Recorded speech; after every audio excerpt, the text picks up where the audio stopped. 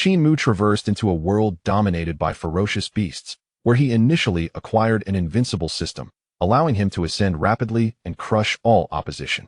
He broke through the cultivation bottleneck that had ensnared various masters overnight. He comprehended the field laws that had stymied powerful individuals for a century, shattering assessments that had led to the demise of countless talents.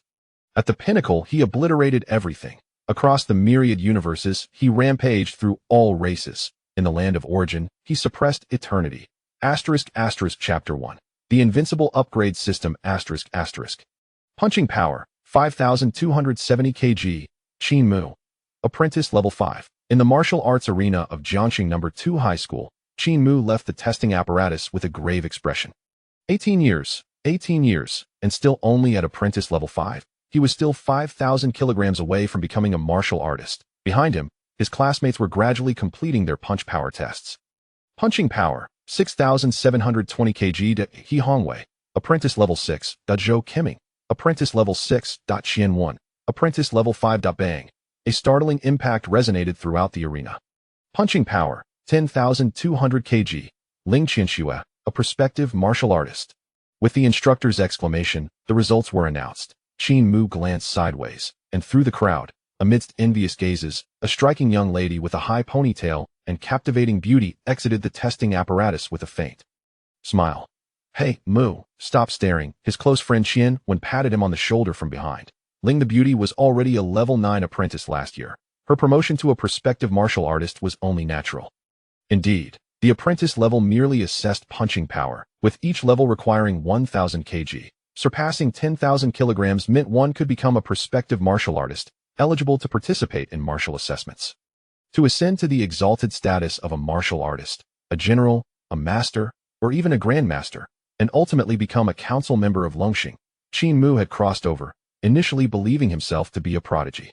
But instead, he spent 18 years in mediocrity. No. If it were mere mediocrity, that would be acceptable. Regrettably, in this world, the strong reign supreme, and ferocious beasts roam freely. Without becoming a martial artist, one is but an insect. There is no such thing as mediocrity, only the torment of the lower classes. By the way, Qian Wen casually inquired, draping his arm over Qin Mu's shoulder, "Are you participating in the college entrance examination at the end of the month?" Qin Mu shook his head. "I'm not participating. You know my family circumstances. The exorbitant tuition fees for university are beyond my means." "TSK, Qian Wen frowned, exclaiming, "Just think about it. My mom named me Qian Wen. It's as if martial artists are revered, yet I'm burdened with a literary name. I have no affinity for academics. My grades are dismal, and even if I attended university, I wouldn't become a researcher. Just a waste." On Longxing, while ferocious beasts prowled, technological prowess was commendable. Although they could not contend with master-level beasts, they excelled in obliterating job opportunities. To rise above, one must either become a martial artist or a senior researcher. Across Longxing, there are only 24 cities, all fortified with steel and concrete. Outside the cities, only ferocious beasts lurk. Each city houses at least 100 million inhabitants, yet not every city has a university. Millions take the entrance examination, yet only 30,000 university slots are available. The odds are 1 in 1,000, even lower than the probability of becoming a martial artist. Barring geniuses, the rest have little hope. Let's just work, Qian Wen sighed. If I could become a martial artist before 30, perhaps I could still enjoy some fresh meat. Otherwise, I'd be stuck eating that hextech synthetic meat for life. Qian Wen continued, "I've heard that hunting teams outside the city are short on laborers to carry supplies. They operate nearby, without venturing too far into the wilderness. Though it's a bit dangerous, the pay is decent, 300 credit points a day. The best part is, you get to mingle with martial artists. Maybe they'll share some ferocious beast meat, and you could become a martial artist too." "No." Qin Mu immediately waved his hand. "Those labor jobs are always in demand, but never filled. Do you think others are fools? They lead to swift deaths, low pay, and no compensation for casualties." Qin Mu simply could not accept such employment. He had a younger sister to care for. If he failed, he had to ensure his sister was nurtured. He could not waste his life. "Goodbye, I must return home to cook." Qin Mu bid farewell to his close friend. He jogged homeward, in a towering 40-story building. Each floor housed over 300 households, with a single public corridor that also served as a balcony, leading directly into a modest 30-square-meter apartment. Qin Mu's family of 3 resided in Unit 2233. The apartment was not purchased. It was a subsidized rental provided by Jiangxing, requiring daily rent payments. Ding. Your rent is overdue by 3 days. A late fee of 3,000 will be applied daily. Please note, if overdue for 7 consecutive days, the property will be reclaimed. Damn it. Qin Mu was thoroughly exasperated with this world. There was no space for ordinary lives to thrive. His father had been a second-tier martial artist, and life had been relatively stable until he perished in the wilderness during a private mission, leaving no compensation. Over the past decade, his mother had been barely scraping by with a job at a ferocious beast processing plant. The overdue payments were not a dire situation.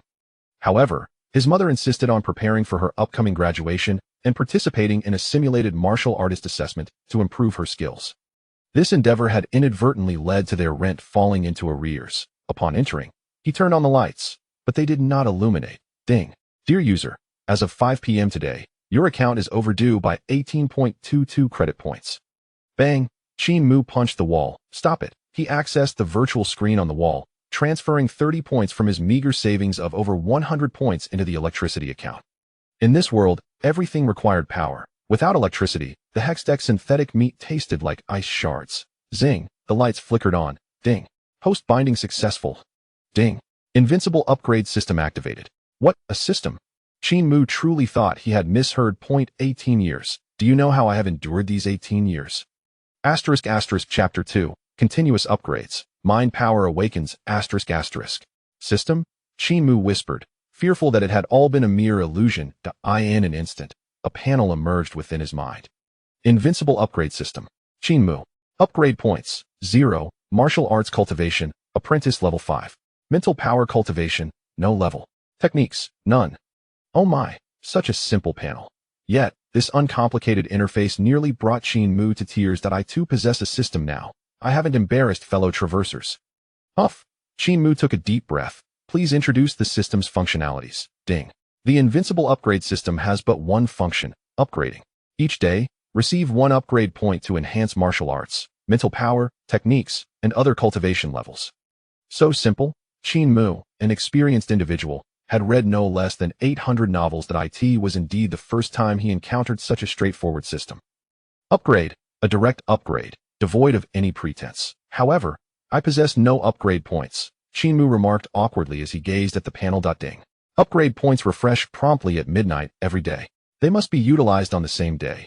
They cannot be retained, transferred, or reclaimed. Ding. As a reward for initial binding, the host may claim a novice gift packaged. Phew. Fortunately, everyone receives this package, and I have not been deprived. Qin Mu breathed a sigh of relief. What treasures lie within the grand gift package? Ding. Upgrade points. The system solely provides upgrade functionality. Damn, could you possibly be any lazier? Qin Mu stared at the enormous red envelope before him, his hands trembling slightly. Fortune has favored me. Unlucky ones, retreat. Open it for me. Smack. The envelope opened. Ding. Congratulations, host, you have obtained 5 upgrade points. What is this? The happiness arrived so unexpectedly that Qin Mu nearly failed to grasp it. Damn, 5 points. I am currently a level 5 apprentice. Does this mean I can directly ascend to the rank of a martial artist? Huh? Qin Mu laughed heartily in his room. What a delight. This wretched world had finally met its match in me. Brother, are you all right? From behind, a light and concerned voice interjected. Brother, I understand your grades are poor, and you surely cannot pass the martial artist examination, but you must not lose your sanity. Mother is counting on you. Huh? Qin Mu burst into laughter once more. He turned and embraced the petite Qin Yun, who barely stood over a meter tall. I am not insane. I am on the path to becoming a martial artist. Buffed. Qin Yun immediately retorted. Brother, are you serious? What level is a martial artist, and what level are you? Do you think little Yun is unaware? I am, at least, in 5th grade now. I understand how martial artists are categorized. A level 5 apprentice. I possess only 5,000 kilograms of punching power, while a martial artist requires a minimum of 10,000 kilograms. That is a significant gap. TSK. Qin Mu was momentarily speechless. Really, why do you not believe me? In his mind, Qin Mu directly tapped to utilize the upgrade points. Ding. Martial arts upgrade successful. Current level, level 6 apprentice. Ding. Martial arts level up successful. Current level, apprentice level 9. Ding. Level up failed. To break through the martial artist realm, a minimum requirement of an apprentice level cultivation method is necessary, and the level of the method must not be lower than 50 of the host's level. After a series of breakthroughs, I found myself stuck at the last level, just a step away from becoming a martial artist. What is the cultivation method? Is the apprentice-level cultivation method not the basic martial arts I have been practicing? This seems a bit troublesome. I looked back at the panel, and thankfully, the experience points from the failed upgrade remained intact. Qin Mu felt relieved. At least my experience points were not consumed. Aren't you an invincible upgrade system? How can you not handle such a simple upgrade? Ding. The system can forcibly assist the host in breaking through major realms, but it will consume 10 days, during which the system will be unable to use any functions or acquire experience points. 10 days, huh? Qin Mu was initially inclined to agree, but he hesitated for a moment. A cultivation method. With the capability of apprentice level 9, it might be possible to acquire one. If not, there is still the option of enhancing my telekinetic ability. Ding. Telekinesis level up successful. Current level, apprentice level 1. Incredible. What a delight. Qin Mu let out a triumphant roar. A martial artist? No matter how formidable they cannot compare to a telekinetic master. Telekinetic abilities are versatile, difficult to detect, and sharp in attack. And they even allow for flight. In one word, impressive. There is no need for a forced breakthrough. 10 days without acquiring experience points would be a waste. In that time, I could become a telekinetic master at apprentice level 9. This is not the same as being a martial artist. An apprentice level 9 telekinetic master is equally formidable. Not only is the combat power strong, but the defense is also robust. If a comparison were to be made, a telekinetic master could easily leap across a major realm to defeat an enemy. If it were a sneak attack, even a martial general might suffer a setback. Ha ha ha. Invincible. With a telekinetic master at my disposal, acquiring a cultivation method should pose no difficulty. Little Qin Yun observed her brother's state and sighed deeply. It's all over. My brother has truly lost his mind. Is the burden of the family about to fall on my shoulders so soon? Little Qin Yun reached out to touch Qin Mu's cheek and gently said, It's okay, brother. Wait for me a few years, and I will take care of you. Chapter 3, Jiangcheng Martial Arts School. Take care of me? Qin Mu was momentarily taken aback. He playfully flicked Little Yun's forehead. Even if I am inept, I still don't need you. Don't believe me? Tomorrow, I will go take the martial artist qualification exam, and you will see. Ouch. Qin Yun frowned and rubbed her forehead. Martial artist? Little Mu, can you really pass the exam? Just then, their mother, Yang Ling, appeared at the door. What is going on? Qin Yun immediately turned and rushed into Yang Ling's embrace. Brother has lost it. He claims he wants to become a martial artist. Yang Ling's face lit up with surprise. Really? I always said Little Mu had talent. Becoming a martial artist would be no challenge for you. Of course. It wouldn't hurt to have the fierce beast meat I bought from Sister Zhang. It's said to be at the master level. If it weren't for connections at the factory, you wouldn't be able to buy such good stuff for less than hundreds of thousands. Goodness. After hearing this, Qin Mu exclaimed, So, you have been swindled by a con artist? No, wait. As soon as the words left his mouth, Qin Mu quickly retracted them. Explaining this would be futile. He gritted his teeth and said, Yes. The meat you bought made me feel immensely powerful. I could punch and kill a fierce beast. Really? Qin Yun's bright eyes showed clear disbelief. But Yang Ling believed it. That's wonderful. I finished work early today. I had a feeling my Little Mu would become a martial artist. It must be your father looking out for you from above. Go on. Quickly light a stick of incense for him. Qin Mu nodded slightly, choosing not to argue. In this day and age, it is not easy for a man to support a family, let alone for Yang Ling. The fierce beast processing factory is tough work. Men often struggle to endure it. Returning home covered in the stench of blood, the commotion in the Qin household had clearly attracted the attention of the neighbors in the apartment building. Fortunately, it was still early, not the usual time for most of the lower-tier workers to return home, so only a few Andes peered out. Oh, is the Qin family about to produce a martial artist? Congratulations. I said the old Qin family was different. They have produced martial artists before, and with their bloodline. Producing another is entirely possible. Come on, Little Mu's results? My family's second son told me he only scored at level 5 last month. What? The crowd expressed confusion. However, Yang Ling's expression turned cold. Would my Little Mu deceive anyone? His rapid progress is undoubtedly the result of hard work. Yang Ling's attempt to cover up only made many neighbors believe her words. Well, we won't talk about it today. Once Little Mu becomes a martial artist, I will treat everyone to a celebration. With that, Yang Ling swiftly closed the door. However, the news of Qin Mu's aspiration to become a martial artist quickly spread throughout the apartment building. Everyone living here is from the lower strata. In the entire building, with over 1,000 households, none have a martial artist. If any family were to produce a martial artist, they would have to celebrate with fireworks and distribute red envelopes. Yang Ling wanted to celebrate, But regrettably, she was financially constrained and could not afford to distribute red envelopes, so she had to let it go for now. Mom, let us eat first. Qin Mu turned to open the fridge, preparing to use the culinary machine to create a fusion of hextech and gourmet food. Tomorrow, I will go to the city to register for the exam. Once I become a qualified martial artist, I can find a decent job. Yang Ling snatched the task from Qin Mu's hands. You are about to become a martial artist. How can you still be in the kitchen? Go wait for dinner. In their 30 square meter small apartment, there was just one living room. The kitchen was retractable, and the bathroom in the corner could also be folded away. After dinner, Qin Mu took little Yun to train. As for Qin Mu himself, he dared not practice. As an apprentice level 9, his strength was 9,000 kg, and there was not enough space in the house to practice. He lacked experience, and if he broke something, there would be nowhere to sleep at night. That night, the bunk bed was lowered from the wall.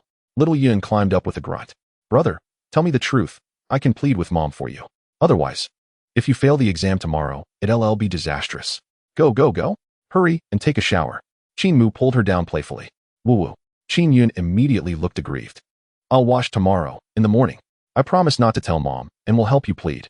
Humph. In your dreams. Qin Mu ignored her and directly pushed her into the bathroom, turning on the shower. They spent the night without further conversation. After sending little Yun off, Qin Mu made his way to the city center. The factory and the apartment building were both on the outskirts of the city. From the balcony, one could see the towering steel walls of Jiangcheng, rising over 100 meters high. As one approaches the city center, the buildings grow increasingly humble in stature.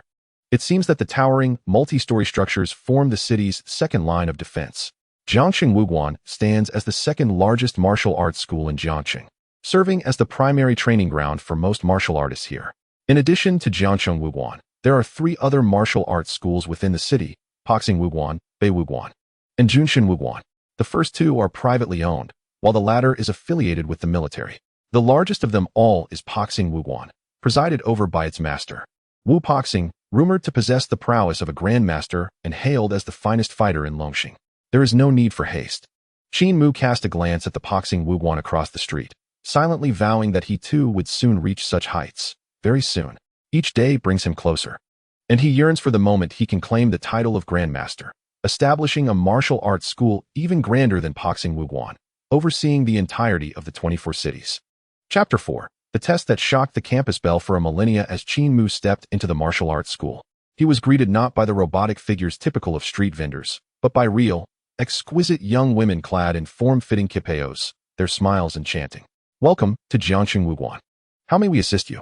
Uncertain of his own capabilities, Qin Mu hesitated to declare himself a martial artist, feeling he might fall short.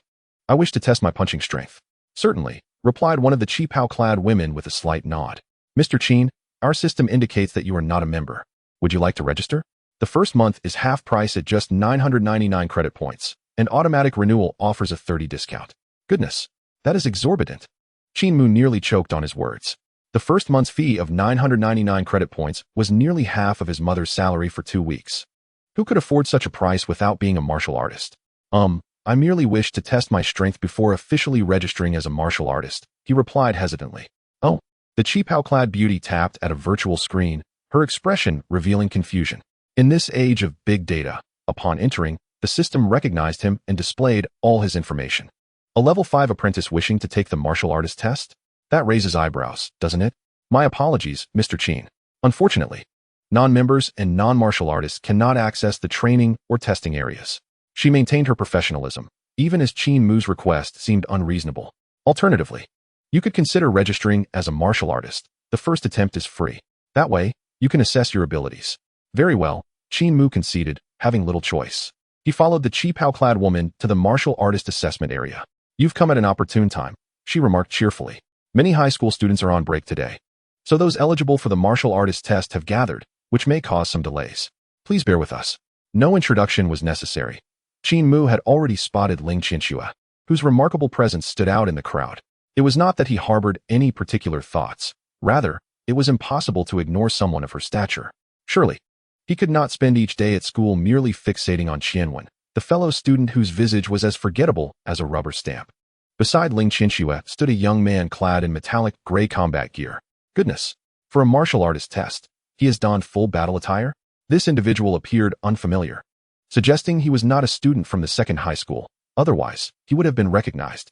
After explaining the assessment process and completing the necessary paperwork, the qipao-clad beauty departed, for a level 5 apprentice did not warrant her constant attention. Meanwhile, a similar attendant helped with queue management for Ling Qianxue and her companion. It was evident they did not need to queue. As soon as the previous contestant finished, Ling Qianxue effortlessly stepped forward. A member? A VIP? Qin Mu ceased his observations, instead opting to stretch his limbs to avoid embarrassment later on. With astonishment echoing around him, Ling Qianxue achieved a score exceeding 10,000. Next came the young man. Qin Mu stole a glance. 12,003 kg. Stronger than Ling Qianxue? Lu Zhua, your strength has improved remarkably. Ling Qianxue congratulated him with a smile.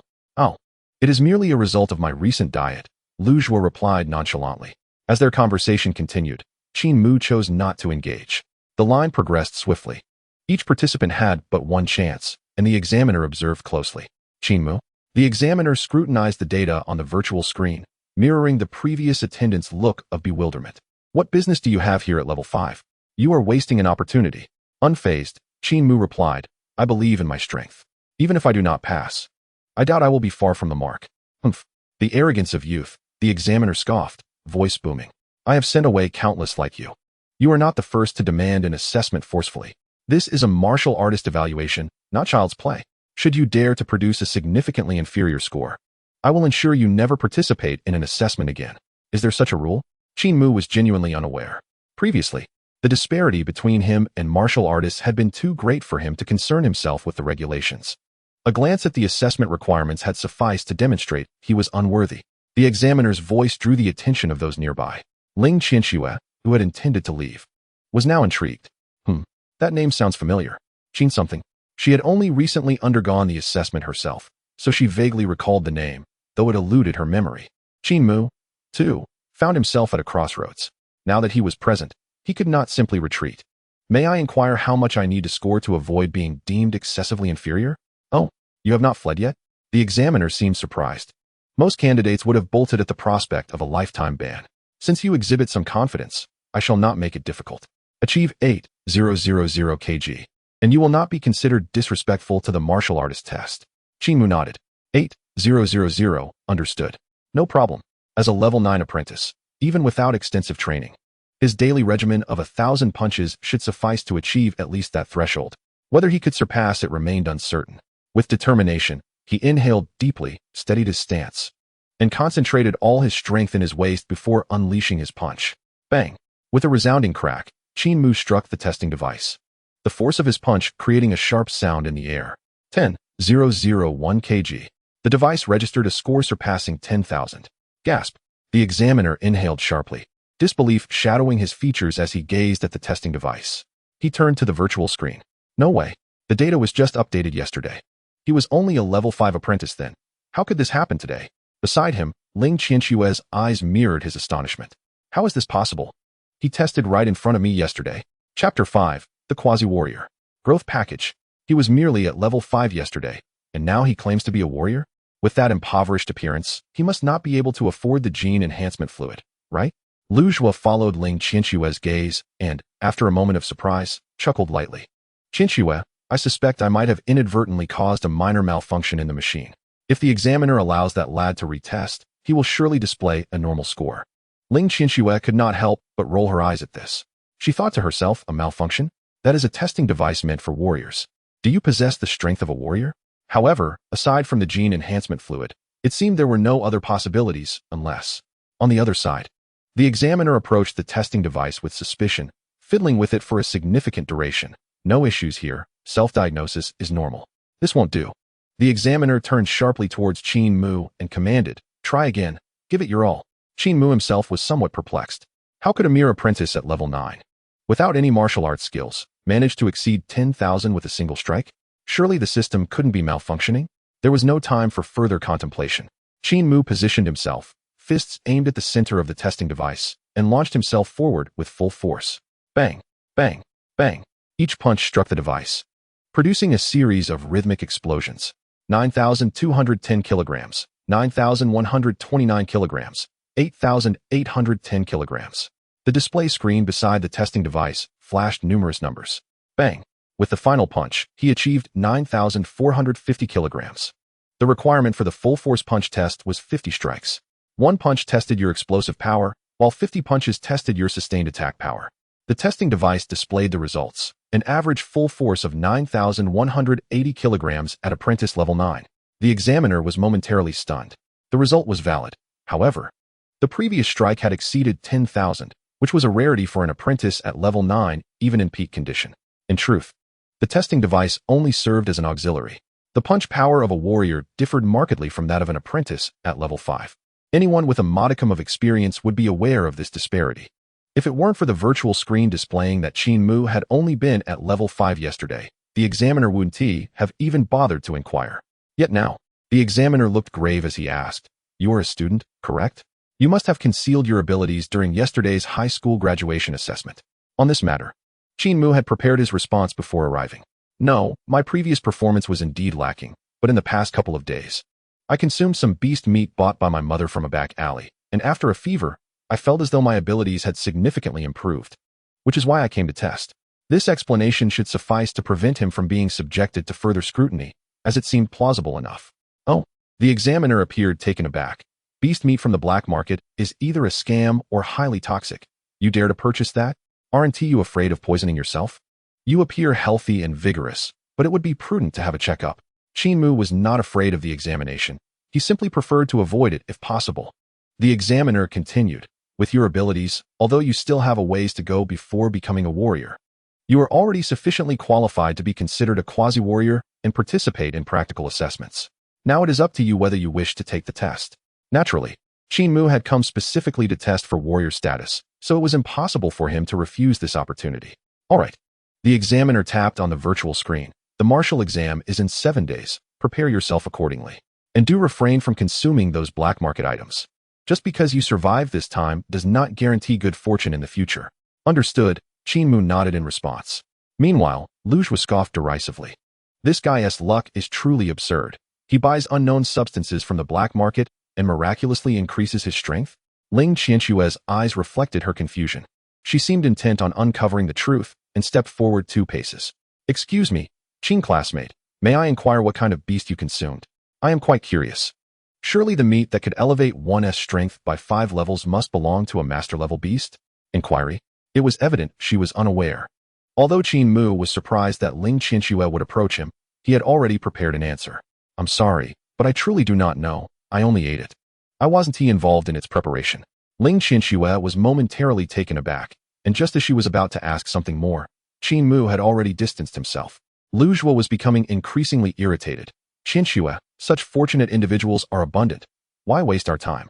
Master Lei of the Wanjian Pavilion is about to begin class. Being late is not advisable." Ling Qianxue slightly shook her head. "I apologize, but you may attend the Master S class alone. I have some personal matters to attend to." With that, Ling Qianxue left a bewildered Lu Zhuo behind and pursued Qin Mu. To advance 5 levels in a single day? What does that even mean? She trained daily, consumed supplements at every meal, and occasionally attended classes under a Master S guidance. It took her 3 years to break through to level 5. What kind of substance could elevate one's level by 5? Ling Qianxue needed to find out. Without any smart devices, Qin Mu intended to confirm the details of the martial exam before leaving. "Hello, Mr. Qin. Have you completed your test?" The receptionist was the same qipao-clad beauty from before. "Do you wish to consider becoming a member? Our martial arts academy offers excellent membership benefits, with top-notch training and testing equipment. As a member, you can also access the warrior exchange area to learn from experiences and even receive missions released by warriors." "No, I just want to verify the time and location of the martial exam." Qin Mu had no desire to listen to advertisements for an entire year.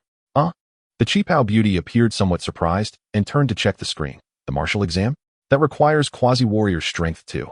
Before she could finish her sentence, she gazed at the screen displaying Qin Mu's quasi-warrior status.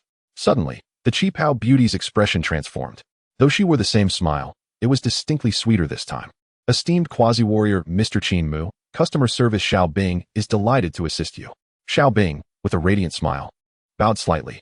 "As this is your first martial assessment, and you are under 20 years of age, you are eligible to claim a growth package specially prepared for exceptionally talented young warriors in Jiangxing. The package contains 10,000 credit points and a martial arts academy membership card." Chapter 6, Agreement? Ling Qianxue, martial exam information. Noticing Qin Mu's evident reaction to the credit points, Xiao Bing's sales enthusiasm surged as she continued. Mr. Qin Mu, with your talent, you are already considered outstanding. As an excellent quasi-warrior, you may also opt to sign a contract to become an external member of the Martial Arts Academy.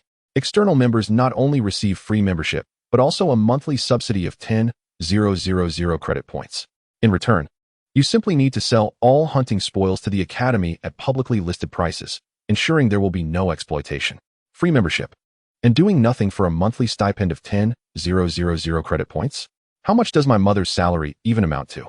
Working overtime should not exceed 4,000, right? You mean to say that one can effortlessly receive a monthly stipend of 10,000 without lifting a finger? Incredible. Are you certain that one can truly avoid all effort? As long as the ferocious beasts captured are sold to the martial arts school? As soon as Qin Mu's words fell, a shrill admonition echoed from afar, drawing closer. Turning around, Ling Qianxue hurriedly approached, her delicate brows knitted with disapproval as she remarked, "Why did you not inform me before deciding to sign the contract?" She then offered a slightly awkward smile to the receptionist. "I apologize, but we need to discuss the contract further." Without waiting for a response, Ling Qianxue took Qin Mu by the arm and led him away. "Wait, my first opportunity for easy gain, just like that, is gone?" Qin Mu was still trying to comprehend the situation.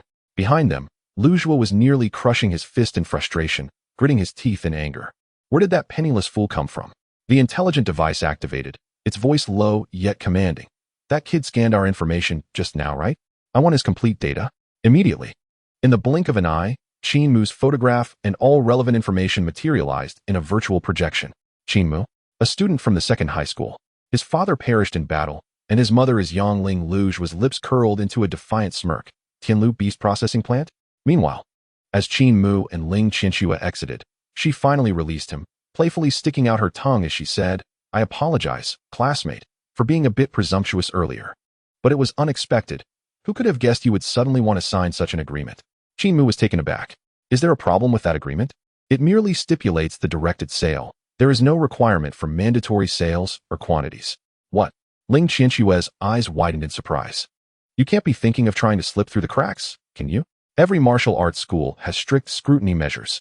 The simplest rule is that one must declare all gains upon entering the city. Forget about self-supplied. Once you sign the contract, there is no such thing. If you wish to consume it yourself, you can sell it first and then buy from the martial arts school market." Qin Mu, though not harboring such thoughts, was momentarily astonished by the sheer audacity of the system. Now you understand the severity of the situation, don't you?"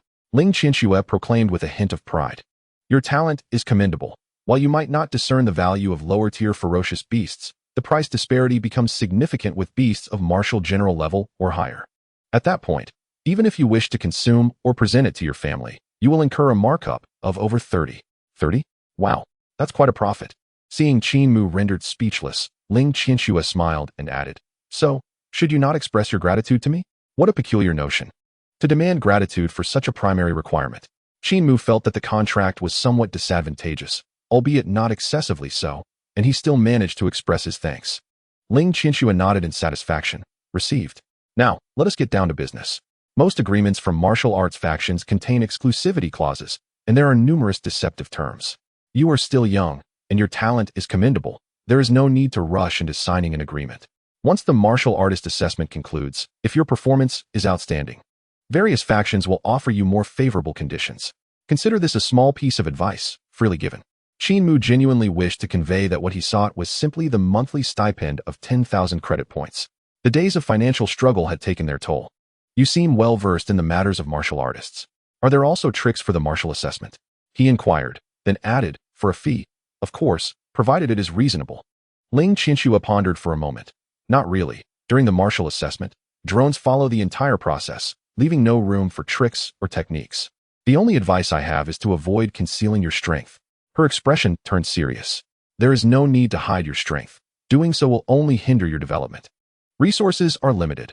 While martial school members appear to have access to various training facilities, in reality, many training rooms are time-restricted, allowing ordinary members a mere hour per week. Consider this, it is still about equipment. The remaining resources, such as beast cores, genetic potions, and even powerful spiritual essence potions, are exceedingly rare. Without exceptional talent, why would the martial school provide you with resources for training? If purchased, The prices are indeed difficult to bear. Understood. Although Qin Mu was not entirely familiar with Ling Qianxue, her designer attire and the adorable, yet powerful Mate 3090 Ti hinted at her affluent background. If she deemed the prices unacceptable, for Qin Mu, they represented astronomical sums. Noting her lengthy discourse, she likely assumed he had been concealing his strength. Regrettably, that was not the case. Qin Mu mused. You are curious about the matter of ferocious beast meat, aren't you? I genuinely have no knowledge of it. But if I have the chance to procure some next time, I will certainly inform you. Chapter 7. Invitation. The wolf pack Ling Qianxue did not pursue him for the sake of the ferocious beasts, for she understood the improbability of such a venture. The odds were too slim. The examiner's lack of inquiry might stem from the belief that Qin Mu was concealing his strength. Ling Qianxue had considered this possibility, but as a classmate, she had no recollection of him, and fifth-level apprentices were plentiful within the school. Well, they were not exactly plentiful. Fifth-level apprentices were already considered below average in the school. It was improbable to find so many. Students from ordinary backgrounds would not entertain the idea of hiding their strength, as only outstanding performance could secure school rewards. Not concealment. Not ferocious beasts. The only thought lingering in Ling Qianxue's mind was a peculiar scenario spoken of by her grandfather. Nianshi. It was rumored that some extraordinary Nianshi could remain dormant for over a decade without revealing their prowess. Yet once the core of their mental power erupted, their strength would surge dramatically, achieving 5th level overnight. For a genius Nianshi, this would certainly be regarded as an impressive feat with this speculation. Ling Qianxue chose to voice her thoughts. It is essential to recognize that any Nianshi is a coveted resource, while a genius Nianshi is a rarity not to be encountered easily. In terms of cultivation, Ling Qianxue held a moderate interest. Yet her enthusiasm for business and investment was palpable. Regarding the ferocious beasts, she urged, please do not take offense. I was merely inquiring. With 7 days remaining until the martial assessment, approximately 10,000 candidates would participate in Jiangcheng, encompassing not only this year's students, but also those who had failed in previous years, and even candidates who had refrained from taking the exam for consecutive years, all in pursuit of a remarkable performance in the martial assessment. 7 days may not significantly enhance one's cultivation level, but they could greatly improve practical combat skills. You are not a member of the martial school. Do you have a place to train? This was a rhetorical question. Of course not. However, he did not wish to divulge too much to this campus belle, as excessive words often led to misfortune. No need. I have my own training methods. Qin Mu replied decisively. Ling Qianxue seemed to have anticipated this. All right. Then leave your contact number. We can take the assessment together, and perhaps we will be assigned nearby. Watching her reveal her intelligent device, Qin Mu suddenly felt awkward. An intelligent device could range from 7 to 8,000 credit points, with higher-end models costing hundreds of thousands. It was far beyond what he could afford. He did possess a communicator, though it was merely an old phone he had used the most, and its screen was cracked. No need. We'll talk about it later. Qin Mu turned and walked away. Ling Qianxue stood frozen at the entrance of the martial arts school, allowing the cold wind to scatter the strands of hair at her temples. What is happening? Is it so difficult to ask for a number? In the past, it was always others asking for my number.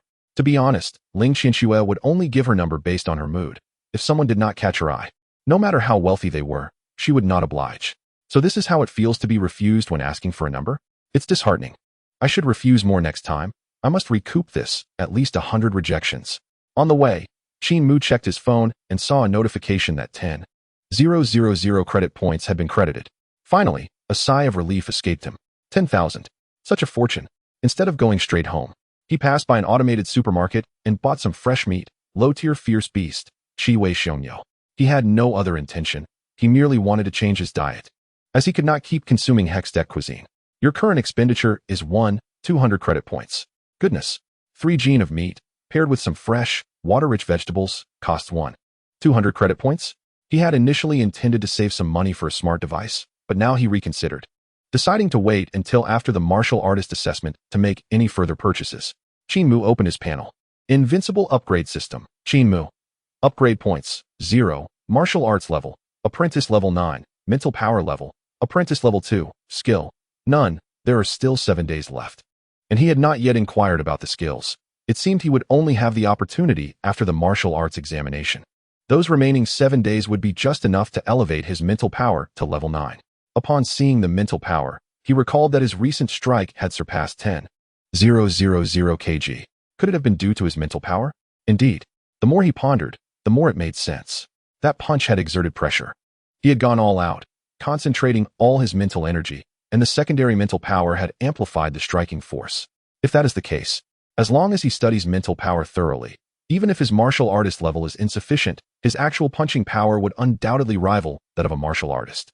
He just did not know how many levels he could reach. There was no place to test it. Perhaps he should get a membership at the martial arts school tomorrow. The first month fee is quite affordable.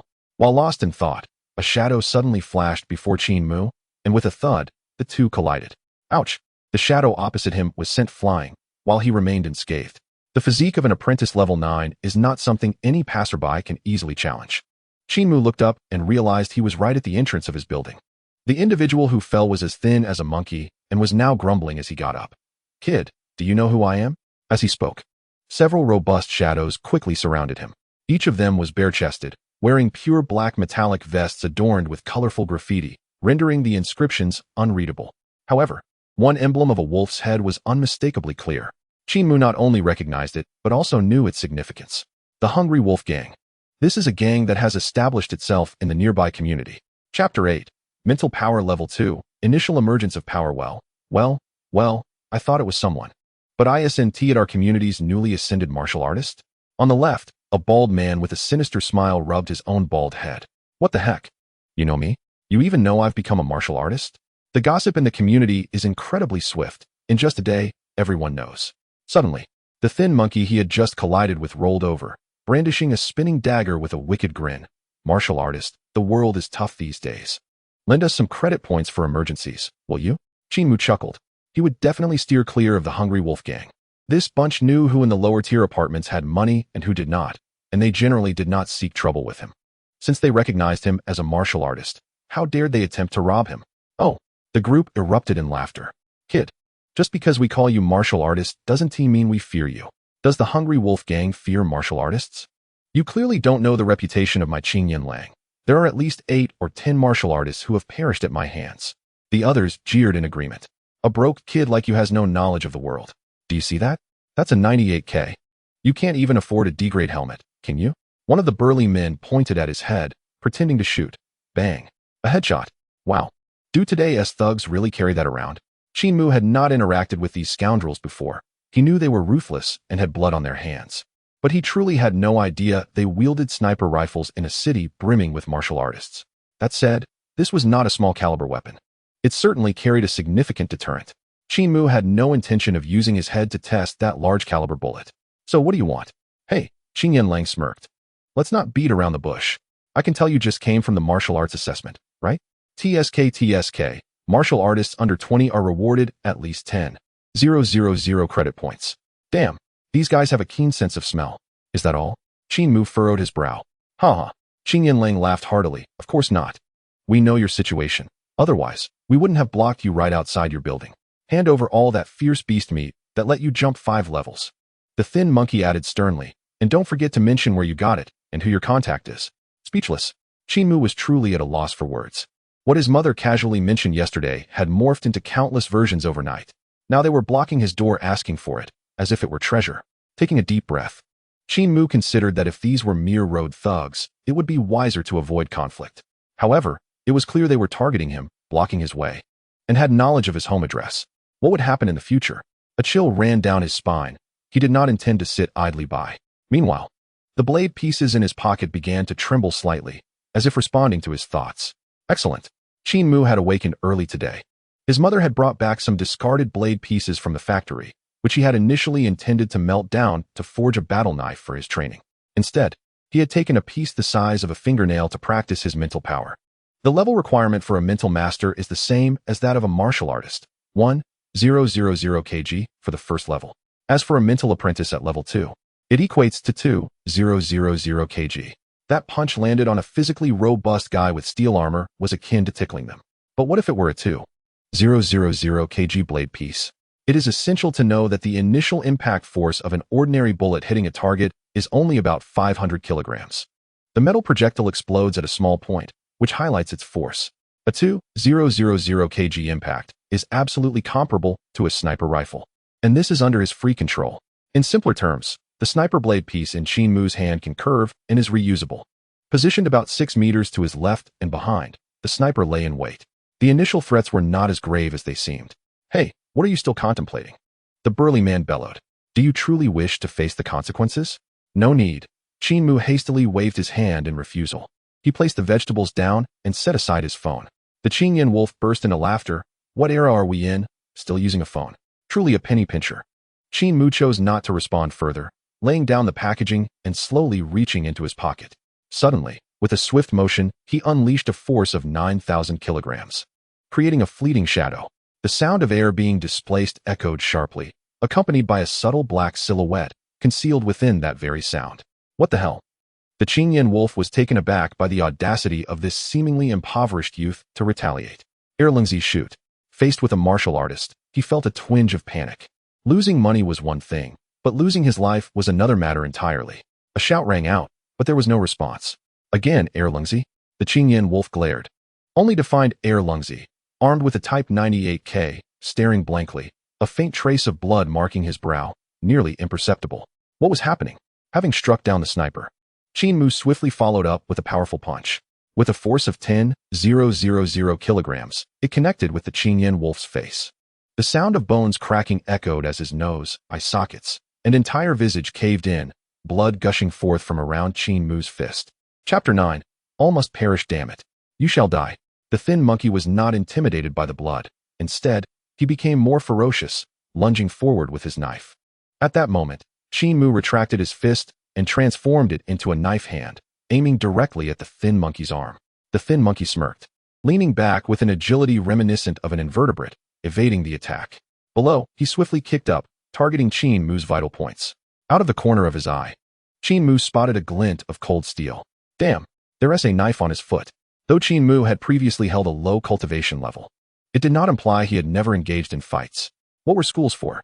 At least an hour of sparring each day had endowed him with experience. As for the ruthless nature of street brawls, he had heard plenty of tales. Yet, no matter how many theories one might discuss, real combat was not like practiced one-on-one duels. In group fights, weapons, ambushes, feints, and deceit were all part of the game. Outsmart your opponent, and you win. Win. And you live. Lose, and you die? Realizing he had been somewhat careless, Qin Mu understood he should not have attempted to strike the thin monkey without adjusting his stance. Now, it was too late to retreat. Focusing his mind, he opened his eyes wide, concentrating his energy into a singular point. The metal blade beneath the thin monkey's foot was suddenly pushed aside, causing his seemingly assured strike to miss entirely. The thin monkey froze, disbelief clouding his eyes. How can this be? Where did that third hand come from to deflect the knife? Qin Mu's hands were clearly visible to the thin monkey. He had genuinely killed martial artists with that very technique before. The only way to deflect such an attack was if the opponent had a significantly higher cultivation level, an extraordinarily fast reaction, or perhaps a third, invisible hand. Hiss. You. At that moment, instead of retreating, Qin Mu advanced, delivering a forceful knife hand strike that accurately severed the thin monkey's throat. With a sickening crunch, his windpipe was obliterated, and the words he had yet to utter were abruptly silenced. Following this, Qin Mu transformed his right hand from a knife to a claw, seizing the thin monkey's neck and lifting him to the side. In that instant, the burly man's dagger, which was poised to plunge into Qin Mu, was thwarted by the thin monkey's body. With a brief pause, Qin Mu regained his footing, adjusting his stance and stepping back half a step. He then launched forward, perfectly replicating the thin monkey's previous move. With two explosive sounds, even through his sneakers, Qin Mu felt the satisfying crunch of breaking eggshells beneath his feet. What a useful move. Although somewhat treacherous, it proved effective. The burly man leaped in agony, his face contorted in pain, emitting a high-pitched scream. Since Qin Mu had initiated the attack, only a couple of breaths had passed, and the tide of battle had turned. Even the last burly man, no matter how foolish, realized he was up against formidable opposition. He turned to flee, but alas, Qin Mu thrust out his palm. A barely audible whoosh cut through the air. The next second, the retreating burly man collapsed to the ground, his legs twitching, yet he could not utter a single word. Qin Mu pivoted, locking his arm around the neck of the writhing man, and with a swift motion, snapped his neck. With a sigh of relief, Qin Mu felt a wave of calm wash over him, yet there was no time to waste. He retrieved the blade and forcefully drove it deep into the earth. Then, picking up the Type 98K, he fired several shots into the head of the sniper. Following this, he turned his aim toward the unconscious Qin wolf and dispatched him as well. Firing the weapon was essential to erase any trace of the blade's attack. The Type 98K was powerful, and a shot to the head would obliterate it beyond recognition. The others received finishing blows to ensure their demise, maintaining a state of death around them. Ling Qianxue had advised not to conceal one's strength. Yet Qin Mu believed it wise to keep his psychic ability as a trump card. It was undeniably useful. In a critical moment, it could be a lifesaver. Had he not possessed this ability today, safeguarding his credits would have been impossible. The adversaries could have taken his money and possessions and still not spared his life. After ensuring the battleground was clear of any overlooked details, Qin Mu pulled out his phone. Hello, security team? At the entrance of Unit 15, Nangan Community. There has been a murder. Please send someone to investigate. It was during work hours, and few people were around. Only a few elderly women peeked out from above. Time passed, seconds ticking away as the scent of blood filled the air. Qin Mu felt no discomfort. Rather, his spirit grew remarkably tranquil. It was nothing new. Having spent over a decade in his mother's beast processing plant, the scent of blood was a familiar presence. Compared to human blood, that of beasts was far more pungent. This atmosphere made Qin Mu feel as if he had returned home, calming his mood significantly. Time continued to slip away. After an excruciating wait of 30 minutes, the security team finally arrived, sirens blaring as they slowly entered the community. Two officers assessed the situation before disembarking to examine the scene. Young man, did you report the incident? One of the officers inquired after surveying the area and noting only Qin Mu's presence. Yes. Did you see the assailant? The officer activated his smart device to begin recording. I killed them. Qin Mu replied calmly. The two security personnel were momentarily taken aback, beginning to reassess Qin Mu. They observed the bloodstains splattered on his chest, clothing, shoes, and hands, and their pupils involuntarily constricted. With hurried steps, they retreated simultaneously, drawing their stun guns, commanding, "Don't move. Raise your hands." Chapter 10. The shock of the security team. Qin Mu, while surveying the battlefield, had no intention of concealing the act of killing. The community was equipped with surveillance cameras, albeit few and in disrepair. Should a functioning one capture the events, what would he do? It was simpler to admit it outright. Slowly lifting his hands, he calmly declared, "I am a martial artist." At this, the expressions of the two security personnel noticeably softened, yet they remained puzzled. This was a tenement building in a lower-tier community. How could a young man, seemingly still a student, possibly be a martial artist? Was a phoenix emerging from a chicken coop? Don't move. One security officer maintained vigilance while the other activated a device to scan Qin Mu. Beep. Information appeared. Qin Mu, 18 years old, aspiring martial artist.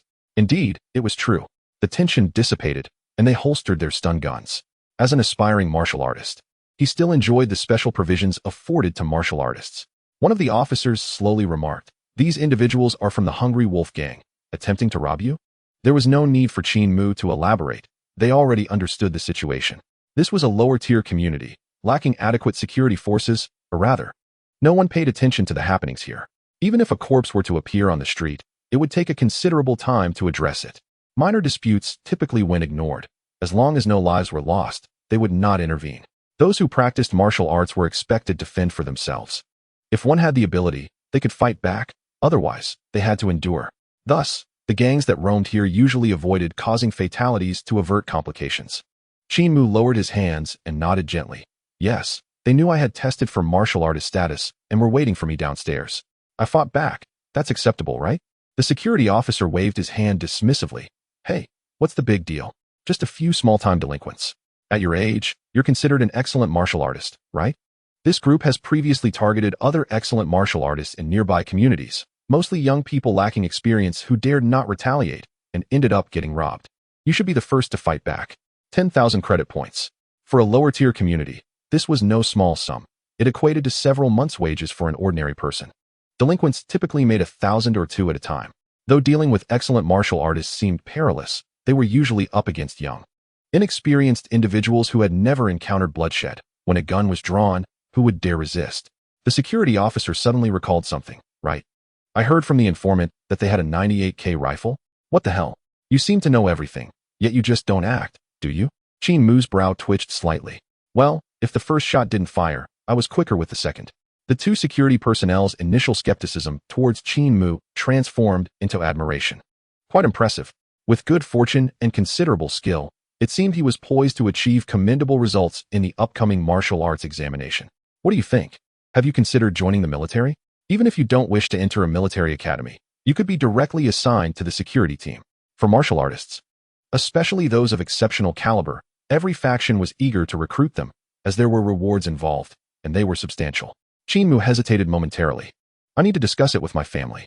He did not outright refuse. After all, they were still handling their case. It would be inappropriate to decline directly, and joining at this juncture also seemed ill-advised. Without knowing the circumstances, it could lead to pitfalls. No worries, my surname is Wang. I'm a year older than you. Just call me Old Wang. Here's my number. Let me know when you've made up your mind. Old Wang was also a martial artist, albeit of the second rank. Individuals of their age typically struggled to pass the martial arts examination by the time they reached 30. They had some skill, but little prospect for advancement. Assigned as a minor security officer, it was easy work with good benefits, safe from brutal beasts. After leaving his number, Qin Mu observed Old Wang preparing to leave.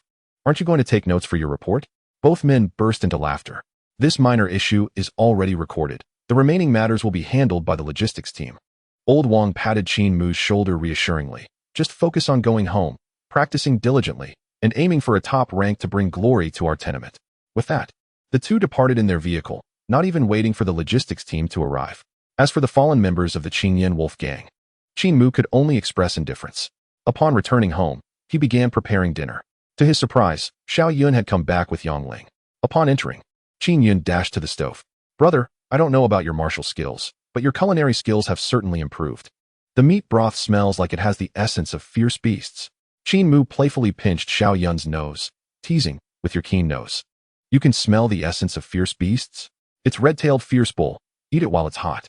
Red-tailed fierce bull? Yongling's face brightened instantly. Xiao Mo, you've passed the martial artist examination?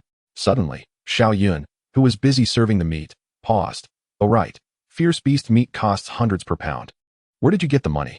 Your brother is no ordinary martial artist. He's an exceptional one. Jiang Cheng rewards 10,000 credit points. Today was the happiest Qin Mu had been in many years. Mom, I've paid a month's rent and kept some for myself, leaving 5,000 credit points to transfer to you. No. Yongling quickly opened her phone and transferred the credit points back. I still have some money. If you don't need to rush for rent, it will last until the end of the month when I get paid, and I won't even need to borrow. You'll be taking the official martial arts examination soon, right? You have no smart devices. It won't be convenient. Also, do you need to prepare any weapons? After so many years, Yongling had forgotten the rules of the martial arts examination, her worry palpable. Just tell me what you need, if necessary. I can borrow more from my colleagues. Exiting the city means encountering fierce beasts, which is very dangerous. How can you proceed without weapons or armor? Qin Mu shook his head, returning the credit points. No need. I've reviewed the martial arts examination rules, and weapons and armor are provided, so there's no need to spend. Moreover, martial artists earned high salaries. Even without the examination, one could earn a monthly salary of 10,000 without having to work. Wow.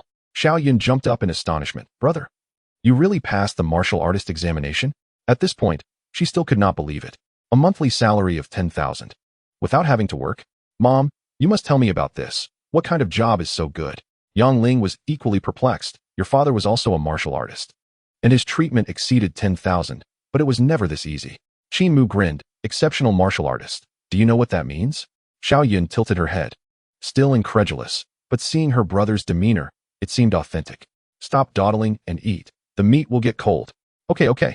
Only then did Xiao Yun lick her lips in anticipation. Yongling smiled broadly, as if the wrinkles on her face had diminished. On the other side, at the Jiangcheng Martial Arts School, Supervisor Gui Yue gazed in astonishment at the examiner reporting the results of today's preliminary examination. How can I even begin to express my disbelief? Sighing deeply, Gui Yue lamented. Although it was my first time as an examiner, such absurdity cannot be tolerated. An 18-year-old youth advancing 5 ranks overnight, and you merely asked him a couple of questions before letting him go? Chapter 11. The Genius Nian Master? Absurd. Truly absurd. Gui Yue was nearly infuriated. Beast meat? Indeed, toxic beast meat can temporarily enhance one's strength. But did you see the footage? His punches were delivered with remarkable steadiness. And he was not even out of breath. What does that indicate? The examiner from yesterday, Gao Xiaoyang, suddenly exclaimed. His physical constitution is stable. His apprentice's 9th rank is genuine. That is right. He is hiding something. Bang. Gui Yue slammed his fist on the table, gritting his teeth in frustration. Are you a fool? What could a boy from the bottom of a tenement possibly hide? A factory work permit? Gao Xiaoyang was genuinely at a loss for words. Supervisor, what do you suggest? Gui Yue fell silent. I know without asking that at school. Qin Mu certainly displayed no remarkable performance. The only possibility for such results is this. First, he took a gene enhancement agent, or second, he consumed a natural spirit fruit. Gene enhancers? Too expensive and impossible to leak out. They are all numbered. Natural spirit fruits? Even more unlikely. A kid who hasn't even had the chance to leave the city could never acquire one in 10 lifetimes. Thus, there is only one possibility left. He most likely awakened his Nian power. Hiss. Gao Xiaoyang gasped. I let a Nian master go? Fool. Have you finally come to your senses? A Nian master who advanced 5 ranks overnight is undeniably a genius Nian master. Gui Yue was exasperated. I step out of the city for just 1 day, and you pull this monumental blunder? If you don't bring Qin Mu back today, don't even think of returning. Yes, Gao Xiaoyang shouted before rushing off. The next day, Gao Xiaoyang was stationed at the entrance of the martial arts hall. With a screech, Gui Yue's modified jeep came to a halt at the roadside. As he stepped out, he encountered Gao Xiaoyang, who sported dark circles under his eyes and a haggard expression. Did you find him? Gao Xiaoyang nodded helplessly. The address on the documents was incorrect. There are many affordable rental units in the tenement, and tenants often leave for a few days to avoid paying rent, then return to renew their leases, leaving behind incorrect addresses. As for the landlord named Qin, I checked thoroughly, but there is no child named Qin Mu. Are you out of your mind? Gui Yue was now fully aware that this fellow was indeed lacking in common sense. The school? Why not investigate there? Seek out his teachers. Surely, you could find his parents? How could you not obtain his address? And yet you chose to check the tenants instead? What? Gao Xiaoyang looked perplexed. But didn't you say yesterday that we needn't inquire at the school? Uft. Is this question the same as that question? Gui Yue genuinely wished to spit in this fellow's face. Get lost. I'll handle the second high school myself. No sooner had he said this than he noticed Gao Xiaoyang staring at him in astonishment. Still watching? Is this a genuine intention for me to go alone? Unable to contain himself, Gui Yue cursed aloud. Across from him, however, Gao Xiaoyang's eyes sparkled as he pointed excitedly. Qin Mu. The name resounded. One voice belonging to Gao Xiaoyang and the other to Ling Qianxue. Ling Qianxue had been unable to obtain an intelligent number the previous day, which had left her fuming throughout the night. Rising early, she arrived at the Jiangxing Martial Arts Hall to wait for someone. Indeed, she was there to wait for Qin Mu. The school had already closed for the holidays, and returning at the end of the month was merely to collect a diploma, while Qin Mu needed to prepare for martial arts examinations. Where else would he find a place to practice? The only plausible location, of course, was the Jiangxing Martial Arts Hall. Unsurprisingly, she managed to find him, but to her astonishment, the examiner on the left also seemed to be waiting for Qin Mu. Could it be that they were aware of Qin Mu's situation? Ling Qianxue felt increasingly uneasy. Without hesitation, she dashed over and linked arms with Qin Mu. Why are you only just arriving? I haven't eaten yet. Come with me for breakfast. Huh. Qin Mu looked bewildered. He had just reached the martial arts hall and was suddenly confronted by 2 groups of people. In the next moment, he was to be whisked away by the school bell? For what purpose? To be made a fool of? Surely it could not be so blatant. Wait. Gui Yue's gaze was piercing. Although he lacked master-level cultivation, a martial general at the 9th rank is not someone a girl can easily deceive. He promptly stepped forward to block the two. Are you Qin Mu? Gui Yue scanned him from head to toe, recognizing that his features matched those in the video. Albeit slightly surprised, he smiled and said, Haha, don't be nervous. I am Gui Yue, the supervisor of the Jiangxing Martial Arts Hall. Ling Qianxue felt a chill run down her spine. A martial general's cultivation, and not a low one at that. A high-ranking martial general. This might not bode well. Qin Mu, genuinely unaware of the situation, asked, Supervisor Gua, what business do you have with me? Gui Yue nodded. Of course, there is something, and it is good news. However, it is not convenient here. Shall we go inside and discuss it further? Hiss. Ling Qianxue wrinkled her nose. Supervisor Gua, why don't we wait until we finish our meal before talking? Hee. Gui Yue sneered internally, trying to play games with me? Xiaoyang, go to the kitchen and bring several portions of breakfast to my office. And remember, bring 3 of everything. Gao Xiaoyang finally understood the instructions and hurried off. Meanwhile, Ling Qianxue felt her scalp prickling. As for Qin Mu, no need, I've already eaten. Uffed. Ling Qianxue nearly spat blood in exasperation. Qin Mu, oh Qin Mu, you are such a big fool. Chapter 12, S-Class Contract Jiangxing Martial Arts Hall, 3rd floor supervisor's office. On the table lay an array of breakfast items. Freshly made beast meat buns, bone soup, beast milk, boiled beast eggs, and even a large steak weighing 2 to 3 pounds. Eating this for breakfast? Qin Mu was genuinely astonished. Guo Yue smiled and explained, warriors primarily focus on strength, training their divine power, and eating is the most crucial means of energy intake. To train effectively, one must first eat well. Hiss.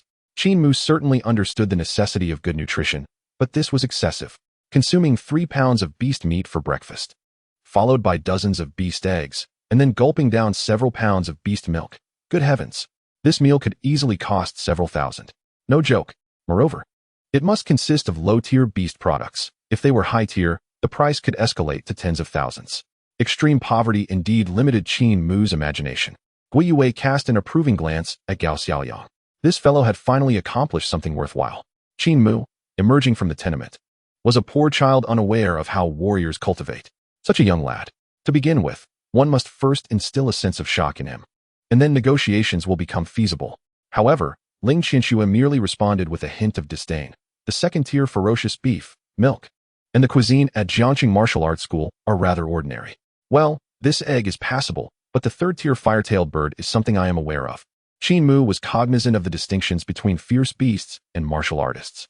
The categorization of martial artists begins with apprentices, ranging from levels 1 to 9, followed by the 9th tier of martial artists, martial generals, grandmasters, and ultimately, the great grandmaster. Conversely, fierce beasts lack an apprentice level, classified instead as tiers 1 to 3 corresponding to martial artists, tiers 4 to 6 aligning with martial generals, and tiers 7 to 9 with grandmasters. Super-tier fierce beasts correspond to great grandmasters. A third-tier fire-tailed bird signifies a power equivalent to a 9th-tier martial artist, and if it were a leader, its strength would likely surpass the 4th tier. The visitor harbors ill intentions. Guo Yue discerned the insincerity in the young girl's demeanor at the entrance of the martial arts school. She was no longer pretending. It was evident she intended to poach talent. Qin Mu, is this your classmate? Without waiting for Qin Mu to respond, Ling Qianxue calmly interjected, Ling Wu Group, Ling Qianxue. Oh, no wonder. Guo Yue instantly grasped the situation and chuckled. So you are the second young lady of the Ling family, and you are classmates with Qin Mu? Studying at Jiangqing No. 2 High School? Hee, I didn't expect Ling Wu Group, one of the 12 leading entities of the Wanshang Alliance, to be so approachable. Qin Mu looked at Ling Qianxue with incredulity, realizing that if she had used a different name, he might have remained oblivious. However, Ling Wu Group is indeed one of the 3 major conglomerates in Jiangqing, and the Wanshang Alliance is a super trade alliance encompassing the entire Longxing, representing one of its most formidable powers. At least 1/3 of all commercial transactions in Longxing traverse through the Wanshang Alliance. A rich second generation? No, that must be a super rich second generation. Jiangqing No. 2 High School is merely an ordinary martial arts institution, not a place for the children of the affluent. It is even less suitable for the offspring of martial artists. Guo Yue was correct. Ling Qianxue was the one concealing her true strength. Sigh. Upon noticing the peculiar glint in Qin Mu's eyes, Ling Qianxue realized that Guo Yue's words had completely obliterated her carefully crafted image. She had intended to offer assistance while fostering a connection, but it had now morphed into an impression of favoritism. Qin Mu, I am at Jiangqing No. 2 High School due to family expectations. I find it quite satisfactory. As for pulling you in, it is merely to prevent you from unwittingly signing a contract that binds you. Ling Qianxue candidly stated, your cultivation surged overnight, advancing 5 levels. It is highly probable that you have awakened your telekinetic abilities. This is merely my conjecture, without certainty. If you are indeed a telekinetic master, the contract with Ling Wu Group would be extraordinarily advantageous for you. Even if you are not a telekinetic, it matters not. I will still strive to secure the most favorable contract for you, as we are classmates, and I wish to avoid entangling matters too intricately. Damn, Qin Mu had been contemplating how to keep his telekinetic abilities under wraps. Yet, in just a day, it seemed that everyone was already aware of it. This is quite unusual. The people here appear to be quite astute. Guo Yue, noticing Qin Mu's silence, continued leisurely. Since Miss Ling has spoken, I see no need to conceal anything further. Qin Mu, you may not yet realize, but all you need to do is concentrate and attempt to control this knife, and you will discern whether you are a telekinetic master. Damn, that is obvious. Of course I know. Qin Mu had to maintain his act. This was truly a test of his acting skills. At this point, it seemed that only the telekinetic explanation could account for his overnight 5-level advancement. Fine. I will do my best to try. If it fails, do not blame me. After stating this, Qin Mu immediately focused his mind, furrowing his brow and extending his hand towards the knife, even breaking out in a few beads of cold sweat. Clink. The knife trembled slightly on the porcelain plate, emitting a series of clear sounds. Indeed, both Ling Qianxue and Gui Yue displayed expressions of certainty. Suddenly, the knife jolted, soaring into Qin Mu's palm. A telekinetic master? I am a telekinetic master? Qin Mu couldn't help but commend his own performance, having acted so convincingly. Indeed, possessing telekinetic powers signifies being a telekinetic master. Gui Yue expressed his delight. While the exact level cannot be determined here, with your overnight 5-level talent, you can at least be classified as an S-class genius. Ling Qianxue nodded, affirming an S-class genius, deserving of an S-class contract. There are 2 types of contracts, one for core members and one for peripheral members. I recommend you sign the core one, as this would allow the Wanshang Alliance to provide you with an initial funding of 50 million credit points, along with a monthly training fee of 10 million and a 70% discount on all products within the alliance. In contrast, the peripheral option only offers 5 million in initial funding, a monthly support of 100,000, with no additional benefits. Only the requirement to sell fierce beasts to the alliance. Unlike the martial arts school, the Wanshang Alliance operates without intermediaries, meaning you sell for what you buy. Gui Yue understood that a single remark would not entirely dispel the relationship between Qin Mu and Ling Qianxue. After all, they were classmates, and Ling Qianxue was a super beauty. The allure of such a beauty was unparalleled for a young man. In terms of funding, aside from the Broken Star Martial Arts School, no one could compete with the Wanshang Alliance. Gui Yue paused momentarily. However, the Wanshang Alliance is ultimately a commercial entity. While they nurture geniuses well, they cannot match the martial arts school. After all, the martial arts school is specifically dedicated to training martial artists. The S-class contract at Jiangxing Martial Arts School offers 20 million in initial funding, and I can apply for an additional 10 million increase, along with 200,000 in monthly training funds, with the same 70% discount in the marketplace. The difference lies in the fact that as an S-class genius contract holder, you can maximally utilize all training equipment at Jiangxing Martial Arts School, including the advanced training rooms reserved solely for super members. Chapter 13, 30 million acquired. Goodness, all of this is mere deception. Upon hearing everything, Qin Mu realized that these individuals were merely spinning tales. They spoke of initial funding and monthly training fees, listing all the benefits. Yet they failed to mention the costs involved. There is no such thing as a free lunch in this world. What are the demands? Although Qin Mu was in need of money, he would not recklessly endanger his life for it. Ling Qianxue regarded Qin Mu with admiration. It was indeed rare for someone not to be awestruck by 50 million, especially for someone of ordinary means. Core members are required to execute tasks monthly as per the Alliance's demands. However, the initial phase will not involve many perilous tasks. Since the Alliance has invested funds, they will certainly ensure the safety of the genius to recoup their investment. Peripheral members, on the other hand, have no task obligations, only the requirement to sell fierce beasts to the Alliance. In this moment, Ling Qianxue spoke from the perspective of an investor. Tens of millions of credit points do not come without risk. While accepting risk is part of the game, deliberately putting a genius in harm's way would be sheer folly. Gui Yue also refrained from unnecessary chatter. The martial arts school does not recognize peripheral members when it comes to geniuses. They only acknowledge core members. The initial tasks are 0. Diligent cultivation is the sole task for geniuses, and under the S-class genius contract, tasks will only be assigned once a martial general or grandmaster status is reached. At this point, Gui Yue suddenly paused. Qin Mu's profound emphasis on the significance of contracts distinguishes him from previous prodigies. It appears that this young lad possesses a risk-averse nature, which, to put it succinctly, translates to a survival instinct. Naturally, no one desires to sacrifice their life over a mere contract. Victory. Upon reaching this conclusion, Gui Yue felt assured of his triumph. Qin Mu, there is one more thing you must comprehend. The Wanshang Lianmeng comprises businessmen. As you have just heard, investment necessitates returns. For martial artists, their returns are realized through the hunting of ferocious beasts. An abundance of hunting tasks is indispensable. However, the Martial Arts Academy does not require this. The Jiangxing Wuguan primarily focuses on nurturing martial artists, with profit merely aimed at sustaining the Academy's operations.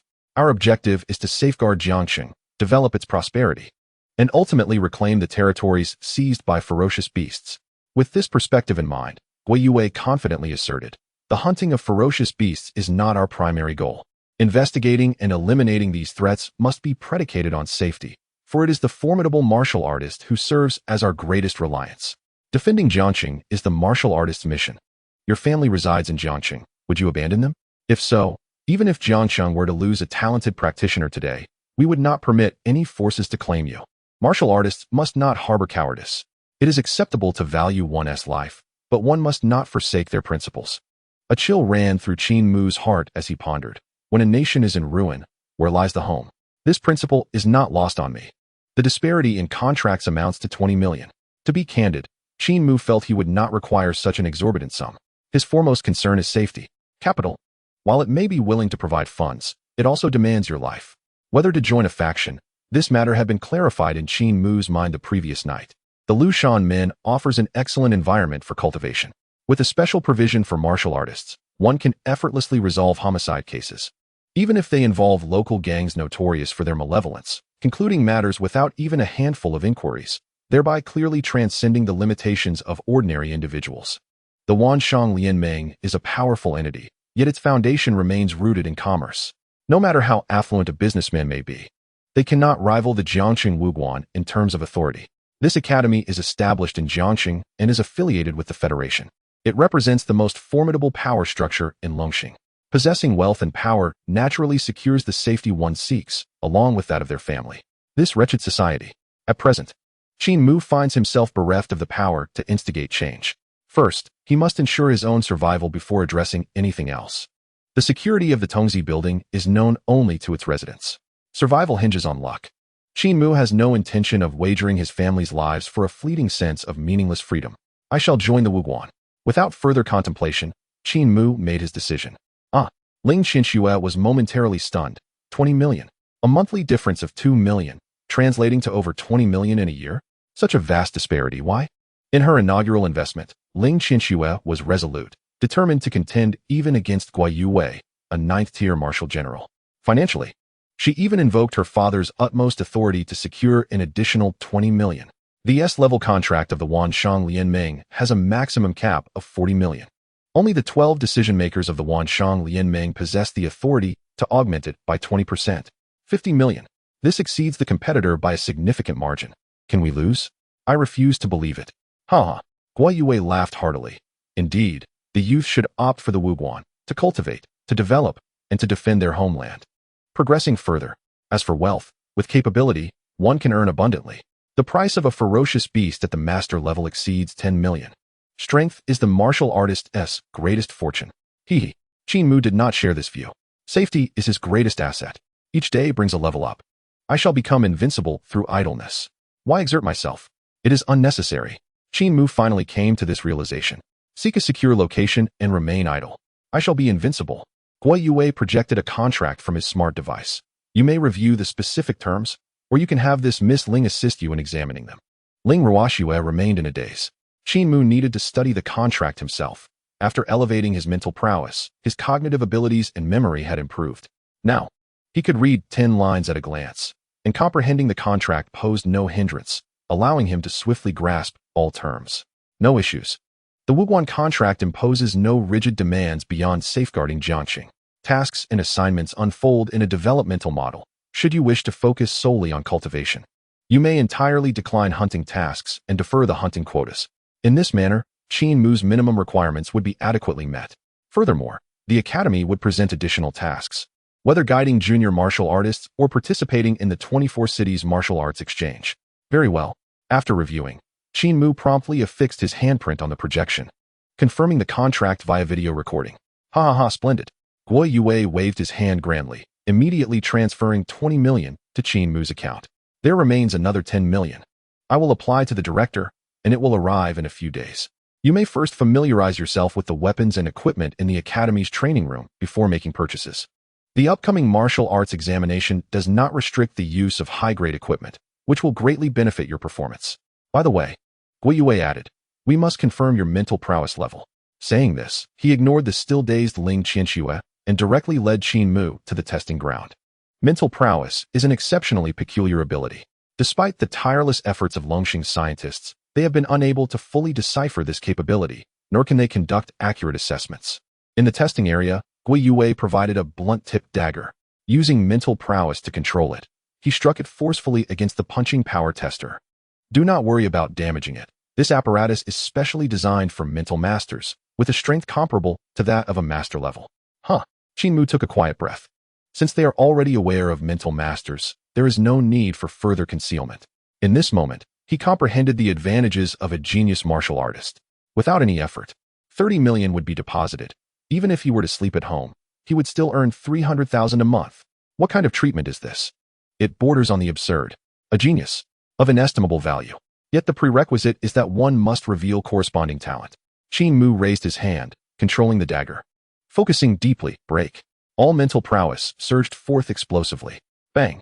The punching power tester trembled instantly. Simultaneously, the dagger appeared to adhere as if glued, not flying away. The projection alongside accurately displayed the figures. 3,520 kilograms. Hiss! Guo Yue immediately inhaled sharply, his heart soaring with excitement. Just awakened, yet possesses third-tier mental prowess? If this continues until full awakening, could it not mean an ascension to Martial General? Chapter 14. Requirements for Promotion Contract, Exclusive Training Room. A Martial General? How can this be determined from merely third-tier mental prowess? Qin Mu mused. Could they have miscalculated? Oh dear. Ling Qianshue's distressed voice came from behind. Qin Mu. You fool. Why didn't you give it your all just now? Truly, Ling Qianshue felt as if she might suffocate from pent-up frustration. She quickly stepped forward, pouting her little lips, and fixed her sorrowful gaze firmly upon Qin Mu. The awakening of a thought master is unlike that of a martial artist. A martial artist must diligently cultivate in a methodical manner, while the thought master relies on innate talent. Do you understand? Once awakened, even with ordinary training, one can reach the limits of their talent. Before reaching that pinnacle, there are no ceilings for a thought master. Furthermore, with an awakening that boosts one's level by 5 in a single night, one can typically expect to achieve at least a 9th-tier thought master before exhausting their talent. At this point, Ling Qianshue cast a resentful glance at the testing device. The results show that you have skillfully applied your thought power right after awakening, and you have surpassed level 3. This indicates that your innate talent is indeed higher than before. Had I known earlier, I could have offered you much better conditions. As a scion of a powerful conglomerate, she never believed that there were problems that could not be solved with credit points. If there were, it was merely due to insufficient credit. If one could secure an SS-level talent contract, that would require an initial capital of 100 million credit points. A martial artist-level thought master possesses destructive power comparable to that of a grandmaster. How much would a grandmaster cost? Could one sign a contract for 100 million credit points? Moreover, a thought master who continues to cultivate alongside a martial artist training progresses even faster. With terrifying combat prowess, it can be said that any martial artist-level thought master can become a core member within any faction. Qin Mu looked at her and calmly shook his head. It's not a matter of money. You are overthinking it. Ah, Guo Yue exclaimed. Truly, you are the pride of Jiangcheng. Your talent is indeed greater than I previously anticipated. But do not worry about being at a disadvantage, as the talent contract can be upgraded. 3 months. If you can advance to a martial artist-level thought master within 3 months, the contract can be upgraded to SS tier, and all benefits will be doubled. There is even an SSS-level contract. Such a talent appears once in a century in the Dragon Star, and one must at least break through to the Grandmaster level within a year to have any hope. Heh, an unparalleled genius? Qin Mu secretly chuckled. Geniuses must toil and strive, but I do not need to. Qin Mu, do you have something against me? Ling Qianshue was genuinely at a loss, knowing precisely where the issue lay. Could it be that I had ever rejected you? This was the only rationale Ling Qianshue could conjure. Over 3 years, countless individuals had approached her for her contact number, all of whom she had turned down. Qin Mu? No recollection, which meant he was likely among them. It must be. Ling Qianshue was utterly convinced.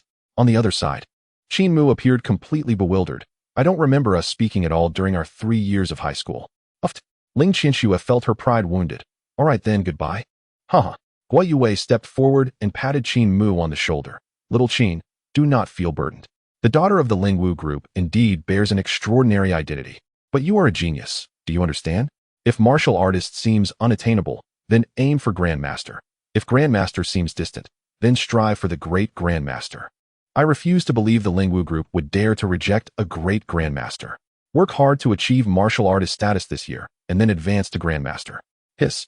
Where was this going? Qin Mu smirked. Supervisor Guo, you are overthinking. I have no such aspirations. Hee hee. Guo Yue wore a knowing expression. All right then. I want to say more. Come, let us take a look at your exclusive training room. Exclusive training room. Now that piqued my interest. The Jiangxing Martial Arts Academy spans over 1,000 acres, at least the size of 300 football fields, with the core area consisting of single-story buildings. While only the living and office areas have 2 or 3 stories, martial artists produce significant noise and movement during training, making it financially impractical to utilize multiple stories of high-grade alloy for training. Expanding the ground area is far more cost-effective. Guiyue explained. The exclusive training room, a top-tier VIP space, requires over 10 million in annual expenditure for rental. Genius-level talents access it free of charge. S182 beep. Qin Mu leaned close to the camera for smart recognition to unlock the door. Upon entering the room, he found a resting area complete with a sofa, tea table, wardrobe, an independent bathroom, and an enormous massage bathtub. The center was divided into a training area, half wooden flooring and half training floor, with various weapons and strength training equipment, and even a 50-meter return track. Wow, this is utterly extravagant. Is this what you call a training room? Guiyue scanned the area. These are merely standard facilities for overnight stays, with meal delivery services, and the food can be customized. Other facilities can be found in the academy, and you can familiarize yourself at your own pace. Here, I'll just highlight the limited-time training room. Guiyue activated the smart projector. The enhanced weight training room is for individual use and can provide targeted weight training for any martial artist, including thought masters. It is quite beneficial for strength enhancement. For S-tier geniuses, 10 hours of training per week are free, and there is an additional 30 hours available for a fee. Any hours beyond 40, even if paid, cannot be utilized. This is the first one. The other is a medicinal bath immersion room, where the bath contains a blend of herbs, beast cores, and the latest achievements from various scientific researches, which is highly beneficial for body enhancement. Depending on the formula, prices vary. S-tier geniuses can enjoy 1 free B-tier medicinal bath per week, with the rest being chargeable. At this point, Guiyue ceased further elaboration. Familiarize yourself first. If you have any questions, feel free to contact me directly or reach out to customer service. Lastly, I advise you to be prudent with the 20 million. It is recommended to first purchase an A-tier thought blade, along with 2 B-tier ones, followed by a B-tier chest armor and a C-tier combat outfit. The rest can wait. All right, Qin Mu nodded, seeing Guiyue off. He resumed examining the training room. Not bad. There's a fridge with drinks and snacks. Qin Mu grabbed a bottle of milk and a couple of jerky slices. Crunch, crunch, delicious. The snacks were made from ferocious beast meat, providing a distinct taste that Qin Mu instantly relished. I should have brought a bag, he thought, contemplating calling customer service for a bag. Oh, would that be a bit embarrassing? Never mind. I must take some snacks back. Customer service, please send a backpack here, along with a few enhanced meals. And a new smart device. Chapter 15, Consumption. Must consume. Certainly, a sweet female voice replied. Mr. Qin Mu, would you like a tactical loading backpack? The B tier is available for a discounted price of 210,000 credit points. Uft. Qin Mu was momentarily dumbfounded. A backpack for 210,000 credit points? Are you serious? Yet, having come this far, he couldn't possibly request a regular backpack just to store snacks from the fridge, could he? Cough, cough, right? Certainly. You are entitled to 3 complimentary B-level enhancement meals. Do you require anything else? No, thank you. The latest intelligent devices include the Mate 4080 series, available at a discounted price of 30,000 credit points, as well as the latest enhancement model from Mate, the Mate Master X22 series, priced at 550,000 credit points after discount. Qin Mu inquired, is the purchasing power in the world of warriors truly this formidable? Simply acquiring an item would have been an astronomical figure for the former Qin Mu. He coughed and asked, what advantages does the enhancement model offer? The response detailed that the enhancement series employs Kunlun's new materials, rendering it waterproof, dustproof, shockproof, and explosion-proof. It can withstand a force of 10,000 kilograms and maintain basic functionality. Additionally, in the absence of signals, it can utilize quantum-level emergency communication, achieving ultra-precise positioning and automatic distress signaling. It boasts a 90-day extended battery life, compatible with combat suits, and can establish a 500-meter automatic alert function for 24 hours. Impressed, Qin Mu declared, I shall purchase 1 enhancement model and 2 from the ordinary series. Moments later, all items were delivered. He first examined the tactical loading backpack, which has a base capacity of 50 liters, expandable to 150 liters at level 1 and 500 liters at level 2. Included are a self-filtering water bottle, a water reservoir, a first aid kit, a sleeping bag, a highly foldable tent, a spotlight, and 2 packs of 6 insect repellent smoke bombs, as well as 2 packs of 6 beast repellent smoke bombs. What a value. After assessing the items, Qin Mu concluded that the price of 210,000 credit points was exceedingly worthwhile. The intelligent device, the Mate Master X22, is a soft folding model, adaptable with 4 cameras, designed for installation on combat suits. It fits snugly against the arm. Equipped with a screen that can project images and features a smart assistant. All designs are tailored for combat suits, ensuring full armament without hindering the device's functionality. It even has the capability to scan ferocious beasts, which is quite impressive. Upon activating the device, a charming two-dimensional girl appeared in the projection, cheerfully stating, "Hello. Xiao Yi is at your service." Qin Mu responded, "Open the martial arts mall." In an instant, he was logged in, experiencing a seamless interface with no perceptible delay. His account displayed, credit points, 19,180,000. Qin Mu's heart raced. Remarkably, he had already spent 1,000,000 without making any purchases yet. Next, he decided to explore martial arts techniques. Prior to the martial arts examination, Qin Mu had no intentions of ascending to the warrior rank, as he believed that even upon promotion, his newfound strength would not surpass that of a 9th-level mind master. Thus, his priority was to focus on becoming a mind master. A certainty in his mind. Yesterday's battle had already made it abundantly clear how formidable a mind master could be. Martial arts techniques are categorized from D level to S level: apprentice, warrior, martial general, master, and grandmaster. Qin Mu pondered, is the C level technique aligned with the warrior level? Xiao Yi adorably nodded, affirming, indeed, master, you are so clever. Startled, Qin Mu exclaimed, do I require your praise? The system detected that the master was a 9th-level apprentice and recommended a gradual approach, suggesting the purchase of a C-level technique. The recommended sword technique, Blood Battle 18 Styles, received high praise from 95 warriors for its practicality, ease of entry, and considerable power when mastered. Most warriors wield swords. Using a spear is not merely fancy, but genuinely challenging to master. There is an adage in martial arts: practice the sword for 100 days, the spear for 1,000 days, and the sword for 10,000 days. The difficulty of mastering the sword poses one challenge, while the more troublesome aspect is its precision in striking vital points, which is effective against humans, but less so against ferocious beasts. As for the staff, a single strike to the beast's head would only daze it momentarily, rendering it impractical. The sword and spear are undoubtedly the most effective weapons against ferocious beasts. How much does it cost? He inquired. As an S-level member of the martial arts hall, it is only 350,000 after discount. Quite a bargain, came the response. Very well, I shall take it. The amount was deducted from his account, and the technique materialized in his virtual package. A video introduction of the 18 styles emerged, providing a detailed analysis and the ability to correct his posture, assisting in his practice. Qin Mu did not scrutinize it closely, as he intended to study it later. However, he still had inquiries.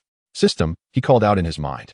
If my mental power reaches level 9, will I need to meet the requirements of the mental power technique to advance to Mind Master? Ding. Warriors and Mind Masters are two entirely distinct cultivation systems, and advancement requires different techniques for support, the system responded. Qin Mu thought, indeed. Although he had anticipated this, he sought confirmation. If he solely focused on one, he could progress rapidly. However, if he trained both simultaneously, it would require double the time. He resolved to prioritize his training as a mind master while setting aside the warrior path, as long as his physical fitness kept pace. Time was of the essence, necessitating sacrifices. Once he attained the maximum level as a mind master, he could gradually pursue the warrior rank without urgency. Show me the mind master techniques. Xiao Yi tilted her head, her large, adorable eyes widening as she fumbled through her notebook. Master, I could not locate your mind master data, she reported. Oh, Wei Yue had tested me, yet it was not recorded in the martial arts hall's data? Do not concern yourself, just find it, he insisted. Understood, she nodded, still dazed. The mind master is a uniquely rare profession, and the techniques for training are exceedingly scarce. The mall offered only 3 mind master techniques, D level. A summary of mind master power and combat mode, priced at 5,000,000 after discount. C level, multi-projectile training and advanced combat practice, at 30,000,000 after discount. And B level, heart thought unique, at a staggering 1.5 billion after discount. Qin Mu was taken aback, feeling a surge of frustration. He yearned to confront Gui Yue for clarification. They had promised to cultivate talents, yet it seemed they were ensnaring him in a trap. A mere apprentice-level mind master technique costs 5,000,000. The martial general level skyrocketed to 5 billion credit points. Is this a purchase made with one's face? Despite his anger, Qin Mu recognized that if the martial arts hall only possessed 3 techniques, the 10,000 Merchant Alliance would likely offer little better. A generous payment does not guarantee availability of techniques. Every establishment has its own schemes. Purchase, he declared, disregarding any reservations. Without techniques, he could not advance, and attempting to force a breakthrough would take 10 days, resulting in greater losses. Now, he was eager to see if he could obtain rewards after breaking through as a mind master. Wei, I will be keeping track of this expense. If you do not provide additional funds, we will settle it slowly. Turning his attention to equipment, Qin Mu proceeded to finalize his selections. Flying blades, D-level, 200,000. Discounted to 140,000. C-level, 500,000. Discounted to 350,000. B-level, 200,000. Discounted to 1,400,000. A-level, 5,000,000. Discounted to 3,500,000. S-level, 50,000,000. Discounted to 35,000,000. As he surveyed the prices, Qin Mu felt the strain on his finances. This was merely for flying blades, the weapons of mind masters. Following Guiyou's recommendations of 1A2B, he would need at least 6,300,000. What of the warrior's weapons, shields, and combat suits? Qin Mu hastily switched to selecting combat suits. DG, 1 million, discounted to 700,000 CG. 5 million, discounted to 3.5 million BG. 10 million, discounted to 7 million AG. 50 million, discounted to 35 million SG. 500 million, discounted to 350 million. Chapter 16. Preparations for the martial arts exam. Ling Qinshua's calculations. I know you are expensive, but I truly did not anticipate such exorbitance. Qin Mu had indeed heard of the prices of combat suits. The DG combat suit he saw a fool wearing yesterday was worth 1 million. 1 million. The cost of his small apartment would barely reach 500,000. A single combat suit valued at 1 million. Does one wear 2 suits daily while wandering around the apartment? Absurd. Guiyue even suggested he purchase a BG suit. 7 million. With just these 2 items, his wallet was entirely emptied, leaving only a few tens of thousands for pocket money, not even enough for a shield or a battle knife. No wonder payments are required monthly. Without payment, one cannot cultivate. Even if one breaks through, equipment and techniques require substantial upgrades. Xiaoyi tilted her head and looked at Qin Mu. Master, do you need my assistance in selecting and purchasing? Yes. When it comes to calculations, do not waste your time. Equipment can wait. Truly, I have essentials to procure. First, let us consider housing. Let us observe the market. In the safest area of Jiangqing, how much do houses cost? The projection switched to a map of Jiangqing. Indeed, in the city center of Jiangqing, the properties currently for sale are predominantly villas, with the lowest priced at 180 million. Huh, forget I asked. Qin Mu immediately retracted his smile. Xiao Yi also dismissed the display. Master, I have detected that you are an SG core member of the Jiangqing Martial Arts Institute. With your privileges, you should be able to apply for accommodation within the institute. The projection revealed an elegantly designed community. This area boasts the best security in Jiangqing. Since its establishment 30 years ago, there have been no serious criminal incidents, with the only recorded fights being misunderstandings due to the loudness of martial artists sparring. Such treatment? Guiyue is indeed hiding something. This is unacceptable. Qin Mu must make a phone call to inquire.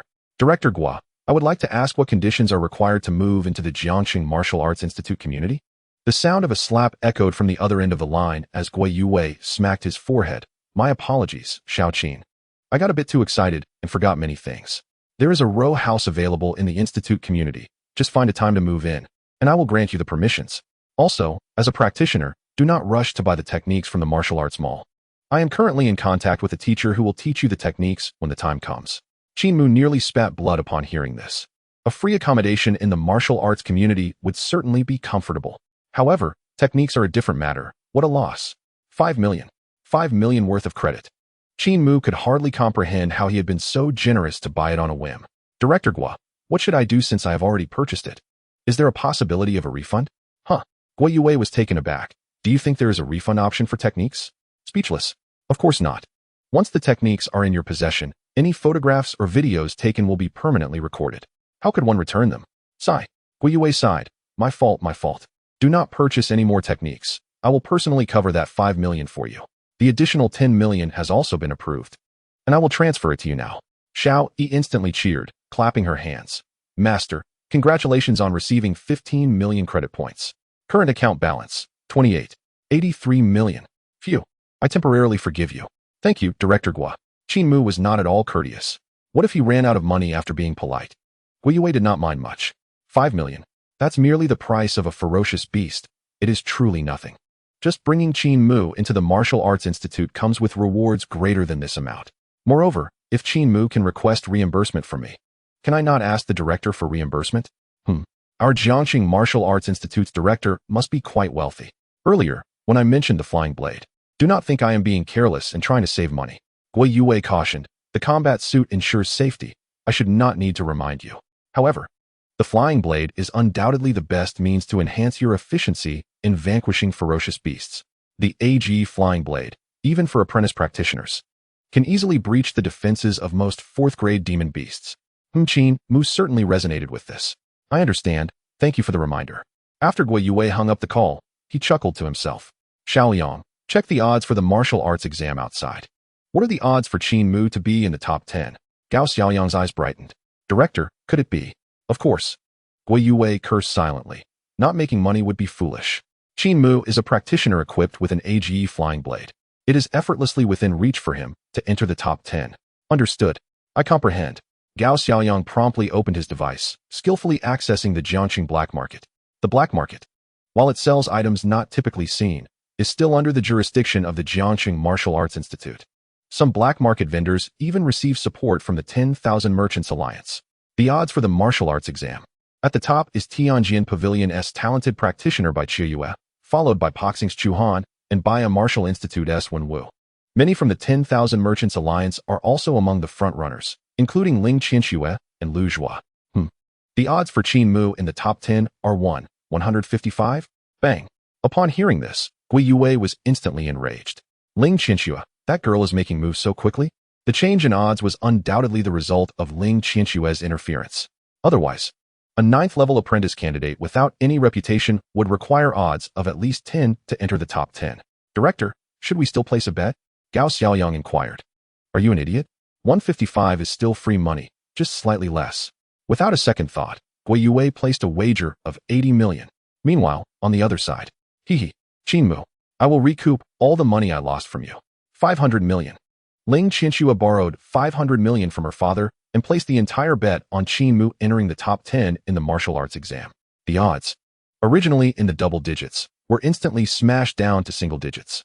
The combined odds still reached a staggering 1-5. As long as Qin Mu makes it into the top 10, Ling Qianxue stands to profit a net 2 billion. Qin Mu, you blockhead. You must do your best this time. Ling Qianxue thought for a moment, still feeling uneasy, and clenched her fist. No, I must supervise your training. Chapter 17. Framing in the training room. Qin Mu leaned back on the sofa, finishing a gulp of beast milk, and waved his hand casually. Come, Xiao Yi. Prepare me a package, within 20 million. Understood. Xiao Yi had long been prepared, and promptly reported the equipment purchase plan. The flying blade using the 1A4B mode costs 1 million. It is quite necessary to have 2 additional ones, as there are records of practitioners losing their flying blades. The core BG combat suit and the auxiliary CG mode total to 4 million. Equipped with B-grade chest armor and C-grade defenses for the limbs, the core body defense remains intact while the price is reduced by 40. The weapon, a C-grade combat knife, and a shield in a 1C1B configuration amount to 3 million. The master is a Nian Shi, with the combat knife serving as an auxiliary. It does not need to be of exceptional quality, while the shield, rated B, offers sufficient protection. Furthermore, the Niansu possesses the ability to fly with the shield, allowing for an additional shield to be equipped. The total cost for the entire set is 19 million.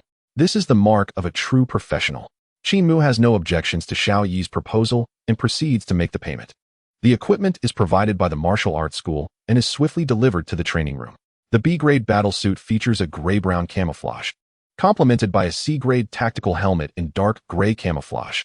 This is Xiao Yi's recommendation. The environment surrounding Jiangcheng primarily consists of small hills, plains, and forests. There is no need for ostentation. There is no reason to blink as foolishly as that idiot from yesterday. Strutting around the wilderness might lead one to believe that ferocious beasts are blind. The combat knife and shield are models that Qin Mu practiced with at school, making them quite handy. Unlike the metallic shield used in school, the C-grade and B-grade shields are high-tech designs, expandable and retractable. They can be combined with the battle suit. In a retracted state, they resemble slightly broader forearm guards, while in an expanded state, they can reach over 2 meters in height and over a meter in width, capable of shielding the entire body, and even accommodating 2 people if they squeeze together. Both shields are fully installed, and the combat knife is comfortably slung on the back of the battle suit. All old clothes are discarded in the training room, and they can be worn as practice attire later. The helmet is tossed into a bag, the refrigerator is emptied, and Qin Mu dons a large black trench coat before heading out. Wearing a battle suit in the city draws attention, but not wearing one leaves Qin Mu uneasy. The trench coat significantly alleviates this concern, although the high-grade tactical backpack and fully enclosed new material combat boots remain distinguishable to the discerning eye. Today is Saturday, and Xiao Yun is at home waiting for him to return for dinner. Originally, Qin Mu planned to apply for a membership at the martial arts school and negotiate a better contract. Unexpectedly, things proceeded more smoothly than he had anticipated. Fully armed, with his techniques in hand, and having acquired a martial arts school townhouse without cost, he still has over 9 million left in his account. A sudden windfall. His mother's factory job can no longer allow her to continue. Qin Mu does not return home, but hails a taxi to the Tianlu ferocious beast processing plant. Before long, the taxi comes to a halt at the factory's entrance. What brings you here? The security guard blocks his path. I am looking for someone. Please call Yongling. Qin Mu replies directly. TSK. The guard furrows his brow. During working hours, we cannot take calls, nor can we leave the factory. Anger flares within Qin Mu.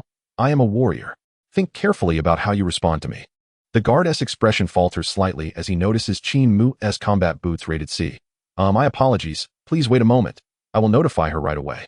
Qin Mu rolls his eyes coolly, too weary to engage in further conversation with a mere security guard. A moment later, the guard hangs up the phone. Looking puzzled, what business do you have with Yongling? She is currently unavailable. Unavailable? Qin Mu narrows his eyes, his gaze turning sharp. Is your factory more formidable than the Jiangcheng Martial Arts School? No, no, no, the guard hastily explains, for regular employees. You can certainly meet them, but Yongling is not a regular case. She is under investigation by the security department for misconduct. A sudden jolt of shock courses through Qin Mu as he grips the guard's collar, his eyes blazing with fury. Say that again. Who is guilty of misconduct?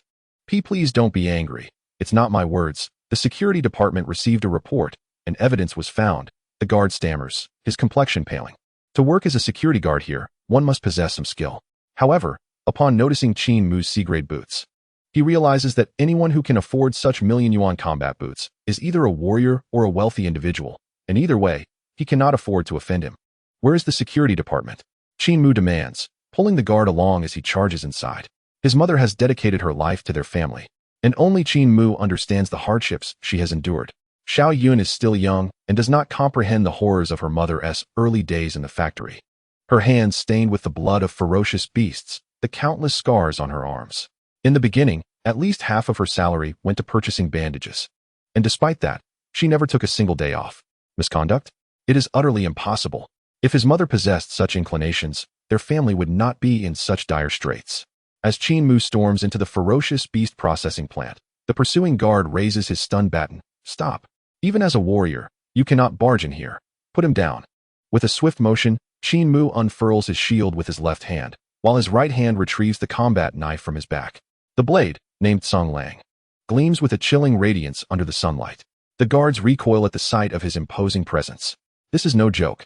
With a full set of battle gear, shield, and combat knife, the alloy coloration and engraved handle clearly indicate they are extraordinary, at least above C-grade. How can we possibly confront him? Are we to merely tickle him? You are committing a violation. Even the special provisions for warriors cannot exempt you from such crimes. One guard attempts to reason. Qin Mu disregards him entirely, commanding in a deep voice, "Where is the security department? Do not make me ask twice." Chapter 18. Fury. Qin Mu is not a child. Amid his fury, he still contemplates how to handle the aftermath. The intelligent device employs bone conduction, requiring no spoken words. With a mere hum, it can hear your commands. Xiaoyi, can you find old Wang's number? Yes, inform him it is urgent.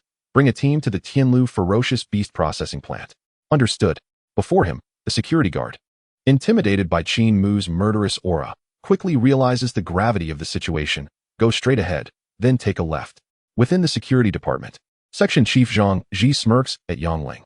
Why are you being so stubborn? The evidence is undeniable. The ferocious beast meat produced in the factory was found in your locker. If you confess now, we can offer you leniency. Otherwise, Zhang Ji's triangular eyes narrow. When the public security team arrives, this package of meat alone could imprison you for 10 to 8 years. Yang Ling's face flushes with anger, her eyes filled with bloodshot indignation. I have said it 100 times. This package is not mine.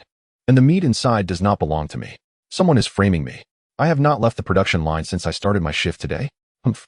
It seems you won't shed a tear until you see the coffin. Zhang Ji sneers, nodding slightly, and the security guard ushers in another person. Li Jie? Yang Ling recognizes the newcomer, the line leader from her production line. Li Jie appears calm, showing no signs of distress. Zhang Ku. Yang Ling asked for a 10-minute bathroom break this morning, but it took her 15 minutes to return to her station. Yang Ling is instantly struck with dizziness. Li Jie? How can you slander me? I merely stepped out for 5 minutes to drink water due to low blood sugar. Bang. Zhang Ji slams the table. Well, it seems you frequently take breaks to drink water, using that time to steal. This cannot be your first time. Over the years, several tons of ferocious beast meat have gone missing from the factory, and it must have been you. Several tons? Yang Ling was nearly overwhelmed with rage upon hearing those words. Zhang Ku, the factory has strict checks every day during work hours. Aside from clothing, we cannot bring anything in or out. We can't even carry bags, and our pockets are inspected. You think I could smuggle out several tons? Huh. Zhang Ke cast a meaningful glance at Yang Ling. Of course, you alone cannot manage it, so you must have accomplices. Such a perilous task is not something an ordinary person would undertake. It must be someone from your family, right? After all these years. If the security department hasn't caught on, your accomplice must possess formidable skills, perhaps even a martial artist or a near martial artist. Li Jie interjected, indeed. Yang Ling's son has just qualified as a near martial artist. It must be him helping you with this. What? Yang Ling gasped, her despair deepening. Li Jie, how can you falsely accuse me like this? Li Jie adopted a demeanor of unfamiliarity. Don't try to be friendly with me. I only took you in because I felt sorry for you. You're nearing 40, and I even helped you keep your job when the factory was downsizing. And this is how you repay me? We've been losing production every month, and I've been held accountable. I never imagined it would be you. Truly. One can know a person's face, but not their heart. Yang Ling, though not foolish, began to grasp the situation. Huh, downsizing. My wage is the lowest. And I haven't had a raise in 5 years. The new hires, who know nothing, earn 3 more than me per hour. In terms of production, I am the highest on this line. Why would the factory let me go? As for the production losses, we've discussed it privately. And the only possible connection to the warehouse is you. How infuriating. Just the other day, I told my colleagues it was impossible. Now she understood. It was not impossible. It was clearly her doing.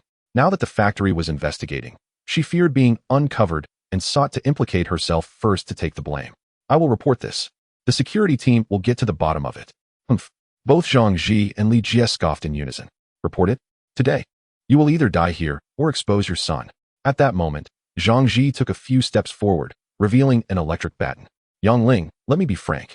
Today, whether you confess or not, you will have to. If you do confess, the higher-ups have stated they will only pursue your son's responsibility, passing it to the security team. You will merely be an accomplice, and given your years of service, they might not even prosecute you. Otherwise, with so many tons of beast meat, it won't just be imprisonment, it will be exile. As a woman, do you understand what exile means? You will be left to be devoured by ferocious beasts. Qin Mu. Yang Ling was perplexed as to why Zhang Ji would drag her son into this. Her son had just qualified as a near martial artist. How could he be implicated in such a matter and ruin his future? It was inconceivable. Yang Ling's eyes were filled with determination as she clenched her teeth. If you want to frame me, I will not admit to it. And I certainly will not implicate my son. Li Jie spat in disdain and exchanged glances with Zhang Ji. The two appeared to be quite familiar with one another. Even a blind person in the department could see that they were in cahoots, yet no security personnel spoke up. Instead, everyone wore a mocking expression, watching Yang Ling. Let me tell you, as a worker, you must be sensible. Zhang Ji raised the electric baton. If you don't understand, I will make you understand. Just then, with a loud bang, the door burst open, and a shadow crashed against the wall of the security department. Mom. As Qin Mu entered, he saw Zhang Ji brandishing the electric baton and Yang Ling cornered against the wall. His eyes turned crimson with fury. You scoundrel. With a powerful leap, Qin Mu dashed to Zhang Zi's side, his battle blade glinting ominously. In a swift motion, Zhang Zi's arm gripping the baton was severed. Blood splattered, staining half of Qin Mu's face, and with his already crimson eyes, he appeared as a harbinger of death from the underworld. Chapter 19. The Sweepa.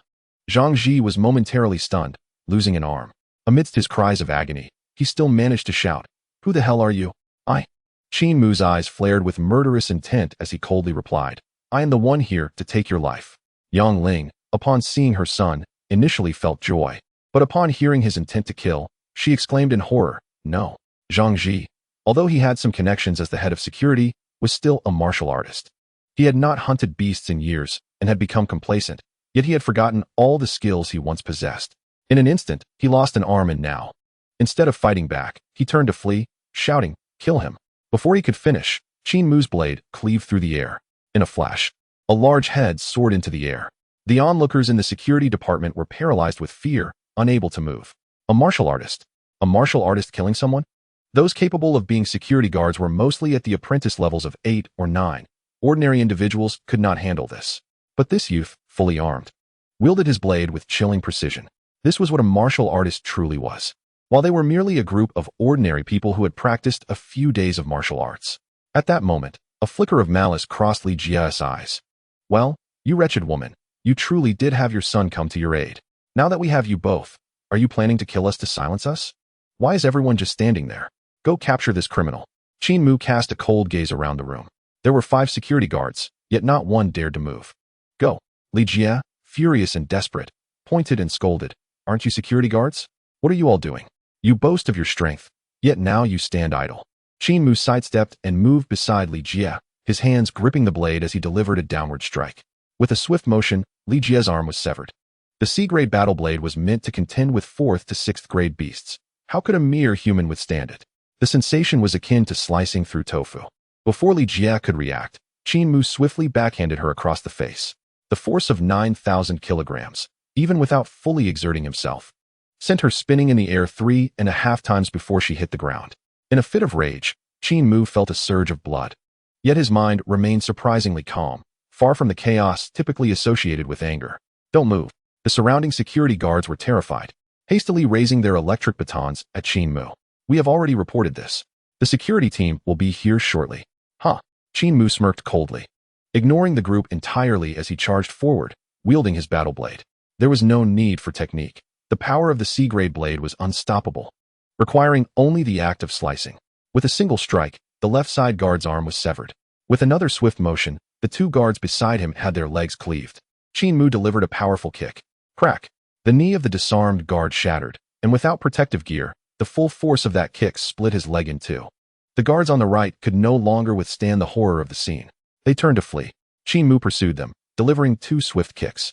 Both fell to the ground simultaneously, one with a shattered left leg, the other with a shattered right leg. In the entire security room, aside from Yang Ling and Qin Mu, no one else stood.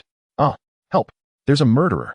The surviving security guard cried out in agony, desperately crawling toward the door. "Xiaomu." Yang Ling was utterly stunned. She had never envisioned her son possessing such a side. Qin Mu's eyes blazed crimson as he turned his head, asking, "Mom, are you all right?" Yang Ling shook her head slightly. "Xiaomu, you." At a loss for words, she instinctively thought of the murderer Qin Mu. "I'm fine. You must leave quickly. It will be too late once they report it." "It's all right." Qin Mu approached to check on his mother's condition, speaking calmly. "I've already called the police." "What?" Yang Ling was taken aback, not expecting her son to have reported it himself. Qin Mu sheathed his battle knife, found a seat for his mother, and then called Guo Yue via video. "Director Guo, there's been an incident." Guo Yue's expression turned tense upon seeing the blood on Qin Mu's face. "Qin Mu, are you all right? This is serious. You absolutely cannot be harmed." "I'm fine, but something has happened." Qin Mu quickly organized his thoughts and replied, "To be brief, my mother works at the show Chuli Chong and has been falsely accused of theft. They resorted to extrajudicial punishment in the security department, which I discovered. I killed one and severely injured several others. The case has been reported, and I know Officer Wang who is coming. But I am uncertain if he can handle this matter." Guo Yue exhaled in relief. As long as Qin Mu was unharmed, the rest could be managed. "As the director of the Jiangxing Martial Arts School, this is well within my area of expertise," he stated, confident in his experience. "Firstly, are you certain of the false accusations?" Yes. Were there any witnesses left? I only killed one. The others are mostly just maimed. Good heavens. Even Gui Yue couldn't help but marvel. What a talent. Quite ruthless. Initially, Gui Yue had considered Qin Mu to be stable and cautious. But his decisive action and composure suggested a depth of experience that few warriors possess after only a few years of training. With witnesses, this is a case of false accusation, and I can manage it. Gui Yue rose. You know the officers arriving, right? Delay them until I arrive. Chapter 20. If you cannot protect your family, what is the purpose of training? 5 minutes later, Officer Wang led the security team into the room. The scene before him would make anyone cringe. Blood covered the floor, and severed limbs lay scattered about. Qin Mu, now clad in a black trench coat, maintained an expression identical to the day before. Brother Wang, Qin Mu greeted politely. TSK. Xiao Qin, this is a mess. You can't just treat it like a game. Officer Wang lamented. Yesterday's incident had been straightforward to handle. Gang members with records taller than themselves. Their deaths would raise no questions. Whether the Hungry Wolf gang sought revenge was not their concern. However, today was different. At the show Chu Li Chong, in plain sight, he had stormed into the security department and wreaked havoc. No report could conceal that. Brother Wang, don't make it difficult. I have notified others, and they will arrive shortly. Qin Mu explained calmly. Oh. Officer Wang's expression shifted as he seemed to grasp the situation. Qin Mu had likely chosen to align himself with a faction, but regrettably, it wasn't he the military. If it had been, the military would have come directly to take over. Have you joined a martial arts school? Or the Wanshang Alliance? Qin Mu nodded. Jiangqing Martial Arts School, Gui Yue. Sigh. Officer Wang genuinely wished to recruit Qin Mu into the military, but he was not interested. Now that the martial arts school was involved, they would not press him. Let us first stop the bleeding and call for an ambulance. After saying this, Officer Wang approached Qin Mu. You managed to join the martial arts school in just 1 day, and even convinced Gui Yue to come in person. Your status must be significant. You may need to lend a hand in the future. I appreciate it, Brother Wang. I will certainly not hesitate to assist in any way possible. Yesterday, Qin Mu had been financially constrained, but today he was prosperous and would not merely exchange pleasantries. He promptly transferred 100,000 credit points to Officer Wang's account. Officer Wang, taken aback by the transfer, remained silent. But his gaze toward Qin Mu grew increasingly astonished and contemplative. Brother Wang, how do martial arts schools typically handle such matters? Qin Mu inquired, uncertain of the procedures despite trusting Gui Yue to resolve the issue. Regardless, they will restrict your personal freedom until the matter is clarified. After all, it's a homicide case. And it cannot go unchecked, Officer Wang stated casually. You don't seem like someone who acts recklessly, as long as you are in the right. It typically won't escalate into anything serious. At most, you might face a few months to several years of outdoor tasks. Outdoor tasks? Qin Mu was unfamiliar with this penalty. Oh, this is a special case for martial artists. If the crime isn't severe enough for death, you'll be given a chance for atonement, Officer Wang explained. Hunting fierce beasts outside the city is entirely under Jiangqing's jurisdiction. The duration varies, mainly depending on the ruling. And there are also requirements regarding the number and level of kills. Indeed, the special measures for martial artists were extensive. Even if the martial arts school did not intervene, a death sentence was unlikely. As for the possibility of escape, there was little concern. Satellites and drones would monitor them closely. If one truly attempted to flee, they would ultimately be captured unless they never returned to the city. Thinking of living in the wilderness? That's acceptable. It would still count as benefiting humanity, making no difference. A moment later, Gui Yue arrived. Without hesitation, he ushered Qin Mu and Yang Ling into the vehicle. Director, my sister is home alone. Qin Mu knew he might not return later and could not leave Xiao Yun behind. Lead the way? Gui Yue asked decisively. Qin Mu sent the address to him. While Yang Ling tugged at Qin Mu's sleeve and whispered, Xiao Mu, with such a serious matter as murder, even a martial artist may not escape unscathed. Do you know this officer? If so, you could shift the blame onto me, and then you wouldn't face punishment. Plus Xiao Yun would have someone to care for her. Without hesitation, Yang Ling spoke, her eyes smiling as she looked at her son. You've grown. Becoming a martial artist, my life can now be considered fulfilled. Haha, Gui Yue suddenly laughed, his martial prowess resonating in the vehicle. Do not speak so ominously. Xiao Qin is a talented martial artist and cannot receive a death sentence under any circumstances. If the other party employed extrajudicial punishment against a martial artist's family, eliminating them on the spot would be entirely reasonable. Gui Yue's expression hardened as he stated solemnly, training in martial arts is to defend the city, to protect our families. If one cannot even protect their family, what is the purpose of training in martial arts? It would be better to abandon it altogether. What? Yang Ling was momentarily taken aback. Qin Mu reassured her, "It's fine, Mom. I've already inquired. After picking up Xiao Yun, we will move. The martial arts school has dormitories, and the security conditions there are better. The processing plant is not far from home. We will arrive shortly. Brother." As Qin Yun noticed her elder brother's return, she immediately rushed over, exclaiming, "Today, I shall let you experience my culinary skills. They are undoubtedly on par with yours. But do not speak. Come with me first." Qin Mu lifted the little Yun and departed. "Ah, my precious meat."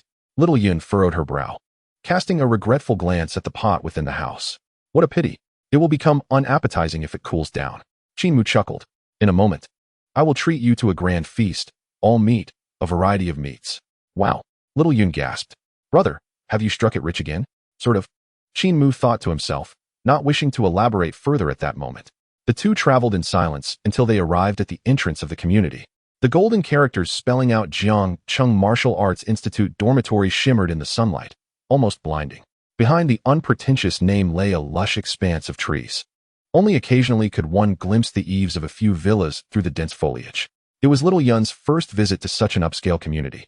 Her eyes wide with curiosity as she suspiciously queried, "Brother, is someone inviting you to a meal?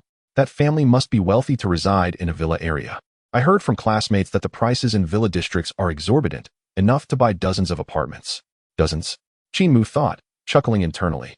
"Even if you possessed hundreds of apartments worth of assets, you still wouldn't be able to reside here." Upon reaching Building 28, Unit 102, Guoyuwei's vehicle came to a halt right at the entrance of the row of villas.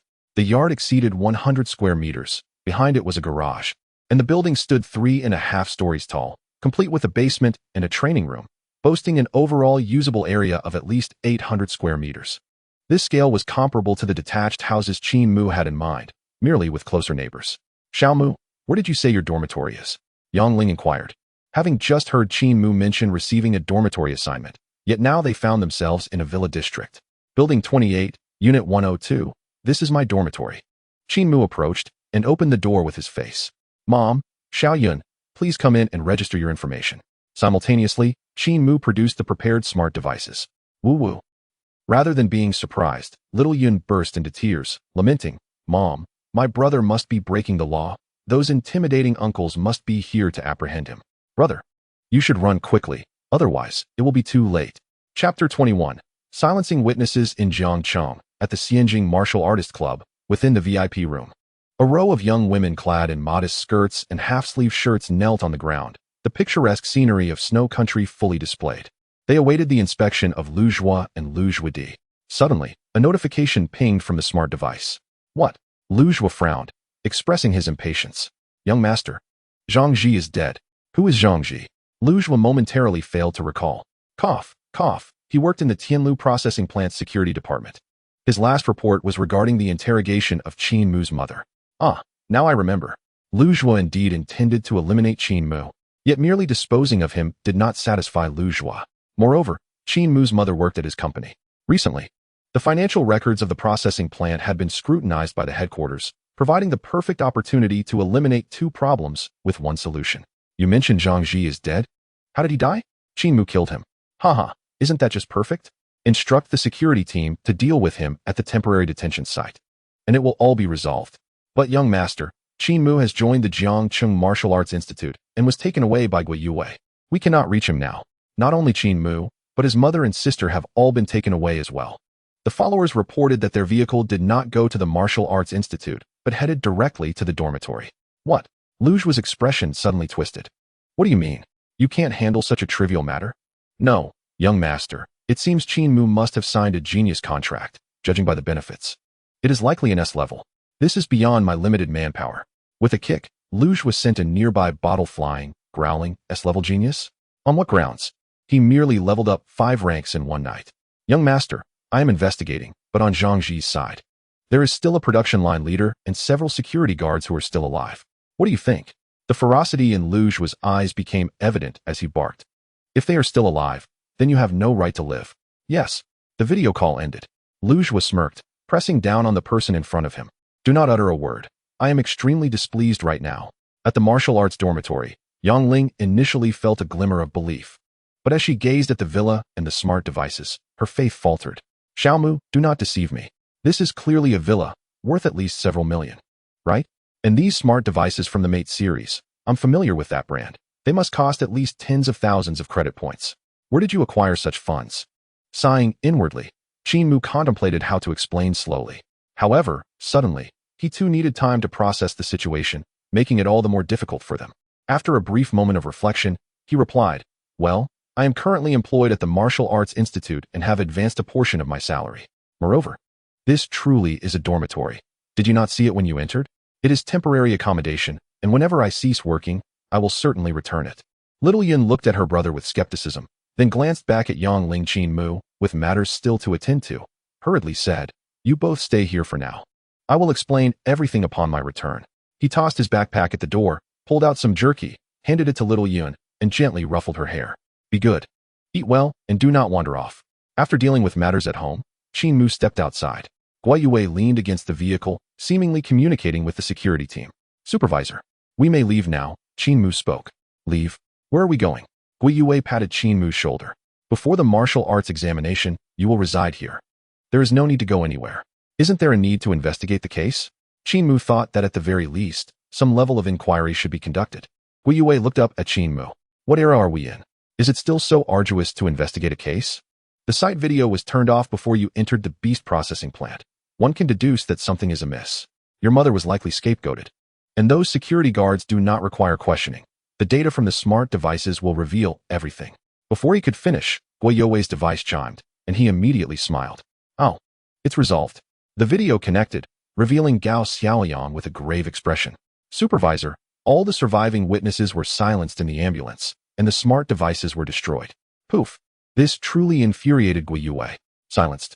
What are you doing? All right, I will not question you further. The smart devices have cloud data. Just retrieve it." Gao Xiaoyang's complexion grew even graver. "Supervisor, I accessed the cloud, but the data center reported a hacker intrusion. All relevant data has been erased." Guo Yue inhaled sharply. "A hacker? So swift?" Gao Xiaoyang was equally perplexed. The opposing side acted quickly, and the hacker's skills are extraordinarily high, far beyond typical criminal methods. Of course, only a top-tier hacker could infiltrate the cloud and erase data. The mere handful of employees involved could not possibly manage such a feat, regardless of the benefits they accrued. Guo Yue found himself momentarily perplexed. "Qin Mu, the situation has become rather intricate. All evidence has been obliterated." Qin Mu pondered briefly. "No, my intelligence has stored data. At the very least, there should be records of their extrajudicial actions." Without delay, he transmitted the data and video.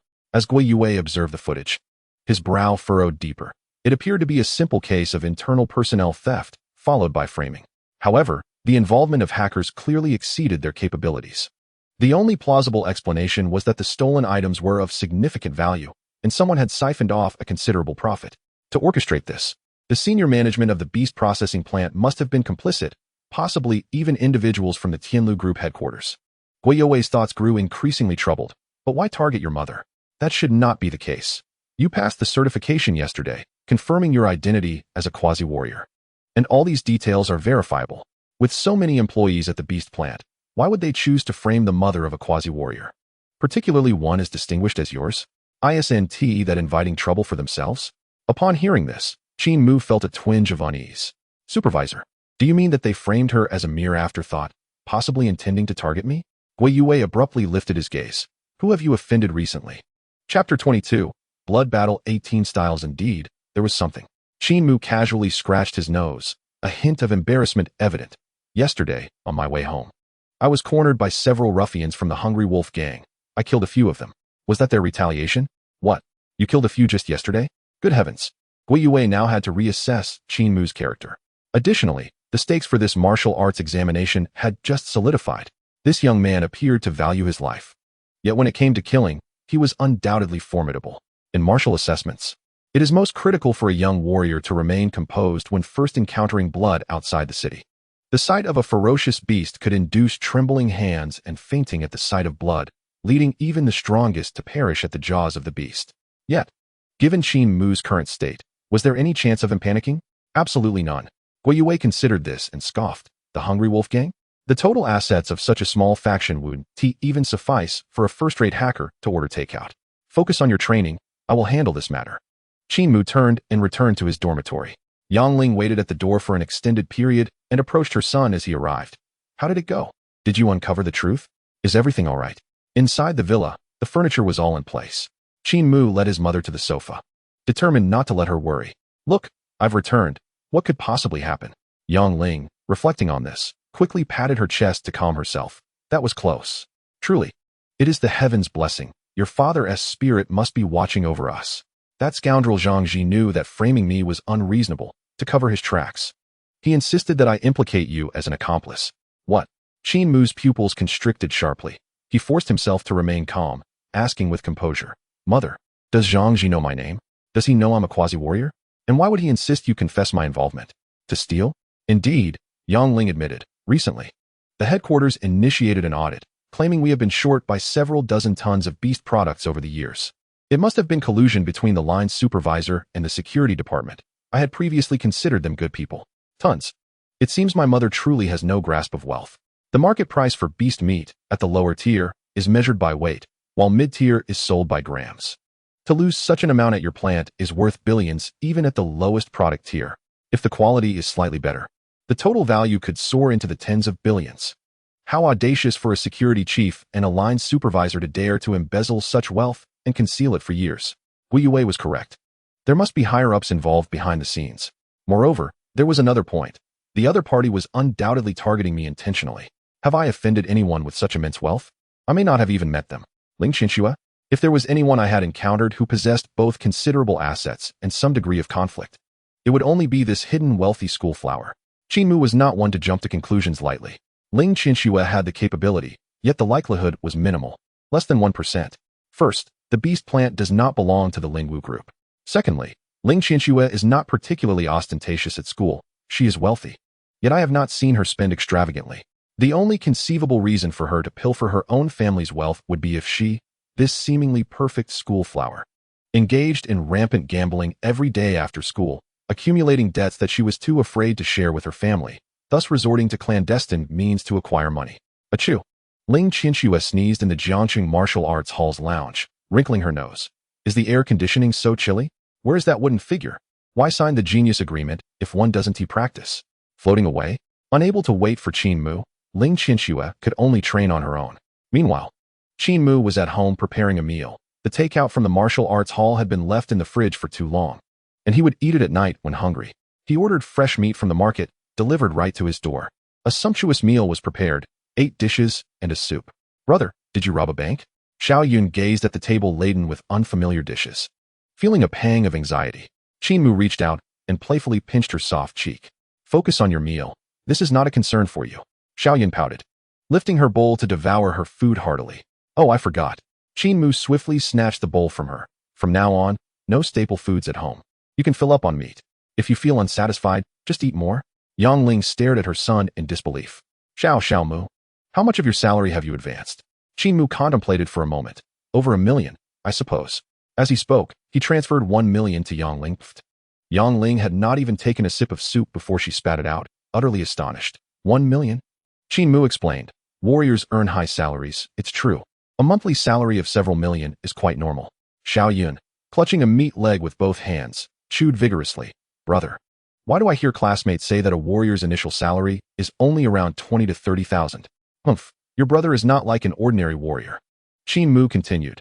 Do not return to that previous school. There should be schools near the martial arts hall. I will arrange for you in a few days. For now, stay at home. Huh.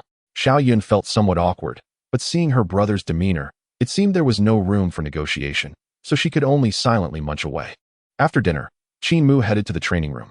He activated the projection, and 2 martial arts techniques appeared on the screen, Blood Battle 18 styles and a summary of Master Yan's power and combat mode.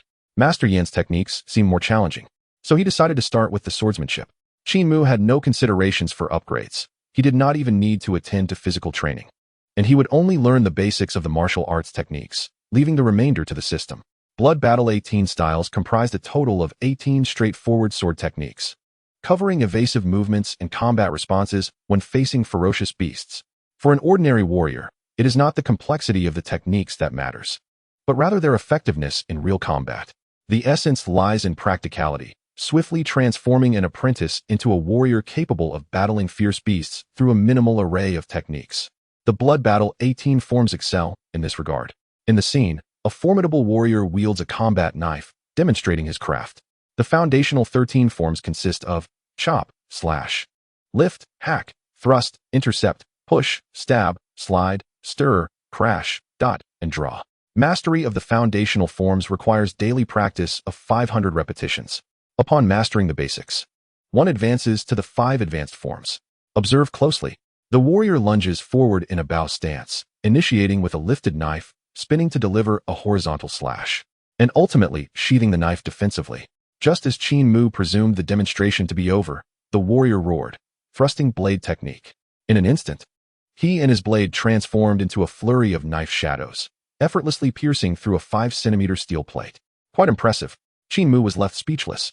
Such momentum and technique were unseen in school. The weapon used appeared to be a practice knife, yet its power stemmed from sheer explosive force. The demonstration continued.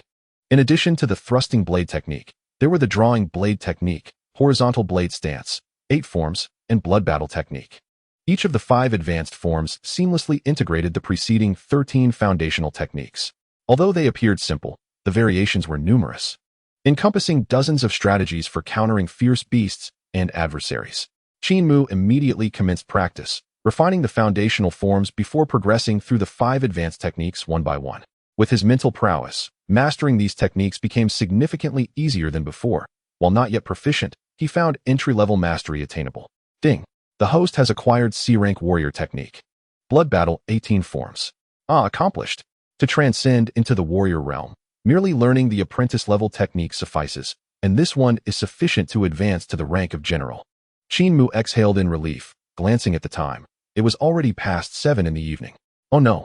He realized he had no idea if his mother and Xiao Yun had eaten. Turning around, he saw Yang Ling and Qin Yun seated at the entrance of the training room, gazing at him with adoration. Clap, clap, clap. Qin Yun's excited face flushed as she clapped enthusiastically. Brother, I believe you are a genius warrior now. You are the best. This girl, Qin Mu, both amused and exasperated, approached her. Let us eat. Your stomach must be growling. Xiao Yun shook her head vigorously. I had too much meat for lunch. I'm not hungry at all. Laziness. Qin Mu immediately chastised. Extra practice tonight. Xiao Yun's spirits were significantly dampened. Yang Ling had already prepared dinner, and the siblings merely needed to eat. However, for training, Qin Mu could not bring Xiao Yun along. He needed to practice mental power at night, and the flying blades were perilous. He decided to let Yang Ling supervise Xiao Yun's practice in the living room. After all, the little girl could barely manage even the apprentice level. At most, she could work on her physical strength and familiarize herself with basic punches. In the training room, Qin Mu closed the door. The overview of mental power manipulation and combat modes. This technique, as its name suggests, is not particularly arcane. Indeed, it was clearly stated that the technique's rank is merely at the apprentice level.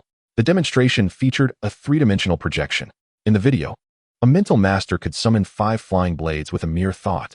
Thick steel plates were effortlessly sliced as if they were mere tofu, each strike penetrating through. The mental master stood with arms crossed, not needing to move. Elegant, indeed. The mental master differs entirely from the warrior. At the same rank, the mental master is invincible, capable of easily defeating opponents of higher levels by launching surprise attacks without any defense. The mental master's power requires but one demand: complete concentration. Below is a meditation method aimed at enhancing focus. Daily meditation should last at least 10 hours. The remaining 10 hours should consist of 5 hours practicing the movements of the flying blades, following the visual patterns. I will mention only the most crucial aspects. In the projection, the mental master displayed far less patience than the warrior instructor. He merely demonstrated once without any explanation. Aside from having formidable lethality and being difficult to defend against, the most critical aspect is that the mental master can control multiple flying blades. One flying blade exerts a force of 10,000 kg. 5 flying blades amount to 50,000 kg. This is the true essence of the mental master's invincibility. A focus every mental master must diligently cultivate, the ability to multitask. As for the unity of mind and thought, that is an advanced combat method not necessary for understanding at this stage. Typically, one should dedicate at least 5 hours to practicing multitasking. Once the second flying blade's attack power matches its rank, one may attempt the third, and so forth. Speaking of which, the mental master directly unleashed 7 flying blades. My control limit is 7 at full capacity. In a non-full capacity state, it extends to 14 blades. Although the attack power ranks only at the 9th level of the general class, I can still retreat unscathed against a master of the 9th level while even seeking opportunities to strike. This is the mental master. The projection vanished. Qin Mu now comprehended why the mental master was so formidable. Indeed, he was extraordinary. Each additional flying blade represents another assailant. How can an ordinary warrior contend with that? Achieving the mental master S level depicted in the video, with 7 flying blades at full capacity, equates to facing 7 9th level generals, with potentially extra flying blades serving as distractions, rendering it nearly impossible for the enemy to discern which blade is launching the true full power attack. Consequently, facing a barrage of flying blades becomes overwhelming. Xiaoyi, you are truly a professional. Qin Mu now realized the necessity of equipping more flying blades. The next step was practice. Should he attempt the second blade immediately? Qin Mu did not utilize a combat flying blade, but rather a practice blade, a gift upon purchase, blunt yet identical in shape and weight. The first blade felt stable. The second, oh no. Even without attacking, Qin Mu felt a splitting sensation in his head. He could barely endure it. He decided to first practice the patterns. A night passed until dawn. Wow, the mental master is genuinely monstrous. Is the difficulty truly this high? Throughout the night, Qin Mu diligently controlled the flying blades, navigating through the projected paths, turning, stopping, and accelerating. Merely following a maze-like pattern proved impossible for him to execute as required. Master, you require rest. It is advisable to employ the meditation method to expedite mental recovery. And you may also consider purchasing mental supplements. Xiaoyi comforted him nearby. Bye. Qin Mu, feeling inspired by the mental master's challenge, promptly upgraded and then entered meditation. In the ensuing days, Qin Mu hardly left the training room except to eat. On the 6th day, he adeptly controlled 2 flying blades, swiftly maneuvering them through the projection. Before long, both flying blades simultaneously reached the exit. Level cleared. Bang! Xiaoyi conjured colorful fireworks in the air. Congratulations, Master, on clearing the first level of the maze. Simultaneously, a system notification popped up. Ding! The host has acquired D-rank mental power technique. Fundamentals of mental power. Phew! Qin Mu thought to himself, feeling a stroke of luck. The mental master's difficulty is genuinely monstrous. With the system, he advanced 1 level per day. Although not specifically for upgrading techniques, his mental power significantly increased, enhancing both attack and control abilities. It took him merely a few days to grasp the technique. If one is merely an ordinary Nianshi at level 3, then I apologize, but the prospect of clearing the challenges in this lifetime remains uncertain. Nianshi relies entirely on innate talent. Those endowed with such gifts possess an inherent dominance over control, allowing them to achieve the realms you yearn for with a simplicity that rivals the act of quenching one's thirst. As for Qin Mu, with the aid of a system upgrade, his advancement surpasses that of all others, and there are no limits. Even the most gifted Nianshi face constraints to their talents. Yet Qin Mu does not. Even in the absence of martial arts techniques, he can transcend barriers in a mere 10 days. The Invincible upgrade system guarantees unparalleled supremacy. As Qin Mu mentally recited, the panel materialized before him. Invincible upgrade system, Qin Mu. Upgrade points, 0, martial arts level, apprentice level 9, Nianli level, apprentice level 9, martial arts technique, blood battle 18 styles, Nianli technique, foundation of Nianli. After 7 days of seclusion, he had achieved complete mastery at the apprentice level 9. To break through the martial artist realm, he possessed all necessary techniques, requiring just 15 days.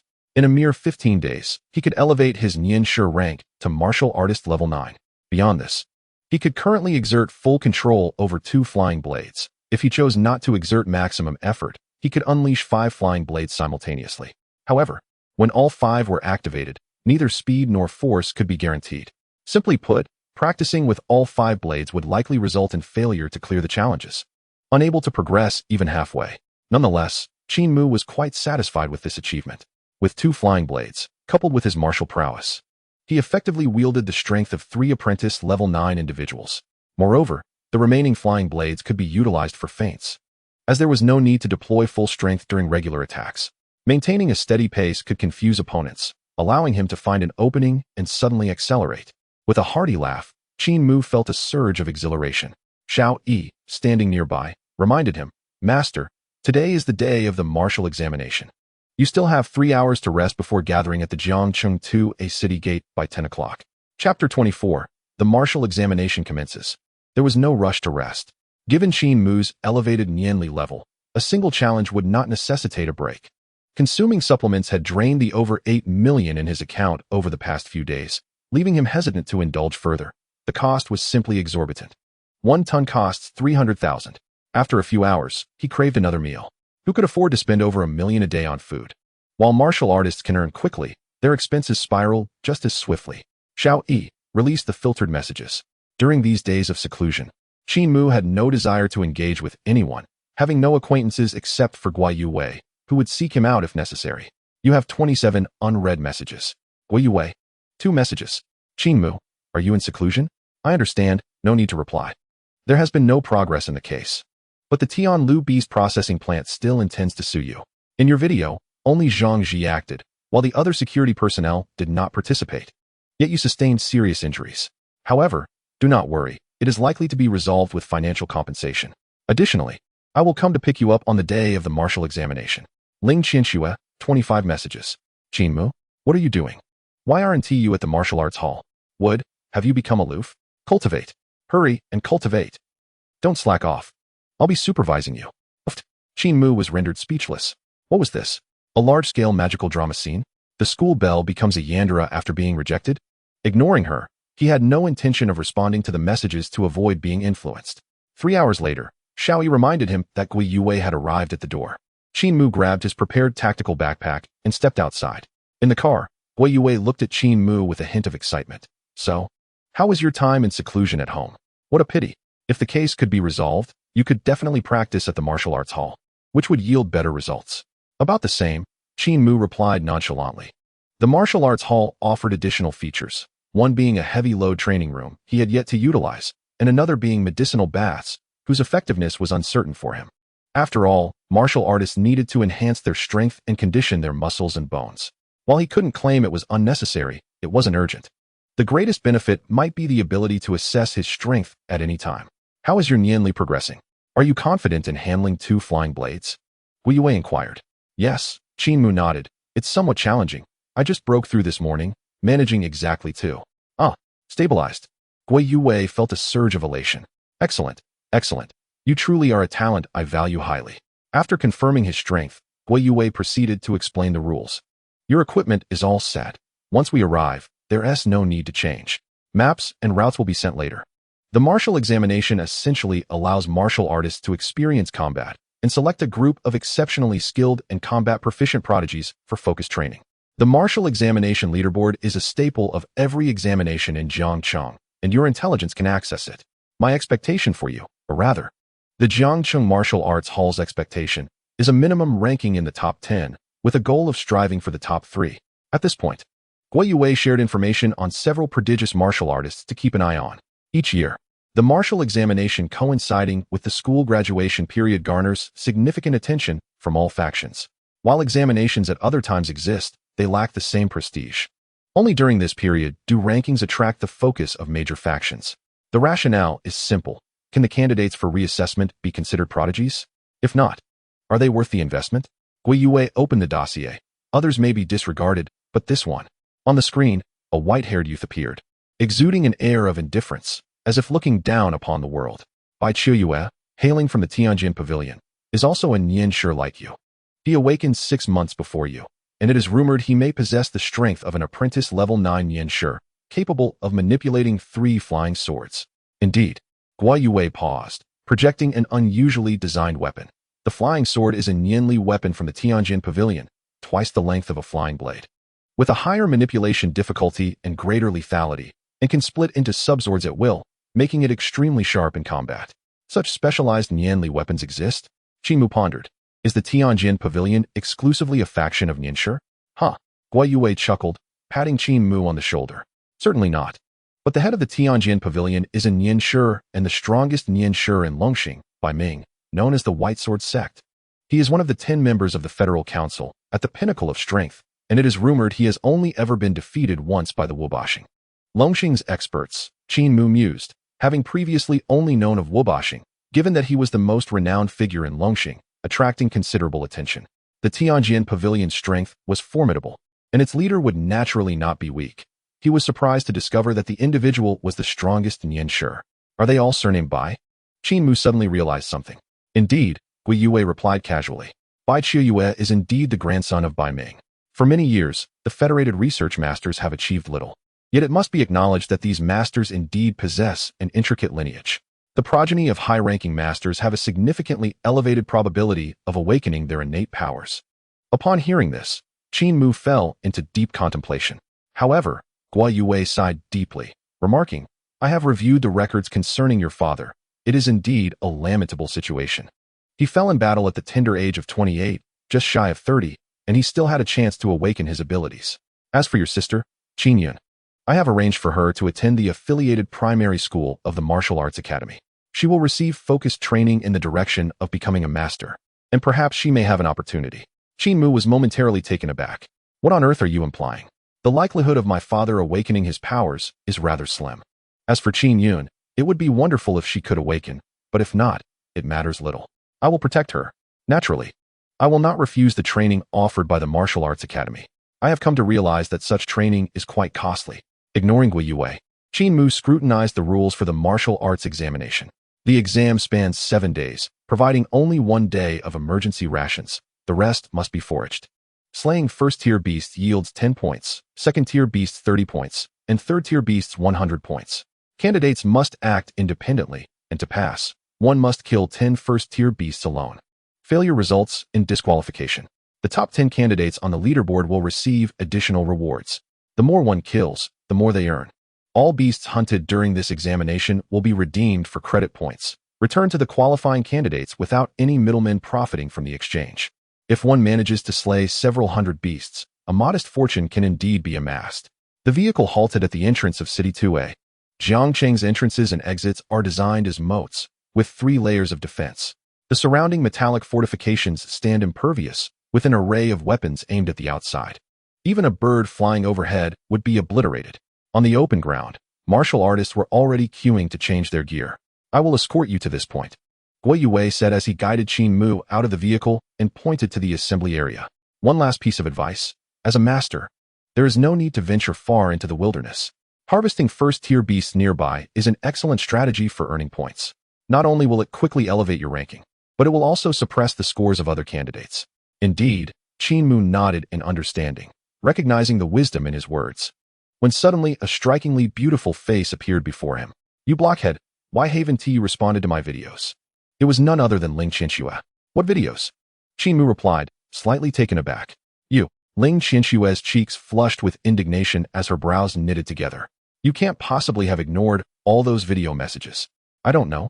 Perhaps you dialed the wrong number? Qin Mu replied nonchalantly, stepping into the queue. Uft. Ling Qinshuo nearly choked in disbelief.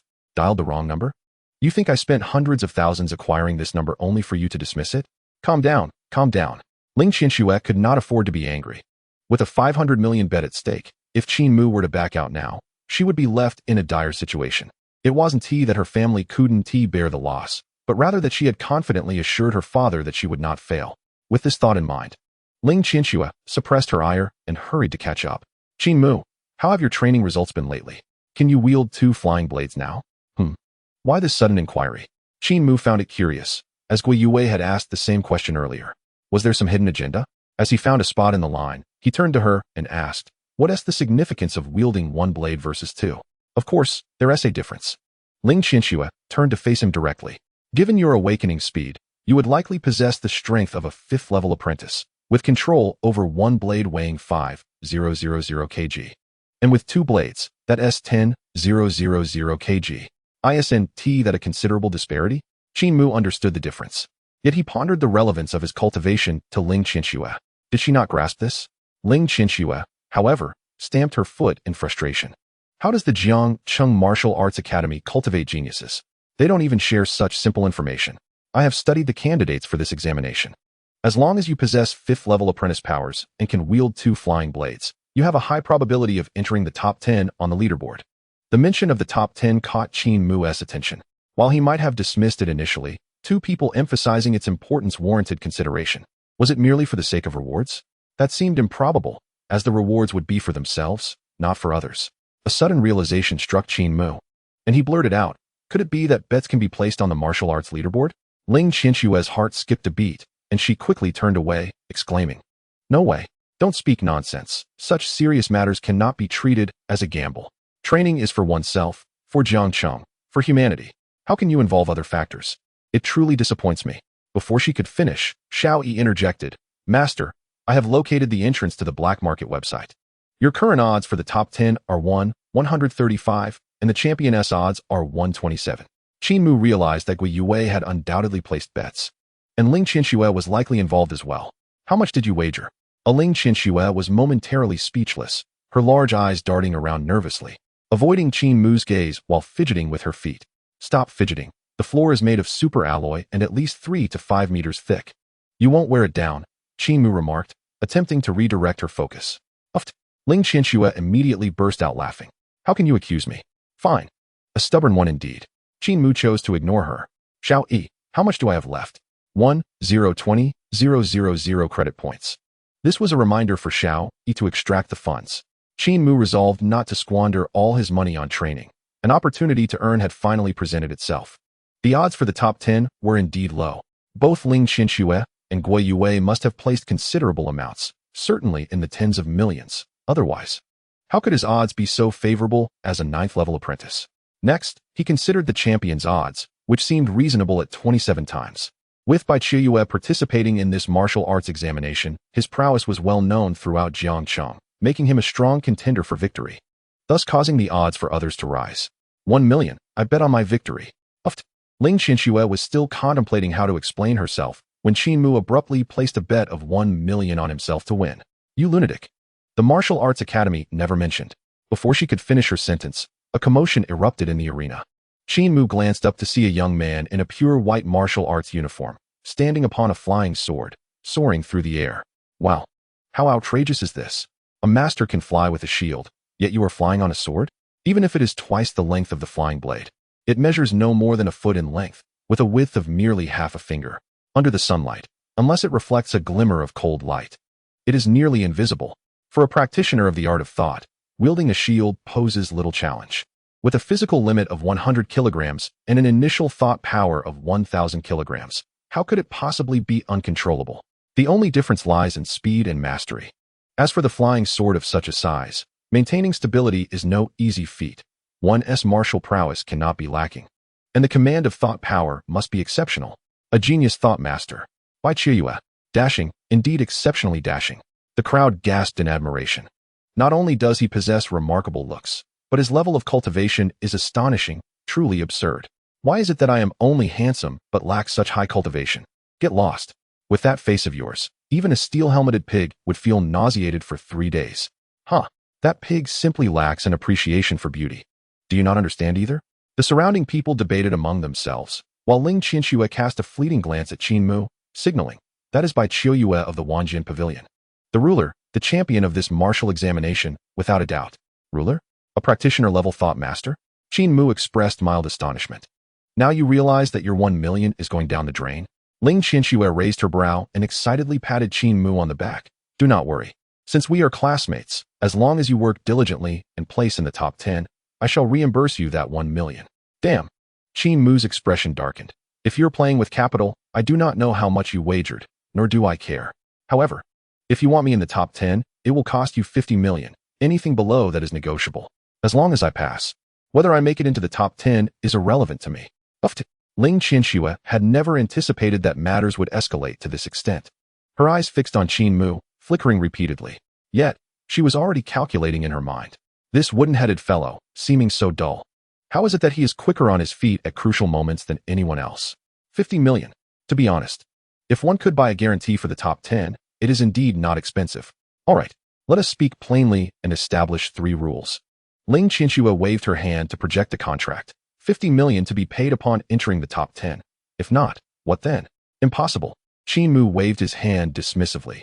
You yourself claimed that 2 flying blades would suffice for the top 10, even if something goes awry. Do not expect me to cover your losses. Creak. Ling Qinshui nearly ground her teeth in frustration, shooting a furious glare at Qin Mu. Then you must promise not to slack off or raise the price at the last minute. Huh, you noticed that? Qin Mu pondered for a moment. Fine, let it be a fixed 50 million. The two signed the agreement. Qin Mu was elated to secure 50 million without cost. As for Guiyue, forget it. In light of his assistance, I shall not extract a toll from him. However, Ling Qinxue is indeed wealthy. To so straightforwardly stake 50 million, how much has she wagered? With her limited capital, she must be aiming for at least tenfold returns. Perhaps my asking price is a bit low. Nonetheless, it is unavoidable. Qin Mu had already quoted a sky-high price. Who knew their bets were even more aggressive than he had imagined? During their conversation, all candidates had gathered. The rules for this examination, including the map and route, had all been distributed. All candidates must adhere to the rules, refraining from competing for prey.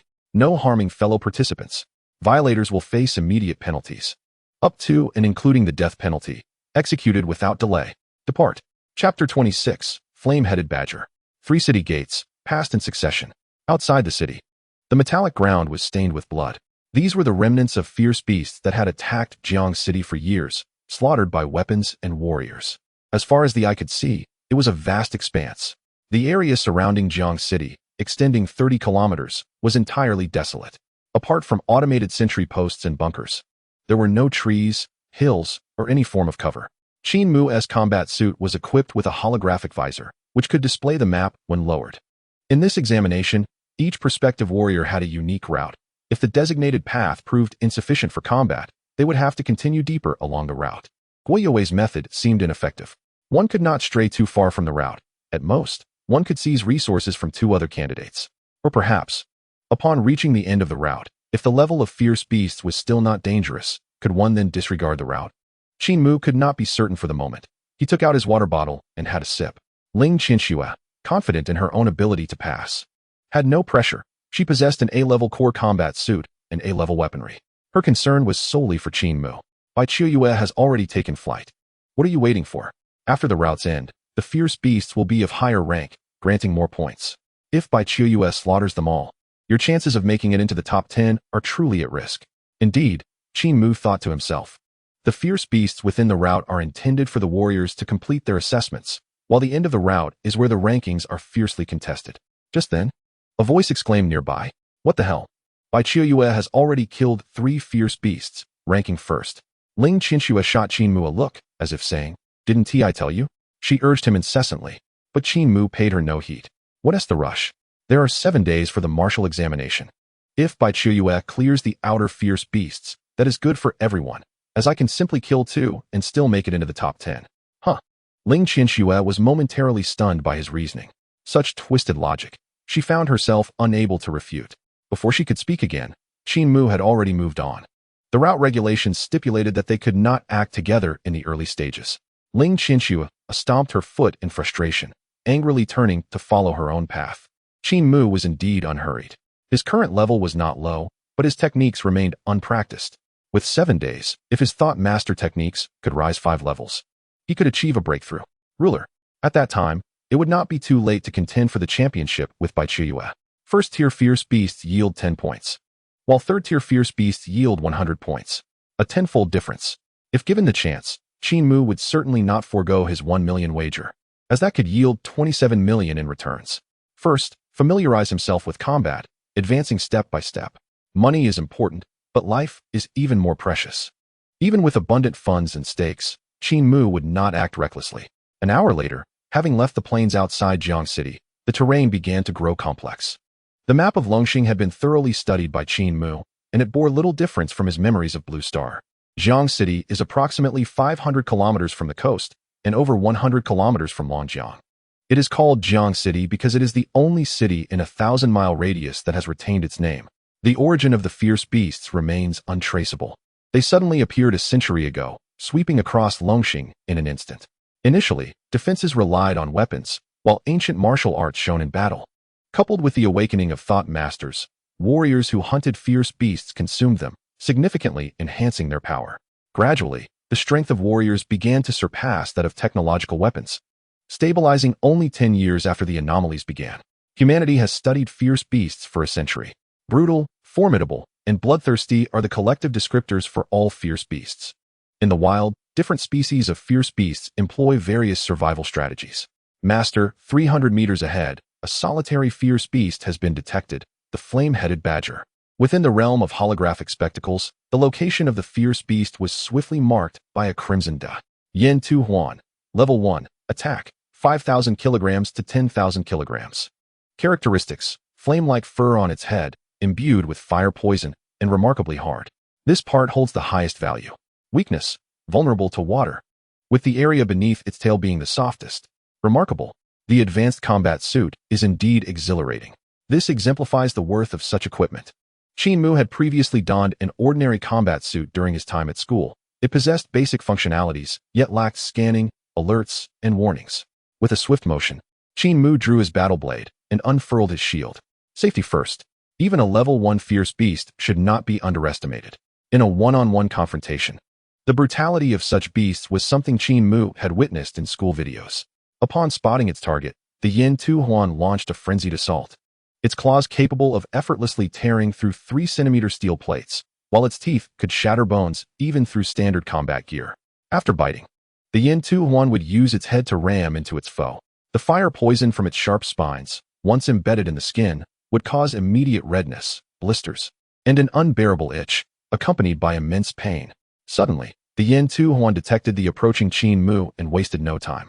With a thunderous stomp, it crouched and vanished into the underbrush, only to re-emerge in a fiery flash, charging towards Qin Mu from the side.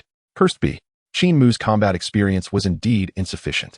Just a moment ago, he had merely distracted the beast without unleashing his flying blades, allowing the Yin Tu Huan to conceal itself.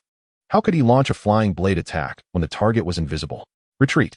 Qin Mu immediately withdrew, gripping his battle blade in reverse, while his mental force carefully drew forth the flying blades from behind him, opting to conceal them rather than strike hastily. With a sudden flicker of red in his peripheral vision, Qin Mu instinctively raised his shield. A resounding crash reverberated as he was pushed back 3 steps by the overwhelming force, while the Yin Tu Huan was sent sprawling from the impact. Shaking its head, it lunged once more. With a fierce strike, Qin Mu aimed his blade directly at the beast's head. However, the Yin Tu Huan executed a ground-based leap, skillfully evading the edge of his weapon. Astonishing! The Yin Tu Huan, measuring approximately 1.5 to 6 meters in length, maintained a low profile, standing merely half a meter tall while grounded. It appeared to be a frenzied beast, yet its instinctive evasion in the face of danger was undeniably adept. Qin Mu's previous strike had been merely a swing, failing to account for the Yin Tu Huan's agility, leaving him unable to retract his attack. Seizing the opportunity, the Yin Tu Huan's eyes glinted with ferocity as it lunged, bearing its bloodied maw towards Qin Mu's legs. At that moment, a flash of cold light pierced the air. With a decisive thrust, the Yin Tu Huan's head was severed mid-air, blood splattering in all directions. Qin Mu swiftly positioned his shield to block all angles of attack. The head of the Yin Tu Huan collided with the shield and fell aside, while its body was sent tumbling several meters away before coming to a halt before the shield. Congratulations, Master. You have slain a level 1 fierce beast and earned 10 points. Chapter 27. Slicing through with ease, shocking the examination hall. Phew, how fortunate to have mental force. Qin Mu exhaled in relief. Had he been a mere martial artist, such a misstep would undoubtedly have left him vulnerable to the Yin Tu Huan's relentless onslaught. With subpar quality in shields and combat suits, he would have risked being bitten to pieces. Instead, thanks to his grade A flying blades, he was able to sever the beast's neck in one swift motion. Based on the feedback from his mental force, perhaps a lower-grade flying blade could have made the cut, but severing the entire neck would have been impossible. In his first battle outside the city, it was solely through mental force, coupled with the flying blades, that he managed to avoid disaster. In previous encounters, the first had been against the Hungry Wolf Gang, where he had utilized mental force for a surprise attack, gaining the upper hand. The second was within the Fierce Beast Processing Factory, where he had taken the initiative, relying on the sharpness of his blade to break the ice. Now, in the wilderness, fierce beasts fought daily for survival amidst peril and slaughter. Combat was instinctual for such creatures. Qin Mu reflected carefully on his experiences. Losing the initiative was undeniably a mistake, especially since he possessed scanning capabilities and had detected the target first. This was the most significant error in the recent battle. Deep within, he realized that his superior equipment, level advantage, and mental force had led him to underestimate the level 1 beast lurking at the entrance. It was no wonder that most aspiring martial artists waited several months before undertaking practical assessments. Real-world combat was a far cry from mere practice. Qin Mu sheathed his battle blade and used his flying blades to strip the red fur from the Yin Tu Huan's severed head, placing it into his tactical backpack. The reward for the assessment was the return of credit points, but one must carry their spoils back. No one had the time to clean up the battlefield behind them. Once fierce beast meat appeared in the wild, other beasts would quickly arrive to devour it. Given the mildly toxic nature of the yin Tu Huan's flesh, Qin Mu discarded it on the spot and made a hasty exit. In Jiangcheng, at the 2A city gate, the footage of all examinees was publicly displayed on the large screen under the watchful gaze of drones. The wilderness was undeniably brutal, and casualties were unavoidable. Even with rescue efforts, timely assistance was not guaranteed. Such public assessments meant that any mishap reflected a lack of strength, leaving no room for excuses. On the left side of the screen was the list of qualified candidates, arranged by points. First place, Bai Qiuyue, 210 points. Second place, Chu Han, 80 points. Third place, Wen Wu, 70 points. 12th place, Lu Zhua, 50 points. 19th place, Ling Qianxue, 40 points. The Bai family is undeniably formidable, effortlessly sweeping through with their mentalists. Akin to mowing grass, simply monstrous. Invincible. Betting on Bai Qiuyue is akin to handing out money, albeit with slightly lower odds. One would earn only a modest profit of over 200 from a 10,000 wager. Yet 200 is still money, free for the taking. In the open space at the entrance, the crowd buzzed with discussions as they watched the footage. In the front row, officials responsible for the martial arts examination were diligently recording, while representatives from various martial arts schools, military factions, and the Wanshang Alliance were present to observe the spectacle. Oh, with Bai Qiuyue from Wanjin Pavilion, victory seems assured, does it not? Wu Jiming, the supervisor of the Broken Star Martial Arts Academy, remarked with a chuckle. Beside him, a woman clad in a graceful white qipao, possessing a striking resemblance to Bai Qiu, yet exuding a colder demeanor, frowned slightly. She was Bai Qin Yan, the supervisor of Wanjian Pavilion in Jiangxing. The Broken Star Martial Arts Academy has held the top position for 5 consecutive years. Surely they ought to allow others a chance. Right? Ha ha ha, well said. Guiyue interjected at that moment. 5 consecutive championships for the Broken Star. That record is sufficient to satisfy any requirements. So why not grant us a chance? Wu Jiming shifted his gaze slightly. Guiyue, does your martial arts school have any prodigious talent to showcase this time? I haven't heard of any. Guiyue waved his hands repeatedly. Talents are not easily found, even if we had one. Our Jiangxing martial arts school lacks the resources to compete with you. Chu Han has been a member of our martial arts school since childhood. Yet he was poached by you.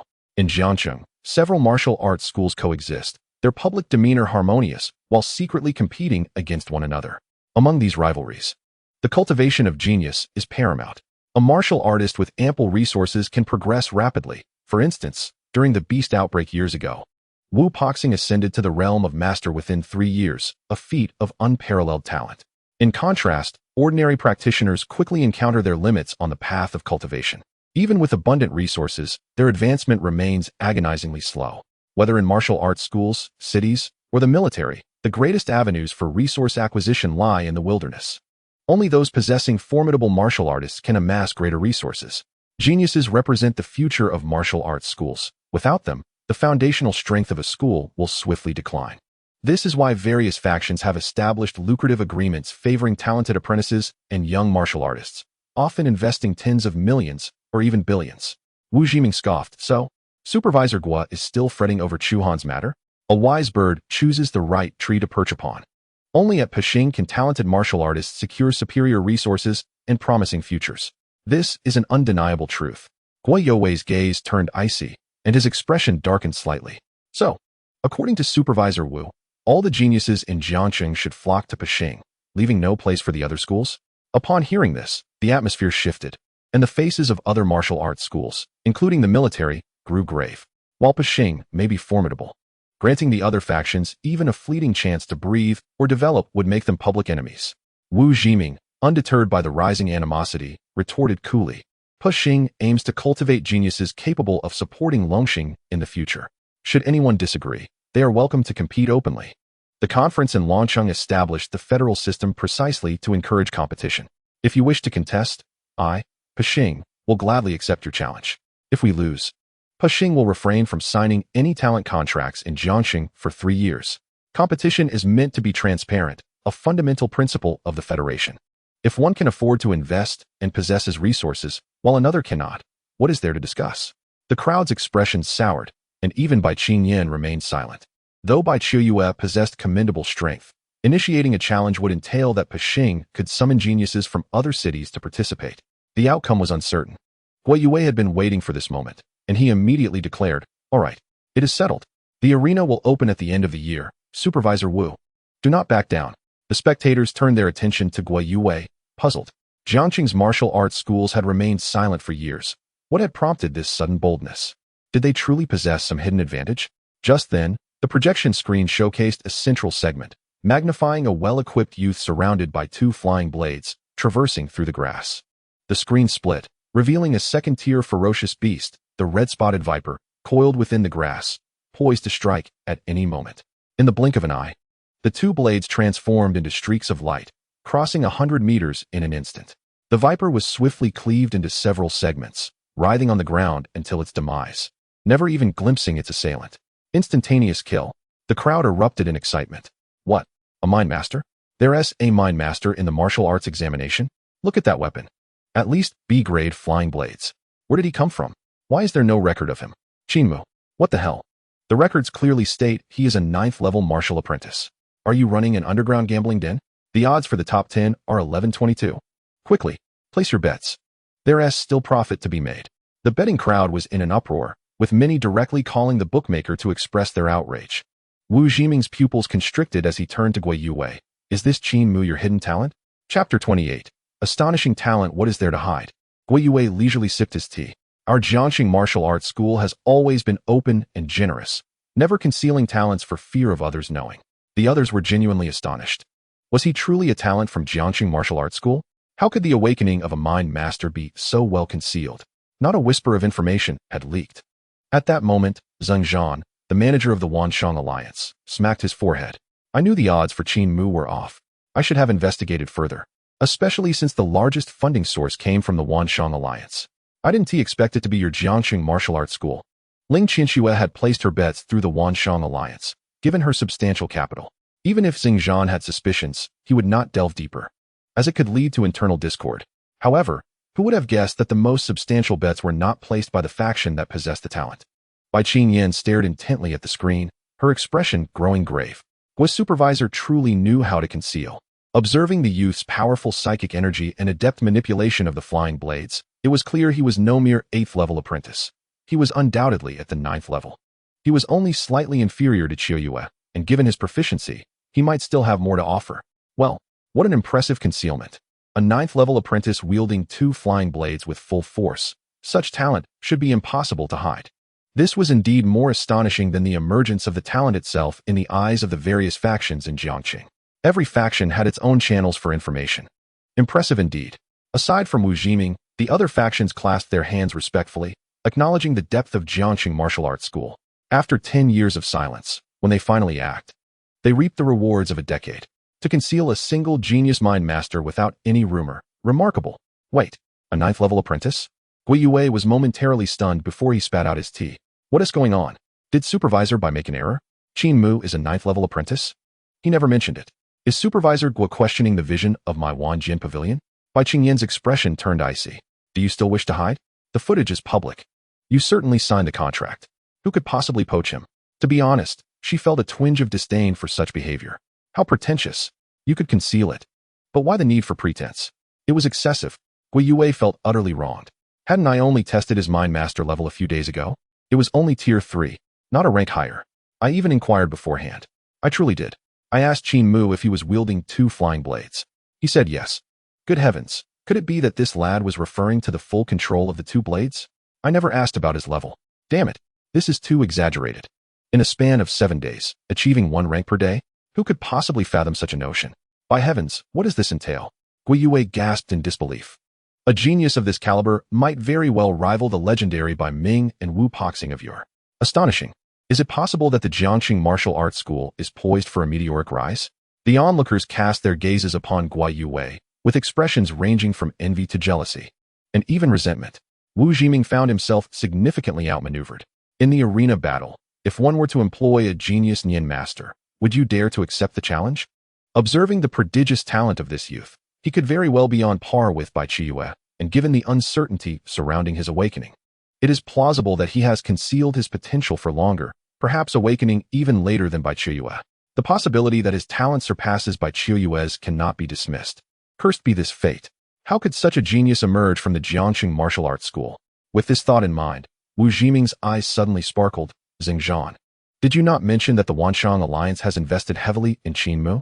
Have you received no updates? Xingzhan shook his head. What a farce. If there were news, would I be sitting here? A genius Nian master is worth signing even an SSS contract for. In terms of resources for nurturing Nian masters, the Wanshang Alliance may not rival Poxing and Wanjin Pavilion. However, when it comes to finances, the Wanshang Alliance has never backed down. A Nian master is the most lucrative genius. One could potentially be as valuable as 10 others, if not more. Signing other geniuses might lead to losses. But securing a Nian master is assured profit. Who could it be? Who is aware of this matter and yet has not sealed the deal? From the financial channels, it appears to be the Ling family. Ling Qinxue? Xingzhan recalled, promptly opening the list of candidates and scrutinizing Qin Mu's profile. Indeed, Ling Qinxue attends the same school as Qin Mu, and the wager originates from the Ling family. The Ling family has truly taken a substantial hit this time. I shall inquire further later. For now, I must refrain from excessive discussion. Bai Qingyan, noticing Xingzhan's silence, murmured, I understand that it is inconvenient to disclose. However, the fact that someone from the Wanshang Alliance is aware of this matter yet has not secured it is undeniable. There are two possibilities. First, the youth may not prioritize wealth. The crowd opened Qin Mu's profile. Impossible. A youth from humble beginnings, a single-parent household, with a younger sister, earning below 5,000 monthly, and a plethora of outstanding debts.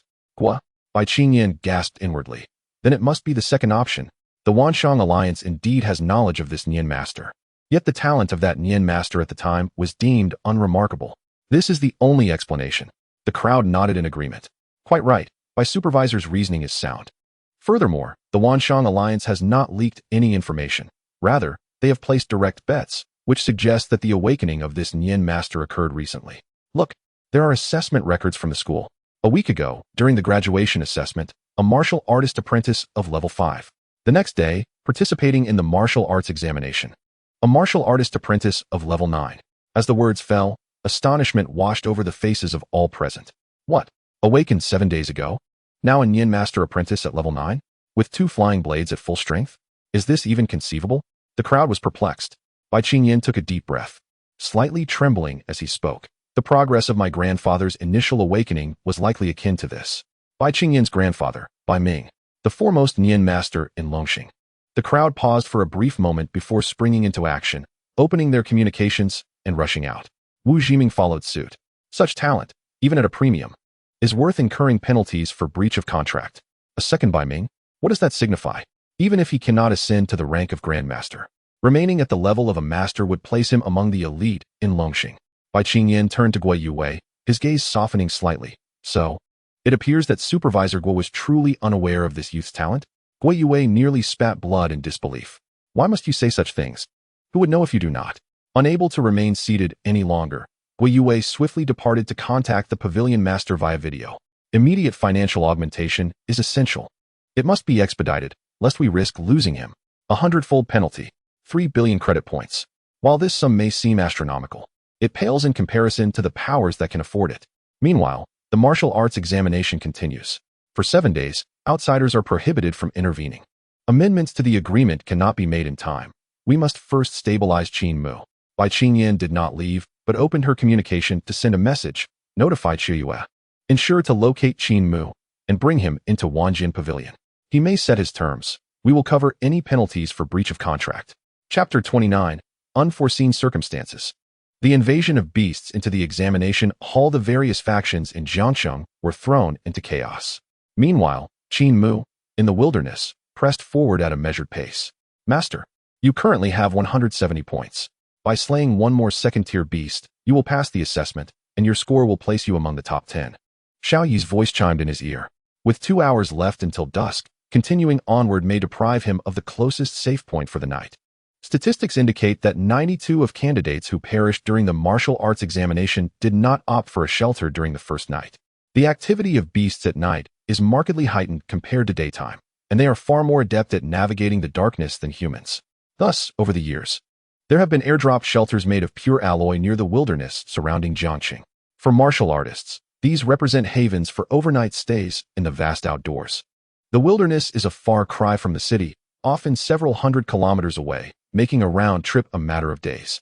Spending the night in the wild presents a significant challenge for every martial artist, especially alone, as it is fraught with danger. Qin Mu scrutinized the map, navigating toward the shelter.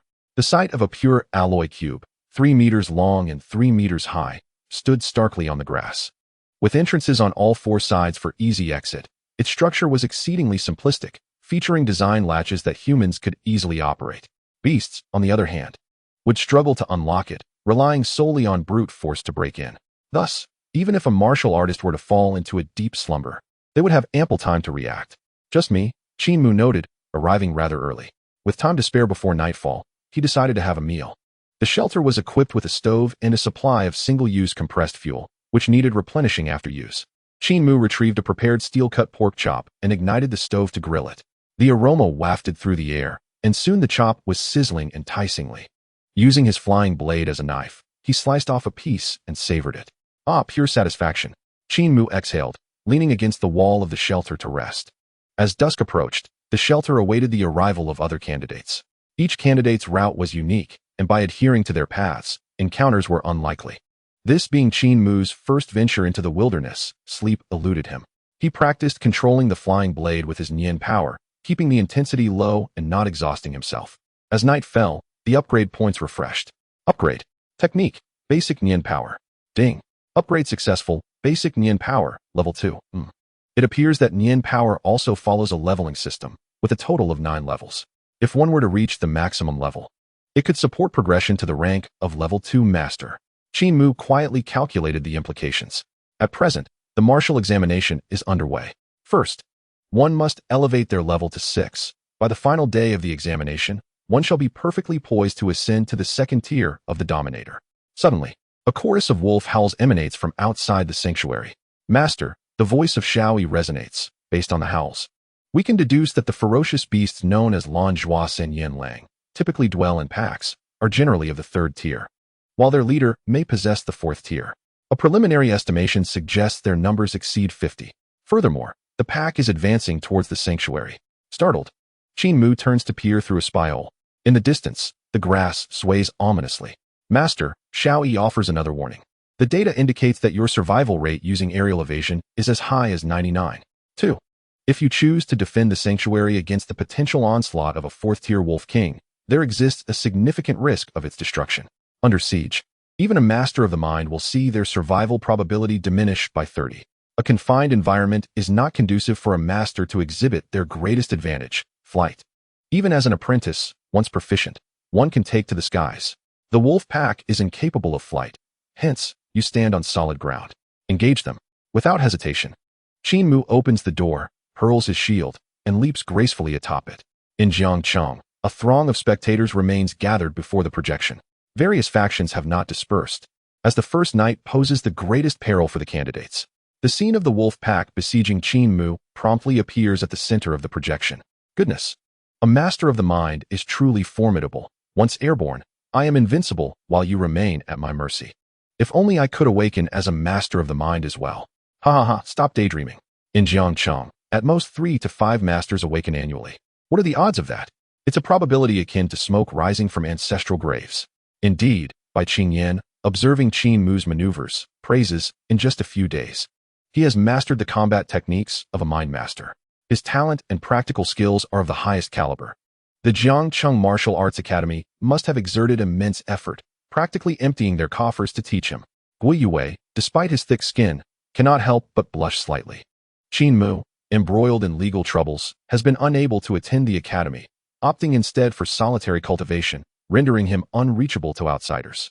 His learning is purely self-directed. If there has been any sponsorship, it is likely limited to reimbursement for a Mind Master-S technique manual. At this moment, the crowd of spectators grows restless once more. The scale of the wolf pack appears rather ominous. Over 100 beasts are visible in the distance. With such numbers, a wolf king must be present. A 4th-tier wolf king, a figure of martial prowess. Damn it! Gui Yue exclaims, raising his gaze in alarm. Qin Mu, don't be foolish, retreat. A 4th-tier wolf king can leap to heights of 100 meters. Without experience, you are courting disaster. Bai Qingyan furrows her brow. With the wolf pack launching a night raid, the skies will also be patrolled by the Qin Mu 2 Geo, forcing a swift resolution. Otherwise, the danger escalates. In the air, it is generally safer for martial artists than on the ground. However, when aerial ferocious beasts appear, the situation may swiftly reverse. For the skies also belong to the ferocious beasts. Even more terrifying, the aerial territory of these beasts is vast. On the ground, each region's ferocious beasts have a leader, and others typically refrain from crossing territorial boundaries. The sky, however, is different. Higher-tiered beasts can cover a kilometer with a single flap of their wings, while the 8th-tier De Peng Jin Diao can cruise at supersonic speeds, soaring across thousands of kilometers. They can appear directly above you at any moment. High-tier aerial ferocious beasts account for the highest number of martial artist casualties, rendering them nearly impossible to defend against. Descending from the sky at speeds exceeding Mach 10. By the time you hear the explosion, the golden eagle has already reached your head, its talons piercing your body, whisking you away. Gui Yue makes a swift decision. Rescue team. Proceed to the scene immediately. The ferocious beasts now pose a threat to the lives of most candidates. For the martial examination, Jiang Cheng will deploy experts to clear nearby ferocious beasts. A few days prior, Gui Yue had been engaged in coordinating with the military and various martial arts academies to clear the examination route. Unexpectedly, within this short span, a third-tier wolf pack has breached the examination route. For the candidates, encountering a wolf pack is absolutely lethal, should they face a flock of golden eagles. The annihilation of all candidates would be a foregone conclusion. The others show no hesitation towards the rescue order. Chapter 30, Moonlit Slaughter. The Three-Eyed Wolf King. In the wilderness. Master, beware of the Qin Mu 2 Geo. This third-tier aerial ferocious beast typically follows groups to seize spoils. Qin Mu nods. What is your detection range in the sky?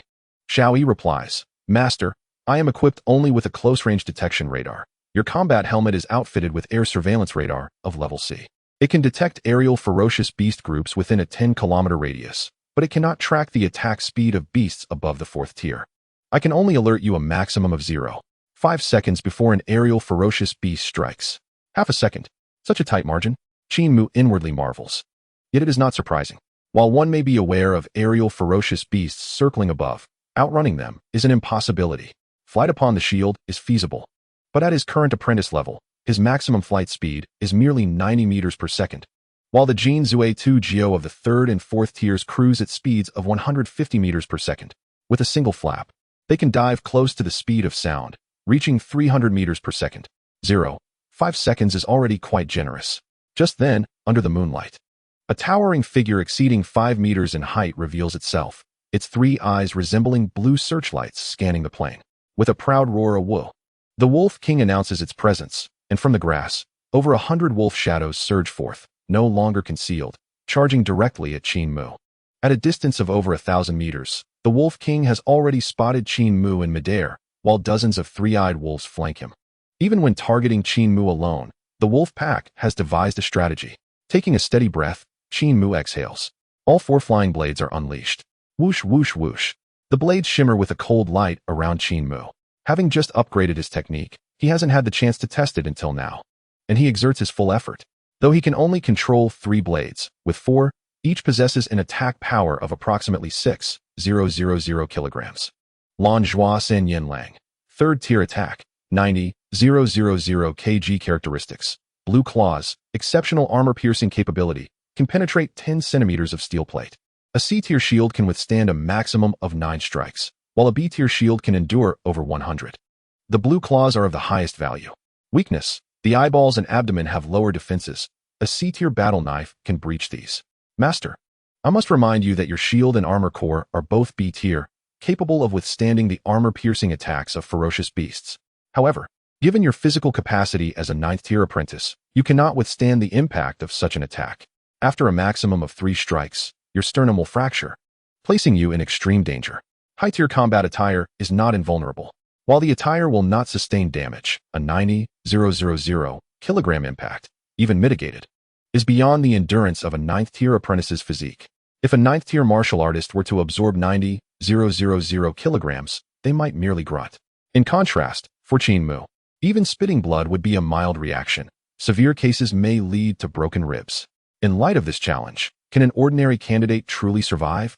A fleeting thought crosses Qin Mu's mind. But there is no time for contemplation. Charge! Qin Mu stood firmly on his shield, launching into a reverse sprint towards the pack of wolves, soaring at a velocity of 100 meters per second. While the glint of flying blades sliced through the night sky, the distance between the two sides diminished in an instant as the leading three-eyed wolf sprang into the air, its immense power creating a depression in the ground. A third-tier ferocious beast against a ninth-tier warrior. Such strength was indeed formidable. Qin Mu did not wield a battle knife. In this scenario, it would merely be a burden. With his right hand, he aligned his fingers into a sword-like gesture. Go! The flying blades whistled through the air. Specifically crafted for the Mind Masters, their design scientifically precise, producing an almost imperceptible sound as they broke the sound barrier. Adjusted to the right angle, they could erase all traces of reflection. Under the night sky, the two blades seemed to vanish into thin air. The three-eyed wolf could not detect their presence, and thus was unable to react. With a swift thrust, the blade struck true, penetrating the eyes of two wolves. With the guidance of telekinetic control, they effortlessly reached the brains of the three-eyed wolves, stirring them with casual ease. In an instant, the brain matter erupted from their nostrils and eyes, and they fell lifeless. The slaughter of the Mind Master. Decapitation was the least favorable option. With enough skill, one could directly penetrate the target's body and crush the brain. If it was possible to crush the brain, there was no need to target the heart. For the bodies of ferocious beasts were incredibly resilient. Crushing the heart could still leave some instinctive reactions, even allowing them to bite or attack momentarily. Only the brain. Once the brain was destroyed, the beast would no longer move. After a day of battle, Qin Mu had gained experience. The enhancement of his techniques and the subtle shifts in control were sufficient for these operations. Though he was merely a first-level practitioner, he had progressed from a beginner to an intermediate stage. In a flash, he had slain two. Following this, more ferocious wolves leaped forward, pouncing.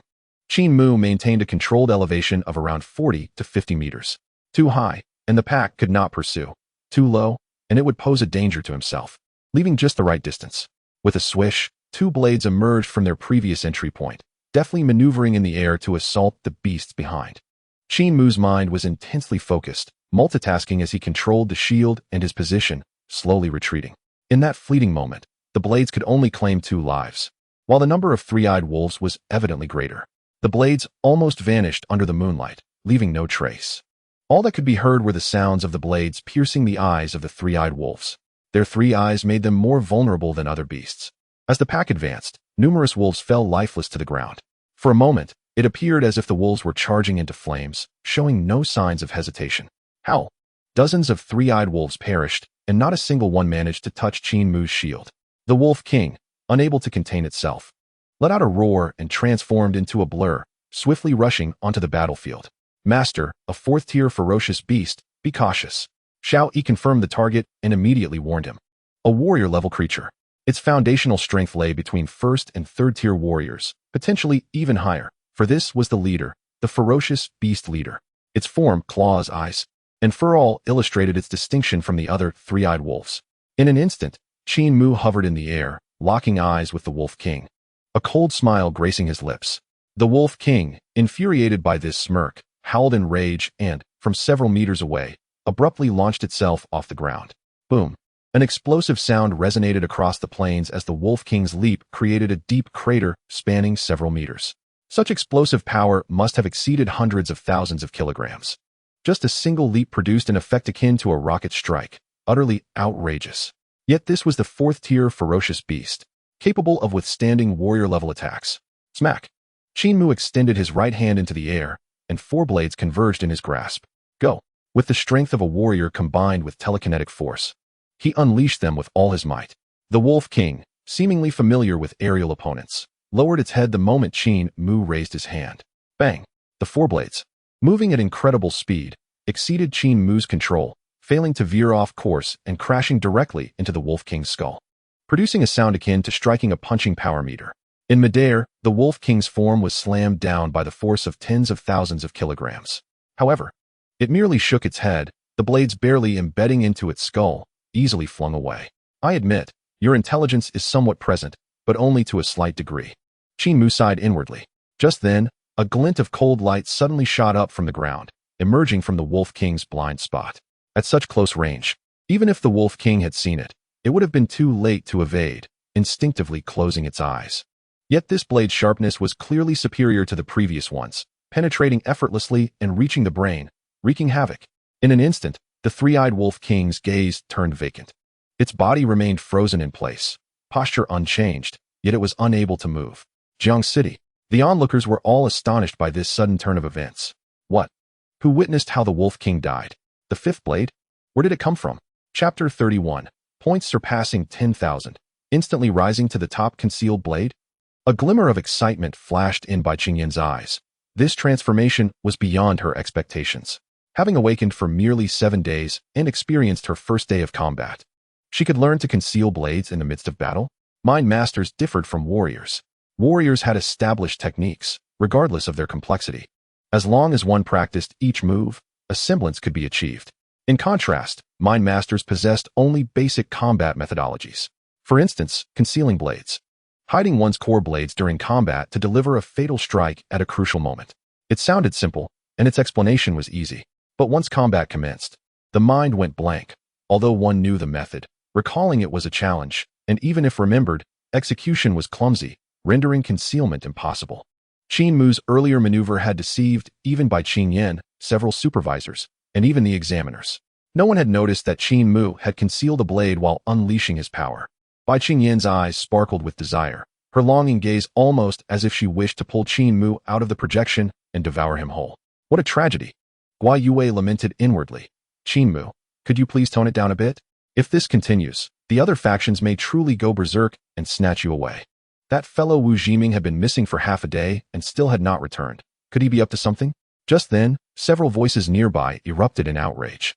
Wu Jiming, did you break the rules? On what grounds are you rushing to aid? What? Guai Yue's head snapped up. In the footage, Wu Jiming had joined the rescue team of warriors, brazenly charging into the examination arena. Shameless. Utterly shameless. Guai Yue initially believed that the rescue team for the martial arts examination had their own personnel, allowing him to stabilize Qin Mu first. Even if a contract could not be signed, other factions would have difficulty intervening. However, what transpired? Wu Jiming, that fellow, completely disregarded his own dignity. Even if he set off immediately, he could not possibly be faster than the rescue team. Ah, Lao Zhang, this time it all depends on you. You must hold your ground. Meanwhile, the examiners replayed the previous battle scene. Thus, everyone witnessed the blade that, after being unleashed, stealthily embedded itself into the ground. Incredible. The angle was perfect, devoid of any reflection, and the sound of its flight synchronized with the shouts, rendering it inaudible. 5 blades. What kind of strength is this? Goodness. Wasn't it said that only Bai Qiyue wielded 3 blades? Could it be that Qin Mu surpasses Bai Qiyue? Although Bai Qinyan gazed at Qin Mu with admiration, she felt discomfort seeing someone being praised while another was belittled, and she immediately retorted, the so-called mastery of blades by a Nian master refers to the total number they can control. If one were to forego the highest attack capability of the blades, a typical Nian master, with a bit of training, could easily wield 5 or even 10 blades. The key lies in practical application. The speed at which 4 blades were launched appeared swift, yet that was merely a result of the martial artist's explosive force, cumulatively applied. In reality, their speed was not superior to the previous 2 blades, and the concealed blade lacked significant Nian power. When the explosive attack occurred, the other 4 blades were no longer under control, shifting all focus to 1 blade. This was a method of distributing Nian power in a timed manner, a fundamental technique of Nian masters. Upon this explanation, everyone understood.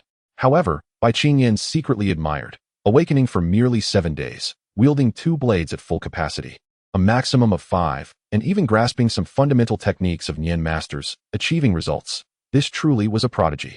In the wilderness, upon the death of the Wolf King, the entire wolf pack fell silent. Qin Mu, suspended in midair, leisurely recalled all his blades, each worth over 1 million. Losing one would be heart-wrenching. A woo. The wolf pack simultaneously raised their heads, howling resonated across the plain. It seemed they were bidding farewell to their king.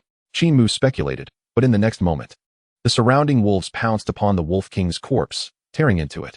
What? Qin Mu was taken aback. Damn it, that is my trophy. A 4th-tier ferocious beast, valued at hundreds of thousands, and at the leader level, it could even fetch 1 million credit points. This is money. Die. Enraged, Qin Mu struck out, sending 4 blades hurtling downwards. Thud, thud. The blades pierced the backs of the wolves. The chaos below made it exceedingly difficult to hit the eyes of the frenzied beasts mid-attack. This was not merely a matter of control. One had to assess the movement of the moving target. After all, just moments ago, the wolves had leaped, and their heads had limited movement in midair, all moving in unison. Now, the wolves were clustered around, their heads almost buried in the Wolf King's flesh. Where could one find a target to attack? Qin Mu commanded the blades to shred the hearts of 4 beasts, while the Wolf King's body was already torn to shreds. Screech. In the sky, a series of piercing metallic cries echoed. Master, be cautious. A flock of golden-beak vultures is diving. Damn it, they arrived at the perfect moment. Qin Mu had no time to launch a second offensive. He recalled the blades and retreated directly. Crack. A shield unfolded, shielding him. They are not coming for me. Qin Mu's eyes caught the diving trajectory of the golden-beak vultures, aimed directly at the wolf pack below. There lay the remains of the Wolf King, alongside dozens of slain, 3-eyed wolf corpses. That, indeed, was the target of the vultures. They would not actively hunt when fresh prey was available. Boom, boom. Waves of sonic booms shattered the air. The golden-beak vultures, upon diving, broke through the sound barrier, their speed astonishing. Master, now is the best time to retreat, Shaoi urged. Yet Qin Mu seemed not to hear, his attention solely on the rapidly diving vultures. Go. Qin Mu hurled a blade, initially at a regular speed. But once the angle was adjusted, it accelerated sharply, darting through the flock of vultures. Did it miss, with no reaction? Several golden-beak vultures glided in the last few meters, revealing their sharp claws, precisely grasping the corpses of the beasts below and taking off. The entire sequence was fluid, akin to art. Just then, bang. One golden-beak vulture, in an awkward position, crashed to the ground. The blade just now had aimed for the vulture's throat, but unfortunately missed, merely grazing its wing. Yet that single graze compromised the strength of the vulture's wing, and under the immense force during its high-speed glide, it broke its wing, causing it to plummet to the ground. No need to look further. This golden-beak vulture was certainly dead, having plummeted at sonic speed. No high-strength alloy could withstand such a fall. Huh. One down, one more to go. Qin Mu felt invigorated. A golden-beak vulture that lands and takes off again will have its speed significantly reduced, making it slower than himself. As long as it does not dive directly at him, it poses no threat. The blades were not recalled. They remained poised in midair. The vultures dove, and the blades seized the opportunity to graze a few of them mid-flight. No need for much, just a few feathers severed. And during their subsequent slowed feeding, they would automatically crash. A third-tier ferocious beast, typically worth around 100,000, but that is the price for terrestrial beasts. The price of aerial beasts is 5 to even 10 times that of land predators. Such creatures are difficult to hunt. One reason being their ability to fly at supersonic speeds. Their wings and bones are critical materials of new alloys, immensely valuable, each worth over $1 million. The best part is that hunting them now is effortless. It's like picking up money. Just a flick of a blade could yield over $1 million. How delightful. Qin Mu had never imagined that making money could be so effortless. If only more golden-beak vultures would come. Perhaps he could use these 3-eyed wolf corpses as bait to take down dozens, if not hundreds, in a single night. By the way, how many points do I have now? While controlling the blades, Qin Mu inquired. Master, your points have just surpassed 10,000, currently ranked first, leading by Chuyue, who has 7,020 points. Shaoi replied. So many? Qin Mu was somewhat surprised. A third-tier ferocious beast is worth 100 points. Although Qin Mu indeed killed dozens, he knew the count did not exceed 100. Well, fourth-tier ferocious beasts are at the martial general level, yielding particularly high points, with each worth 3,000 points. Shaoi added. Indeed. No wonder. It seems that killing higher-tier ferocious beasts grants more points, and their value is also high. Of course, one must be able to kill them, and more importantly, be able to encounter them. Third-tier beast packs appearing along the examination route is quite a rare occurrence, isn't it? Qin Mu pondered. Shaoi continued. Master, someone is approaching rapidly nearby, at a high speed. The identification signal indicates it is the examination rescue team. Before long, the rescue team, consisting of 3 members, raced several hundred kilometers directly to the sanctuary. Their figures moved with remarkable speed, yet they halted as if frozen in time, standing still on the plain without a hint of breathlessness. Qin Mu, we are from the Wu Cow rescue team. Please descend. Upon hearing the voice, Qin Mu leaned slightly towards the rescue team's position. Is there something you need? I still have ferocious beasts to slay. The 3 were evidently taken aback. They had hurried over only to be met with his nonchalant response. I'm currently enjoying myself. Wu Jiming stepped forward, casting his gaze towards the distant pack of wolves engaged in battle. Through their communications, they were already aware that Qin Mu had vanquished the Wolf King. However, Witnessing a prospective martial artist confronting a third-tier beast horde and a flight of third-tier flying ferocious beasts, all while inflicting such severe losses, left them in awe. Don't be too greedy. The Jinzue 2Geo has not yet detected your presence. Once it sets its sights on you, it will relentlessly pursue you across this prairie. When you move, it will follow. When you rest, it will swoop down to attack. Flying ferocious beasts are entities that no martial artist wishes to provoke excessively. Even the most seasoned masters typically refrain from instigating conflict. Wherever they go, flying ferocious beasts serve as beacons, guiding other ferocious beasts and signaling to ground-level predators that there are intruders nearby. After contemplating the situation, Qin Mu realized he had already accumulated sufficient points and chose not to dwell on it further. Yet, he wondered about his spoils. Ha! Wu Jiming's laughter resonated across the plain. Wait, I will retrieve them for you. With that, he unleashed his foot's power, propelling himself forward with a thunderous sound, akin to a cannonball being fired. Following closely, under the moonlight, a dazzling arc of blood-red blades emerged. With a swift slash, he severed all the three-eyed wolves within a 7 to 8 meter radius in half. But it did not end there. Wu Jiming spun around, executing another blood-red slash. The second cut took down dozens of ferocious beasts. Then came the third, fourth, and fifth slashes. Each strike echoed with a fierce sound as he cleaved through the air. Even the diving Jinzue 2Geo was met with a lethal arc of his blade. How ferocious! Qin Mu had previously caught glimpses of master-level combat in videos on his phone, though those images lacked clarity. Masters do not engage in any performative displays. They embody the very essence of mastery, the pillars of humanity safeguarding the cities.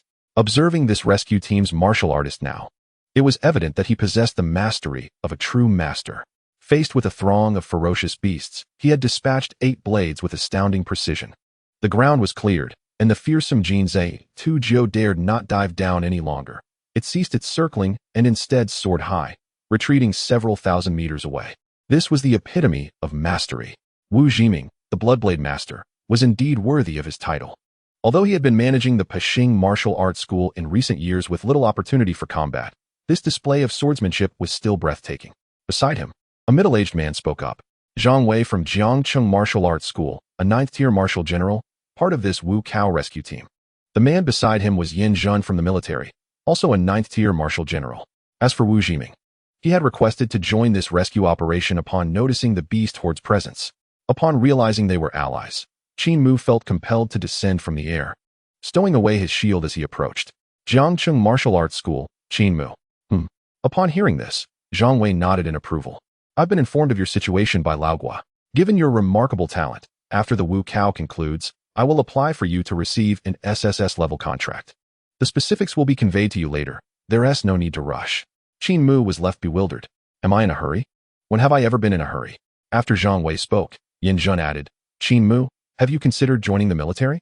This will not conflict with your martial arts contract. When significant missions arise, your participation will come with substantial rewards. The military has abundant resources concerning ferocious beasts.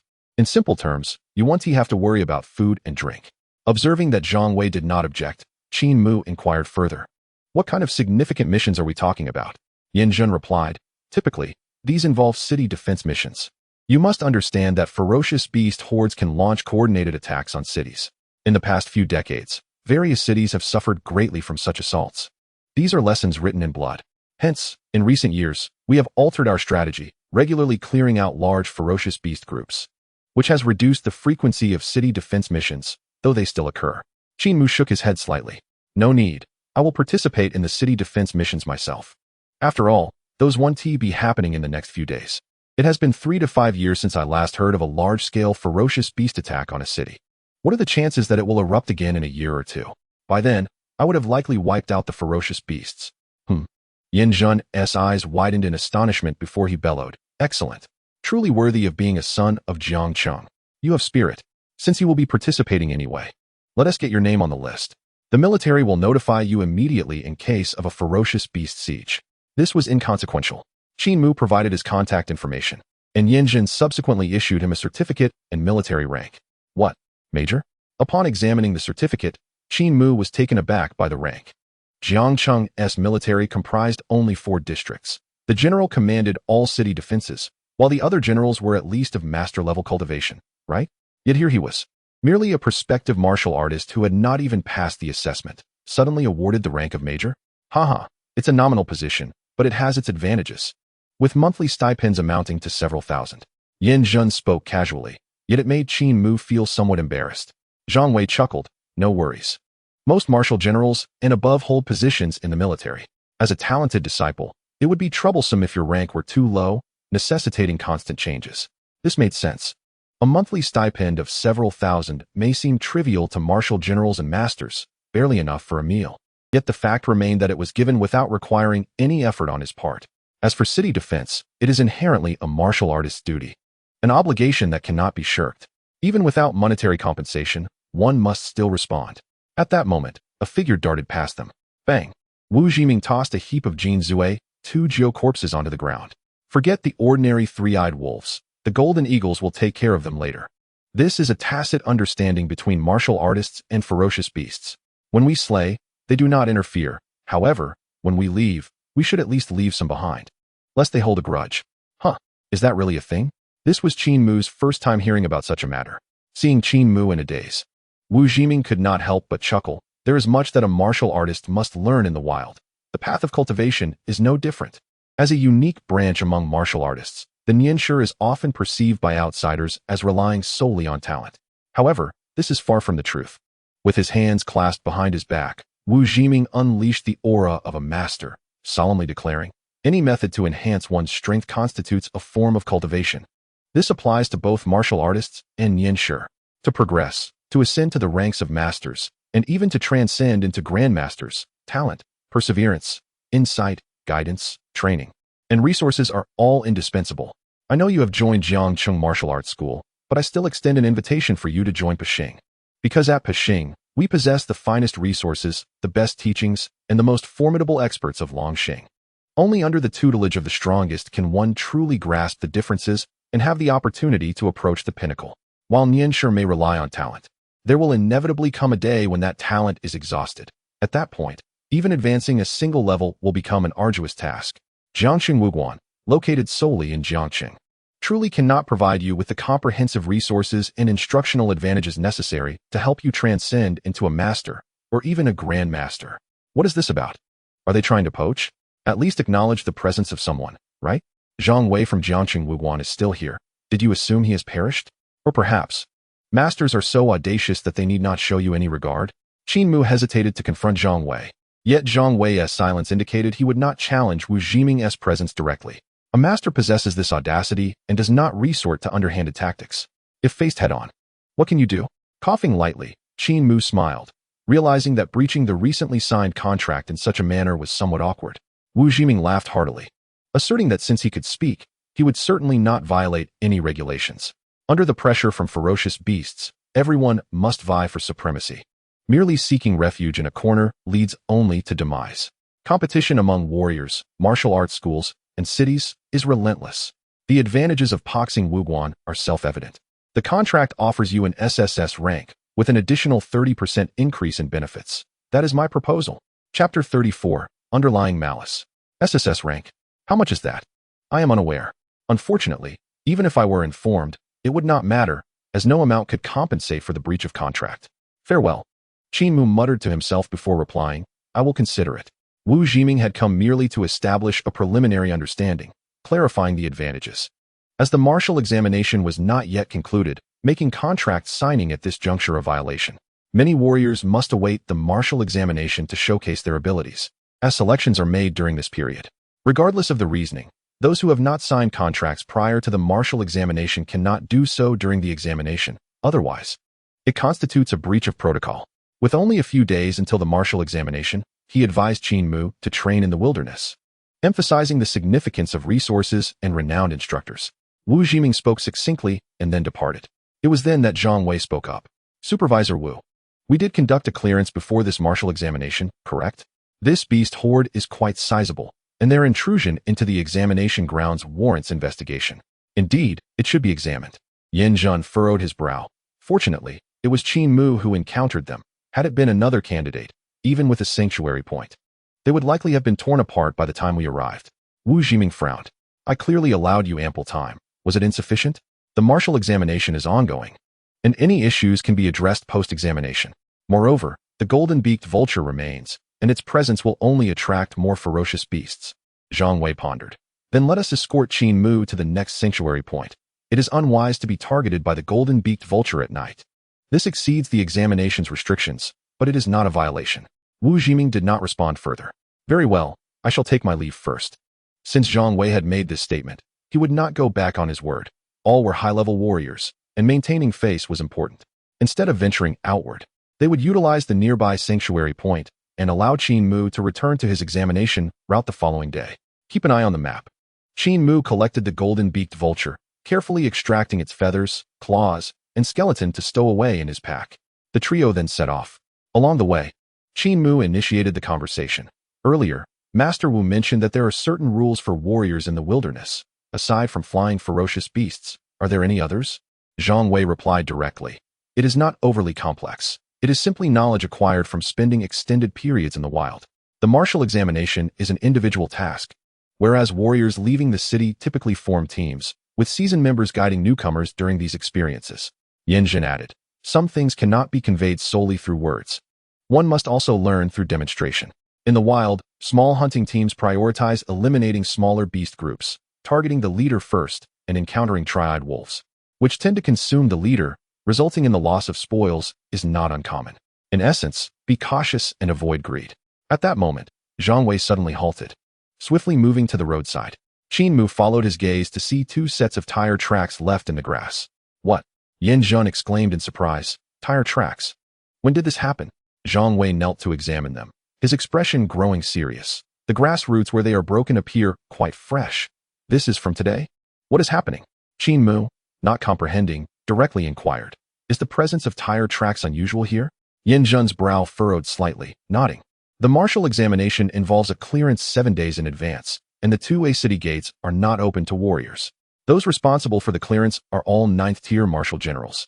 And we would not drive in the vicinity, as it is unnecessary. With the clearance established 7 days prior, no other warriors would be present, and those preparing for the examination would not arrive by vehicle.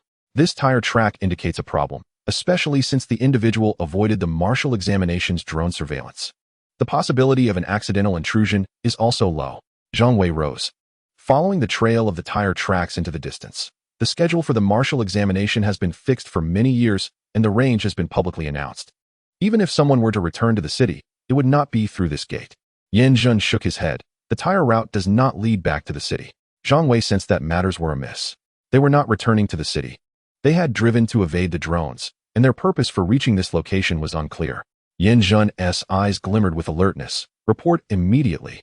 This pack of tri-eyed wolves entering the examination grounds did not trigger an alarm, and it has been years since we encountered such a situation. What we now fear is that someone is deliberately luring ferocious beasts into the examination grounds. Qin Mu's heart sank at this revelation. Could this be aimed at me? Moments ago, he had felt fortunate to have encountered a beast horde, but now it seemed that his strength was the only reason he had survived. Had his prowess been even slightly lacking, he would have already been devoured by wolves. Zhang Gu, Qin Mu began. Haha. Zhang Wei quickly waved his hand. Just call me Lao Zhang. Qin Mu smiled. Zhang Gu, I think it would be wise to discuss this matter with Supervisor Gua. He may possess some insights. Zhang Wei shot a surprised glance at Qin Mu. With that statement, anyone with a sound mind would realize that the ferocious beasts were not wandering aimlessly, but were intentionally directed towards Qin Mu's path. Someone had not only drawn the beast horde, but had done so with the intent of targeting Qin Mu. If Qin Mu were an ordinary candidate, Zhang Wei would not hold such thoughts. However, now, as the talented disciple of Jiangqing Wuguan, their beacon of hope, he could not be allowed to come to harm. To perish at the hands of ferocious beasts during a mission would be one thing, but to fall victim to one's own people would be utterly intolerable. Jiangqing Wuguan would never allow such an occurrence. Very well, I will recommend that you conclude the martial examination early. Zhang Wei understood that the examination would not be suspended, as that would be unfair to the other candidates. However, your performance in this assessment would be nullified, and you would have to wait for the next opportunity. Qin Mu truly did not wish for such complications. Waiting for the next examination would be an utter waste of time. Is that necessary? I will be cautious. Furthermore, with the heightened vigilance, it is unlikely that the ferocious beasts will breach our defenses. Indeed, Zhang Wei, seeing that Qin Mu was reluctant to concede, pondered and agreed that it was unlikely the beasts would return. Then let us expedite your passage, and I shall return to investigate thoroughly. Qin Mu stepped onto the shield, matching the speed of the two individuals. Before long, they arrived at the adjacent refuge point. Once we reach here, I will notify you if anything arises, Zhang Wei said before departing with his companion. Qin Mu turned to see the lock on the refuge point door indicating occupancy. Just as he reached out to knock, the metallic door swung open of its own accord. A charming face appeared before him. What? How can it be you? Ling Qianxue, initially ready to speak, rolled her eyes in exasperation and huffed. Why couldn't it be me? Qin Mu pondered for a moment and found her logic reasonable. Aren't you coming in? Must I invite you? Suddenly, Ling Qianxue's brows relaxed. Her features blossomed into a smile as she replied, all right. The first place in Jiangqing's martial arts examination, Lord Qin Mu. Please come in. Chapter 34. Breakthrough. The sovereign turning his head slightly, Qin Mu stepped inside and secured the door behind him. Within the refuge point, only Ling Qianxue was present, with no outsiders around. He dropped his backpack in a corner and leaned against it. This action rendered Ling Qianxue somewhat awkward. Having never shared a room with anyone before, especially at night and in the wilderness, her cheeks flushed and she retreated to another corner, falling silent. Qin Mu contemplated the beast horde, while Ling Qianxue seemed lost in her own thoughts. Neither of them slept, exchanging glances until light streamed through the observation hole into the refuge point. Qin Mu busied himself with yesterday's roasted meat. It was only then that Ling Qianxue remembered, right? I only saw your score and didn't ask why you came here. You didn't eliminate all the ferocious beasts on my route, did you? Qin Mu shook his head. Not at all, just ambushed by a horde at night. The beast horde? Ling Qianxue suddenly gasped.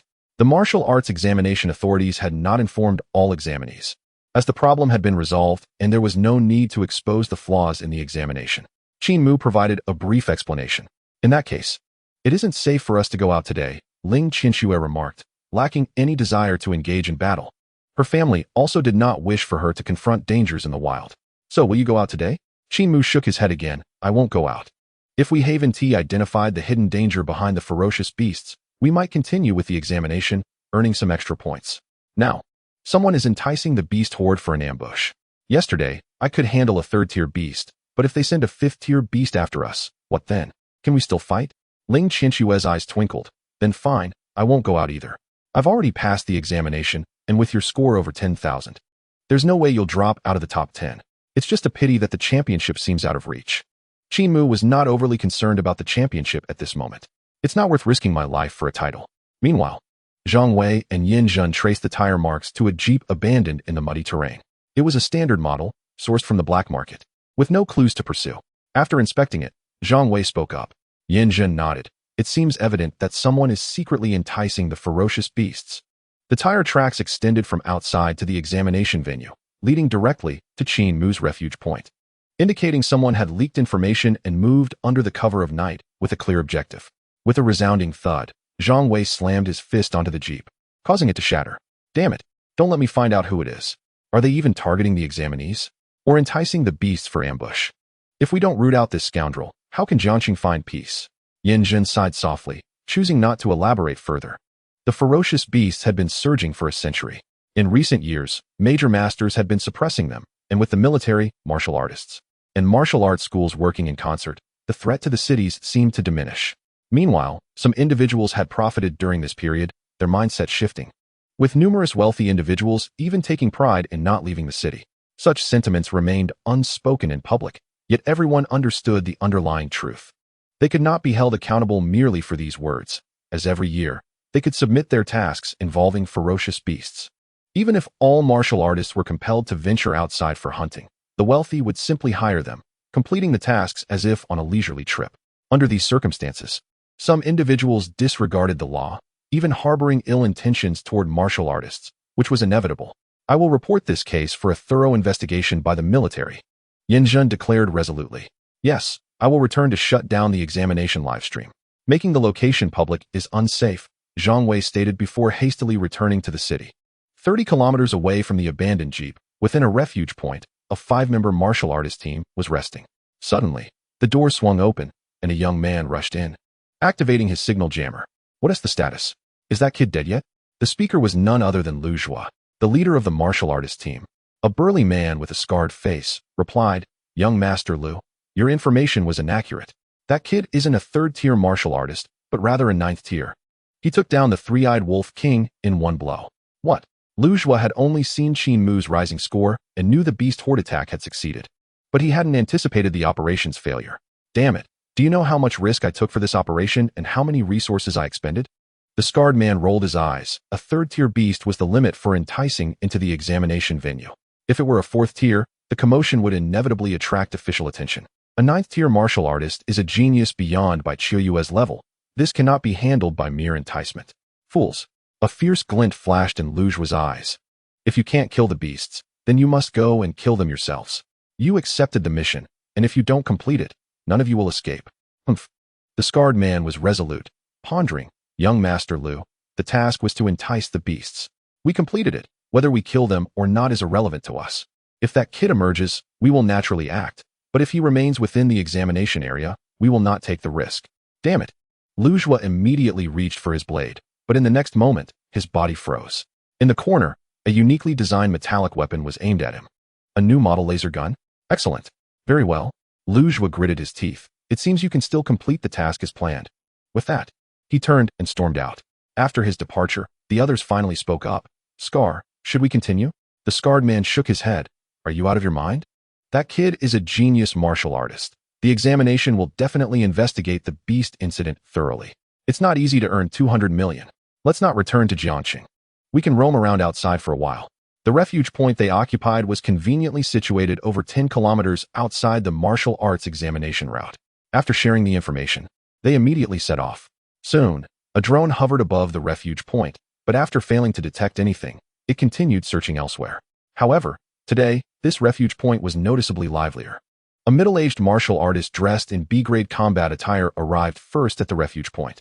Moments later, Bai Qiuyue, clad in a white robe and wielding a sword, also appeared at the refuge point. Speak quickly if you have something to say. Bai Qiuyue, having just awakened and lagging behind by 7,000 points, was on the verge of an outburst, hurriedly rushing to eliminate the ferocious beasts to earn points. If not for his family sending out a signal, he would not have wasted time coming here. The warrior spoke directly. Miss Yin has issued an order. Qin Mu belongs to Jiangqing Wuguan. The contract level may not be high. He must be brought into Wanjiangu. Starting from an SSS contract, the conditions are negotiable, and Wanjiangu will bear any penalty for breach. Upon hearing this, Bai Qiuyue immediately clenched her fist with a crisp sound, raising an eyebrow coldly as she remarked, "Does Aunt Yin believe my talent pales in comparison to his?" The warrior remained unfazed, responding, "Not at all." However, the genius Nian Shi must be under the control of Wanjiangu. This is essential for their establishment. The advantages Wanjiangu offers to Nian Shi are unmatched by any other faction. You should know how to articulate this. Nonsense. Bai Qiuyue certainly understood how to express herself, but she could not swallow this indignation. How could a Nian Shi suddenly appear, accumulating points faster than she could? Impossible. There must be some flaw in this situation. Impatiently waving her hand, she turned to leave, casting a remark over her shoulder. "Tell Aunt Yin I understand." A day passed. Qin Mu had already finished his meal and slept, waking only to eat again. With Ling Qianxue around, he had a free human surveillance system, which he would not let go to waste. On the third day of the martial examination, Ling Qianxue could no longer contain her frustration. "Hey, wooden block. Are you not going out?" Bai Qiuyue is accumulating points rapidly, surpassing 2,000 in a single day. Bai Qiuyue's prowess was evident. Killing third-tier fierce beasts posed no challenge, provided the numbers were sufficient. Unfortunately, therein lay the problem. There were not enough fierce beasts. Following the night raid incident, the rescue team had cleared a wide area, eliminating any group of fierce beasts exceeding 5. Bai Qiuyue had been tirelessly searching for fierce beasts throughout the day. "No, you need only inform me when you wish to leave." Qin Mu received a message from Zhang Wei, confirming that someone was luring fierce beasts, but the identity of this individual remained unknown. Despite assurances of the outer area being cleared of beasts, Qin Mu was still reluctant to venture out. Ling Qianxue was left speechless. Facing this wooden block all day without uttering a word was truly exasperating. "Fine, then let's both hold our ground and not go out." With that, Ling Qianxue fell silent, waiting to see who would give in first. Day 4, Day 5, Day 6. Qin Mu opened his eyes in the dead of night. Level up. Notification. Level up successful. Invincible level-up system. Qin Mu. Upgrade points. 0. Martial arts level. Apprentice level 9. Nianli level. Dominator level 1. Warrior technique. Blood battle 18 styles. Level 1. Nianli Technique. Basic Nianli, Level 6. Chapter 35. By Qiuyue's Challenge Breakthrough. Qin Mu silently exclaimed within. Dominator. An existence that transcends countless ordinary warriors, wielding flying blades and holding life and death in their hands. When the winds rise, one can soar to great heights. In the past, Qin Mu's greatest ambition was to become a warrior. Finding a job that paid 10,000 a month would at least prevent his family from having to tally rent, electricity bills, and meal costs daily. Now, the identity of a dominator was 100 times more potent than that of a mere warrior. The SSS contracts from various martial arts schools were within his grasp, and this was merely the beginning. Suppressing his excitement, Qin Mu pondered. With a technique at level 9, he was poised for advancement to Dominator level 9. To further break through would require a Dominator-grade technique, an SSS contract. He wondered if the martial arts school could provide Nianshi techniques for free. 5 billion. That was indeed exorbitantly priced. With a flick of his wrist, Qin Mu produced 5 flying blades and gazed across at Ling Qianxue. Recently, she had been sleeping soundly, even more so than he. Occasionally, he had to summon his own spirit to remain vigilant of the outside world. At this moment, she was in a deep slumber, and with the flying blades controlled at a precise angle, the sound they made was minimal, sparing him the worry of waking her. Accelerate. Qin Mu opened his eyes wide, exerting full control over a flying blade as it darted within the protective zone. Dominator level 1, with an attack power of 10,000 kg. Although he had yet to conduct a test, he could gauge some aspects through intuition. At the very least, his attack power had more than doubled compared to Apprentice level 9, and his speed had increased significantly. Was it due to the technique? If so, then a level 1 technique could enhance the attack by approximately 20%. Let us test 5 blades. With a thought, all 5 blades flew simultaneously. The attack power decreased by about 30%. 5 blades, compared to full power, reduced by 30%. That's quite an improvement. Qin Mu was astonished. Previously, when using 5 blades, he could only unleash half the attack power of Apprentice level 9, and that was prone to losing control. Now, with 5 blades, he could exert 70% of his control. With the technique's enhancement, each blade's attack power was around 22,000 kg. Even with a 30% reduction, that still amounted to roughly 15,000 kg. In total, 5 blades equated to the strength of a 7th-tier warrior. Just after breaking through to Dominator, he could already match the foundational attack power of a 7th-tier warrior, and the limits of the flying blades had yet to be tested. If he leveled up again tomorrow to Dominator level 2, his attack would reach 20,000 kg. Would that not mean that even the attack of a 9th-tier warrior would fall short of his own, potentially rivaling that of a military general? The entry requirement for a first-level military general is an attack power of 100,000. Of course, this refers solely to physical strength, not accounting for enhancements through techniques. Phew, how terrifying. Qin Mu silently marveled. Elevating to Dominator was undoubtedly the right choice. Quickly strengthening oneself and gaining the ability to protect oneself would alleviate constant worries. At Dominator level 2, he could face a military general head-on. Should he advance to Dominator level 9, each flying blade would yield around 200,000 kg of attack. If he could control 7 or 8 blades, even encountering a master would not leave him without means to retaliate. Nianshi truly deserved the title of divine warriors who could fight beyond their levels.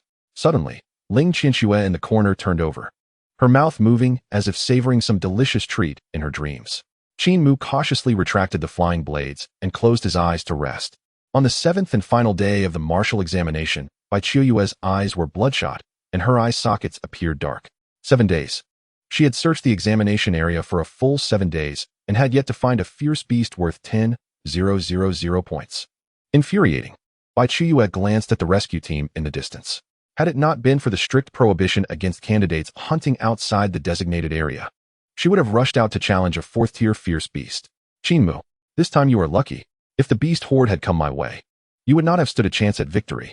Over these past few days, unable to find fierce beasts, Bai Qiuyue had turned her focus to locating Qin Mu. However, he had vanished as completely as the fierce beasts, leaving no trace whatsoever. City Gate. Bai Qiuyue suddenly had a flash of inspiration. The martial examination would conclude, and he would have to return, right? With this thought in mind, Bai Qiuyue mounted her flying sword and hurried back. Meanwhile, Ling Qianxue walked alongside Qin Mu on the road back to the city, her face beaming as she stared at the leaderboard. Wooden block. It seems Bai Qiuyue has given up. Her points have not moved for quite some time.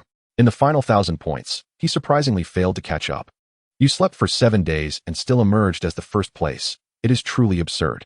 Sighing lightly, Qin Mu lamented, I should have wagered more, had I known. I would have set aside a few more funds to stake, perhaps 1 million or 2. With a 27-fold return, one could become fabulously wealthy overnight. 27 times. Ling Qianxue suddenly froze, and then, as if someone had stepped on her tail, she leaped 3 meters high, exclaiming, 27 times. I didn't place a bet. Uffed. Ling Qianxue felt like she might vomit blood. Even if she had merely wagered several tens of millions as pocket money, she would have earned more than she currently had. The loss was excruciating. Despite having 2 billion in her possession, she still felt a significant loss. Woodhead, why didn't you mention earlier that you could win the championship? I could have at least shared an additional 200 million with you, she exclaimed, frustrated. What a schemer. Bah. Qin Mu shot her a disdainful glance. With a 27-fold payout, you would only share 200 million? How could you even say that? Hee. Ling Qianxue chuckled softly, placing her hands behind her back, and proudly declared, that is investment profit. You wouldn't understand. Qin Mu rolled his eyes at her yet again. In their conversation, the two had already returned to Jiangqing. The city gates had yet to open. They would only do so once all candidates had arrived. Their appearance immediately sparked excitement among the crowd. It was not due to Qin Mu, as few candidates recognized him, but all eyes were drawn to Ling Qianxue. Only one person was different. In his eyes, there was only Qin Mu. With a swish, Bai Qiuyue stepped forward. Qin Mu. Qin Mu frowned. Who are you? You don't even recognize me? Bai Qiuyue's expression darkened.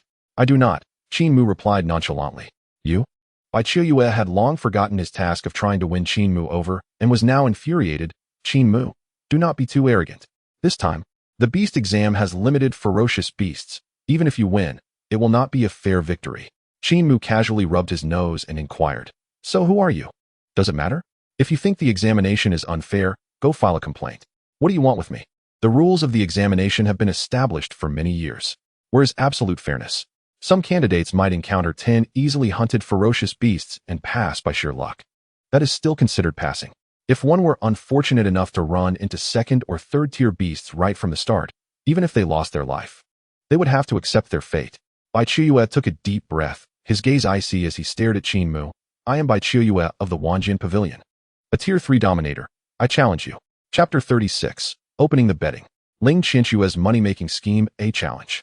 Upon hearing this, the candidates at the entrance immediately perked up. A Tier 3 Dominator, Bai Qiuyue's level exceeded external speculations, and his progress was astonishing, almost terrifying. Qin Mu? Is that the same Qin Mu who ranks first? Rumored to have slain a horde of beasts, even taking down a Tier 4 beast leader? He is also a master. He must be at least an apprentice of level 9, right? What nonsense. Where did you get that information? An apprentice of level 9 could slay a Tier 4 beast? Huffed. Just because you can't do it doesn't mean he can't. Otherwise, how could he be a master while you are not? Indeed, if the two were to compete, it was uncertain who would emerge victorious. Both were talented masters, making the outcome difficult to predict. No. Bai Qiuyue will definitely win. Do you not know what kind of place Wanjin Pavilion is? The Bai Sword sect is a prestigious family of masters. They are not comparable. Candidates murmured in agreement. Encountering a horde of beasts during the exam and exceeding points was normal, but in a true competition, Bai Qiuyue's deep-rooted family background and unrivaled resources would likely give him the upper hand. Qin Mu's expression remained unchanged. He firmly rejected such unreasonable demands. Humph, Bai Qiuyue scoffed. Disdainful, are you afraid of losing? You are mistaken. In the wilderness, life and death battles are not permitted. We will rely solely on mental prowess for the competition, using the basic maze for masters. If you still hesitate, it only proves your talent is mediocre. Qin Mu was no child to be provoked easily. Just as he was about to speak, Ling Qianxue suddenly leaned in and covered Qin Mu's mouth. Young Master Bai, please hold on for a moment. What are you doing? Qin Mu asked, bewildered. Ling Qianxue, with her sparkling eyes, kept signaling him, forcefully pulling him aside, and whispered in his ear, Woodhead, do you want to make some money before the exam ends? This time we can split it 70-30. What? Qin Mu frowned. What do you mean by making money? What do you have to wager? Ling Qianxue rolled her eyes. Of course, I mean a competition. The duel of genius masters will create quite a buzz. I can open the betting, and you can compete. If we profit, we split 70-30. Goodness, this school beauty has quite the business acumen. Her mind is filled with money. Isn't there anything else? Qin Mu had no interest in such challenges. Hey, now that you mention it, I suddenly feel awake. Fine, I will take 70, you take 30. Qin Mu stated directly. Uft. Ling Qianxue thought she had misheard. Wait. Big Woodhead, are you out of your mind? I open the betting, I am the house. I'm the investor. Have you ever seen an investor take the smaller share? Not acceptable. At most, it will be split 40-60. I'll take 60. Ling Qianxue, fearing a misunderstanding, added quickly. 60? Where do you get 60? Qin Mu said sternly, 70-30, or we walk away. If you open the betting privately. I could care less about the integrity of the match. You? Rig the match? Ling Qianxue turned red, truly flustered. Qin Mu? This is a challenge. A duel of genius masters. That is reputation. Do you not want it? What reputation? Qin Mu raised an eyebrow. Does losing this match affect my S-level contract? Does it impact my first place in the warrior exam? Well, that certainly wouldn't. Ling Qianxue was momentarily speechless, puffing her cheeks and remaining silent for a while. I will concede a bit, 40-60 then. Qin Mu replied, you take 40. Ling Qianxue gritted her teeth and agreed, fine. But you must win. That is not certain. It depends on the odds, Qin Mu casually remarked. Whichever side has more bets will win. Have you ever opened a private betting house? Uft. Ling Qianxue nearly spat again. I haven't opened one. Have you? Humph. Having said that, Ling Qianxue made a face at Qin Mu and turned back. Young Master Bai. I have accepted the challenge on behalf of Qin Mu. There were still a few hours until the exam concluded. Let us prepare a bit. We will begin in half an hour. Bai Qiue's gaze was resolute. I do not need to prepare. Ling Qianxue replied. It must be half an hour later. We need to establish the rules, and everyone should rest and rehearse a bit. We must avoid excuses in case of loss. Good. Very well. Upon hearing this, Bai Qiue naturally would not insist. I hope you remember this. If you lose, do not make excuses. Certainly. We will sign a contract. Ling Qianxue replied briskly. In a master duel, combat is not allowed in the wilderness, so we will adhere to the standards of literary combat. Does young Master Bai have any objections? None. As a wealthy heiress, Ling Qianxue had been well versed in handling such matters from a young age. The contract has been drafted and signed. Ladies and gentlemen, Ling Qianxue, having confirmed everything, turned to the crowd and declared, the genius Nian Master Bai Qiue will face off against the genius Nian Master Qin Mu.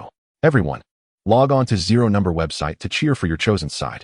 The crowd was instantly electrified. Indeed, the beautiful Ling is a true professional, unsurpassed in her field. Go Bai Qiue. You're bound to win the literary duel. Just don't trip up. I've wagered all my fortune on you. Qin Mu, lose quickly. I cannot afford to delay my earnings.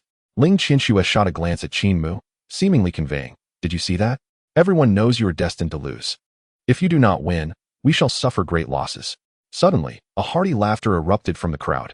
Qianxue is opening a private betting house, and you don't inform me? Lu Zhua? Ling Qianxue was slightly taken aback, then replied with a smile, young Master Lu, are you joining the fray? Lu Zhua glanced at Qin Mu, his eyes flashing with contempt, scoffing.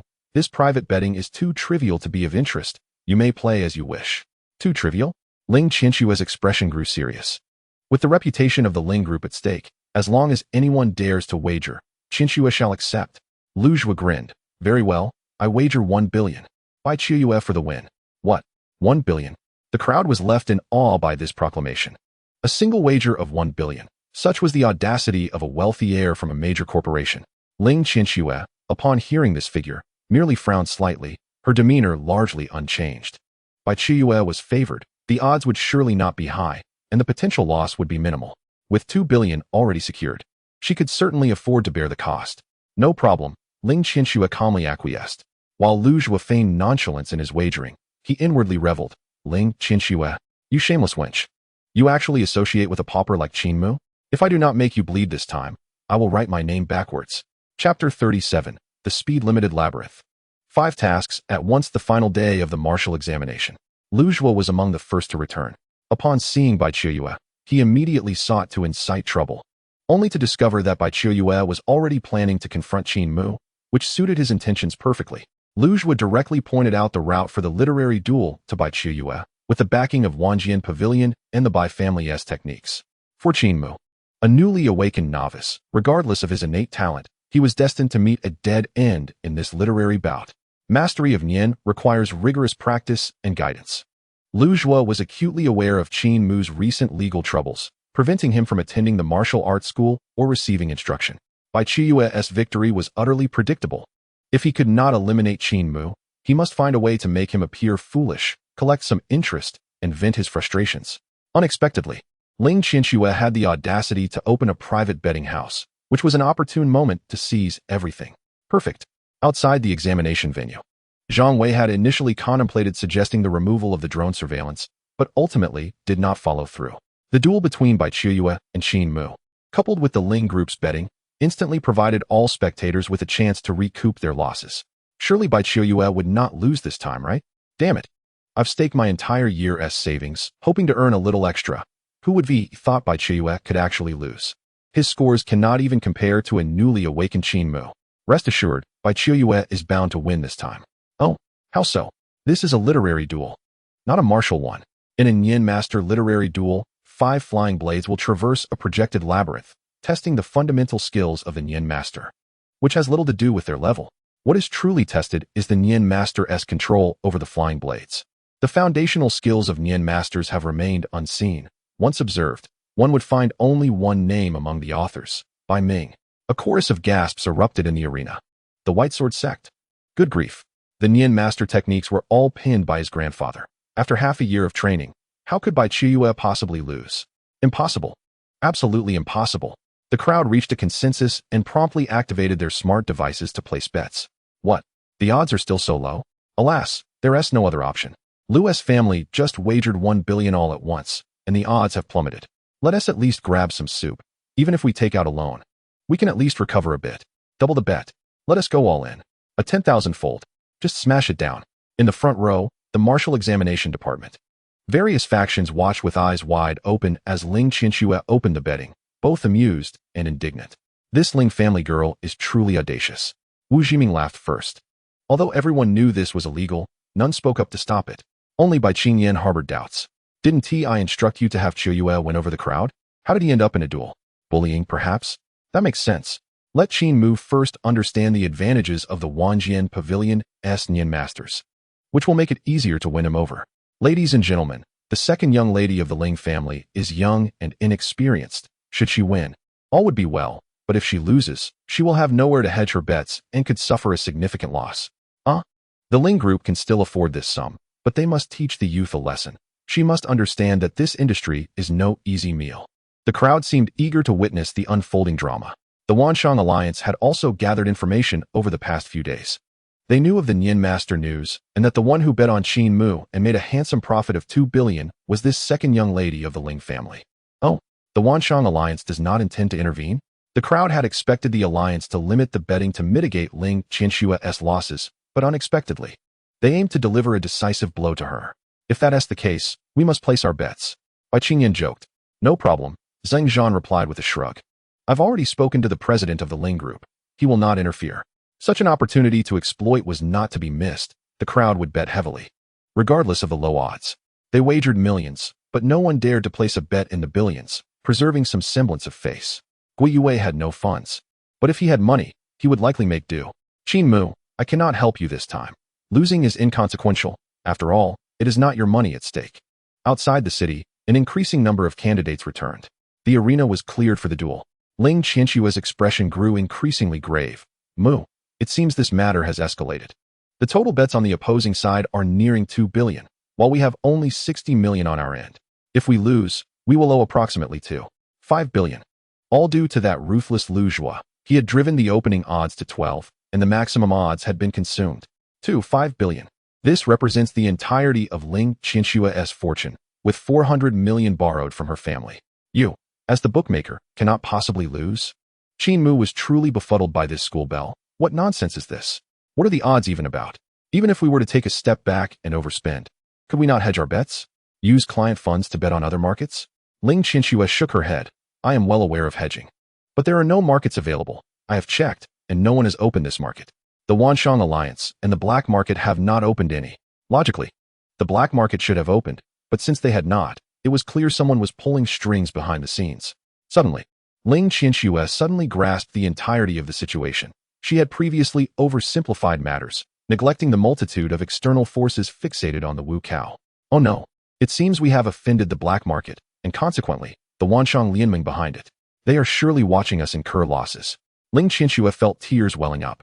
Initially, she intended merely to earn some extra money, yet it appeared she was on the brink of suffering a significant loss. Qin Mu shot her a disdainful glance. Were you not so arrogant just moments ago? Now you are ready to concede? Silly girl. Ling Qianxue immediately held her head high, her watery eyes fixated on Qin Mu. You must win. My private funds depend entirely on you. Go away, you fool, and don't come to me for partnership again. Qin Mu ignored her and walked towards the open space. The time had nearly arrived. Bai Qiyu stood in the center, arms crossed, eyes wide. Are you ready? Then let us begin. Qin Mu nodded. What were the rules again? Puff. The crowd erupted in laughter. Big brother. You prepared for so long and didn't even inquire about the rules. Luge was sneered. Ignoring the rules and being so arrogant. Do you really think yourself an invincible Nian master? Observing this, Ling Qianxue hurriedly approached, inwardly lamenting. She had been too preoccupied with the odds to explain the rules to the fool or allow him to practice in the maze beforehand. This was dire. Oh no. My pocket money. The 20 billion she had just earned seemed destined to be lost before it even reached her hands. Sigh. Ling Qianxue sighed internally. It was futile to say anything now, blaming her youthful impulsiveness. She reached out to activate the projection. 10 intricate, winding mazes appeared before everyone's eyes. The speed-restricted maze, governed by the highest first-tier speed. It tested the basic dominion skills of a Nian master, requiring the simultaneous use of 5 flying blades to navigate the maze and conquer challenges concurrently. The maze with the fastest progress and the one with the slowest could not have a disparity exceeding 10, otherwise, a 10-second penalty would ensue. In essence, it demanded multitasking and equitable distribution of attention. If one could fully control 5 flying blades, they would naturally have an advantage, yet victory was not guaranteed. The complexity of the maze demanded precise control as well. In battles, the mastery over the details of the flying blades determined the outcome. A judicious allocation of Nian power to the flying blades could significantly enhance practical combat efficacy. This was the most commonly employed rule in Nian master duels. In the air, a 3-second countdown appeared simultaneously before Qin Mu and Bai Qiyu. The 5 flying blades of both parties were prepared at the entrance of the maze. 3, 2, 1. Begin. Chapter 38. Nian Master Techniques. Crushing victory. Bai Qiyu's expression suddenly shifted, her entire being infused with energy as she commanded the 5 flying blades into the maze. In a fair competition, the flying swords of Wanjian Pavilion were obviously not permissible. Moreover, the flying swords were excessively long, unsuitable for the maze designed for flying blades. It made no sense to self-sabotage. The projection displayed the time above, while the actual maze progress was indicated below. 5 mazes, each with distinct routes, required synchronized navigation. Thus, only the average speed of the synchronized completion was recorded. In a single breath, Bai Qiyu's progress surged to 0. 5. Meanwhile, across the way, Qin Mu's flying blades were still leisurely meandering at the maze entrance. Truly slow. He hadn't even registered a 0. 1 progress yet. Haha. The Bai family of Wanjian Pavilion truly stands out, starting with a 5-fold speed advantage. This is a sure win. Indeed. Although Bai Qiyu could not exert full control over the 5 flying blades, her dominion skills were formidable. Ling Qianxue, listening to the conversations around her, felt a chill in her heart. On the other side, the various factions observing the duel exhibited expressions of realization. Though Bai Qiyu had only awakened for half a year, she must have already refined her foundational Nian techniques to a small accomplishment, right? Wu Jiming discerned clearly. Stating outright, Bai Qingtian did not conceal the truth. Qiyu's foundational techniques have indeed just broken through to the 4th level, entering the small accomplishment realm. TSK. Zheng Zhan could not help but exclaim. The Bai family's talent is indeed exceptional. According to our data, in the first year of Nian Master Awakening, most pursue attack first. Possessing 2 flying blades suffices to grasp the foundational techniques. Many Nian Masters reach the 9th tier of Dominion or even ascend to Dominion Masters before they begin to hone their techniques. Bai Qingtian, however, remains silent, contemplating. Cultivating as a Nian Master requires a steady approach, and even her grandfather only grasped this principle in recent years. How could she divulge it to you? Gui Yue wore a face of regret. Deep down, he still hoped for a miracle. Qin Mu's talent had previously shone brightly. What if there was a surprise? Unfortunately, this time, it was not a matter of talent but insufficient training time. 7 days had been enough for Qin Mu to achieve continuous breakthroughs. Expecting him to also focus on cultivating techniques was sheer folly. Reflecting on this, Gui Yue mused. Techniques at the 9th level have an entry level. Small accomplishment at the 3rd level, mastery at the 6th, and perfection at the 9th. For Qin Mu to achieve even an entry-level understanding in such a short span would be remarkable. To expect more would indeed be excessive. Bai Qingtian nodded slightly. It was precisely this aspect that drew her to Qin Mu. The rapid advancement was not the sole focus. The astonishing speed of technique cultivation was equally impressive. Achieving entry-level mastery in 7 days was truly astonishing. Just then, a commotion erupted outside the arena. What was happening? Qin Mu's maze progression began to accelerate. 3. Just moments ago, it hadn't even reached 1. What was going on? Bai Qiuyue was only at 0. 5. Oh my, don't scare me. Could it be that Qin Mu abandoned simultaneous navigation in favor of tackling one maze, resulting in a disparity in average speed? Bai Qingtian immediately cast her gaze over to Qin Mu's mazes. 3, 3, 3, 3, 3. All 5 mazes at precisely 3%. How could this be possible? Hiss. Some were perplexed, questioning. Is it merely coincidence? Has Qin Mu played these mazes before? Huh. A wave of light laughter rippled through the arena. That would certainly be quite challenging, wouldn't it? The mazes are not fixed. They are intelligently generated. Even traversing them 1,000 times would not allow one to discern their rules. This is not a manually designed maze, but a high-difficulty maze simulated through advanced algorithms. Compared to outsiders, Bai Qingtian, as a Nian master, was the most astounded. She thought to herself, no way, this cannot be possible. One can only fully dominate 5 flying blades after reaching mastery at the 6th level of foundational techniques, allowing one to maintain synchronized progress across all mazes during challenges. The so-called inconsistency in progress arises from the inability to focus. One cannot alternate between the left and right mazes and run all of them simultaneously. Let us wait and see. Perhaps this is merely an accident. Bai Qingtian genuinely did not believe anyone could reach mastery in foundational techniques within just a few days. Outside the city, within the arena, Qin Mu's transformation quickly captured the attention of the onlooking candidates. What the heck? Qin Mu is caught up? What is Bai Qiuyue doing? Why has her progress slowed? Ling Qianxue was on the brink of despair. However, upon hearing the news, a flicker of hope reignited within her. To her left, Qin Mu had a progress of 5. To her right, Bai Qiuyue was at 7. Was the gap narrowing? Indeed, it was truly diminishing.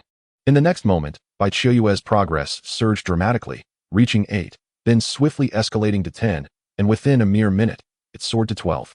Meanwhile, Qin Mu had only just reached 8.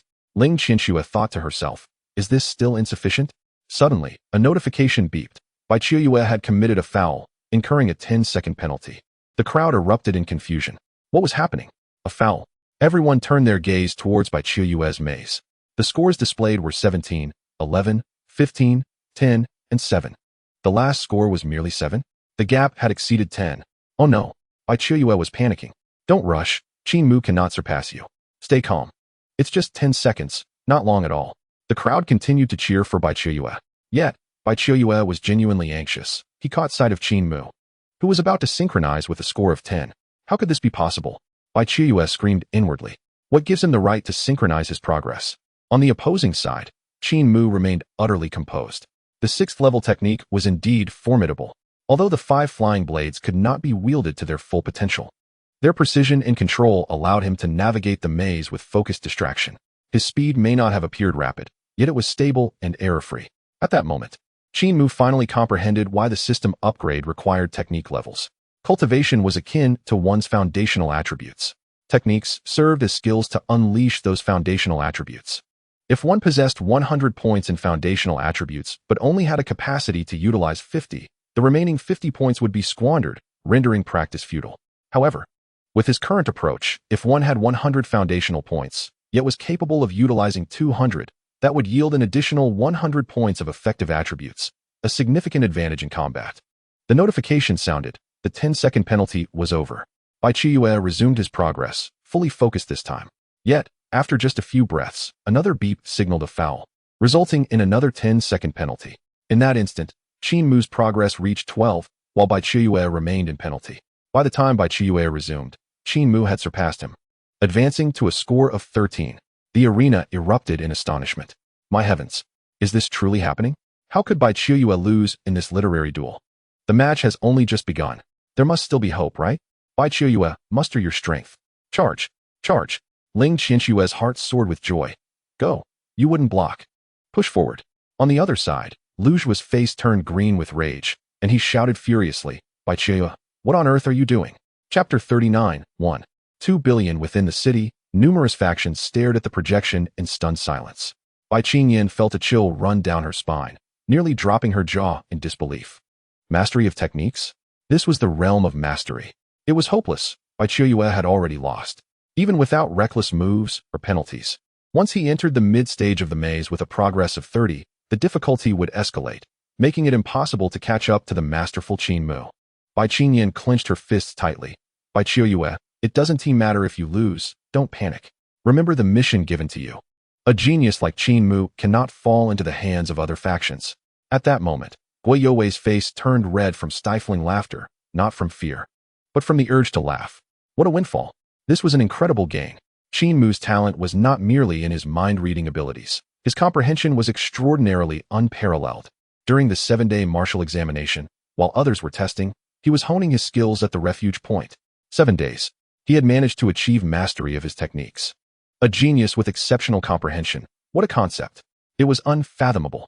Outside the city, in the arena, although Qin Mu's speed remained unchanged to the spectators, it appeared to be accelerating increasingly. This was due to Bai Qiuyue nearly being immobilized. With consecutive penalties and being overtaken, he fell further behind, making more errors and moving ever slower. Initially, he could cover 5 to 8 points in a minute, but now, even shifting the decimal point seemed challenging. In contrast, Qin Mu maintained a steady pace of 5 points per minute. Minutes passed in a shocking silence. Beep. Qin Mu completed the maze, achieving victory. Hee. A windfall. Ling Qinshu nearly erupted in laughter, suppressing her joy as she declared, the duel is over, and the outcome is determined. If there are any objections, now is the time to voice them. If there are none, we shall proceed to settlement. Objections? Who could possibly object? In front of everyone. They had all traversed the maze. The difficulty was evident to all. Qin Mu had smoothly cleared it without a single error. I have an objection. I suspect Bai Qiuyue is acting, exclaimed a contestant, inciting a riot. What gives you the right? I refuse to accept this outcome. This is a staged match. Numerous candidates, having counted their credits, were on the verge of revolt. Lu Zhua, seizing the moment, stepped forward with a glint in his eyes. Ling Qinshu, when did you conspire with Bai Qiuyue? Openly deceiving us? Engaging in fraud? Rigging the match? Is this how the Ling family operates? 10 billion credits. Lu Zhua had poured all his remaining funds into this. After the scandal involving the processing plant erupted, his profitable avenue had been severed. Even if he weren't held accountable by his family, his income source had vanished. Relying on his meager pocket money, a few million was hardly sufficient. With Lu Zhua backing him, many candidates rallied behind him. Rigged match. It's undoubtedly a rigged match. Bai Qiuyue is just an actor. Ling Qinshue's expression turned cold. Stepping forward with righteous indignation. Have you all lost your minds? Are you questioning the reputation of the Ling family? This is slander. The Ling family will pursue legal accountability. Moreover, you have defamed the Wanjian Pavilion and accused the Bai family heir of being an actor, of rigging the match. This is utterly absurd. With a steely resolve, Lu Zhua pressed on, having already crossed the point of no return, and he had little to lose. You know Bai Qiuyue is the Bai family heir. Then what gives him the right to lose? Is mastering techniques that easy? Qin Mu has only awakened a few days ago. He isn't even a dominator. What gives him the right to defeat Bai Qiuyue, a third-tier dominator? The crowd erupted in discontent. Exactly. This performance is too contrived. You're not even trying to hide it. As Ling Qinshu faced the increasingly hostile crowd, her heart trembled. There were too many of them. If this escalated, escape would be impossible. Just then, a flurry of flying blades gleamed ominously in the air. Qin Mu raised an eyebrow, smirking. What? Do you wish to instigate a battle here? In an instant, all warriors froze in place. It was no joke. The 5 flying blades commanded the arena. Even if all warriors joined forces, it remained uncertain if they could withstand Qin Mu's strike. Amidst the standoff, a thunderous shout echoed throughout the arena, shaking everyone's ears and leaving them dazed. Bang! A figure descended like a cannonball, revealing the esteemed master of Bloodblade, Wu Jiming. Behind him stood several supervisors, including Gui Youwei, Zheng Zhan, and Bai Qingyan. Upon seeing the master, the candidates naturally wilted in fear, except for Lu Zhua, who remained undaunted. Master Wu. Engaging in martial arts and literary contests outside the arena must not violate the rules. However, it is truly disgraceful for someone to feign defeat openly. Lu Zhua declared with righteous indignation, conveniently omitting the fact that he had lost 1 billion. As soon as these words were uttered, Bai Qingyan exploded with fury, exclaiming, Preposterous. Are you accusing the Bai family of rigging the match? Lu Zhua's eyelids twitched, yet he boldly retorted, I merely present the facts, and I hope the master will investigate. Wu Jiming's expression turned grave, harboring an unspoken murderous intent. During the match, we were all under scrutiny. What facts do you wish to present? Luju's eyes widened, momentarily rendered speechless. The master was present. How could he dare question the integrity of the master? Luju lacked such courage. He knew his family would not hesitate to render him incapable if they found out. Bai Qingyan then turned to Qin Mu, inquiring, "What level have you reached in your foundational techniques?" "Level 6, Qin Mu replied nonchalantly. "Indeed," Bai Qingyan exclaimed, awakening Bai Qiyue, who had been in a stupor. "Their technique level exceeds yours. Losing is nothing to be ashamed of." However, Bai Qiyue could hardly comprehend. "But my level?" Bai Qingyan cast a puzzled glance at Qin Mu, who chuckled lightly. "I am at the second tier of sovereign, which is rather decent, wouldn't you agree?" "What?" The entire assembly fell silent, no one daring to speak. Even Gui Yue could no longer contain himself. "Qin Mu, you should tone it down. Do you understand what it means to be at the second tier of sovereign?" Qin Mu nodded, casually tossing a flying blade. Boom. The blade sliced through the air without a sound, generating a shockwave that extended for dozens of meters. Second tier of sovereign, capable of 20,000 kilograms. Wu Jiming, the master, observed closely, yet even he couldn't help but flinch. That flying blade, its power is at least 40,000. Indeed, Qin Mu affirmed. "I possess a level 6 foundational technique." The crowd was momentarily stunned. Could it be calculated in such a manner? Bai Qingyan sighed deeply. A level 6 technique amplifies one's mental power by 120. No doubt about it. At this revelation, all fell silent. With a second tier of sovereign and a level 6 technique, what more could be said? Bai Qiyue instantly ceased to be conflicted. There was simply no comparison. They had awakened for 7 days, participated in the martial examination for 7 days, and ascended to the second tier of sovereign with a level 6 technique. How could he hope to catch up? It was simply impossible. "This match, I concede." Bai Qiyue pondered for a moment and then resolutely stated, "However, I shall strive harder than ever before. The fate of the cosmos is yet undetermined. Whether a mentalist can transcend to become a grandmaster is the true contest. I will be the first to achieve it. I will." Indeed. Seeing Bai Qiyue regain her spirit, Bai Qingyan finally breathed a sigh of relief. "Qin Mu, may I speak with you privately?" Upon hearing this, Gui Yue immediately stepped in front of Qin Mu. "Ahem, the martial examination is not yet concluded. Let us enter the city first." Qin Mu paid no heed, exchanging a glance with Ling Qianxue, who instantly understood and cheerfully initiated a transfer of funds. "Master," Wei struck gold. Xiaoi exclaimed through the combat suit's earpiece. "Your account has received 21 billion credit points." Chapter 40, Martial Examination concludes. Locking in Luzhua 21 billion. The funds from the mentalist techniques were finally secured. Equipment could now be upgraded to a superior quality. Flying blades? They must be of S rank, all of them S rank. Before even entering, Qin Mu had begun browsing the marketplace. All candidates were to enter the city.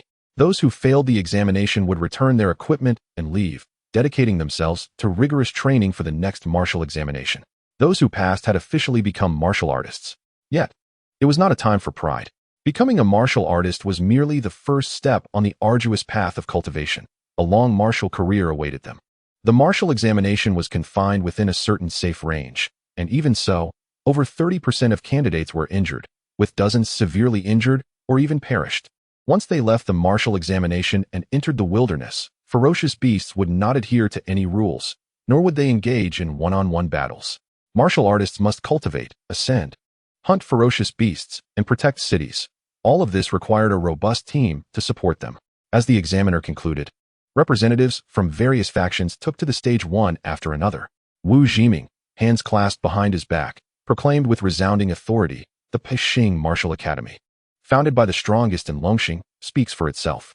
Here at Pexing, you will receive the finest instruction and resources in all of Longxing.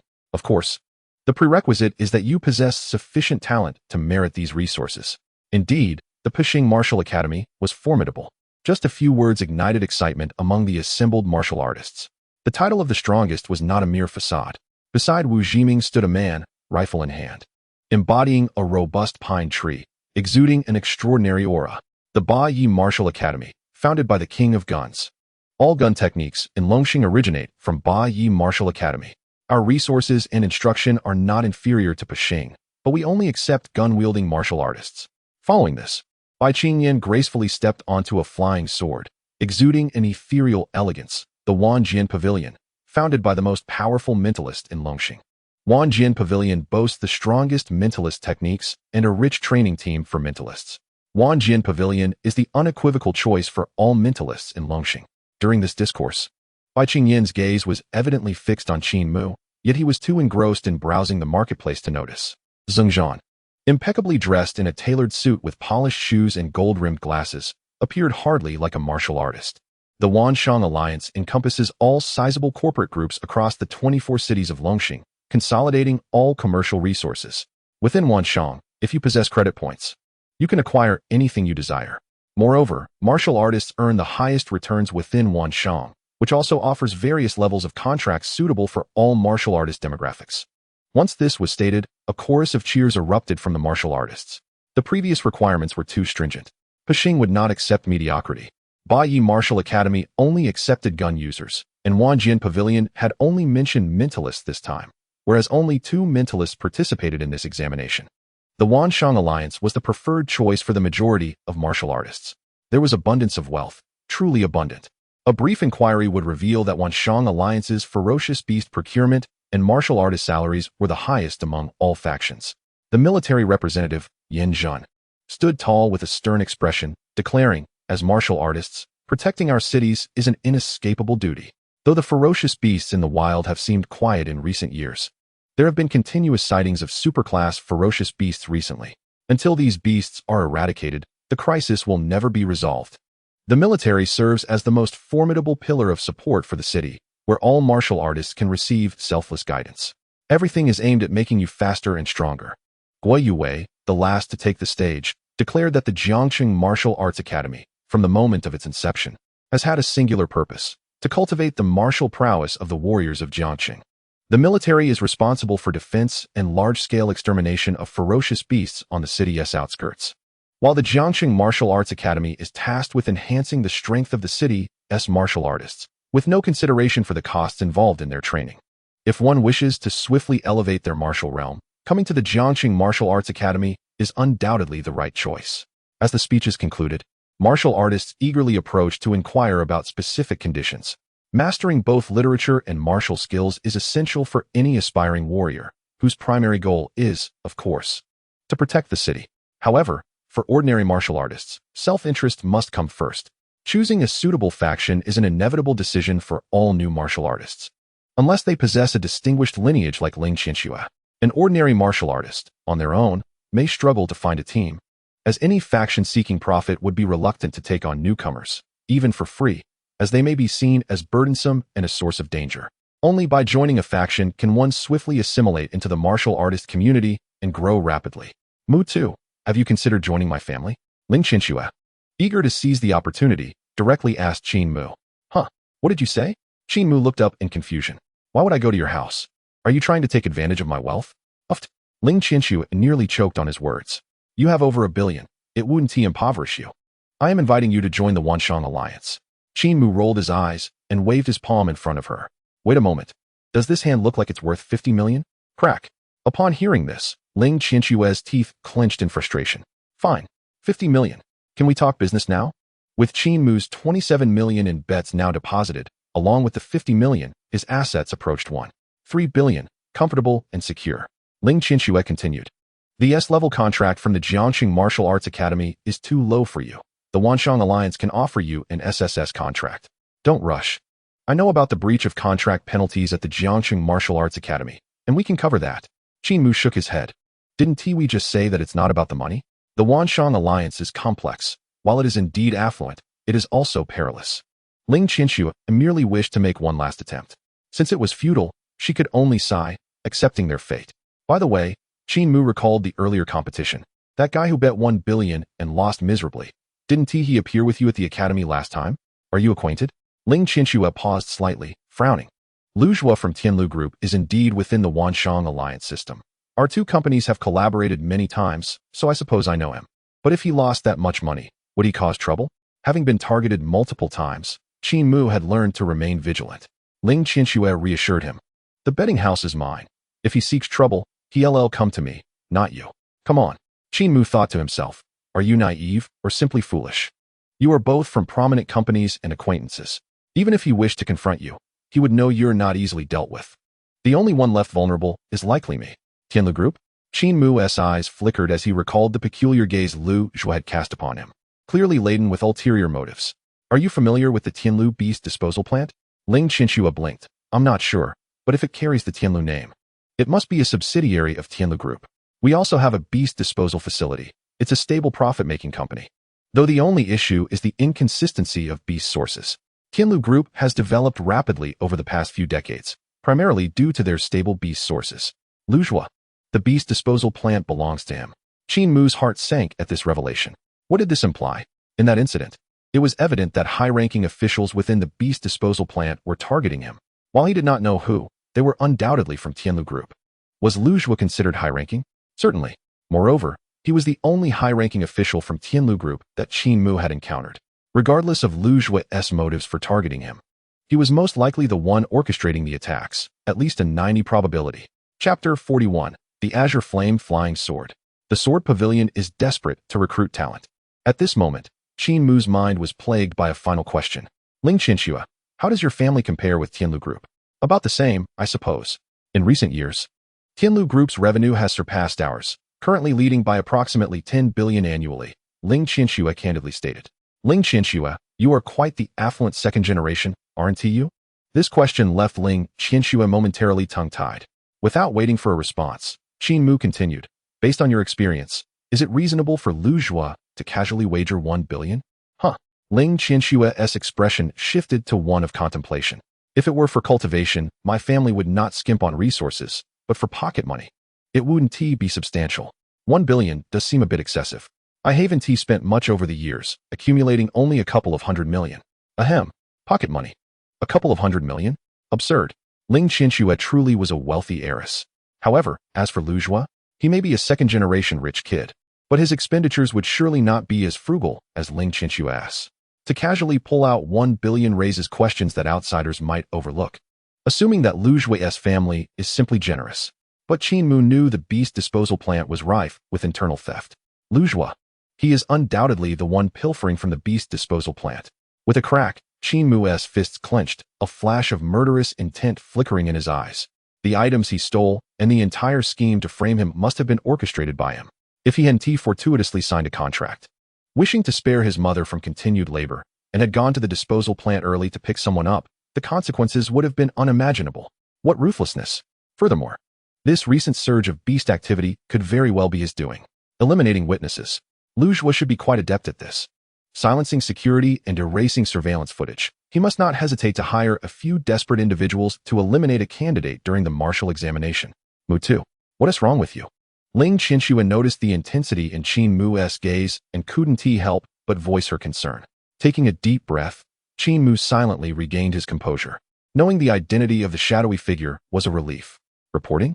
Without evidence, relying solely on speculation to confront Lu Zhuo, a scion of a powerful group who also possesses martial prowess. What chances would he have?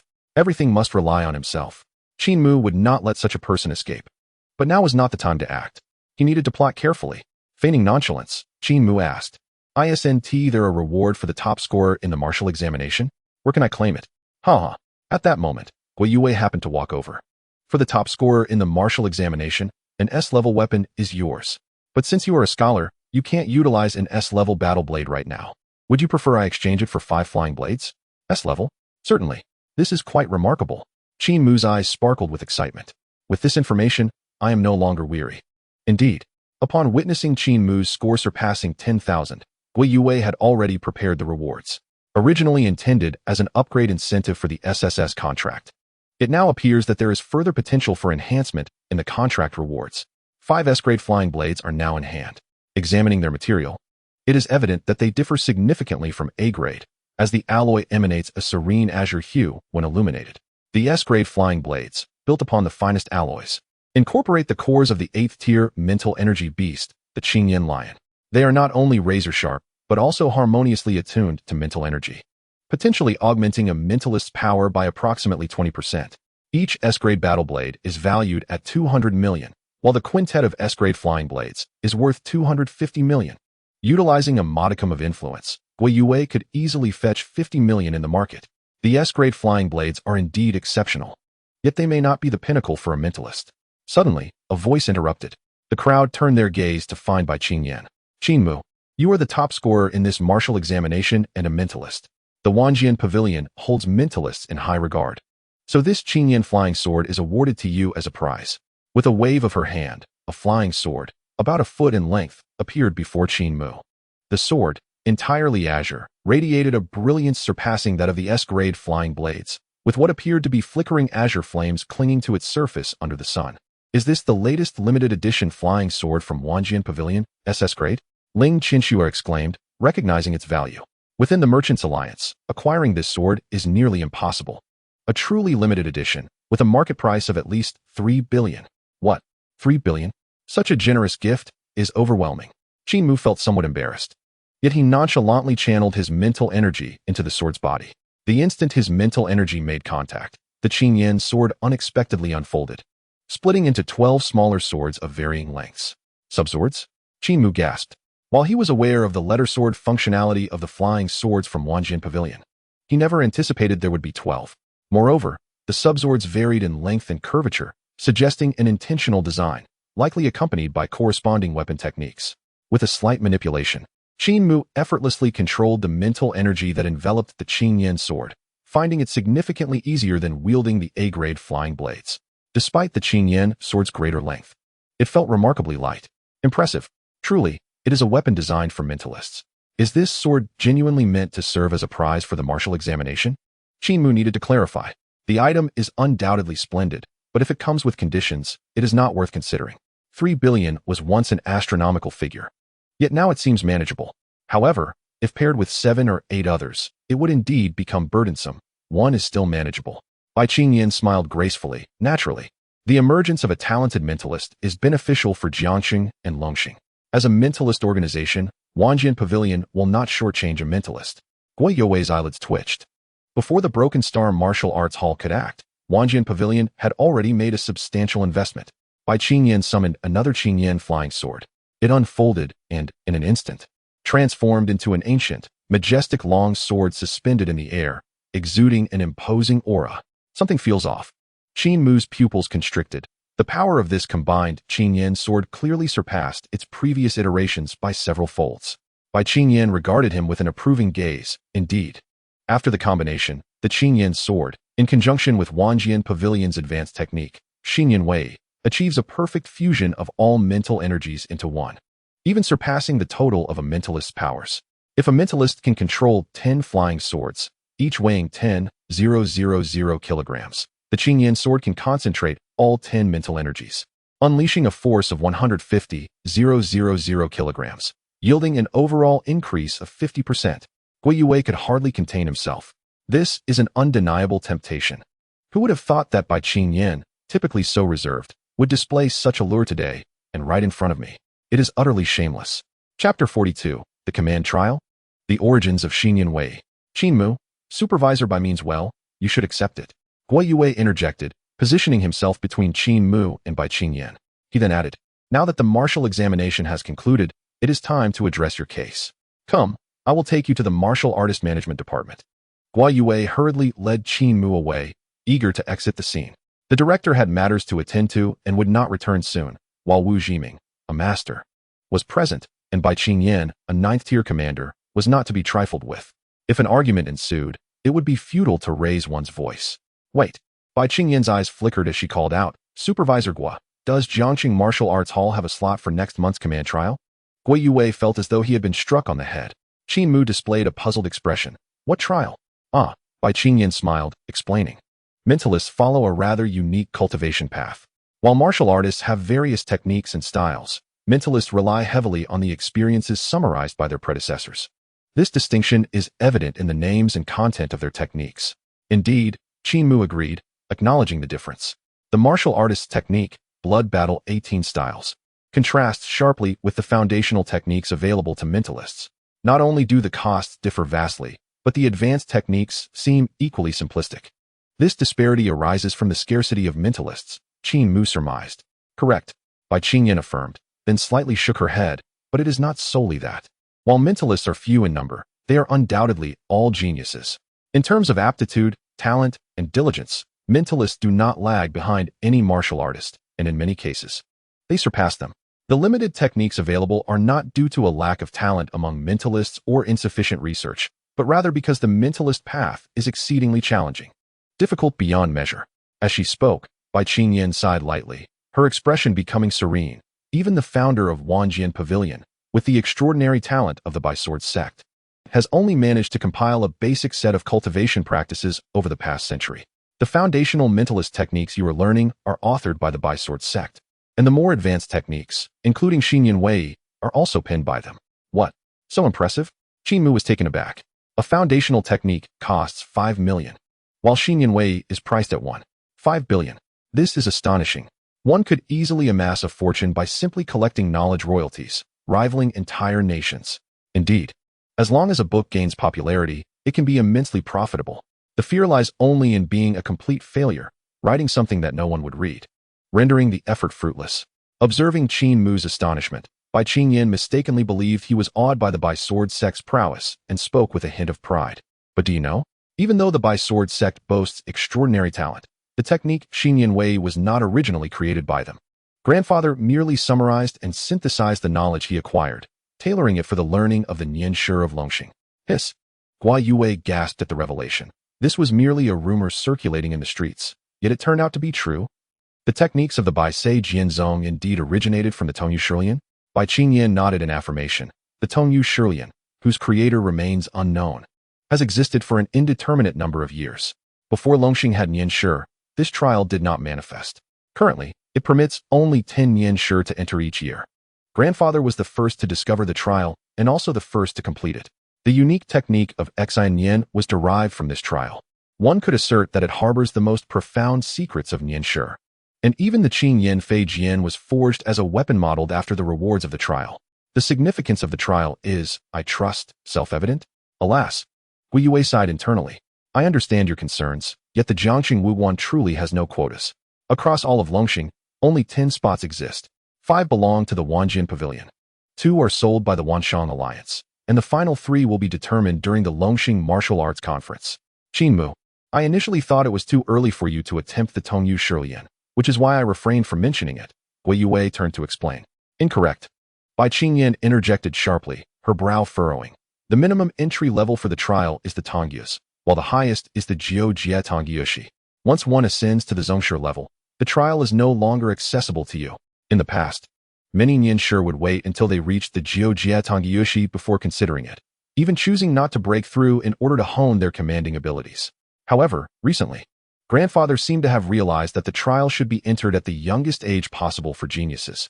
He himself passed at just over 20 years of age, thus securing the finest rewards. Those who completed it later, although their rewards were commendable, did not obtain techniques of a higher caliber.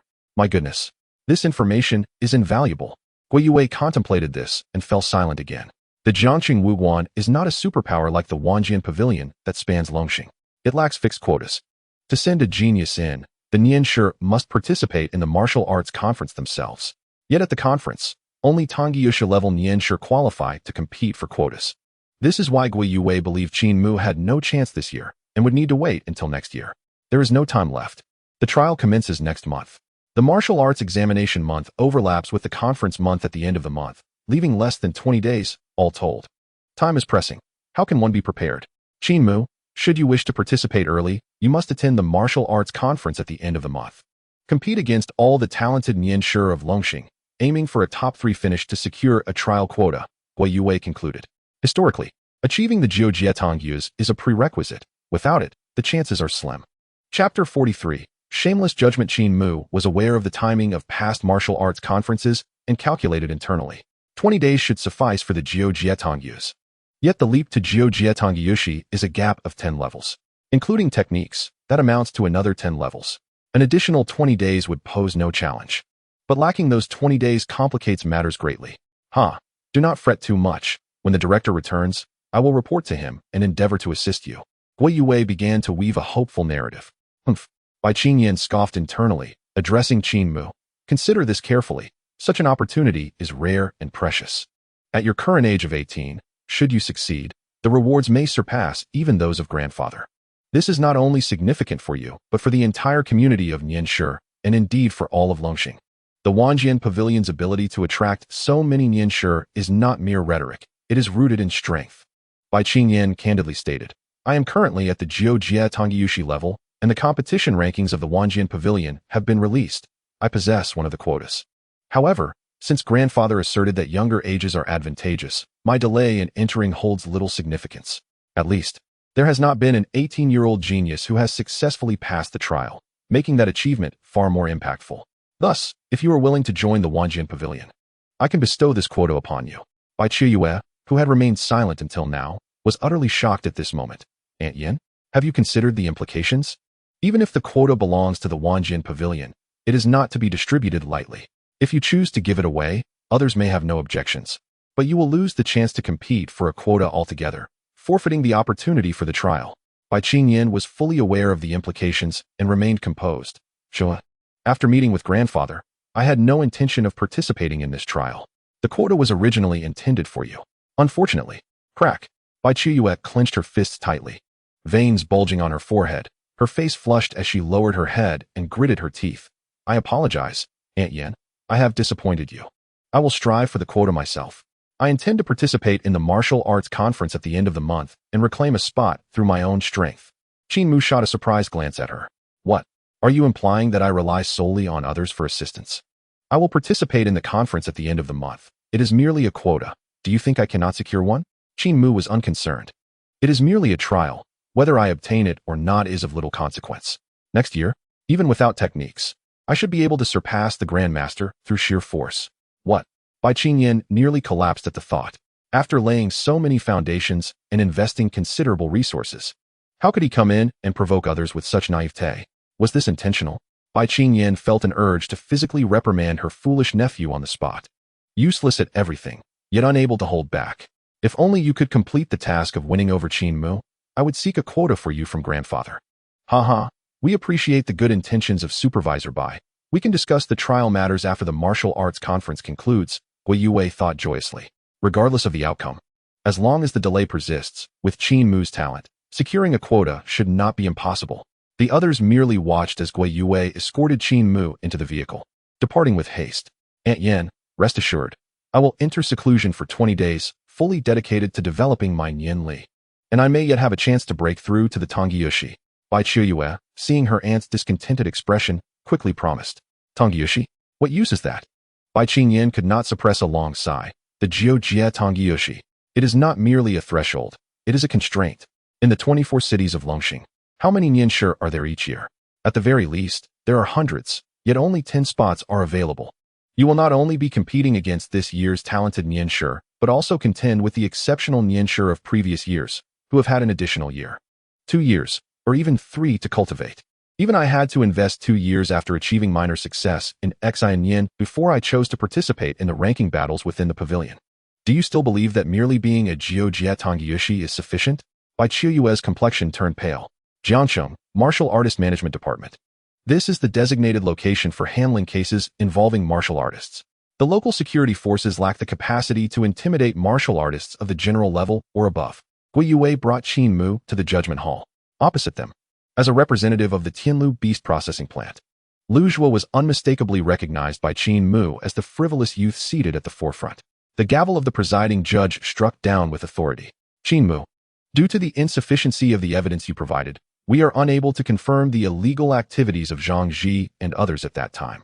Furthermore, you have abused your power, resulting in 1 death and 5 serious injuries, with 1 individual succumbing to their injuries en route to the hospital. According to regulations, this constitutes the excessive use of force, leading to involuntary manslaughter. The ruling is as follows. You are to compensate the Tianlu beast processing plant for emotional damages, reputational damages, and production losses, totaling 470 million credit points. Additionally, for each deceased individual, you are liable for 50 million credit points. You are sentenced to 30 years of outdoor hunting, with a minimum hunting period of no less than 10 months each year, and you must deliver no fewer than 1,000 beasts annually, with an average level not lower than your own cultivation. What is happening? Hadn't Gui Yue claimed the matter was resolved? Is this how it is to be handled? Chapter 44, Overturning the Court. Opposite him, Lu Zhuo's lips curled into a slight smirk, revealing a trace of smugness. Gui Yue abruptly stood, his eyes ablaze with fury. Judge Lee, when I was here a few days ago, the case documentation did not reflect this. Succumbing to injuries en route to the hospital? Those security personnel in the video only suffered severed limbs. Couldn't they be saved? Even now, severed limbs can be reattached. Are you telling me this could lead to death? The judge coldly snorted, striking his metal gavel. Director Gua, this is the martial artist court. We require evidence. Your assertion that the security personnel were silenced lacks any supporting evidence. Gua Youwei's temper flared. Several individuals died on the ambulance, without ever reaching a hospital, and were directly cremated. This is not silencing? What do you call silencing? All the equipment of the rescue personnel malfunctioned, and all audio and video recordings were destroyed. This is not evidence? Surely, it should be clear what transpired. The judge's brows furrowed, his demeanor darkening. One death and multiple serious injuries, corroborated by video evidence, constitute evidence. Several individuals perished en route to medical assistance. This is evidence. Director Gua, do you intend to instruct me on what constitutes evidence? Or do you wish for me to recite the martial artist code for you? Or perhaps you plan to showcase your cultivation level here in the court.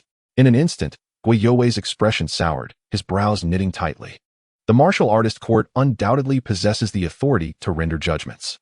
However, the facts of this case are clear. The Tianlu beast processing plant engaged in self-theft, framing others, and abusing private punishment, which Qin Mu directly uncovered and dealt with.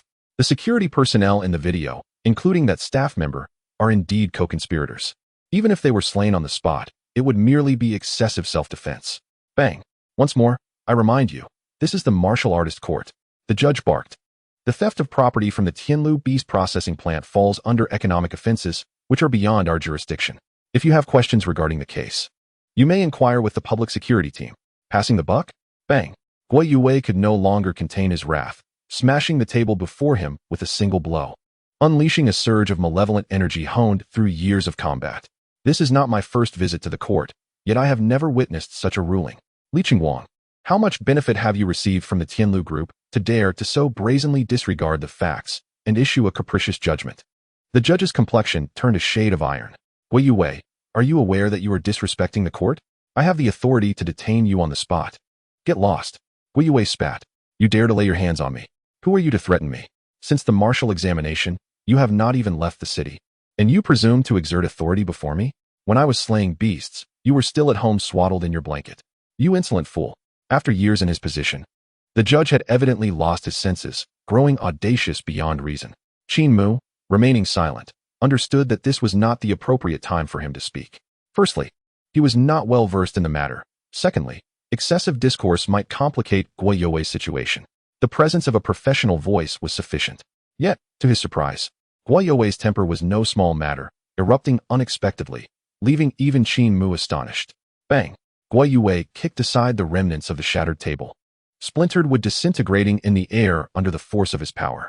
Li Qingwang, what assurances did the Tianlu group provide you? Did they proclaim that Qin Mu was the top contender in this year's martial examination? Did they declare him the most gifted practitioner in Jiangxing and throughout the entire Longxing 24 cities? Did they inform you that Bai Qingyan even asserted that Qin Mu's talent could rival that of the Bai-sword sectivere? You know nothing. Yet you dare engage in this farce. You are doomed. Mark my words. We shall see. Suddenly, Gua Youwei turned to Qin Mu. Pay him no mind. We are leaving. Qin Mu, of course, would not refuse, and the two departed without delay. It was only then that the surrounding guards seemed to awaken, remaining utterly motionless. Originally, the martial artist court of Jiangxing was manned by martial artists from the city itself, coming from Jiangxing and not allied with other factions. Most were from local martial arts schools. Did they not recognize Gua Youwei? Would they dare to act against him? Li Qingwang was utterly stunned. He had never anticipated such a turn of events during his long tenure at the court. Seized Gua Youwei for his contempt of the court. Chapter 45, Law Enforcement Team. Martial Artist Alliance. Haha. Gua Youwei scoffed at the command. Seize me? I would like to see who dares. Inside the court, the four guards wore grim expressions, steeling themselves. Director Gua, the rules of the court are federally recognized. What you are doing makes it exceedingly difficult for us. Difficult? Gua Youwei glanced back. Rules? Allow me to enlighten you on what the court's rules are. First, even with irrefutable evidence, the court must grant the right to appeal. That is the rule. Second, in cases with uncertainties, the court must report to the Jiangxing Martial Artist Alliance before rendering a verdict. That is the rule. With my Jiangxing Martial Arts School vouching for Qin Mu, I will take him away. Today, I challenge anyone who dares to stop me. Upon hearing this, The guards fell silent, ceasing to speak. How unexpected. At that moment, a voice laced with sarcasm emerged. As Lu Zhuo leaned against the wall and addressed the chief judge. Since when has it become acceptable for anyone to leave without the court's consent? Is this what you call a rule? My apologies, I truly do not comprehend. Moreover, isn't this a display of force threatening the guards, disregarding the authority of the court? Is the court's power ineffective?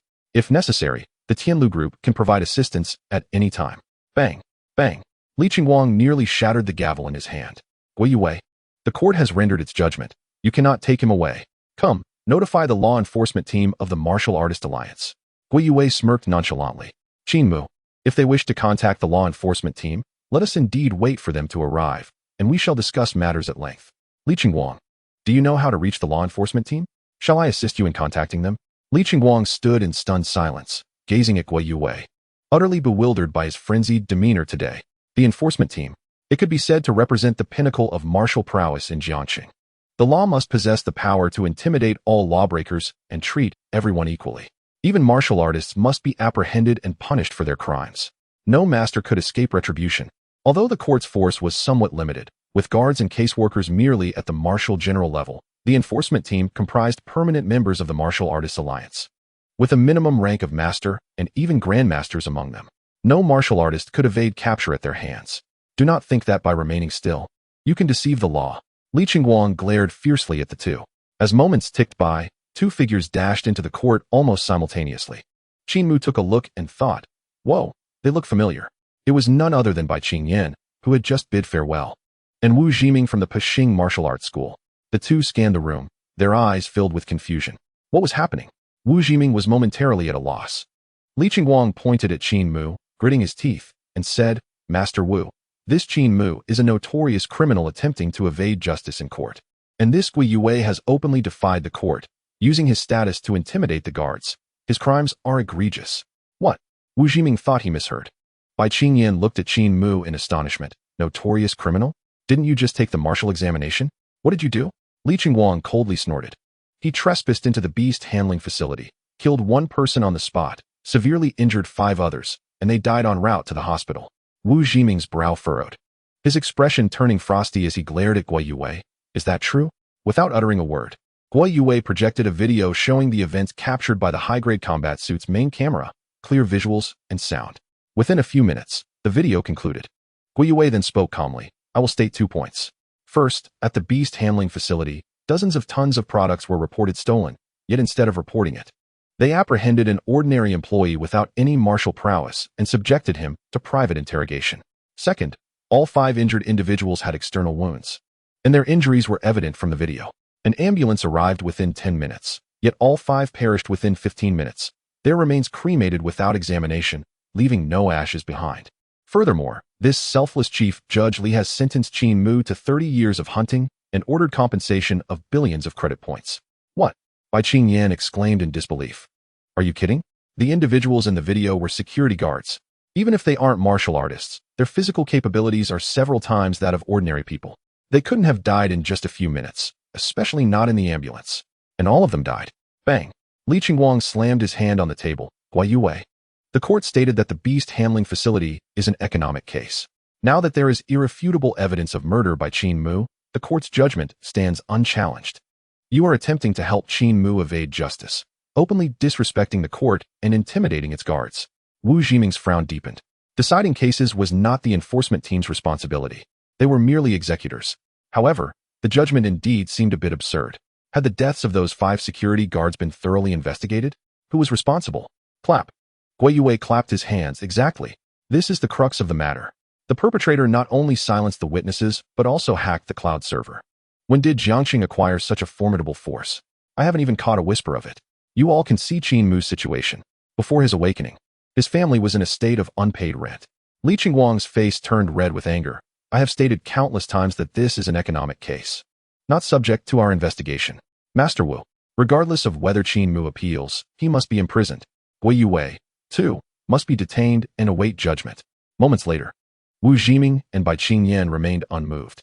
What was happening? Li Qingguang was somewhat dazed. Is the enforcement team not enforcing the law anymore? At that moment, Lu Zhuo squinted his eyes, speaking in a sarcastic tone.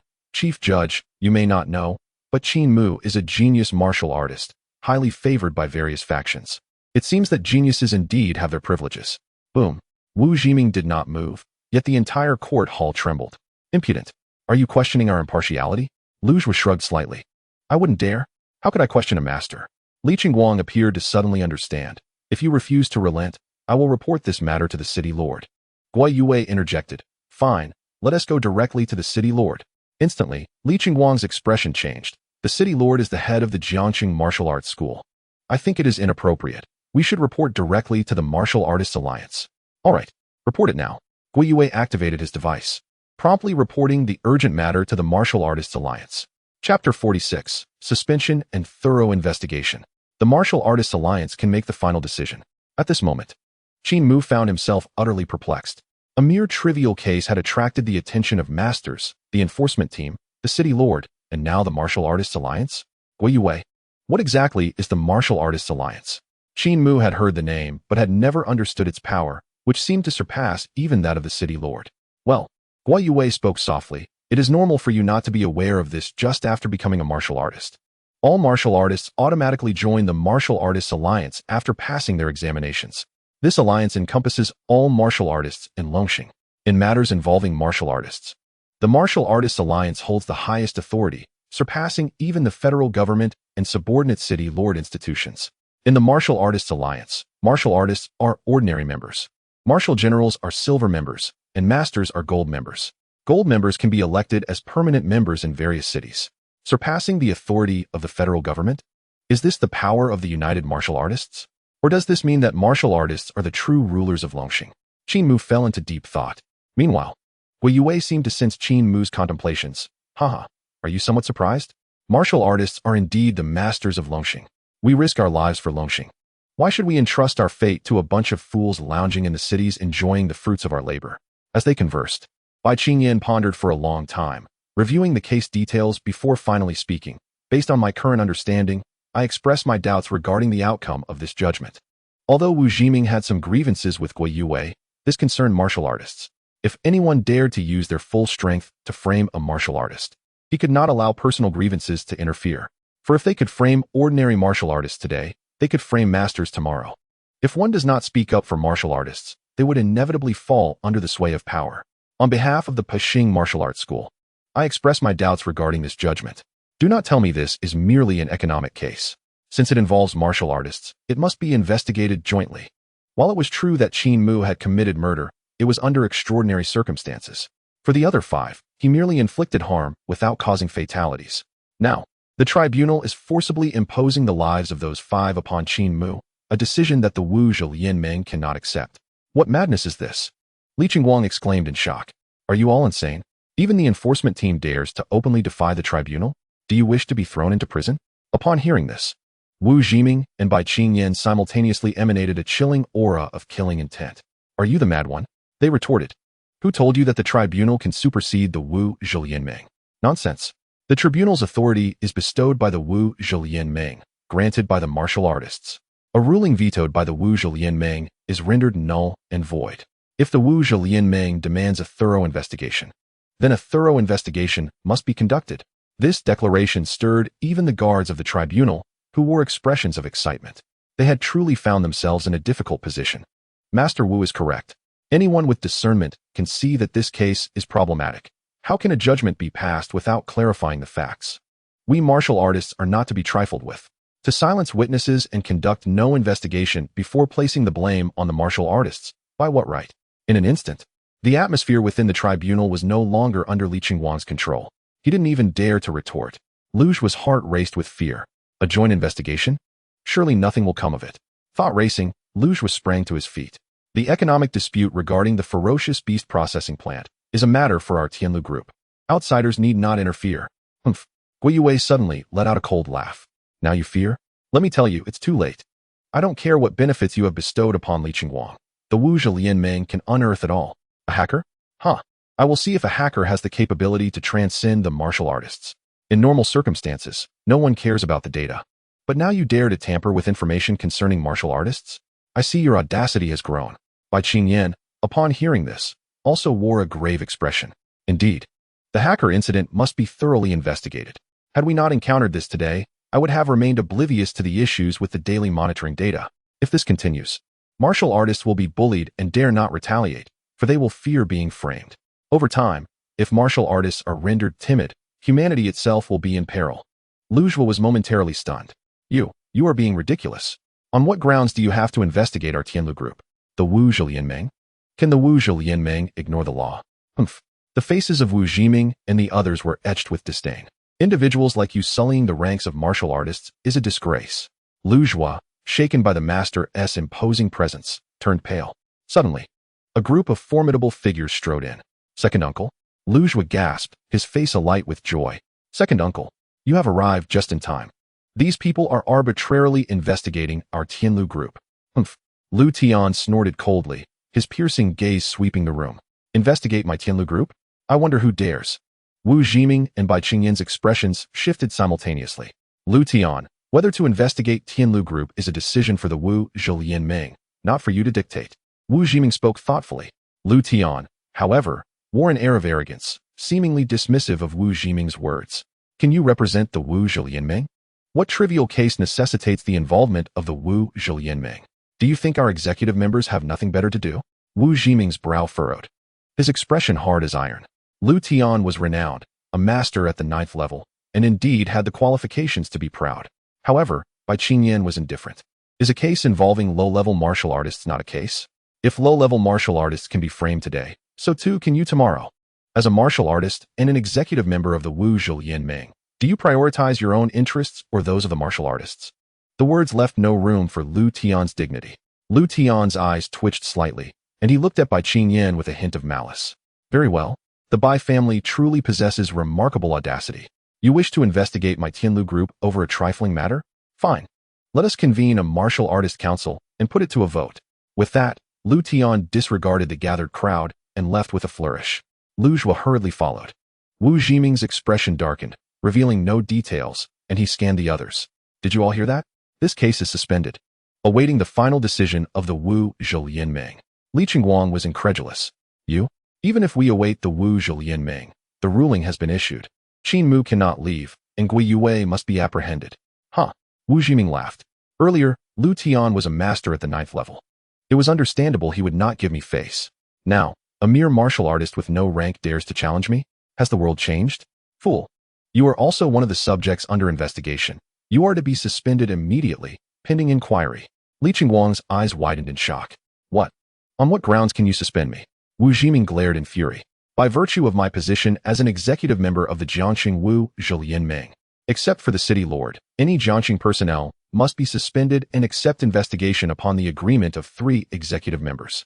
Bai Qingyan added coolly, count me as one vote. Wu Zhiming replied, add the Jiangxing Martial Arts Academy's vote. That suffices. Go and await your suspension for investigation. With that, Wu Zhiming turned to leave. At this moment, Li Qingguang's device suddenly emitted a notification. Ding. Li Qingguang, you have been suspended by the Wu Zhilianmeng. Please immediately cease all ongoing affairs and await investigation. Note, during the investigation, do not leave the city or contact any personnel related to the case, or you will face severe penalties. Truly? Li Qingguang could hardly fathom that a mundane case could lead to his immediate suspension and inquiry. Moreover, it did not require the consent of the Martial Management Department. Bypassing all levels for direct investigation? Is this the power of the Wu Zhilianmeng? Chapter 47. Bai Qingyan, Personal Bodyguard? Jiangcheng, Lu family. Lu Zhuo could not contain his grievances. Second uncle, on what grounds does the Wu Zhilianmeng have to investigate our group directly? Humph. Lu Tian's demeanor was dark and foreboding. In Longxing, the Wu Zhilianmeng is law. Regardless of your innocence, the Wu Zhilianmeng can investigate you without reason. This left Lu Zhuo stunned. Does the Wu Zhilianmeng not abide by the law? Huh, the law? Lu Tian scoffed. The law restrains ordinary people. Lu Zhuo immediately grew anxious. Second uncle, the theft at the processing plant is a minor issue, but if they conduct a comprehensive investigation, our source of ferocious beasts may. You need not worry about this matter. The Wu Zhilianmeng will vote. I will prevent the proposal from passing. Before Lu Zhuo could feel relieved, Lu Tian added sternly, however, the presiding judge you bribed must be dealt with. Moreover, that Qin Mu cannot be spared. A genius mentalist? Keeping him is a disaster. Lu Zhuo's eyes darted as he hesitated. Second uncle, I arranged for that during the martial arts examination, but even a third-tier beast horde couldn't tear him apart. With our current manpower in the city, I fear we cannot handle him. Lu Tian's eyes flashed with a hint of murderous intent. Keep an eye on him and inform me once he leaves the city. Understood. Qin Mu glanced at Guiyue. Is this the end? Of course not, Guiyue affirmed. However, there is no need for concern. The Martial Alliance's involvement means that if they aim to overturn Jiangqing, there must be a resolution. For the time being, you should refrain from wandering about. It would be best to stay at the martial arts hall, as there is a training room available. Qin Mu was indifferent. He could reside anywhere. At that moment, Bai Qingyan suddenly turned her gaze, approaching. Since the case has been taken over by the Martial Alliance, Qin Mu, as a key figure, will certainly require interrogation. Not only that, but also under the supervision of the Alliance. Indeed, Guiyue had no objections. Qin Mu will be in the training room, and the Alliance can send personnel at any time. Then let us proceed, Bai Qingyan stated decisively. The group returned to the Jiangqing Martial Arts Hall. On the way, Qin Mu sent messages to Yangling and Xiaoyun. Upon arriving at the training room, Guiyue was about to speak when he noticed that Bai Qingyan had not left yet. Director Bai, what brings you here? Bai Qingyan casually seated herself on the sofa. Her expression calm. Did I not mention that the Martial Alliance needs to monitor Qin Mu? Guiyue nearly choked on his words. You? Surely, Director Bai. As a distinguished member of the Martial Alliance, you need not involve yourself in such trivial matters? Trivial? Bai Qingyan shot him a sidelong glance. Tianlu Group ranks among the top in Jiangcheng, if not number one. According to news from the Wanshang Alliance, Tianlu Group intends to enter the decision-making echelon this year, and the prospects seem promising. Furthermore, Tianlu possesses a 9th-tier Grandmaster cultivation, ranking within the top 100 of the Longxing Grandmaster leaderboard. Are you truly suggesting this is a trivial matter? The Grandmaster leaderboard? Qin Mu had never heard of such a ranking. In school, discussions about the strength of Grandmasters were common among classmates, but those were mere speculations without any established rankings. The top 100 Grandmasters must be quite formidable, right? More so than Wuzhongshe? Bai Qingyan replied nonchalantly. Without a doubt, Tianlu is superior. Did you not observe how Wu Jiming was holding back just now? What? Stronger than Wu Jiming? Does that not place Tianlu among the closest to the great Grandmasters? Qin Mu was somewhat taken aback, but the next moment he thought, no. If Tianlu truly wished to target me, with Director Bai present, it seems. What? Bai Qingyan could not help but chuckle. Raising an eyebrow. Are you worried that I cannot protect you? There is no need for concern. While I may not rank in the top 100 of the Grandmaster leaderboard, I could easily place in the top 50 if I so desired, and handling a Tianlu poses no challenge whatsoever. The Grandmaster leaderboard's top 50? Qin Mu was even more perplexed. But I recall you mentioned your cultivation is merely at the 9th tier of the commander level? Sigh. Guiyue sighed deeply. The Grandmaster leaderboard assesses combat capabilities, marked by ferocious beasts. The combat prowess of a Grandmaster not only excels in one-on-one confrontations, but also enables them to battle above their tier.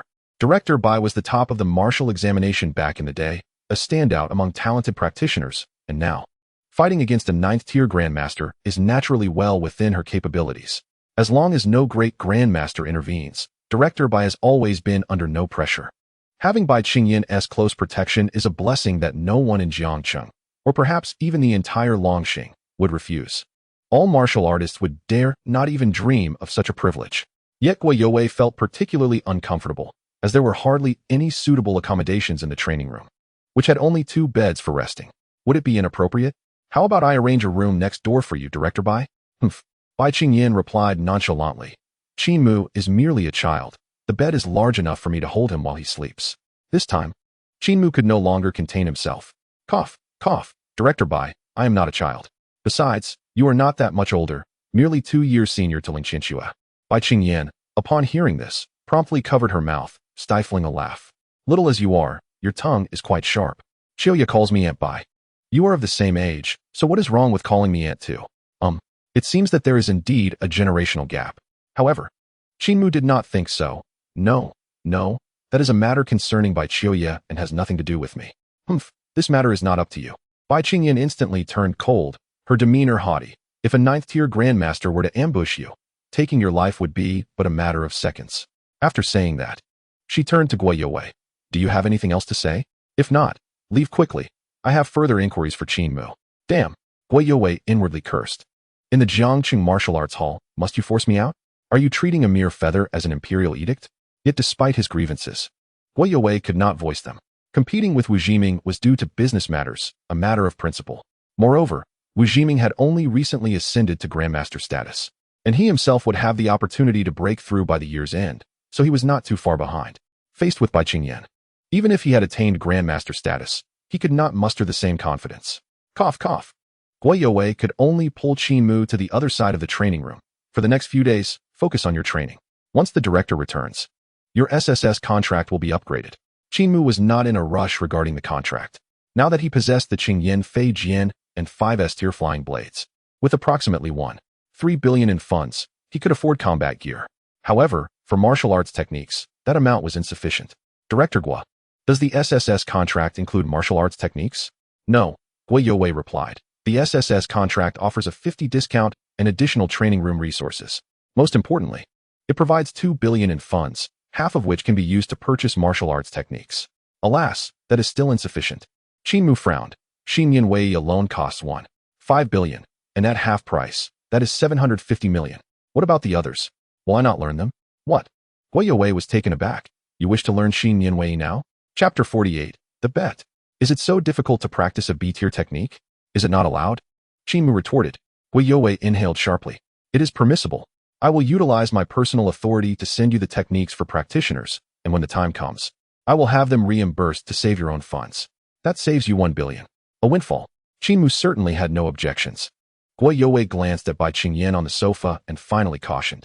Qin Mu, be careful. Remember, the more beautiful the woman, the more deceptive she can be.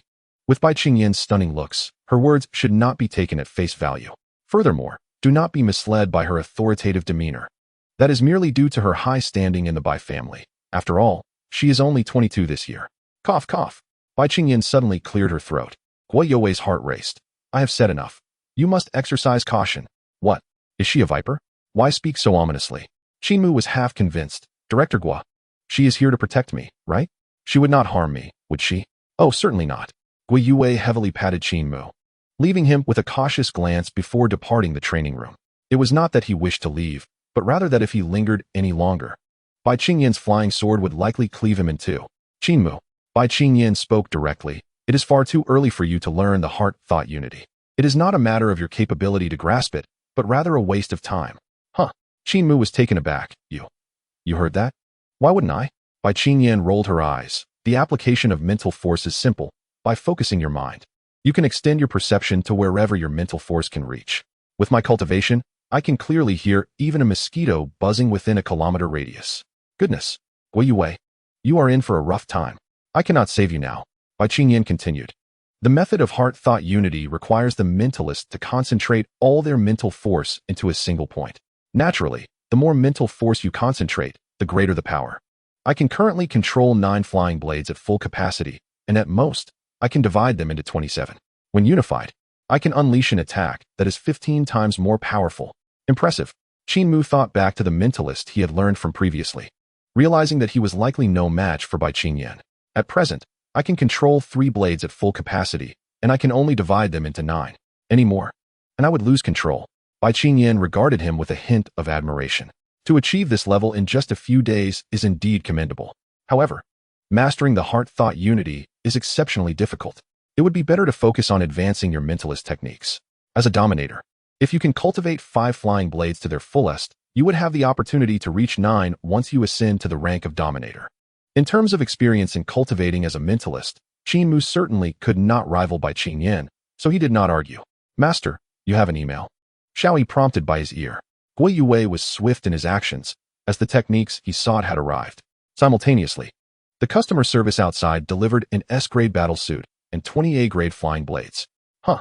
Bai Qingyan teasingly remarked upon seeing the battle suit's grade. You are wise to take precautions for your life, but alas, against a grandmaster, even an S-grade suit cannot save you. Your martial prowess is insufficient, and with a single blow, your life could be forfeit. Qin Mu pretended not to hear. Even if it serves no purpose, I must wear it. Not wearing it would be worse, he thought, taking the battle suit to the bathroom to change. Hey, why is a child like you running off to change clothes? Bai Qingyan questioned, puzzled. Qin Mu, truly enraged, gritted his teeth. By supervisor, I am not a child anymore. What can I show you that would frighten you? Bai Qingyan appeared unfazed. You are merely 18. Remember, martial artists can live for 200 to 300 years. You are still just weaning. Speechless, Qin Mu could not be bothered to argue further. He emerged dressed in the battle suit, projecting the advanced techniques while practicing the control of the flying blades. The advanced techniques primarily increased the number of blades he could control while also providing additional combat methods. The foundational techniques, on the other hand, focused more on mental force and the precision of controlling the flying blades. With a solid foundation at level 6, his progress was swift. Qin Mu felt that he did not need to spend days understanding what he previously had. System, is level 6 of the advanced technique sufficient to ascend to Dominator? Qin Mu suddenly recalled the requirements for promotion. Beep. A technique of the same level exceeding level 50 is sufficient. What if I were to learn a technique of a higher level? He inquired.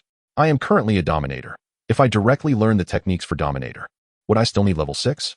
Not required. Please note, high-level techniques are inherently superior to low-level techniques. It is only at this stage that the quality of the techniques you have learned is average, leading to situations where high-level techniques cannot cover low-level techniques. What do you mean? Qin Mu was initially pleased, but the next moment he was stunned by the system's statement. My techniques are of average quality? Not average, but rather quite inferior. It can barely be classified as techniques suitable for the Dominator rank. Qin Mu nearly spat out a mouthful of blood. I eagerly studied for half a day only to discover I had learned something worthless. What about this book?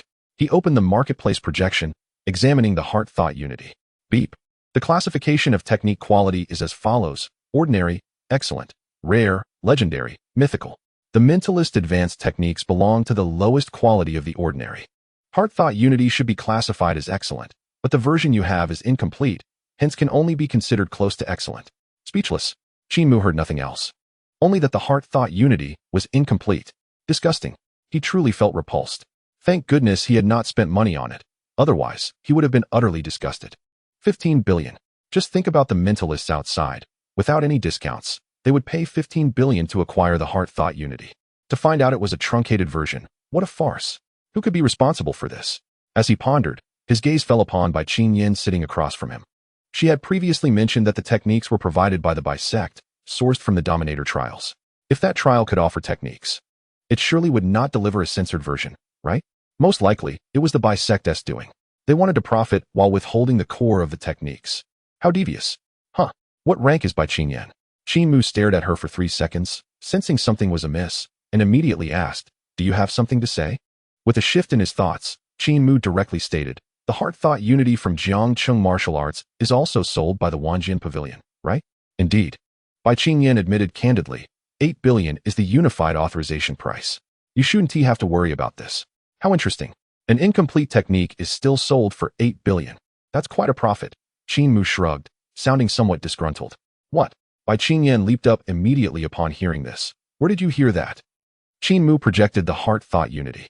I am not blind. How could I not tell whether the technique is complete? Bai Qingyan froze instantly. The incompleteness of the technique is not something that can be discerned by mere observation. Such confidential information was only revealed to her after she ascended to Dominator and received the complete version of Heart-Thought Unity. On Longxing, unless one is a core member of the Wanjian Pavilion, the version of Heart-Thought Unity learned is always a censored one, retaining only the part about unifying mental force. All other training for the Dominator stage is solely held by the Wanjian Pavilion. The Wanjian Pavilion would never sell an incomplete technique, as that would harm others. If you insist on thinking this way, the Wanjian Pavilion will undoubtedly pursue your legal responsibility. Bai Qingyan understood the gravity of the situation. Over the past century, how many copies of Heart-Thought Unity had been sold? If it were revealed that the technique was incomplete, the consequences would be dire. No matter what, this matter must not be acknowledged. Do not be so tense. Qin Mu laughed nonchalantly. I retract my previous statement. Theoretically, there should exist superior techniques beyond Heart-Thought Unity for Dominators. The Wanjian Pavilion must have them for sale, right? Huh. Bai Qingyan felt significantly relieved at this moment. It was clear that merely changing her phrasing altered the nature of the situation entirely. The former is the rigorous technique of Wanjian Go, which deceives the practitioners. The latter refers to a secret and exclusive technique of Wanjian Go. Is this not entirely reasonable? Even if it were disclosed, other practitioners would not object. Rather, they would be even more eager to join Wanjian Go. Little one, your words are truly sweet. Bai Qingyan smiled lightly. You wish to acquire the secret techniques of Wanjian Go, do you? Very well. As long as you join Wanjian Go, I assure you that you will learn all the techniques. TSK. To betray one's master for this technique is simply impossible. Qin Mu stated resolutely. Today, I may join Wan Jiange for one technique, but tomorrow I could betray Wan Jiange for another. Do you believe such a person is worthy of acceptance? Each word Qin Mu spoke resonated with sincerity. For no other reason, merely based on Guo Youwei's ability to represent himself in court. Qin Mu could never abandon the Jiang Cheng martial arts school. Upon hearing this, Bai Qingyan was momentarily taken aback. She could not help but concede that Qin Mu's reasoning held merit. There is no other option. Secret literally means what it implies, you understand. Qin Mu smiled slightly. A bit of flexibility? Money is out of the question, but perhaps other conditions might suffice. I can assure you that the technique will only be learned by me, and no one else will know about it. As for the cost, you may propose it, but I can only assist Wan Jiange with 3 matters. Beyond that, I cannot comply. Hiss. Bai Qingyan instantly regarded Qin Mu with a new expression. Where does this little fellow draw such confidence? 3 matters in exchange for the exclusive technique of Wan Jiange? Do you think you are a grandmaster?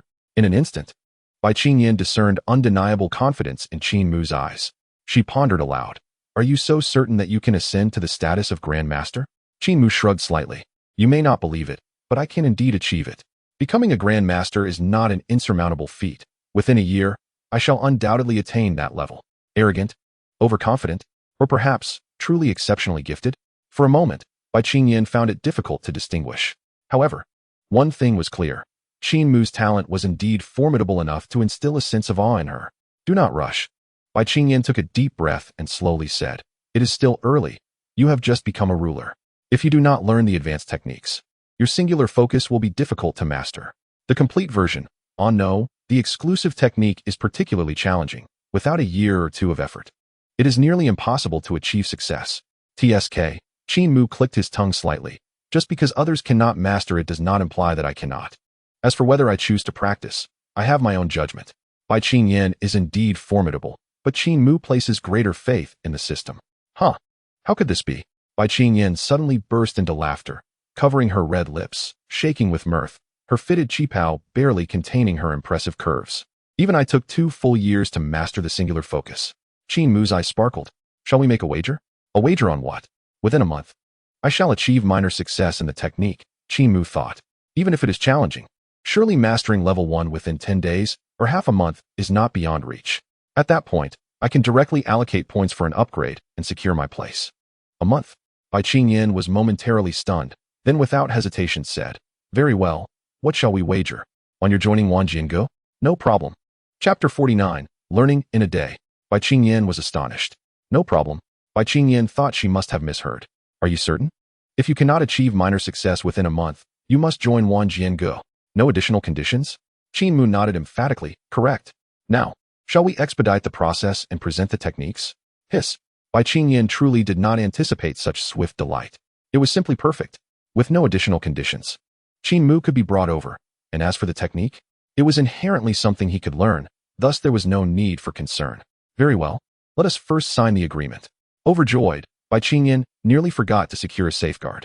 Qin Mu, of course, was indifferent. The agreement was signed, and the technique was also bestowed upon Qin Mu. Wait. Bai Qingyan immediately disabled the surveillance devices in the training room. Provide me with your identification number. We need to apply for a special confidentiality agreement. A technique is undoubtedly a core resource of any force. Once leaked, with the current capabilities of the internet, it could spread across Longxing in an instant. All right, you may begin. Bai Qingyan clapped her hands in completion, leaning back with a soft thud onto the bed, propping her cheek with her wrist, her eyes sparkling with mirth, gazing intently at Qin Mu. Hiss. Wow. At just a few years older than Ling Qianxue, the allure is undeniably different. Indeed, she is captivating. Qin Mu quickly focused his mind. System, is this technique of excellent quality? Affirmative. It completely encompasses the aforementioned advancement technique for practitioners. With the system's assurance, what is there to hesitate about? Let us begin the practice. The projection commenced. The introduction began with a comprehensive outline of the mental techniques. The source of mental power is divine consciousness, also referred to as the mind. TSK. The excellence of the technique is evident. The outline succinctly presents all core points, then categorically instructs. The singular focus is divided into 4 sections: mental power, rulership, combat, and unity. From controlling mental power to commanding mental weaponry, various combat methods, and finally, the unification of all mental power to enhance attack strength. After half a day, Qin Mu began to scratch his head. System? It cannot be that I must learn the entirety of the Unity section to attain level 1, can it? Ding. Not required. You may directly use upgrade points to level up. What? Why did you not say this earlier? Qin Mu was instantly infuriated. I struggled so hard to learn the foundational techniques. Why did you not inform me that I could directly upgrade? Upgrading is the sole function of the system. The host previously chose to learn independently, possibly to conserve upgrade points. Hence the system did not provide a prompt. Damn. Do I appear to be one to conserve? Qin Mu paused to reflect. It seems I did save 2 upgrade points previously. The Blood Battle 18 forms and foundational techniques consumed no points. Should I consume points now? Let me practice a bit. If I can master it before 12 o'clock. Wouldn't that save me a point? A point is still a point. After 12 o'clock. Upgrade. Without a moment's hesitation, Qin Mu clicked. Excellent level techniques are indeed challenging. It is not something mere mortals can master. Ding. Singular focus upgrade successful. Current level 1. Comfortable. Qin Mu exhaled deeply and then checked his panel. Invincible upgrade system. Qin Mu. Upgrade points. 0. Martial arts level. Apprentice level 9. Mental power level. Ruler level 2. Martial arts technique. Blood battle 18 forms. Mental power technique. Basic mental power. D level ordinary. Level 6. Singular focus. B level excellent. Level 1. 34 system. Can I now directly elevate my level to ruler level 9 or even break through to ruler master? 34 ding. B-level cultivation technique. Level 1. Capable of supporting the host's advancement to the first tier of the Dominator. There is no longer any pressure. Qin Mu's heart swelled with joy. Breaking through to Dominator now poses no challenge. Merely 8 days, and he would directly become a Dominator. With an additional 9 days, he would reach Dominator level 9. No, he would need an extra 5 days, as the technique must also be learned to level 6. Victory is assured. It is as simple as that. Qin Mu glanced at the clock. Only half a day had passed since the wager, and he had already secured his triumph. With 18 days remaining until the end of the month's martial arts tournament, reaching Dominator level 9 might not suffice. But achieving minor success in the technique and breaking through to Dominator levels 3 or 4 would be effortless. That should suffice, he calculated in his mind. On the bed, Bai Qingyan chuckled mischievously. Little guy, do you now realize how difficult it is to practice a technique? She playfully patted the soft bedding. Would you like to come up and rest? While hard work is essential, one must also strike a balance between labor and leisure, right? Qin Mu shook his head decisively and summoned the Qingyan flying sword. The sword instantly split into 12 uniquely shaped smaller swords. Combine. Qin Mu frowned, commanding them to merge with a gesture in midair. The technique, known as Mind's Unity, derived from the Dominator trials, was now at his command. Even at level 1, it equated to mastering the introductory level of the technique. Achieving Mind's Unity was certainly feasible, although his speed and proficiency did not match that of Bai Qingyan. In a mere breath, the 12 swords gradually fused in the air, forming an ancient-looking sword. This, Bai Qingyan on the bed stared in shock. Her mouth agape as if she could fit an egg inside. How is this possible? It must be a trick. As she spoke, the sword had already completely assembled. With a flick of his fingers shaped like a sword, Qin Mu pointed, and the Qingyan sword sliced through the air, leaving a trail of azure flames. It felt remarkable. With a thought, he directed the sword toward the punching apparatus in the training room. In a flash, the sword moved with blinding speed, leaving no sound of breaking air. Yet it created a blue afterimage. Moments later, the punching apparatus emitted a soft pop as it was pierced cleanly through. How sharp! Qin Mu exclaimed in mild surprise. Seconds later, the machine began beeping, signaling that it was damaged. Oh dear, I applied too much force. As Qin Mu prepared to stand, Bai Qingyan grasped his arm, her eyes reflecting a mixture of disbelief and astonishment. Show me the flying sword. I can't believe it. No one can master the unique version of Mind's Unity in just 1 day. Even the standard version takes more than a day to learn. Chapter 50. Bai Qingyan. Qin Mu is the true genius. I am unworthy. Bai Qingyan extended her palm, using her mind to control the Qingyan flying sword, which floated gracefully in midair. The 12 subsidiary swords were perfectly intertwined. The Qingyan flying sword was not merely a simple combination of 12 blades. If it were that easy, every manufacturer would produce flying swords. The materials, structure, and most importantly, the engraved mental force patterns were crucial. Only with these patterns could the mental force unify within the sword. If a mentalist could not achieve this unity, they would encounter tremendous resistance during the assembly, leading to failure due to minor deviations. It truly can be done. Bai Qingyan had already sensed the answer when she witnessed the sword piercing through the air. Yet, she could hardly believe it. She turned to look at Qin Mu. You failed countless times last night when trying to combine them. Why could you succeed this time? Was it luck? Yes, it must be luck, she concluded. Bai Qingyan handed the flying sword back to Qin Mu. Try again. Qin Mu received it with his mental force. With a click, the sword disassembled. Then, in rapid succession, the flying swords reassembled before Bai Qingyan's eyes, seemingly faster than before. Thud! Bai Qingyan collapsed onto the bed, feeling utterly overwhelmed. Is this the realm of geniuses? Goodness! Throughout her life, she had always been regarded as a genius. Even her grandfather praised her endlessly. But now, in the face of Qin Mu's extraordinary talent, she felt like a fool. She had spent over half a year learning the techniques to advance as a mentalist before even beginning to comprehend mind's unity. And it took her nearly another year to barely master the flying sword assembly. Achieving minor success allowed her to combine flying swords at Dominator level 9, rivaling the prowess of a Master level 9, with few challengers beneath the Grandmaster tier. Yet, Qin Mu, this boy, had accomplished it in merely a day. No, in half a day, just half a day, and he mastered mind's unity without the foundational techniques of a mentalist. Is he even human? Seeing her expression somewhat dazed, Qin Mu inquired, Bai Zhuguan, can we consider the wager as my victory? Huh, what did you say? Bai Qingyan momentarily froze before processing his words. The wager. This. Bai Qingyan's cheeks flushed crimson. With Qin Mu's talent, achieving minor success in a month? Is that a challenge? Yes, but only slightly. Denying it would only serve to embarrass herself. However, Bai Qingyan could not easily let Qin Mu off the hook. This boy surpassed her expectations, even exceeding her grandfather's unparalleled genius. What a joke. This kind of talent might genuinely break through to Grandmaster within a year, becoming a prominent figure in Longxing. If she did not seize this opportunity, speaking to him in the future would be a challenge. Clearing her throat, Bai Qingyan composed herself, a smile gracing her lips. Her eyes suddenly deepening, as if an abyss were pulling at Qin Mu's very soul. Goodness. Soul-snatching? Qin Mu nearly succumbed to the depths, hastily regaining his composure. Oh. Bai Qingyan stretched lazily, releasing a soft, melodious sigh. I am quite weary after a long day. Let us rest for now. As for the technique, there is no need to rush. Remember, you are currently in the foundational stage. An unstable base leads to unstable cultivation.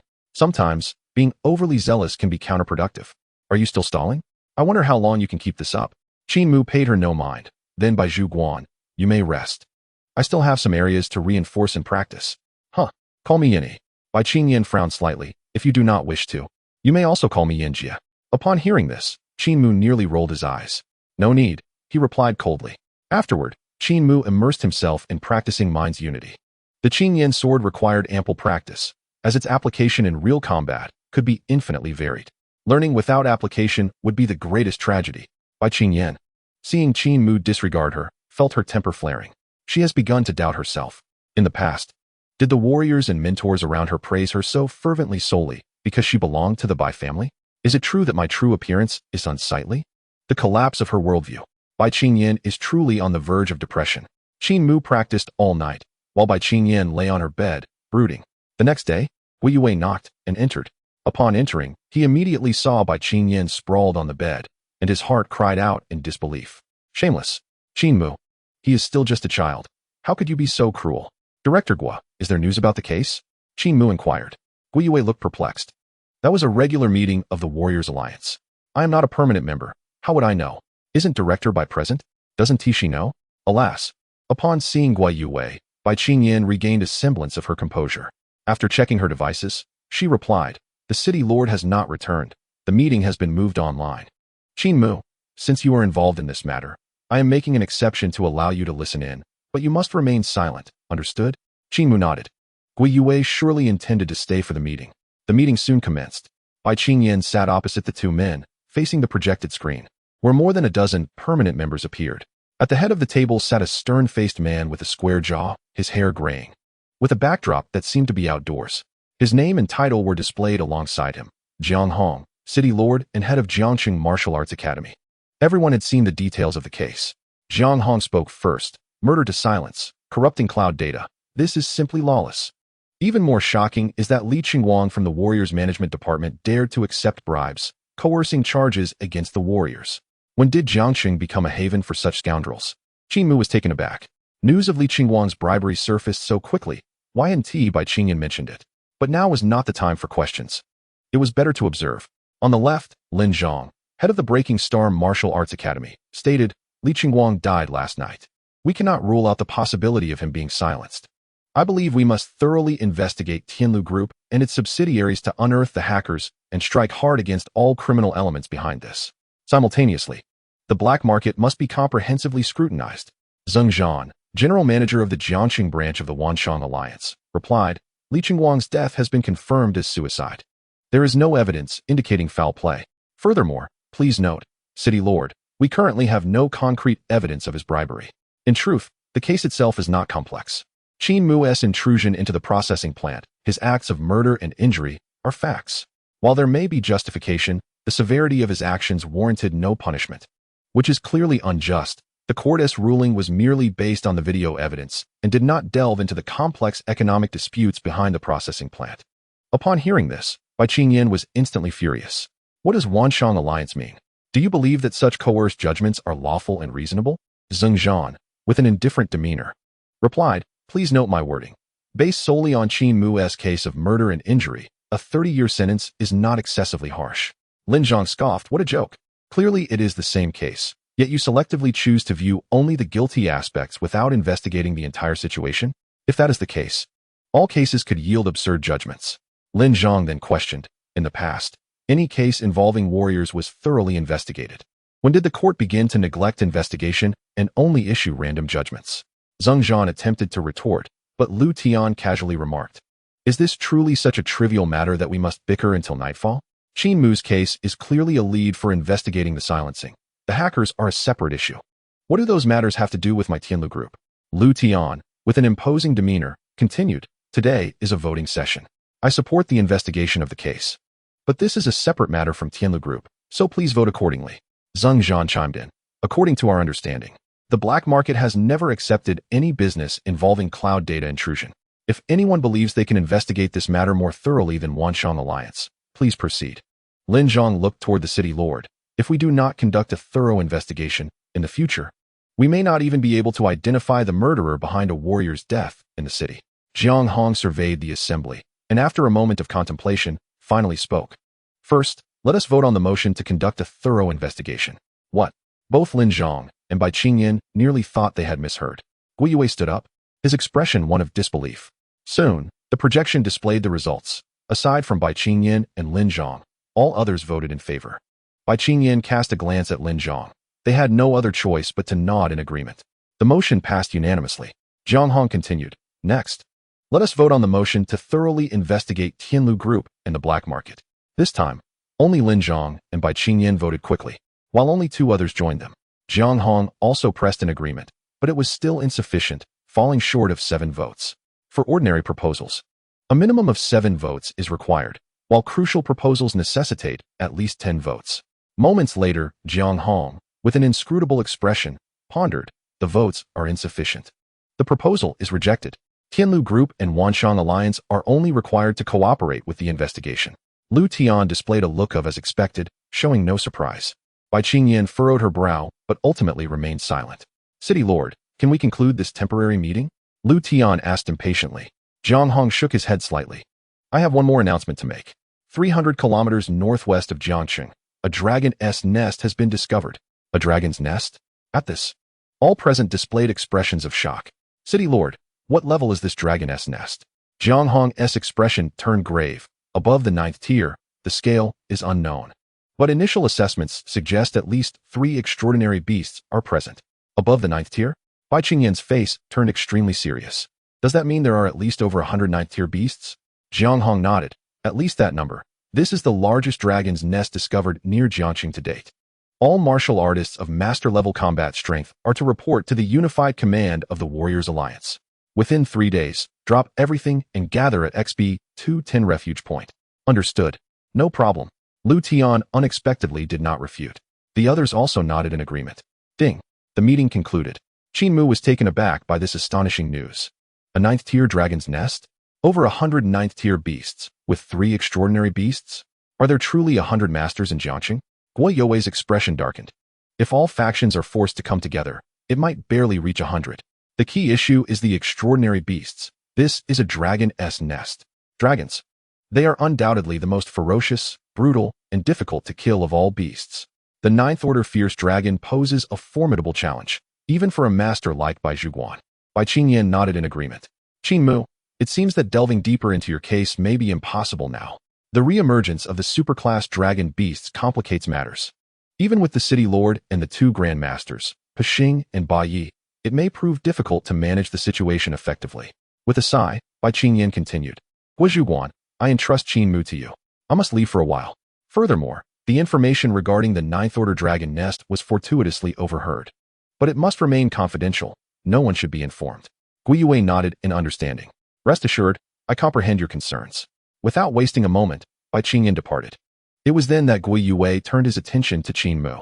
This situation has taken an unexpected turn. The director has been away for quite some time, seemingly detained by the dragon nest. Do not dwell on today's meeting. At this critical juncture, Jiang City is not a place for turmoil. Qin Mu smiled in acknowledgement.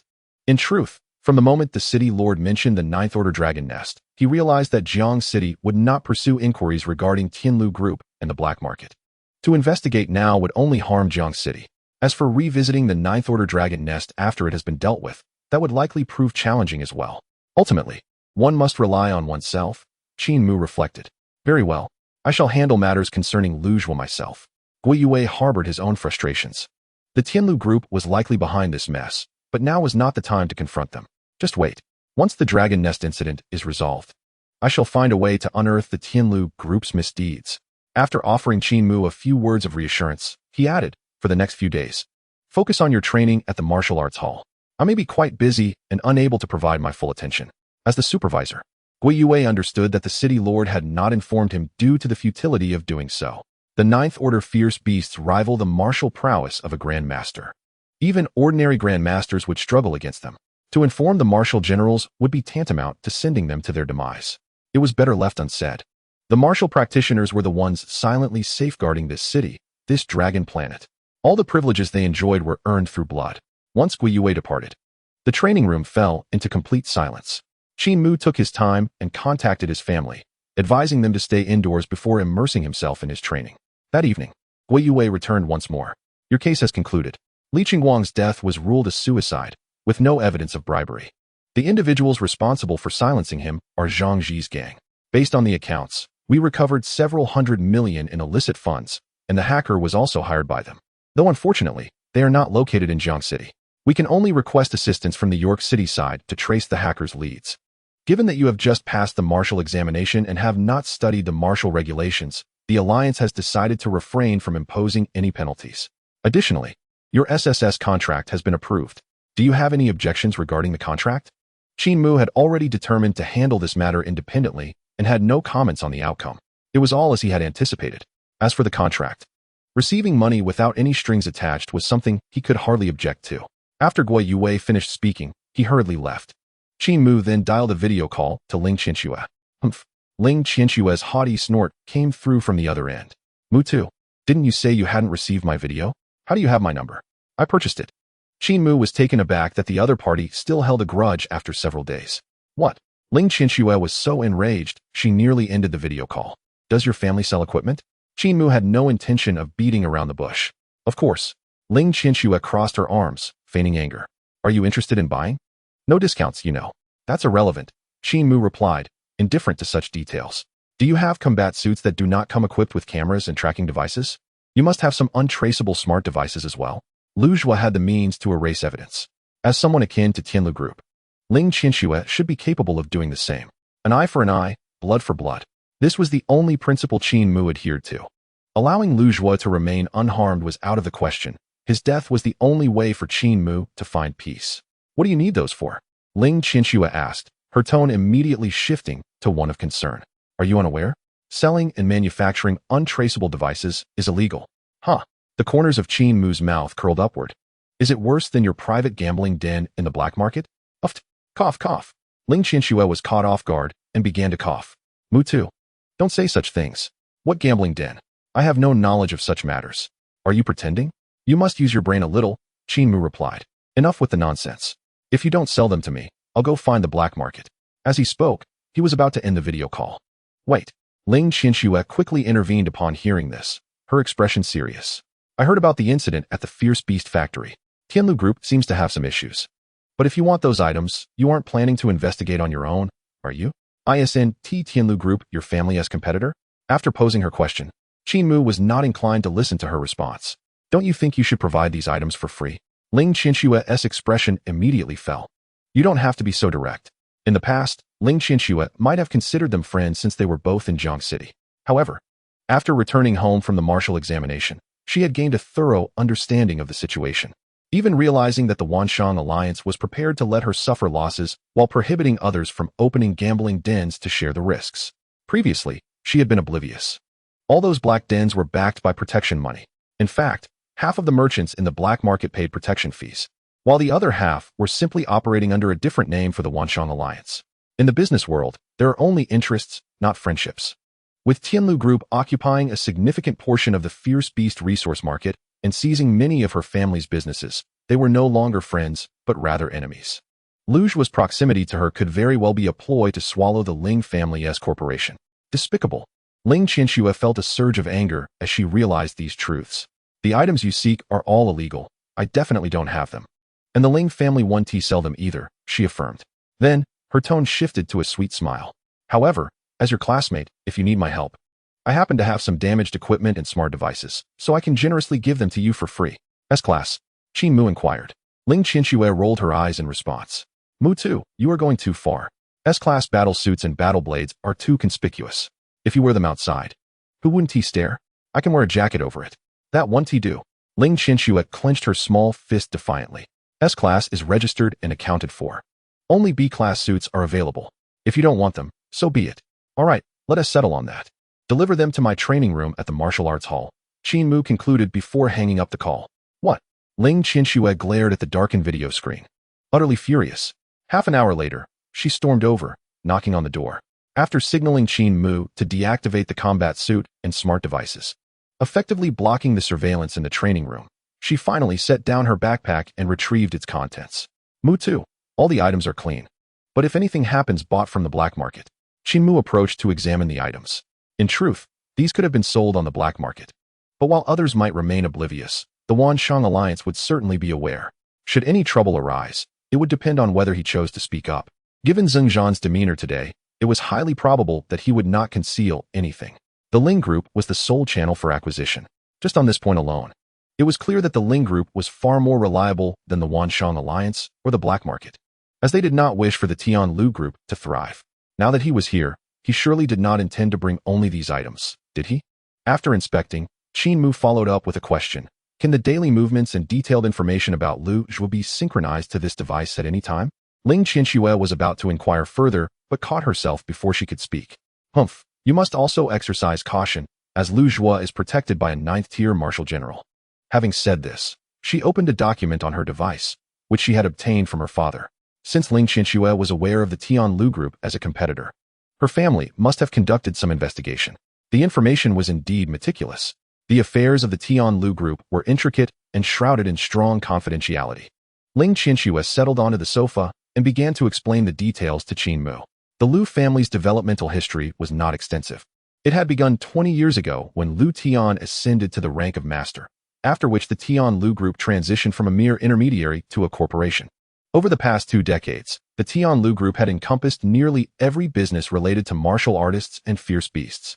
Their most lucrative project was Fierce Beast Resources, which surpassed their family's endeavors by at least double, despite the fact that their family had long been engaged in fierce beast acquisition. The Tianlu Group's annual revenue exceeded 1.3 trillion, with fierce beast resources accounting for over 800 billion. It was no wonder that a small processing plant could afford to discard hundreds of millions worth of products without concern. If we could trace the source of Tianlu's fierce beasts, we could offer an additional reward of 1 billion. Ling Qianxue had truly come prepared. After the martial examination concluded, she had begun to take over her family's business, uncovering many matters previously unknown to her. Her manner of speaking and acting had also changed significantly. Furthermore, it appeared they had a secret stronghold in Jiang City, which might harbor hackers utilizing obscure techniques. If we could locate that stronghold, it would be worth 500 million. Qin Mu raised an eyebrow in surprise. Have you been watching too many dramas? I am not a detective. How could I investigate these matters for you? Any leads will be relayed to you, provided that Lu Zhua's location is continuously updated to me. Ling Qianxue playfully stuck out her tongue. You are a thought master, capable of flight. It should be easier for you to investigate than for others. Just be careful. My father warned that the Tianlu group operates ruthlessly.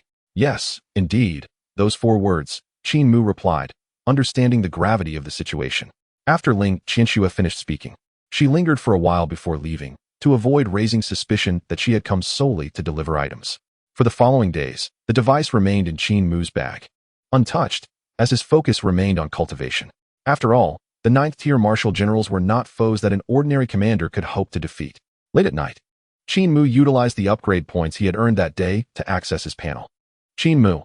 Upgrade points, 0, martial arts level, apprentice 9th rank, thought power level, commander 9th rank, martial arts technique, blood battle 18 styles, thought power technique, basic thought power, level 6.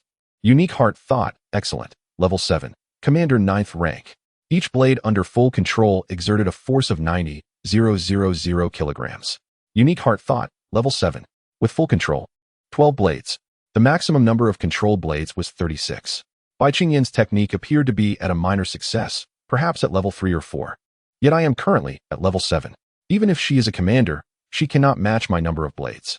Qin Mu clenched his fists. 12 blades were precisely what the Qin Yan flying sword required to unleash its strongest attack. With additional thought power, the swords could not be unified. This was the moment Qin Mu had been anticipating.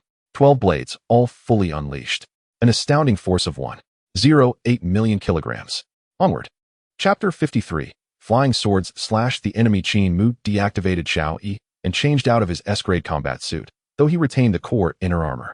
Simultaneously, the 2 billion from the SSS contract had been deposited.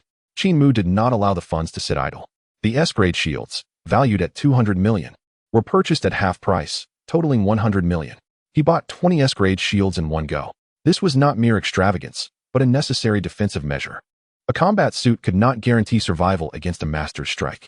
In the martial artist stage, attack power reached 190,000. In the martial general stage, it soared to between 900,000 and 1 million. In the master stage, attack power escalated to between 900,000 and 1 million. This did not even account for any enhancements from techniques. Even a novice master could deliver a punch with 1 million in attack power. Currently, Qin Mu barely met the minimum requirement for a master, thanks to his significant accomplishments. 1 million in attack power. He knew well that his apprentice 9th rank physique could not withstand such force. While the S-grade combat suit might not shatter under a single punch, the vibrational force could easily pulverize his internal organs. If he were merely a martial artist, he would lament his insufficient cultivation and await his fate. But a thought master was different. The vibrations that the combat suit could not withstand could easily be mitigated by a shield. The shield colliding with air was of no concern to me. The 20 S-grade shields stacked together would form a thickness of 1 meter, made of superalloy. They could each be enhanced with thought power, arranged with specific gaps and angles to dissipate impact force. Even a master could not easily break through. Investing money truly does empower one to grow stronger. The Qin Yan flying sword boasts attack power comparable to that of a master. The 20 superalloy composite shields possess defensive strength akin to a master. Even with only a commander 9th rank, Qin Mu could still confront a novice master head-on. He shrank the shields and stored them in his bag before heading out. Over the past 10 days, he had not paid attention to outside news. However, given Guo Youwei's recent lack of availability and Bai Qingyan's silence, it was clear that the 9th-tier dragon nest was not to be trifled with. Now that Qin Mu possessed master-level combat strength, he felt capable of protecting himself and his family. Confronting Lu Zhua was also a matter of protection. Who had the time to constantly guard against such a beast? Qin Mu was unfamiliar with the urban layout of Jiang City, but he knew the roads near his home like the back of his hand. In the past, he had always chosen paths with surveillance. This time, he sought a location without cameras to change into his combat suit, activated his device, and donned a pure black fitted coat that concealed his entire form. Beneath the mask, the projection displayed Lu Zhua's location. Xianjing Business Club? Moments later, he arrived at the entrance of the Xianjing Business Club. A beautiful woman clad in a miniskirt approached with a charming smile, a shimmering name tag reading assistant, Xiaoxi adorning her chest. Martial artist. Do you have a reserved seat? She inquired. No. Well, we have a booth available in the hall. Would that suffice? Are there private rooms? Xiaoxi's smile blossomed instantly. Yes, indeed. Which private room would you prefer? Currently, we have a Xian Wang room and a Sheng Wang room available. Is there a difference? The Xian Wang room has a minimum consumption of 1.99 million, while the Sheng Wang room has a minimum of 990,000. Wow. Qin Mu was momentarily taken aback. The consumption level was astonishing. A minimum expenditure of 1.99 million for a private room? That lad, Lu Zhua, must be quite affluent. Qin Mu's voice resonated with a husky depth, projecting through his mental power, concealing the fact that he was merely a youth. Within the intelligent devices, there existed 10 million in liquid funds, the source of which could not be traced. Qin Mu was not concerned about any potential loopholes and followed the lady inside. As he walked, each Xian Wang room was spaced far apart, with empty spaces between them, unleashing his mental prowess. Qin Mu's current cultivation of mental power was more refined than by Qing Yan's. As a professional establishment, the soundproofing of these private rooms was impeccable. One could detonate a bomb inside without the outside world being aware. However, no material could obstruct mental energy. Lu Zhua, Qin Mu's eyes narrowed. Catching a glimpse of the door number, Xian Wang room number 2, Ling Qianxue's information proved to be quite accurate. Qin Mu refrained from acting hastily and continued to follow the lady for a while longer until they reached the entrance of Xian Wang room number 3. Martial artist, please enter. Xiaoxi opened the door, her radiant smile accompanying her inquiry. What would you like to drink? The minimum consumption package includes a bottle of Xian Wang nectar and 2 boxes of Wu Ling beer. Anything will do. Having located his target, Qin Mu saw no need for further conversation. Upon hearing this, Xiaoxi did not press for more details. All right, please wait a moment. The room princess will arrive shortly. Qin Mu settled into a comfortable sofa. Before long, 2 elegantly clad ladies in sheer fabric knocked and entered. Ling Xianwaner, Ling Xianlianer. The 2 curtsied before Qin Mu, greeting him. We pay our respects to the Xian Wang. Impressive. Their professionalism was indeed remarkable. It was not merely ordinary individuals. Even martial artists and masters would have to acknowledge his presence. The 2 ladies approached Qin Mu directly. Stop. Qin Mu raised a hand to halt them. I prefer that particular setup. Bring me the electric charge program. With a wave of his hand, he transferred 1 million credit points for each of them. Thank you for your generosity, Xian Wang. They exclaimed in unison. Little Xian will ensure your satisfaction. As they spoke, the sheer fabric gracefully fell away. Do not look at me. Entertain yourselves. Speak louder. Huh. They both froze momentarily. Xian Wang, do you mean for us to entertain ourselves? Have you never done so before? Wana responded, her voice soft and slightly awkward. As per your command, Xian Wang. The remaining matters require no guidance from Qin Mu. The 2 young ladies were indeed quite professional, showcasing an array of intricate auxiliary devices. To be honest, they exhibited far greater prowess than Qin Mu had anticipated. Meanwhile, in the adjacent room, Lu Zhua downed 2 bottles of Xian Wang nectar, having barely lasted a quarter of an hour. Within the room, surrounded by numerous Ling Xian-level princesses, he could only gaze at them, while 2 bodyguards stood vigil at the door. The windows of the room were sealed with alloy, impenetrable to sound. Qin Mu waited patiently, knowing that Wanner and Lianer were becoming increasingly engrossed, and at the opportune moment, the concealed flying sword he had prepared beneath his cloak swiftly vanished into the ventilation duct. This establishment was undoubtedly professional, with defenses against various tactics employed by martial artists pushed to the extreme. Even the ventilation ducts were equipped with gas detection and alarm systems. However, while they could guard against martial artists, they could not fend off a mental master. In fact, almost all establishments within Jiang City were unguarded against masters of the mental arts. Qin Mu could carry out a killing within the Jiang City Martial Arts Hall without raising an alarm. The flying sword emerged from the ventilation duct, pinpointing its target and swiftly penetrating the wall as effortlessly as a blade through tofu. Before long, the flying sword had reached the Xian Wang room, and the sounds and ambience within became vividly clear, as if the conversations were right beside him. Just as Qin Mu was poised to strike, Lu Zhua's communication device suddenly buzzed. Speak. It was Lu Zhua's voice. Young master, we received word from the Linshan Dao warehouse that a kid attempted to resist, causing a bit of a ruckus. Damn it. Lu Zhua ground his teeth. What are you doing? Must I resolve every trivial matter? The issue is that the recent pressures have caused delays for this batch. Get rid of them all. Tonight, we move everything out. Lu Zhua commanded decisively. Does he truly believe that Qin Mu possesses any real capability? He dares to challenge my Tianlu group. That's tantamount to provoking the black market. He dares to confront the Wanshang Alliance. Not even a genius mental master, let alone a prodigious martial artist, would escape unscathed. Yes, I will head over to oversee the situation immediately. The communication ended. Qin Mu furrowed his brow, adjusting his plan. The flying sword redirected to the door. In an instant, it flashed, its cold light shooting from the ground. Huh. The two Ninth Order martial generals heard the sound, yet their bodies had yet to react.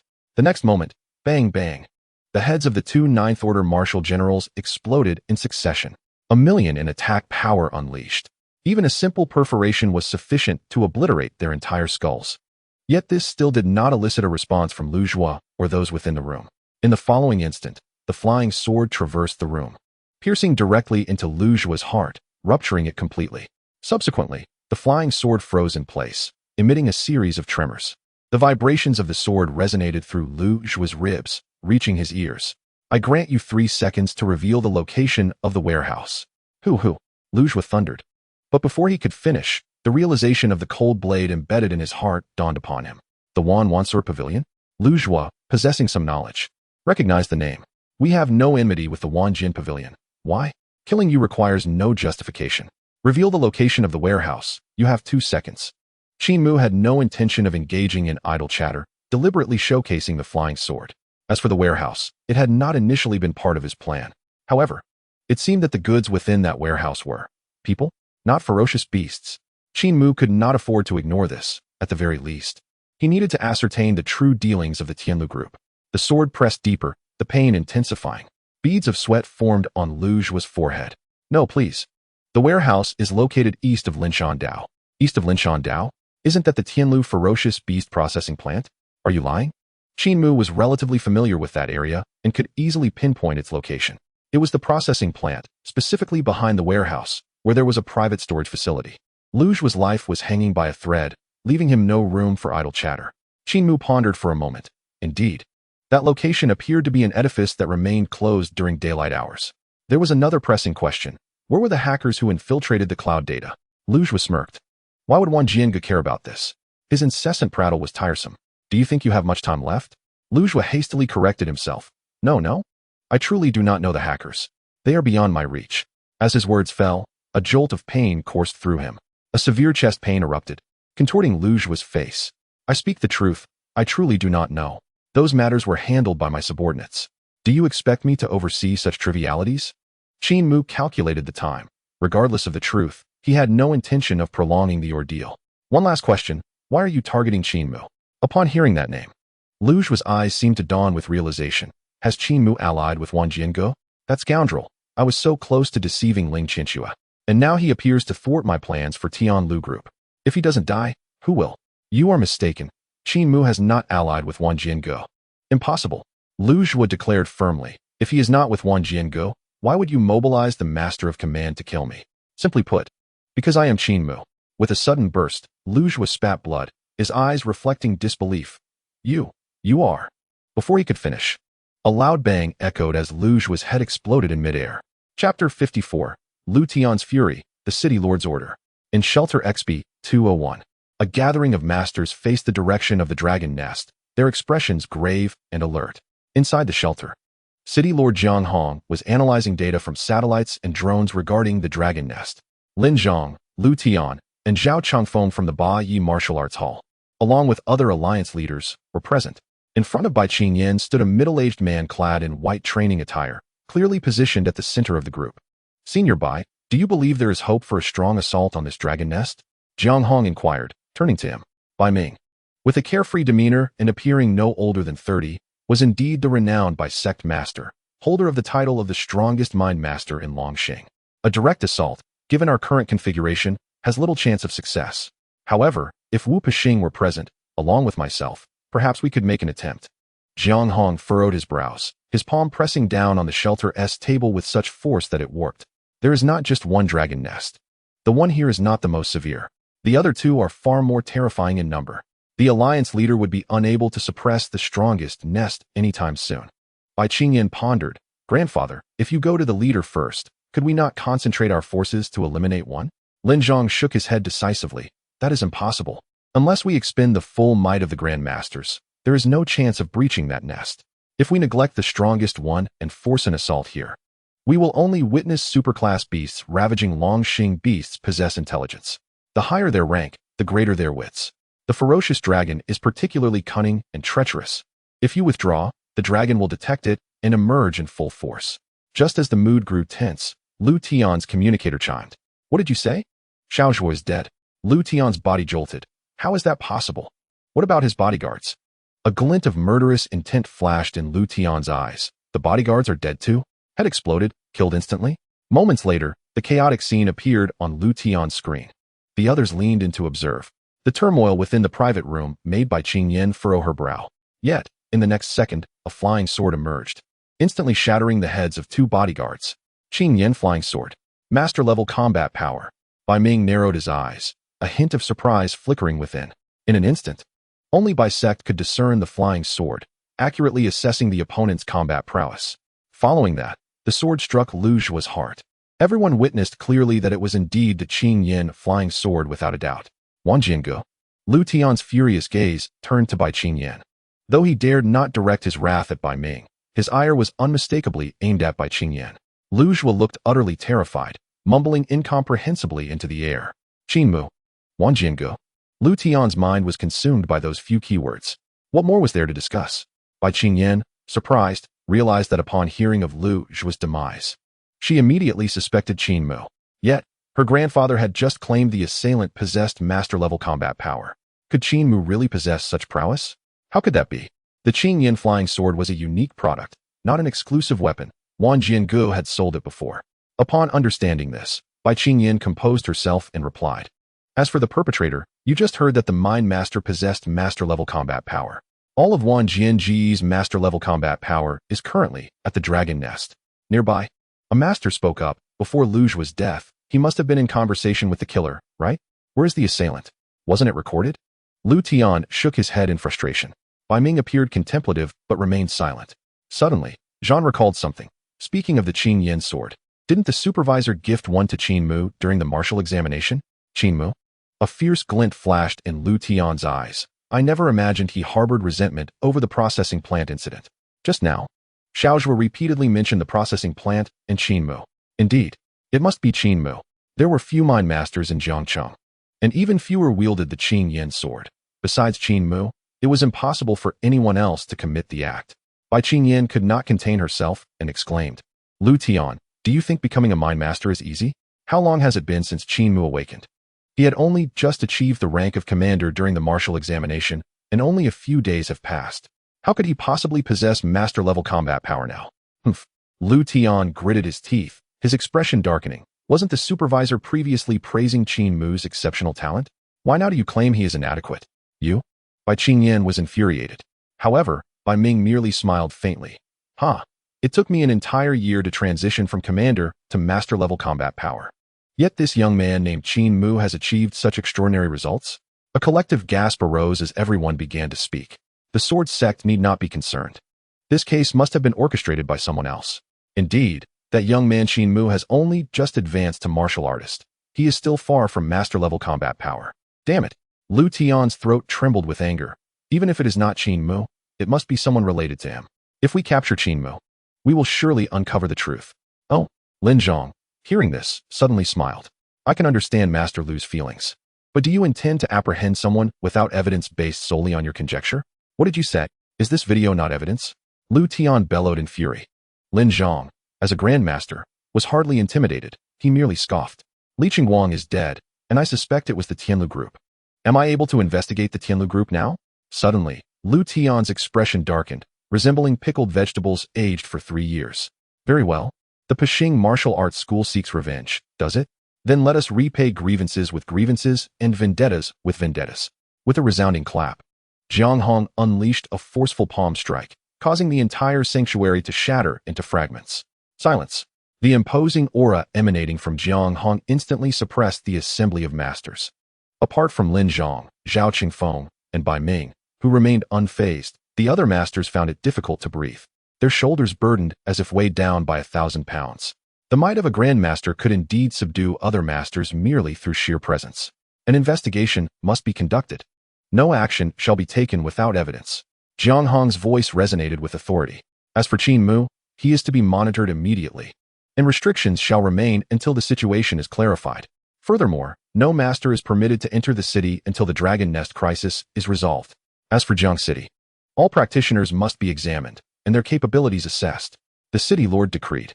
Even though Lu Tian longed to confront Qin Mu immediately, he found himself bound to remain in place. Meanwhile, in Jiang City, on Linjiang Road, Qin Mu effortlessly located the warehouse mentioned by Lu Zhua in the dead of night.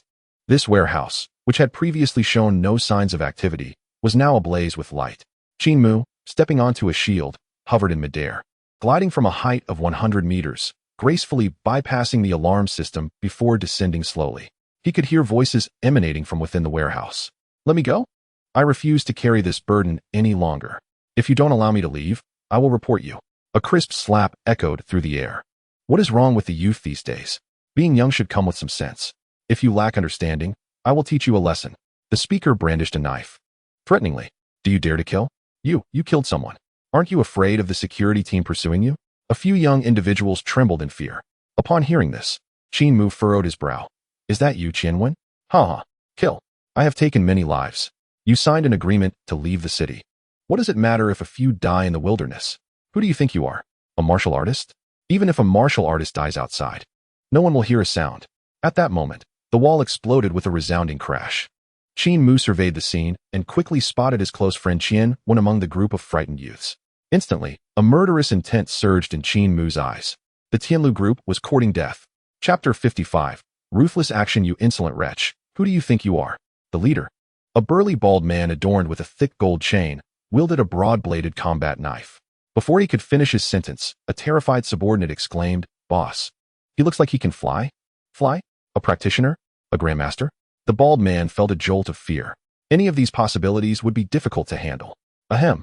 Brother, let us speak amicably. We are all just trying to make a living. If you need some money for equipment, just say the word. Qin Mu extended a hand, causing the bald man's knife to instinctively press against his throat. With a sudden burst, crimson sprayed forth.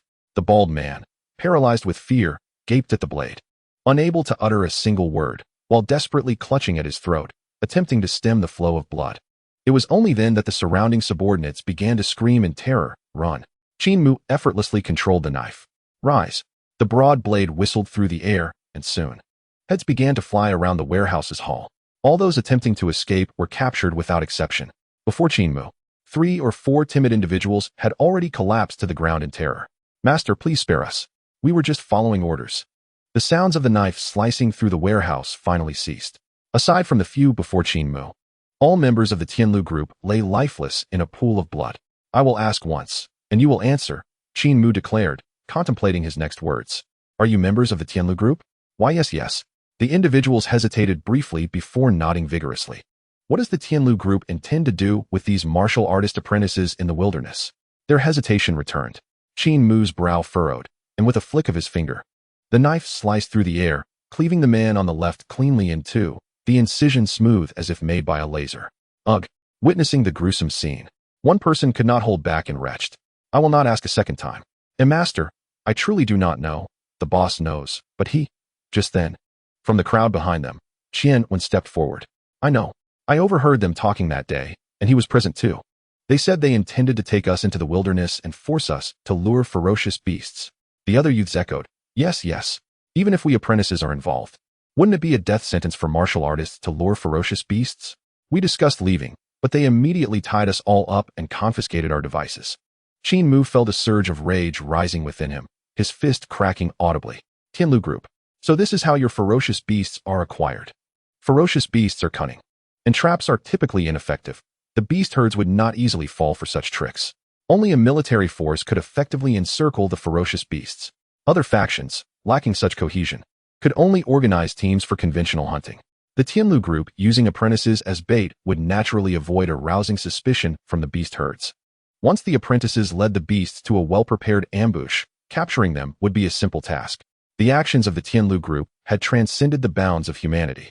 What shocked Qin Mu even more was how they had managed to operate for so long without detection. What about the martial artists?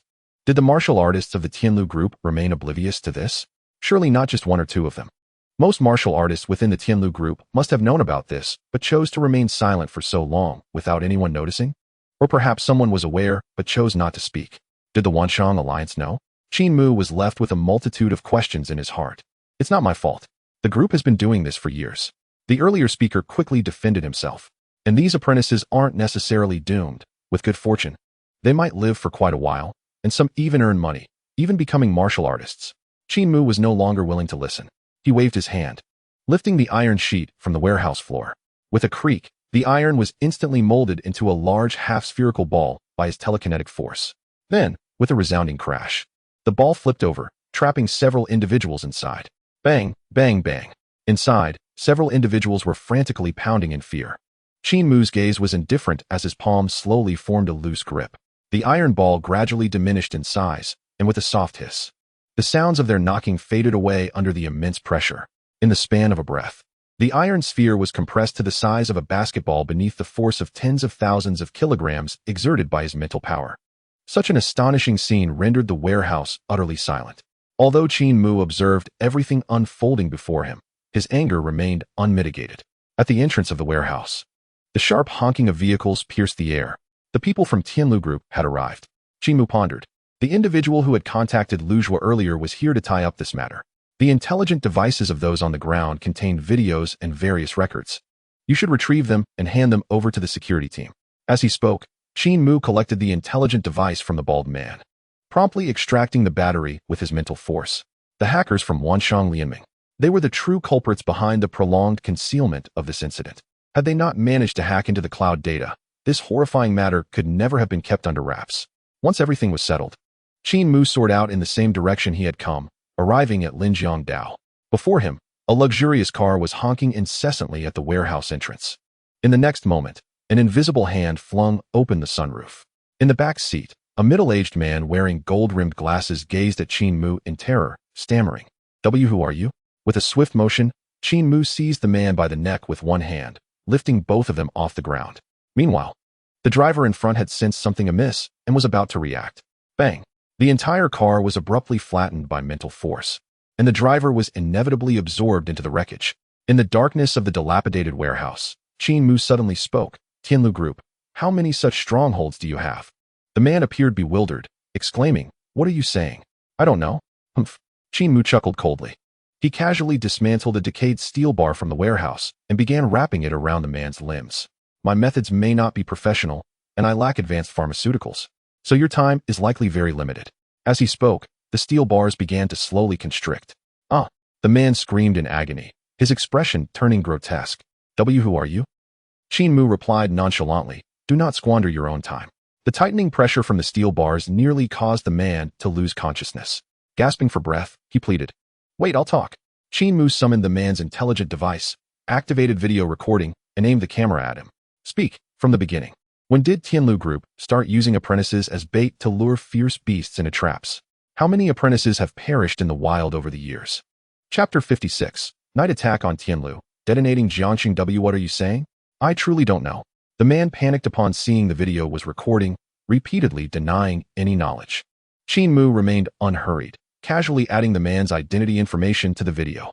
Tianlu Group, Logistics Department, Deputy Manager, Huang Yi. Huang Yi, Qin Mu mused. Your role is merely that of Lu Zhuo's lackey. Here's a free piece of news for you. Lu Zhuo is dead. I killed him. What? A look of disbelief crossed Huang Yi's eyes. The young master has 2 9th-stage martial masters protecting him. How could you? Qin Mu retorted with a hint of mockery. What does a 9th-stage martial master count for before a master of command? Huang Yi inhaled sharply, falling into silence. You may as well kill me. Qin Mu shook his head slightly. Is it meaningful for you to die protecting Tianlu Group? You are merely a lackey. If you die, will your family be taken care of? Such nonsense is hardly believable. By the way, do you have sons? Qin Mu accessed the data, quickly retrieving the contact information of Huang Yi's family. 2 sons. The elder is 17 and about to graduate. You die for Tianlu Group. And the probability of Tianlu Group dragging your entire family into the field to join the bait ranks for the sake of secrecy, what do you think it is? Thud. Huang Yi's heart raced uncontrollably at the thought. And no, it can't be. Tianlu Group would never do that to me. Absolutely not. As he spoke, Huang Yi's own voice began to tremble. What was Tianlu Group? It was merely a company. Could it rival the Martial Alliance or the Grand Masters? Qin Mu's tone carried no sense of pressure, as if they were merely conversing casually. Lu Tian is your strongest support, isn't he? A 9th-stage master? Indeed. A 9th-stage master possesses considerable strength, but compared to a master of command, what does that amount to? Tianlu Group is doomed, I assure you. Suddenly, Huang Yi lifted his head, his eyes devoid of any glimmer of hope. Do you mean to say you can ensure my safety? Keep my family safe? He chuckled coldly. Do you think a master of command has the time to protect your family? Tianlu Group will perish soon. This is the best protection you can offer your family. Huang Yi's lips curled into a bitter smile. I indeed have no right to request you protect my family. Huang Yi took a deep breath. With your cultivation, how long will it take to annihilate Tianlu Group? Without hesitation, Qin Mu replied, that depends on how specific you are. If all goes well, aside from Lu Tian, they will not see the sun rise again. It was direct and straightforward. Yet Huang Yi believed it, for a master of command possessed such power. Huang Yi nodded earnestly. The use of apprentices as bait began roughly 7 or 8 years ago. I know it was happening back then, though on a smaller scale. After President Lu Heng's death, the company was managed by Lu Tian around that time. As far as I know, any martial artist from the company who has ventured into the wild is aware of this matter. However, the company's hush money is substantial, so no one speaks out. As long as they aren't the ones dying, who would be willing to say more? Aside from that warehouse, there are several other locations, Huang Yi continued, speaking in fragments. The revenue source for Tianlu Group's rise was the resources from fierce beasts. Later, various businesses developed that had little connection to the fierce beast resources. However, any martial artist affiliated with Tianlu Group who had left the city was considered a participant. They knew that regardless of the reasons, they ultimately remained silent. None at all. Qin Mu was surprised. Over the years, surely there must have been a few who wanted to expose this matter? Huang Yi's expression appeared rather comical. There were. But the company dealt with them. With a Grand Master suppressing them, it is certainly easy to eliminate a few nuisances. However, information on the internet is the hardest to manage. Hackers? Qin Mu was aware of the hackers. Where is your hacking department? Huang Yi shook his head. Apologies. The hackers only contact me at a single point. Whatever I send, they handle. Beyond that, I am entirely unaware. Qin Mu perused the records of intelligence, confirming that only Huang Yi had sent messages to the hacker who had not replied a single word. Furthermore, aside from Tianlu Group, were other groups engaged in similar activities? Who within the Wanshang Alliance was undertaking the same endeavors? Lingwu Group was certainly among them, was it not? Puxing, Bei, Wanjian Pavilion, Jiangqing Martial Arts Academy? Huang Yi's brow furrowed. Lingwu Group's revenue had remained stagnant, and their profits had not fluctuated. Their influence had waned significantly over the past few years, and they likely remained oblivious to this. Within the Wanshang Alliance, I am uncertain, but those whose revenues have seen substantial growth might all be involved. As for the martial arts academies, they probably remain unaware, as their acquisitions of ferocious beast resources from their own ranks are inexpensive and yield considerable profits. Differing from commercial enterprises, regarding the cities outside, my knowledge is limited. I have merely heard that many factions in York City are involved. As for the affairs of York City, Qin Mu could not intervene at present. Besides Lu Tian, do you have any other masters? Huang Yi nodded. There are a total of 7, and General Lu Tian issued a decree a few days ago, sending them out of the city on a mission. Qin Mu ultimately confirmed the list of personnel and their locations before turning to depart. As for Huang Yi, he was destined to remain forever in that warehouse. Redemption through merit was possible, but his crimes could not be absolved by any accomplishments. Time was of the essence. At 1:30 a.m., there were merely 4 hours remaining until dawn. Speed was imperative. Qin Mu no longer concealed his intentions. Having overheard a high-level meeting of the Jiangqing Martial Alliance, he realized that there were likely very few masters left in Jiangqing. Even if someone were to discover his actions, they could not deter him. Eliminate. If good and evil go unpunished, the universe must harbor its grudges. Diligently verifying each individual, Qin Mu lacked the time and resources to support such an endeavor. To leave it to the Martial Arts Academy would be a dereliction of responsibility towards all the victims. When the city gates opened tomorrow, it would mark the moment for this group to exit the city. Once they left, none would return. Moreover, the information provided by Huang Yi was all confirmed. As for any that slipped through the cracks, they could be gradually investigated by the Martial Arts Academy later. Nanhua Dao, warehouse. Qin Mu seized a vehicle, smashing through the door. Who? Just as the people inside gasped in shock, flying blades had already penetrated the warehouse. The cold gleam of the blades flashed. In an instant, the henchmen of the group were slain. After liberating the trapped apprentices, Qin Mu immediately slipped away. An hour later, Qin Mu eliminated the last outer stronghold. Jiangqing boasted a population of over 100 million. Even with the shield of sovereignty flying, it took considerable time to circle around. The 2 remaining strongholds had already received word and nearly escaped. Fortunately, it was the dead of night. Even if this group attempted to move, they would be conspicuous. Before long, Qin Mu had arrived at the headquarters of Tianlu Group. The 30-story headquarters building alongside a martial arts center comparable in scale to Jiangxing Martial Arts Academy, stood before him. At this moment, a multitude of martial artists were jolted from their slumber, armed and positioned at the entrance, fully prepared. Over 100 individuals. From a distance, Qin Mu could see at least 100 martial artists, and their mingling made it exceedingly difficult to discern their identities. And this was merely at the entrance. The numbers beyond were unknown. Qin Mu, from midair, casually tossed out a piece of intelligent equipment. Under the night sky, a projection unfolded. My name is Huang Yi. For many years, Tianlu Group has exploited peripheral organizations to recruit apprentices, luring them into the wilderness to serve as bait for ferocious beasts, leading to their tragic demise in the wild. I alone know that there have been approximately 200,000 apprentices who have met such fates. At this moment, Qin Mu soared in the shield of sovereignty above Tianlu headquarters. You have seen the video. Lu Zhua, Lu Tian, I have already slain them. I have come today to execute one task, which is to eradicate the remnants of Tianlu. I hold the complete list of names. Any martial artists who did not partake must leave immediately or face annihilation. Chapter 57, Public Evidence. Master Lu is dead? How could this be? At the entrance of Tianlu Group, the martial artist exhibited expressions of shock. Do not listen to his nonsense. I just contacted Master Lu. He is currently executing a confidential mission in the wilderness. A middle-aged martial artist, clad in an A-grade combat suit, stepped forward to stabilize the crowd, simultaneously shouting at Qin Mu. I care not who you are. You are currently wielding weapons recklessly in Jiangxing and killing indiscriminately, which is a flagrant violation of martial artist regulations. Death is the only fate that awaits you. Huh. Qin Mu, suspended in the air, let out a cold laugh. He activated the intelligent device and pulled up the information on the individual before him. Yin Long, 9th Stage Martial General, Captain of the Hunting Team, has executed 127 missions outside the city. 127 times. Qin Mu's eyes gleamed with intensity as he gritted his teeth, articulating each word. How many Jiangxing martial artist apprentices have perished at your hands? Yin Long displayed no fear, his face contorted in disdain. Absurd. You should consider your surroundings before fabricating lies. That person just now was not even from Tianlu Group. The notion of using apprentices to lure ferocious beasts is preposterous. As a dignified 9th Stage Martial General, do you think I require those lowly commoners' assistance to hunt ferocious beasts? The Martial Center of Tianlu Group is not composed entirely of individuals who have ventured outside.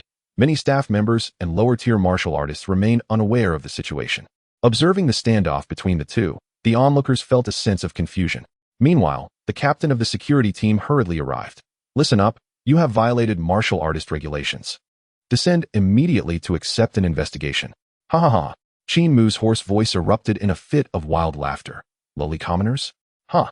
Finally, I understand why this group possesses such a complete lack of humanity. If they are lowly commoners, then what are you? Are you a born martial artist? Did you possess the prowess of a martial general from the moment you were born? TSK, a mere 9th Stage martial general dares to consider himself superior? Have you forgotten your own origins? Do you categorize your entire family as lowly commoners? Do you label your ancestors for generations as lowly commoners? Very well. You are indeed a lofty martial artist, serving your nation and the people. Yin Long's expression turned a deep shade of iron. Damned. Even if you are a master of command, you cannot insult martial artists. At this point, Yin Long's eyes suddenly flashed. Wait, who exactly are you?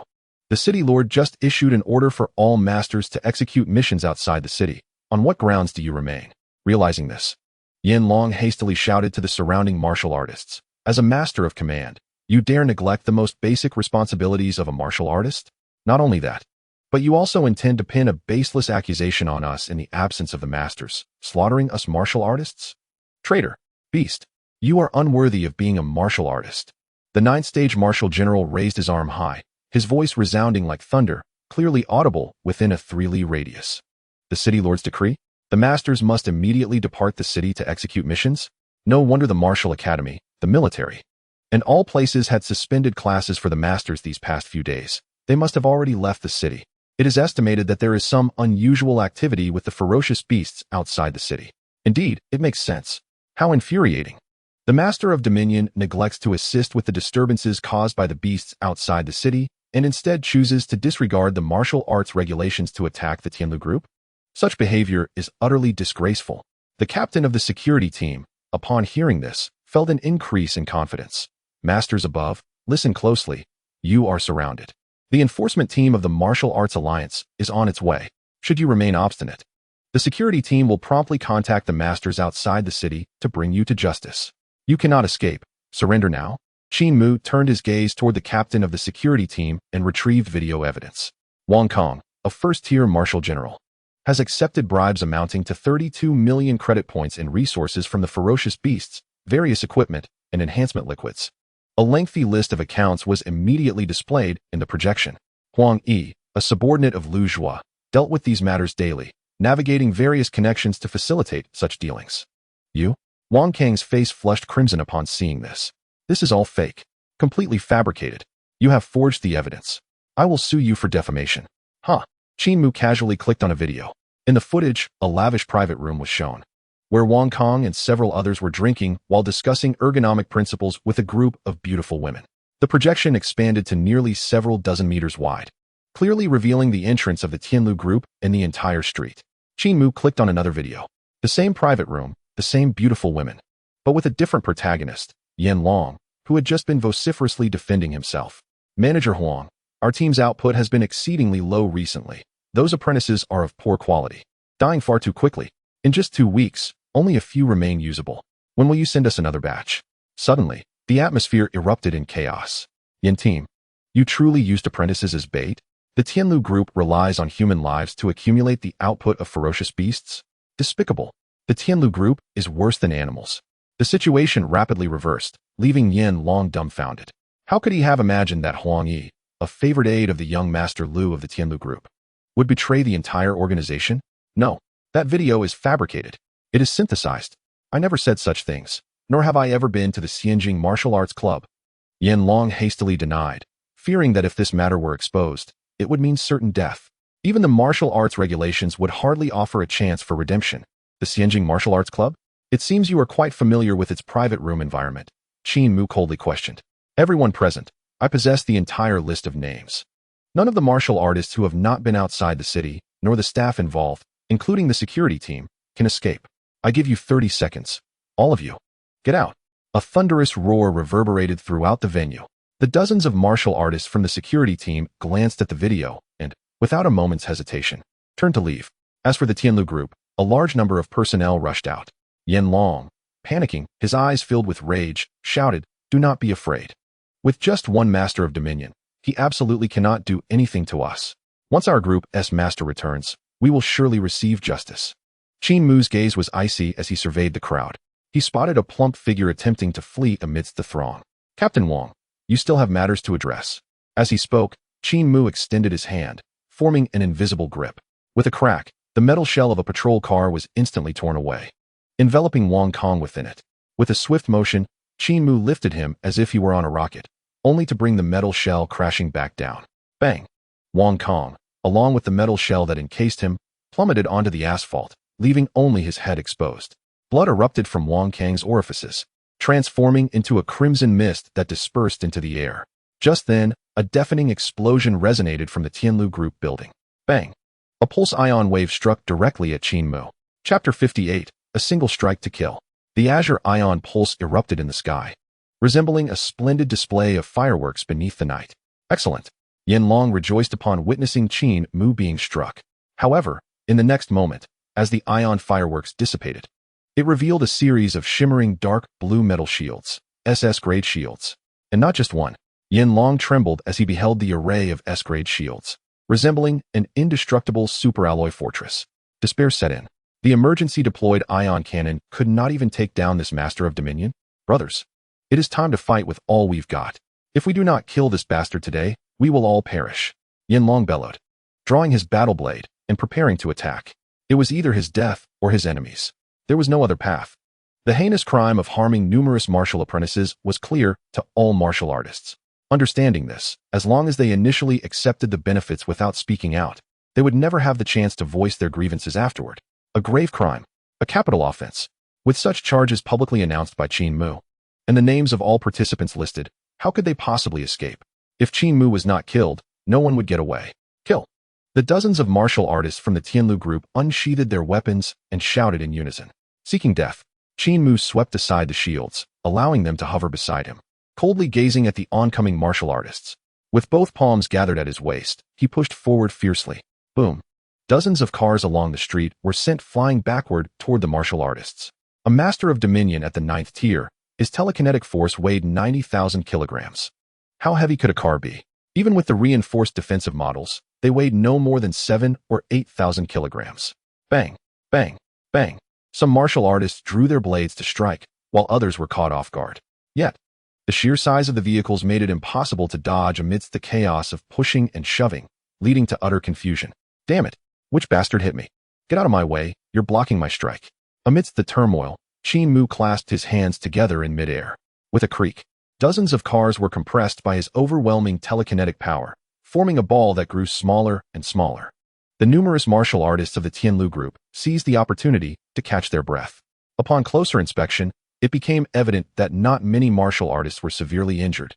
Only a few lower-tier martial artists bore heavy injuries. Those above the martial general rank, especially with battle suits for protection, hardly suffered any harm at all. Is this it?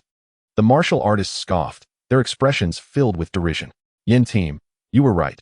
This fellow is not a true master of Dominion at all. He merely puts on a show, but his skills are genuinely pathetic. Ha! Brothers, charge. After killing him, we will immediately leave the city. Currently, there are no masters within the city. Once we reach the wilderness, it will still belong to us. Charge, charge, charge.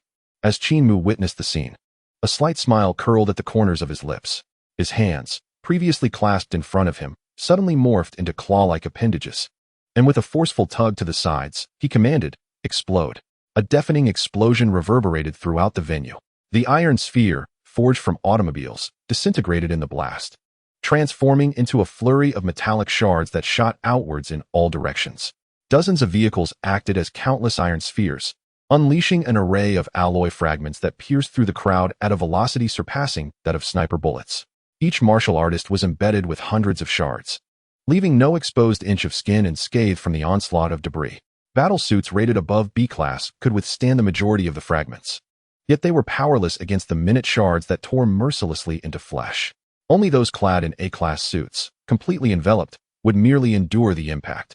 However, the sheer force of thousands of kilograms per strike, repeated hundreds of times, amounted to millions of assaults.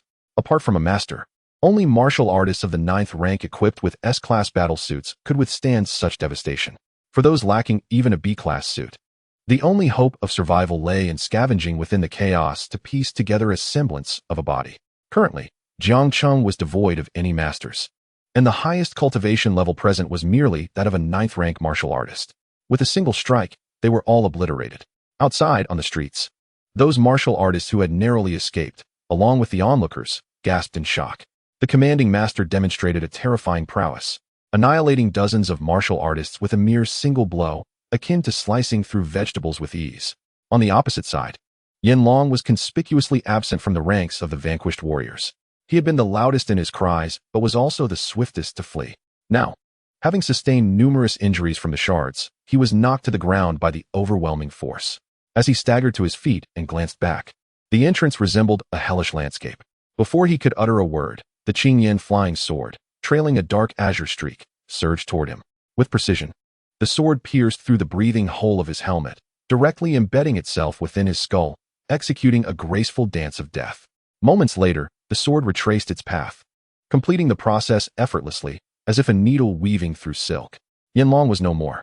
Qin Mu lowered his posture, diving forward, swept up in a whirlwind directly toward the Tianlu group headquarters.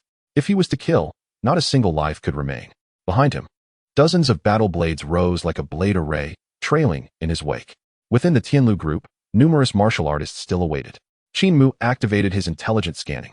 Any name that appeared on the list was immediately targeted by the array of blades, which severed them without hesitation. Even those of the 9th rank with decent gear would fall to the Qin Yin flying sword, which remained lethal. No one within the Tianlu group could impede Qin Mu's advance for even a moment.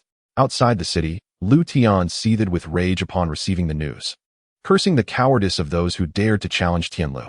With a thunderous roar, he exploded from his position, vanishing beyond the defenses. Moments later, City Lord Jiang Hong, the stellar break Lin Zhang, the dominance Zhao Qingfeng, and the sword master by Qin Yin rushed to the scene. Damn it! How did we let this beast escape? Lin Zhang exclaimed furiously.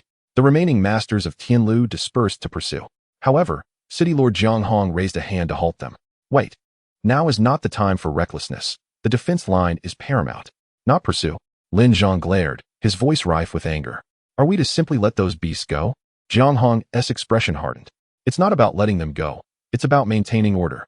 Lin, you and Bai Qingyan team up to chase Lu Tian. I will ensure the remaining masters of Tianlu are monitored. Understood. Without further ado, Lin Zhang and Bai Qingyan set off. At the Tianlu Group headquarters, Qin Mu swept through the first-floor hall, leaving the entire martial artist center devoid of life. He now stood before a massive metallic door constructed entirely from S-class alloys. The warehouse of the Tianlu Group. With the Qingyan flying sword, he swung with full force. The door emitted a metallic screech as it yielded, leaving a deep gouge upon impact. An alarm blared immediately, and weapons emerged from concealed compartments, unleashing a barrage upon Qin Mu. Cursing under his breath, he summoned his shield to block while retreating. The hour was now 4 a.m, the dawn beginning to break. Glancing at the warehouse, Qin Mu felt it would be a pity to abandon such a treasure. His mind extended into the alloy, realizing the entire structure was crafted from S-class materials. What wealth! He had no time to linger, while the flying sword could penetrate S-class alloys. Creating an opening large enough for entry would take hours. Seeking a locksmith? With all the personnel dead, such a pursuit was futile. He decided to withdraw, not out of greed, but just as he turned, he paused. How heavy could this 30-meter-long alloy structure be? Could it possibly be lifted? Chapter 59. Relocating the entire warehouse, he decided to try. Qin Mu thrust out his palms, sending dozens of battle blades into the wall, which was merely cement and ordinary rebar, offering no resistance. However, the pace was indeed sluggish. Swiftly, he summoned S-class flying blades. The previously slow operation accelerated dramatically. While cutting through S-class alloys might be slow, everything else was as effortless as slicing paper. In mere moments, all surrounding structures of the alloy warehouse were reduced to rubble. Focusing his mental energy, he enveloped the entire warehouse. Lift. The alloy warehouse trembled violently underground before it began to rise slowly. It was working. Elation surged within Qin Mu as he levitated, his mental grasp holding the 30-meter alloy warehouse aloft. Just then, dozens of drones converged from above. This was problematic. Clearing the Tianlu Group had taken too long, and attempting to lift such a behemoth now seemed unrealistic. Qin Mu furrowed his brow slightly, retaliating with a flurry of blades. The glimmering blades lit up under the drone's lights, and one by one, the drones erupted into fiery explosions, shattering into pieces. Unable to escape through the sky, Qin Mu's eyes gleamed with sudden insight. Then let us traverse underground. He turned and landed, revealing the solid concrete and rebar beneath.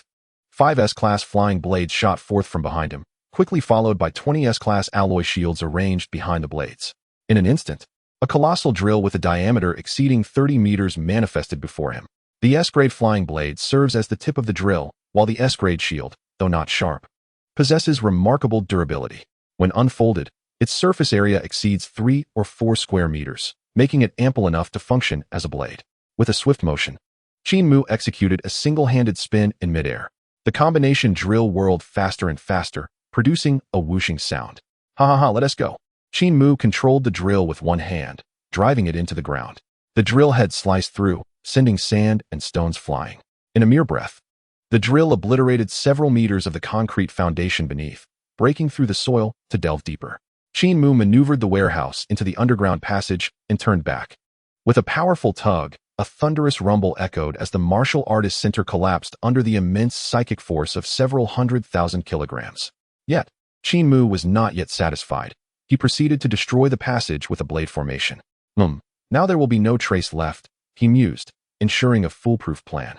In truth, dragging the 30-meter diameter warehouse underground was a feat only achievable by a true master of dominion. Even if Lu Tian were aware, he would lack the capability to retrieve it. Bai Qingyan from the Wanjian Pavilion might have a chance, but as long as she was kept at bay, it would suffice. As Qin Mu worked underground, the displaced sand and stones filled the void behind him, sealing it tightly. 100 meters, 300 meters, 700 meters, 1,500 meters. That should do it, Qin Mu concluded, having relocated the warehouse over a kilometer beneath the surface in just over 30 minutes. After spending a few more minutes shifting it into a rock layer, he used his psychic force to compress the earth, creating a space for the warehouse. Finally, he restored the surrounding environment and crafted some false routes in the passage. With a satisfied clap, Qin Mu gazed at the pure alloy warehouse before him. For such a sizable treasure, it was no easy task. However, This is quite the profit, he chuckled. Even if the warehouse contained nothing, the mere existence of this S-grade alloy structure would be worth at least 10 billion. Upon inspection, he discovered that the warehouse was not entirely constructed of pure S-grade alloy, but rather a composite alloy. The outer layer was half a finger thick of S-grade, with A-grade in the middle, reinforced by another layer of S-grade, while the remainder was A-grade. The Qin group was indeed affluent. Yet even the wealthiest would hesitate to use dozens of tons of S-grade alloy for a warehouse. Here, the S-grade alloy could easily be fashioned into several hundred or even thousands of shields, and if it were A-grade shields or battle blades, the materials would be even more abundant. Noting that time was of the essence, Qin Mu decided to return and assess the situation before proceeding to open the warehouse. Breaking it open would consume too much time and attract attention, prompting the masters to return. While it would be easy to destroy the Tianlu headquarters, safeguarding the warehouse was best achieved by keeping it concealed. Thus, he opted to use the drill for his path. This time, he would not require a 30-meter diameter. Aiming for greater speed. Outside the city, Bai Qingyan landed with a cold expression, her brows furrowed. Lu Tian is indeed cunning. He has circled around here several times, and his current direction is impossible to ascertain. It appears he may be fleeing south. Lin Zhang fell into contemplation, shaking his head slightly after a moment. That seems unlikely. Although Lu Tian appears reckless, he is, in fact, quite shrewd. His capacity to commit such heinous acts only illustrates his insatiable greed. Do you truly believe someone like him would relinquish the wealth he has amassed over decades? Realization dawned on Bai Qingyan. We still have time. Let's head to Tianlu Group immediately. The two set off once more, this time accelerating to full speed, heading straight for Jiang City. At Tianlu Group, a shadow raged through the ruins, crashing recklessly. Impossible, impossible. The warehouse was right here. How could it be gone? With a powerful punch, Lu Tian shattered a pile of debris, his eyes bloodshot with fury.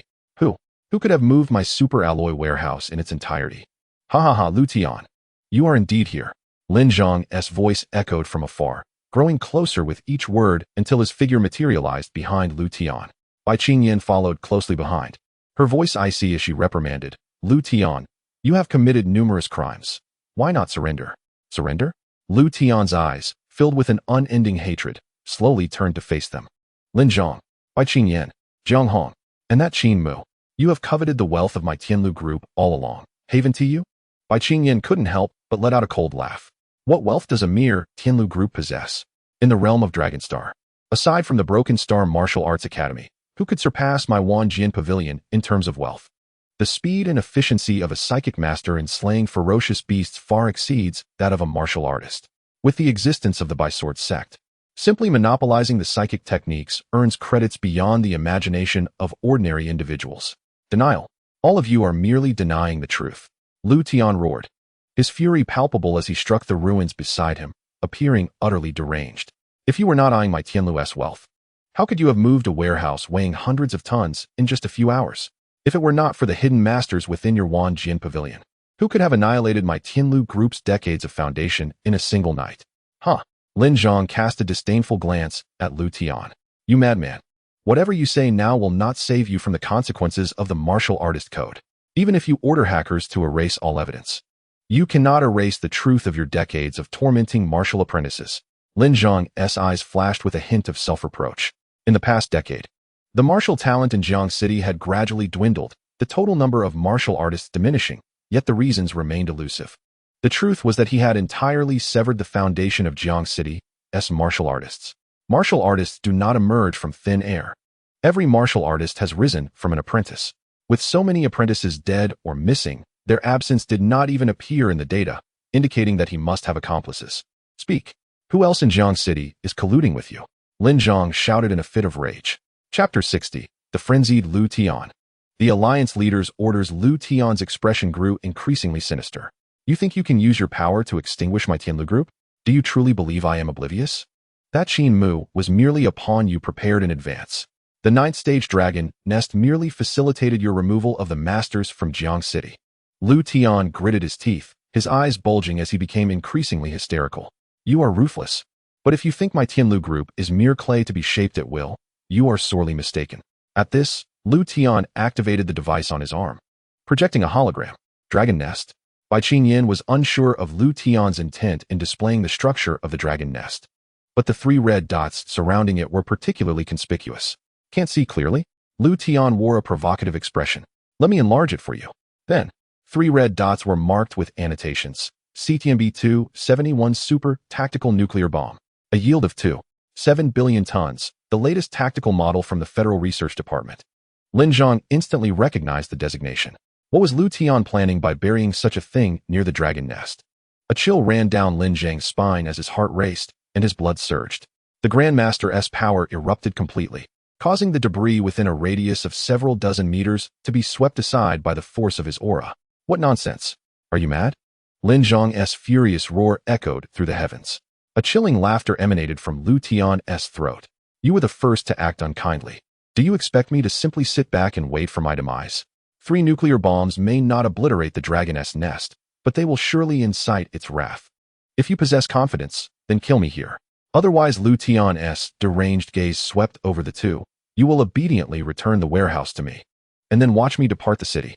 Bai Qingyan was infuriated by his words, wishing to eliminate Lu Tian on the spot. However, Lin Zhang remained unmoved, and she dared not act rashly, glancing at Lin Zhang from the corner of her eye. No. The look in Lin Zhang's eyes clearly indicated his reluctance to take such a risk. Huh. Lu Tian gazed at the two with reckless abandon. You should know that this is a life-linked system I possess, containing a high-priced quantum communication core. Even if you block all signals, should anything happen to me, those 3 nuclear bombs will still detonate. Lin Zhang narrowed his eyes slightly and pondered. Inhumane. Besides these 3 nuclear bombs, what else have you done? You'll have to guess. I could transport the bombs out of the city. Who knows if I have the remaining capability to launch 2 more in Jiang City. Lu Tian paid no heed to the Grand Master before him, nor to the strongest thought master beneath him. You? Bai Qingyan was furious. Her 12 flying swords vibrating in the air, producing a series of ominous sounds. Lin Zhang slightly closed his eyes, seemingly contemplating whether there was a safe way to subdue Lu Tian. There was none. The quantum communication core could not shield signals. It was a matter of mutual destruction. The dragon's nest was currently only confronting the Grand Master and had not yet erupted. If it detonated now, the 9th grade Fierce Dragon, or even the super-grade Fierce Dragon, would rush in at any cost, and Jiang City would undoubtedly suffer severe damage. For a scoundrel like him, to gamble with the lives of millions in Jiang City was simply not worth it. You may leave, but you must do so under our supervision. At least 500 kilometers away from Jiang City. That is my bottom line. Lin Zhang stated. Impossible. What about my warehouse? Lu Tian was not satisfied with just a guarantee. Where your warehouse is, you do not know. How could anyone else? Bai Qingyan shot back coldly.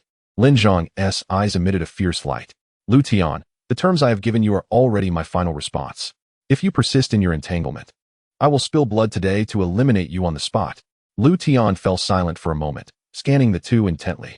All right. You have indeed conspired for a long time to kill the descendants of the Lu family, annihilate the Lu family conglomerate, and seize the Lu family's wealth. We shall see how this plays out. I will settle this account with you. At the Jiang City Martial Arts Center, Qin Mu changed his equipment and swaggered back to the training room. Along the way, he overheard martial artists discussing the Tian Lu group incident. The Grand Master annihilated the Tian Lu group, unleashing a massacre. The Tian Lu group has long deceived martial artist apprentices, trading lives for fierce beast production. What is going on? Where did this news come from? It's true, there are too many videos. That Grand Master is indeed ruthless, single-handedly demolishing the entire martial artist center. Who is that Grand Master, Bai Qingyan? Or the Lei Ren Master from the Wanjin Pavilion? I don't know. The videos don't reveal that, but it should be an established Grand Master, possibly from the Wanjin Pavilion. It must be. The Tian Lu group is simply inhumane. They dare to harm their own kind for money. This time, it must be the Martial Alliance taking action to eliminate this cancer. Qin Mu listened without concern. The Tian Lu group, this malignant tumor, had only been partially excised. The remaining half depended on the Martial Alliance. In the wilds, there were still numerous hunting teams from the Tian Lu group, their core strength, Lu Tian, and several Grand Masters, still alive. As long as these forces were not eradicated, they would remain a threat to Jiang City. Qin Mu enjoyed a comfortable bath in the training room before lying down on the bed and falling asleep. At noon, the doorbell of the training room rang incessantly. Qin Mu got up to see. Ling Qianxue? What brings you here? Ling Qianxue said nothing, scrutinizing him from head to toe several times, as if she were meeting him for the first time. Qin Mu. Ling Qianxue's expression was grave. Tell me the truth. What happened yesterday? What about yesterday? Qin Mu asked lightly. This. Ling Qianxue crossed her arms, exuding a huff of indignation. Stop pretending. Humph. She tossed her high ponytail, creating an arc in the air. You should know, I still have the balance to pay. What balance? Qin Mu, now in possession of an entire warehouse. Wouldn't he confront her over a trivial balance? You're not going to demand the balance anymore? That is not like you at all. Ling Qianxue exclaimed in surprise. Oh, I get it. The Tianlu Group's warehouse was lost. It's really show. Qin Mu covered her mouth with his palm. Are you crazy? Ling Qianxue didn't struggle, but merely looked at Qin Mu, signaling him to be quiet. Calm down. Qin Mu realized he could no longer hide this from the campus flower. The equipment was provided by her, while she might not have solid evidence. Deceiving her seemed equally improbable. More importantly, with so many alloys in the warehouse, Qin Mu couldn't simply chew on them and swallow them. Eventually, he would still need to sell them through Ling Qianxue. After confirming her gaze, Qin Mu finally released his hand. Ling Qianxue puffed up her cute nose. Humph. I knew it. You must have secretly allied with the Wanjian Pavilion, appearing to confront the Grand Master, while you secretly reaped the benefits, wanting to monopolize it all. You are indeed still the Qin Mu I know. What? What kind of logic is that? Qin Mu was left speechless. However, Ling Qianxue continued, by the way. That batch of goods is quite tricky. It definitely won't sell quickly, and the price won't be very high either. Seeing that Ling Qianxue was still a money-loving person, Qin Mu felt relieved. Just then, Gui Yue suddenly sent a message. The alliance leader has decreed. The martial arts tournament will commence in 3 days, with changes to the competition format. The 10 slots for the Grand Master trial will all be determined by the martial arts tournament. Be prepared. If it's not feasible, don't participate this time. Chapter 61. Unexpected exposure. Lu Tian's hidden cards. The martial arts tournament was moved up. Qin Mu calculated. It was roughly a few days earlier than expected. The crisis of the 9th grade dragoness nest was so severe that all grandmasters needed to be mobilized to suppress it. At this moment, if they still did not abandon the martial arts tournament, Qin Mu could only conclude one thing. The 9th grade dragoness nest was more serious than anticipated. The higher-ups of the alliance had decided that if they could not resolve the dragoness nest in the short term, they would place greater emphasis on cultivating talent. Go. I must participate. Qin Mu thought no further and replied directly. Time truly waits for no one. With a singular focus, he could sustain until the Grand Master. But what about afterward? The governing technique of Longxing seemed to reach its limits at that point.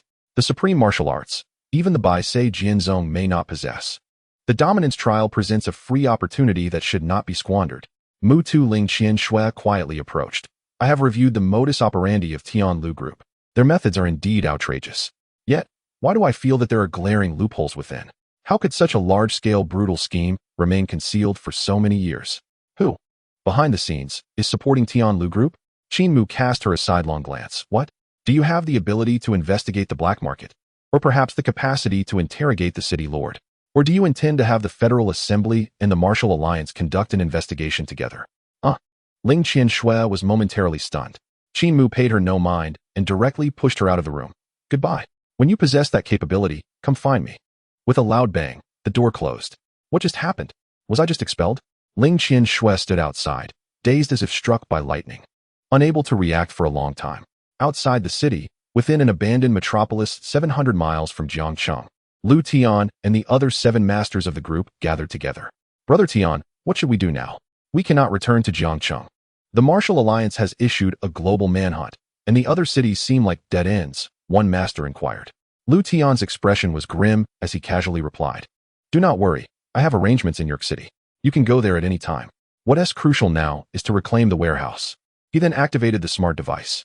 The screen displayed footage captured by drones over Jiangcheng, showing the Dominance Master prying open the entire warehouse. Kevin, has the result come out? A youth clad in black emerged from the projection, resembling an assassin, yet distinct from other smart devices. Kevin embodied both form and spirit. With lively eyes, and upon closer inspection, it was challenging to discern whether he was indeed an artificial intelligence. Yes, the analytical model I just completed yielded somewhat unexpected results. The compatibility rate between the Dominance Master and Qin Mu is shockingly high at 53:22, the highest among all the thought masters of Longxing. As for the warehouse, the airborne object has not triggered any alarm records. There is a 70% probability that the warehouse never left the headquarters of Tianlu Group. The remaining 30% suggests that the Dominance Master may have chosen to traverse underground with the warehouse. Qin Mu, could it really be him? Lu Tian was incredulous. Regardless of the Dominance Master's strength, It seemed implausible that such power could be exerted by a mere youth who had just completed the martial examination. However, Kevin's probability exceeded 50, although it appeared low. Lu Tian had never seen Kevin's analysis fail. Thus, he could not afford to overlook this young man. The absence of any news regarding the warehouse surely indicated that Qin Mu had concealed it underground. Kevin, we have no thought masters here, and it is evidently impossible to search the depths for the warehouse. Do you have any solutions? With a snap of his fingers, Kevin confidently stated, "You came to the right person. The Martial Alliance is convening a martial arts conference in advance, opening all slots for the dominance trials. Although that Qin Mu reached dominance level strength through unconventional means, the probability of him achieving it through the martial arts conference remains below 3. However, if the Martial Alliance is sensible, they will surely find a way to grant him a slot. The opportunity lies right here." Upon hearing this, Lu Tian pondered momentarily and then exclaimed, "Indeed. The dominance trials take place in the wilderness. Quickly, contact William in York City. If I do not personally tear that young man to shreds this time, how can I quell the rage in my heart?" In Jiangqing's martial arts academy, Qin Mu had just managed to send Ling Qianshui away and ordered breakfast delivery when the doorbell rang again. What? Is the delivery this fast? Creak. He did not see the delivery person, but Bai Qing Yin barged in, her face etched with seriousness. Following her, she shut the door behind her. "Qin Mu, you must tell me honestly, was yesterday's dominance master you?" After a night had passed, Bai Qing Yin still could not find any trace of the dominance master. Based on her understanding, Qin Mu possessed extraordinary talent with rapid advancements in martial arts. Yet, in just over 10 days, achieving mastery in thought alone could not possibly grant him dominance level strength, unless... Qin Mu appeared nonchalant, lazily reclining on the sofa. "I don't understand what you're saying." "Supervisor Bai, don't understand?" Bai Qing Yin's chest heaved with indignation. The information on all thought masters in Longxing is available at the Wanjian Pavilion. No thought master capable of dominance level strength could have appeared in Jiangcheng yesterday. So tell me, who else could it be if not you? Well, I don't know. Perhaps Tianlu Group has angered the deities. In any case, it has nothing to do with me. Qin Mu was aware that the other party lacked evidence and would not admit to anything without it. Then tell me, where did you go after leaving the Martial Arts Academy at midnight last night? Bai Qing Yin had come prepared, questioning him again. Qin Mu replied, "The weather was pleasant last night. I went out to practice." "You?" Bai Qing Yin felt at a loss for how to deal with Qin Mu's demeanor, but then thought of something and smiled. "Well, it doesn't matter if you don't admit it. Just know that you will gain no credit for exposing the sins of Tianlu Group." "Humph, trying to pull a fast one on a child. And you dare to perform in front of me?" Qin Mu would not fall for such tricks. Tianlu Group is up to no good. I wonder if Supervisor Bai has done anything about it? The mastermind, Lu Tian. Have you caught him? What about the other masters of Tianlu Group? Have their hunting squads in the wilderness been eradicated? He bombarded her with 3 questions, leaving Bai Qing Yin flushed and speechless. "Humph, that Lu Tian is devoid of humanity. The Martial Alliance will never let him live." "Uft, if you won't let him live, then he must still be alive, right? Is everyone a fool?" Qin Mu could hardly bear the incompetence of the Martial Alliance as higher-ups. For 10 years, he had been killing martial apprentices under their noses, and they were oblivious? Now that they knew, they still let him escape? Bai Qing Yin also bore a look of shame. "You wouldn't understand. Lu Tian will undoubtedly die at the hands of the Alliance. That is not something you need to worry about. The current issue is the Dragon Nest, the dominance trials." Upon hearing this, Qin Mu became intrigued. What is wrong with the Dragon Nest? Chapter 62. The Martial Goddess Hall, a million attacks. By Qing Yin paused momentarily, her gaze toward Qin Mu suddenly serious. "Qin Mu, regardless of whether you are yesterday's dominance master, with your talent, ascending to dominance should not be a problem. There are 3 ninth-order dragon nests in Longxing. This one in Jiangcheng appears to be the weakest. Yet, even with my grandfather's presence and the support of hundreds of masters from the Alliance, we still dare not confront the dragon nest directly." Indeed, Qin Mu knew they could not resolve the dragon nest issue. If they did not dare to confront it, then nothing had gone awry. If they could hold their ground, that would suffice. "What do you mean by if we can hold our ground?" Bai Qing Yin was puzzled by Qin Mu's statement. In a standoff, dominance masters cannot act recklessly. Nor can grand dominance masters. What about the other ferocious beasts? Will they be left unchecked? The balance of power will shift, and in less than 3 years, the situation in Longxing could become worse than during the Great Cataclysm. 3 years? No need. I require only 1 year. Qin Mu felt a slight sense of relief as he stood up to receive the takeout, ready to indulge in his meal. "Qin Mu, you?" Bai Qing Yin was utterly bewildered by Qin Mu's demeanor. "The reason I said all of this is to urge you to muster your spirit. You must understand the responsibilities you bear to secure a place in the martial arts conference, to pass the Dominion trials, and to acquire the martial arts techniques. With a satisfied gulp, Qin Mu devoured a large piece of barbarian beef, remarking, "If you truly wish to help, why not just gift me a spot?" Bai Qingyan nearly choked, exclaiming, "Aren't you wasting the leader's painstaking efforts?" The upcoming martial arts conference was not merely about securing spots. It was also intended to instill a sense of urgency among the Longxing warriors. Without a competitive spirit, how could one achieve success in the martial path? During the cataclysm, leaders like the chief, grandfather, Lei Run, Dao Quang, and Chang Wang all honed their skills through life and death experiences. Thanks, but no thanks. Qin Mu shook his head slightly. With the long nest so perilous, and with Lu Tian and others lurking outside, organizing a martial arts conference would just invite trouble, wouldn't it? Oh, a glimmer of understanding flickered in Bai Qingyan's eyes. So it is you. You're worried about being ambushed outside the city. Humph, Bai Qingyan scoffed, a dignified Dominion master. Yet you fear an ambush from martial masters? Qin Mu quickly finished his breakfast. Let me clarify, I am not a Dominion master. Moreover, even Dominion masters have their fears of ambushes. If you are unafraid, I suggest you go take down Lu Tian single-handedly and then bravely storm the long nest to slay the transcendent dragon beasts. Bai Qingyan's face flushed with indignation as she turned away. Do not provoke me. If the need arises, I will naturally venture into the long nest. And you need not worry about ambushes. The martial arts conference will be transformed into an online competition, utilizing virtual devices for fully simulated combat. Virtual devices? Qin Mu responded with confusion. This isn't a game. With such high latency, the combat power won't match, and it will feel like mere play. How can we discern any victor? Bai Qingyan suddenly wore a proud smile. You haven't seen virtual devices, have you? That makes sense. A force like the Jiangxing Martial Arts School would only have 2 or 3 fully virtual devices at most, and each martial artist's usage time is limited. As she spoke, Bai Qingyan opened her palm, revealing a small white hairpin. Wushendian, fully virtual, with 100 scenarios and 100 martial artist simulations. Even grandmasters can demonstrate their full combat potential. Quantum communication, 0 latency. If you cannot win in Wushendian, you will not win in reality either. Wow. Holographic products that can perfectly showcase a martial artist's combat power? Where did this Zenith Star technology come from? Qin Mu marveled internally. He could understand quantum communication, but holographic devices were an entirely different matter. It seemed that the technological advancements of Longxing were rather peculiar. Would you like one? Bai Qingyan raised an eyebrow, her gaze captivating. Join the outer circle of Wanjian Pavilion. And I can gift you one. Outer circle members? What about core members? Qin Mu replied incredulously. There is no such thing as a free lunch in this world. Such a valuable item, with only 2 or 3 in the entire Jiangxing Martial Arts School, must come at a heavy price. Goodbye, take care. Since Qin Mu understood the online assessment and the potential for full power utilization, he decided not to dwell on it further. He would simply upgrade. As for the Wushendian, he could purchase it if he had the funds. You won't consider it? Bai Qingyan appeared prepared for this response. Joining as an outer circle member is not so restrictive. Goodbye.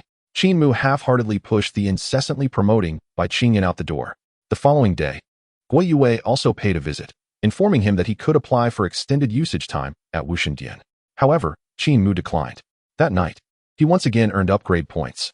With the martial competition just 3 days away, he had 3 points left after deducting 1. His current contemplation revolved around whether to focus on mental power or dominion. If it were mental power, he would enhance his cultivation. If dominion, he would upgrade his techniques. Upgrade techniques. Ding. The heart's thought upgrade succeeded, current level 8. Qin Mu summoned his flying sword and, upon testing it, suddenly realized something was amiss. B-level techniques also provided a boost to mental power. Previously, he had upgraded too quickly and consumed techniques too hastily, leaving him unaware. Now it appeared that a level 1 technique could enhance mental power by at least 60%. 60%. This was no trivial figure. An 8-level technique would amplify it by 48 times. With a base attack of 90,000, the enhanced output would reach 430,000. With full force, the attack would exceed 6 million. And what about the Qingyan flying sword? It would enhance by 50. This was an overall enhancement to the 12 strands of mental power, resulting in an attack exceeding 9 million. Ha ha ha. 9th stage of the master level. Qin Mu felt elated within. That old rascal Lu Tian was likely just a 9th stage master, right? B-level techniques were truly formidable. Flying blades. Qin Mu unleashed the flying blades. Executing them with full force, the blades sliced through the air in the room, flashing back and forth. 14 flying blades. Qin Mu narrowed his eyes slightly. 2 more. Impressive. The previous calculation of 12 blades had an attack exceeding 9 million, and now it would undoubtedly surpass 10 million. He simply wondered whether the starting attack for Grandmasters was indeed 10 million. Qin Mu had little knowledge of Grandmasters. He possessed neither master-level techniques nor access to information about Grandmasters, as his permissions only allowed him to view Dominion-level data. Regardless, his actual combat power at the master level was certainly not inferior to that of ordinary martial artists, even against someone like Bai Qingyan, with her near-invincible master-level prowess. He should still have the strength to fight. With his power enhanced, Qin Mu felt a sense of certainty. After all, he was progressing at an explosive rate. Gaining 1 level each day. Could that warehouse withstand his million-point attacks? A smile crept onto Qin Mu's face. Instead of hesitating, he decided to take action. Although the outside world was rife with rumors, how many would truly follow him? He set off. Chapter 63. Opening the warehouse. Black battle armor, mysterious box. After circling outside the city to confirm that Bai Qingyan was not following him, Qin Mu plunged into the artificial lake within the city. He accessed the underwater passage. Soon arriving at the subterranean chamber, the 30-meter alloy warehouse stood silently in the chamber. Flying sword. Qin Mu positioned himself at the entrance of the warehouse, concentrating his mental power before thrusting his sword forward. Puff! The Qingyan flying sword pierced the S-level alloy, reaching just a few millimeters in. What the heck? So formidable? Qin Mu thought to himself in astonishment. The S-level alloy was theoretically on par with Masters. If it were Grandmaster-level strength, it should be easily penetrated. There were 2 possibilities. Either the S-level alloy could withstand even Grandmaster attacks, or the starting point for Grandmasters was far beyond 10 million. After a brief contemplation, Qin Mu decided not to waste time. Yesterday, he had been pressed for time and only managed to strike once before abandoning further attempts. Today marks the earnest endeavor of thrusting the sword. This is the moment when the alloy's breaking pressure reaches its zenith. Though merely a few millimeters, once it breaks, it is merely a matter of time. Qin Mu casually retracted the flying sword. Again, 1 sword, 2 swords, 7 swords. With a sudden thrust, the azure flame flying sword completely submerged into the alloy. The A-grade alloy layer was penetrated, revealing an S-grade interlayer.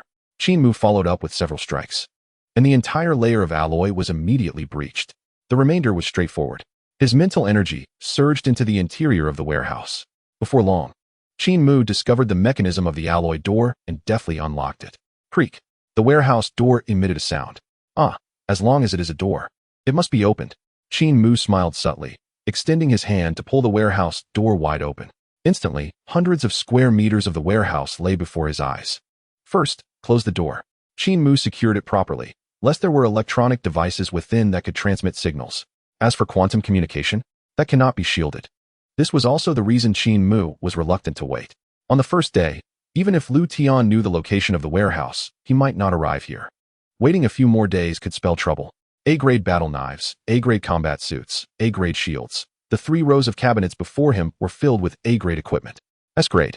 The back section began with S-grade. Battle knives, battle rifles, battle axes, shields, combat suits. A windfall.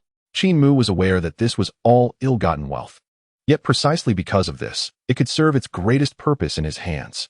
Would it benefit Jiangcheng if given to others? Not necessarily. Thus, the relocation of this warehouse bore no psychological burden for Qin Mu. 30 S-grade battle knives, 20 S-grade combat suits, 50 S-grade shields, 30 S-grade flying blades. Well, let us pack them up. Qin Mu took all the flying blades he could use, packed a couple of extra combat suits for backup, and tried to take as many shields as possible. Wait, with Tian Lu Group's wealth, could it be that S-grade was the highest level of equipment? Beyond the gear, 2 3-dimensional cabinets stood alone with reinforced glass. On the left was an entirely black battle armor, uniquely styled and exceptionally crafted. On the right was an object that resembled neither a knife nor a sword. An alarm? Does it have continuous power? Huh. Qin Mu swung his flying sword. Bang. The reinforced glass shattered instantly, accompanied by a cacophony of alarm sounds. Cease your cries. Screaming till your throat is raw will be of no avail. Qin Mu's flying sword pierced within, shattering the alarm system. The black battle armor felt icy to the touch, crafted from an unknown material that did not resemble alloy. Shall I give it a try? Qin Mu summoned a flying blade and gently traced it across the arm of the armor. No reaction. Apply more force. Still no response. Damn. Qin Mu felt a surge of determination. Sword, arise. With a swift motion, the azure flame flying sword descended. In this strike, Qin Mu exerted 50% of his mental energy, comparable to the strength of a 5th-tier master. Even S-grade alloy must yield a breach. Thud! The black battle armor emitted a muffled groan, not even producing a sound. Qin Mu reached out to touch the strike point, only to find a small dent that, in no time, began to restore itself. What the hell? SS grade, at least SS grade, perhaps even higher? A battle armor that even masters cannot breach. This is untenable. If Lu Tian dons this armor, can I still defeat him? Bai Qingyan would surely turn tail upon sight. TSK, now it is mine.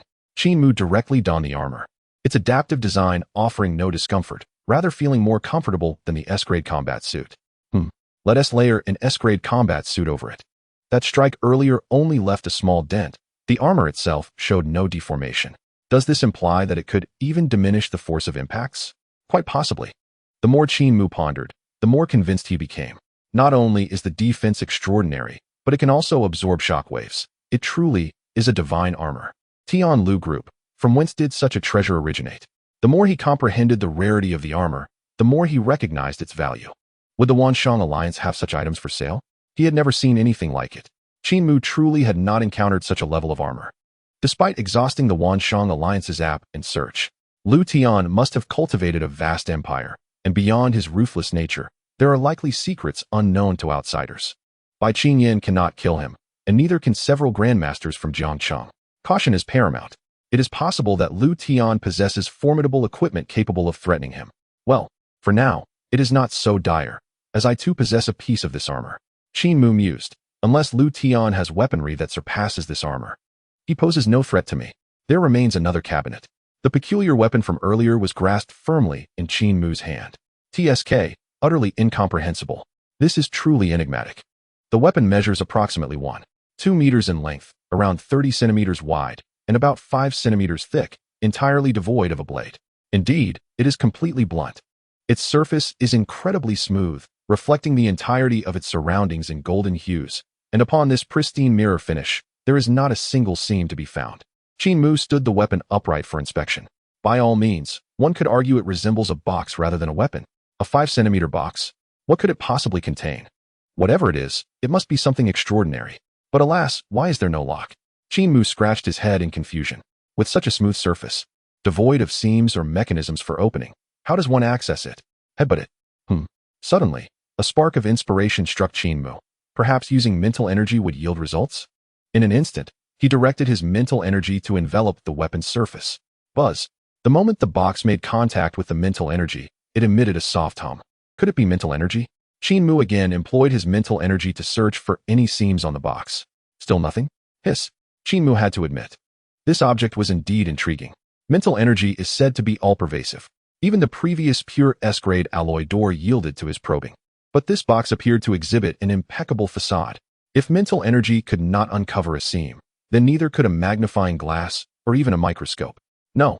Since there was a reaction to mental energy, it must be related to it. Qin Mu was now quite exhilarated. I shall not leave until I open this. Mental energy. Engage. Grasping the box earlier was merely a single thread of mental energy. Now, I shall intensify it. 1 thread. 2 threads. Is it possible to add more? Qin Mu was slightly astonished. It is known that the Qingyan Fei Jian can accommodate a maximum of only 12 streams of thought power. Yet this seemingly useless box could hold an astonishing 14 streams continuously. Remarkably, Qin Mu found himself devoid of any additional thought power to contribute. Incredible. The thought power that could not be attached to Qingyan Fei Jian was successfully harnessed here. If you were to unleash even a single edge, it would strike with more ferocity than Qingyan Fei Jian. Indeed, even now, in terms of pure offensive capability, the sheer force of this box could surpass the Qingyan Fei Jian. After all, the flying sword has its limits.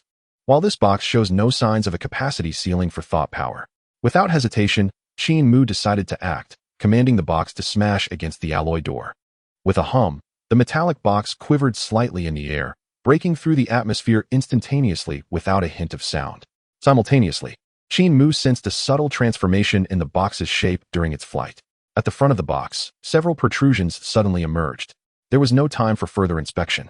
With a resounding crash, the box collided directly with the metal door, becoming fully embedded within. The width and thickness of its form astonishingly penetrated the door. Qin Mu stood frozen in shock at this sight. Chapter 64. Sword Box. SSS Life Potion. The box's extraordinary nature had surpassed Qin Mu's comprehension. With a swift motion, controlled by thought power, the box returned to his hand. Approaching the alloy door, he examined the damage. At first glance, the impact appeared akin to that of a blunt object colliding. Yet, it was impossible. Even with all his might, Qin Mu could not breach it with the flying sword. Only a grandmaster would have the chance to do so. Moreover, he distinctly felt the protrusions at the front of the box earlier. Shifting his gaze to the damaged interior, he discovered 5 exceptionally smooth cuts in the S-grade alloy. The angles and shapes of these cuts, once restored, resembled the results of a flying sword's thrust. Could it be? Were the protrusions from earlier actually swords? Perhaps this box was merely intended to house swords. In disbelief, Qin Mu marveled silently, redirecting his focus back to the box. He decided to give it another attempt. This time, he unleashed all 14 streams of thought power. Not to smash the box, but to compress it frantically. With a metallic clang, 5 sword edges slowly extricated themselves from the front of the box, accompanied by the sound of metal grinding. Astonishingly, they were actually emerging. Overcome with excitement, Qin Mu inadvertently caused the 5 sword edges to retract. He resolved to try again. After half an hour, Qin Mu finally managed to fully extract 5 complete sword edges. Each sword measured approximately 1 meter in length, as thin as a cicada's wing, with a cold gleam along the blade. The hilt and guard were present, with the actual blade length being about 70 centimeters. Even so, this length far exceeded that of the flying blades, nearly matching the combined length of the Qin Yanfei Jian. However, controlling 5 swords proved exceedingly difficult. They could hardly move. Qin Mu was uncertain of the material used for these swords, but commanding them was an arduous task. After recalibrating his approach, he focused on forcing out just 1 sword edge. This proved significantly easier, allowing him to unleash his full potential. Qin Mu commanded the flying sword to charge directly at the alloy door. With a whisper of sound, it pierced through effortlessly. Qin Mu's pupils constricted sharply as he summoned the flying sword back and slashed. Swiftly, the flying sword sliced diagonally through the air, effortlessly cleaving through the S-grade alloy and leaving a gash several meters long upon the door. Impressive, Qin Mu exclaimed in delight. This sword box was indeed a thought power weapon, specifically designed for high-tier thought masters, requiring at least grandmaster level control to utilize effectively. Retrieving the flying sword, Qin Mu scrutinized the sword box once more. The blade was as thin as a cicada's wing, and such a substantial form should not be confined to merely 5 flying swords. Yet, for now, he could only force out 5, and truly utilize only 1, his strongest sword, forged from the combined 14 streams of thought power. Indeed, the strongest weapon in Qin Mu's possession was this sword box. Unlike the Qin Yanfei Jian, which could not accommodate additional thought power, this sword box seemed capable of holding dozens of streams without strain. With sufficient thought power, even a grandmaster would have to retreat before its brilliance. This was not merely due to the abundance of thought power. The quality of this sword box was extraordinary. It could effortlessly pierce through and slice the supposedly indestructible S-grade alloy, revealing the mightiest defenses of Longxing. Of course, he would need to set aside that black armor.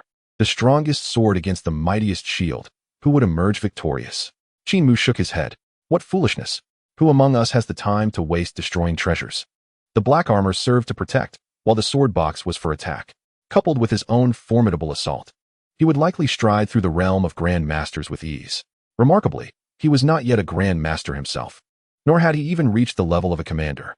If he were to ascend to grandmaster, who could possibly stand in his way? Qin Mu had initially believed it would take considerable time to contend with true grandmasters. Little did he expect that a piece of armor and a sword box would propel him to new heights. The strength of a warrior lies not solely in their cultivation, but significantly in their equipment. The advantages provided by superior gear surpass any mere enhancement from levels of cultivation. Fortunately, Lu Tian was not a thought master. Otherwise, this sword box would undoubtedly not have remained in his possession. As for the armor, Lu Tian likely possessed it as well. A warrior would hardly leave exceptional equipment at home while venturing out in rags to battle, would they? Yet, Lu Tian lacked a thought master sword box, which meant he could still possess weapons surpassing S-grade combat blades. It was no wonder Qin Yan and the others struggled against Lu Tian. In a true confrontation, Lu Tian might have a genuine chance to counter a grandmaster. Qin Mu contemplated this briefly before shifting his focus back to organizing the warehouse. After completing an inventory of his equipment, he discovered various beast cores, materials, and potions within. While the beast cores and materials held considerable value, He could hardly identify many of them or exploit their worth, so he resolved to sell them. His primary concern lay in the potions. He sought fortifying healing potions and body enhancement potions. Upon reaching the end of the warehouse, he encountered 2 glass cabinets, each containing several vials of potions stored at low temperatures. With a decisive strike, he shattered the glass. Inside were 25 vials of S-grade life potions, 2 vials of SSS-grade life potions, and 1 vial of True Dragon potion. Astonishingly, an SSS-grade life potion? Qin Mu was unfamiliar with the True Dragon potion, but he had certainly heard about the SSS-grade life potion, rumored to possess the ability to revive the deceased and restore flesh to bones. It could bring one back to life as long as there was a breath remaining. It was capable of complete restoration, even regenerating severed limbs. More importantly, the SSS-grade life potion could heal past injuries, making it the ultimate elixir for reinforcing and revitalizing one's essence. It required no martial artist. Even an ordinary person could use it without any side effects. It could heal injuries and fortify one's foundation, although if one was uninjured, the exorbitant cost of reinforcing one's essence typically discouraged usage. For martial artists, the most common choice was the body enhancement potion. That substance possesses side effects, harming the essence of the human body and stifling potential. The life elixir may not significantly enhance strength, yet it fortifies the essence and elevates latent capabilities. This distinction delineates the 2 types of potions. The former's price is a mere several hundred thousand, while the latter's valuation soars into the hundreds of billions. This stark contrast is evident. With a fierce determination, Qin Mu clenched his fists tightly. He had contemplated purchasing a vial for his mother, but the price, 530 billion, was simply astronomical. Even at half price, it approached 300 billion. Not to mention, no mere martial artist, not even a grandmaster, could afford such an item. In an instant, Qin Mu transferred several exceedingly rare potions into a nearby cryogenic chamber, ensuring that a careless mistake would not spoil his precious acquisition.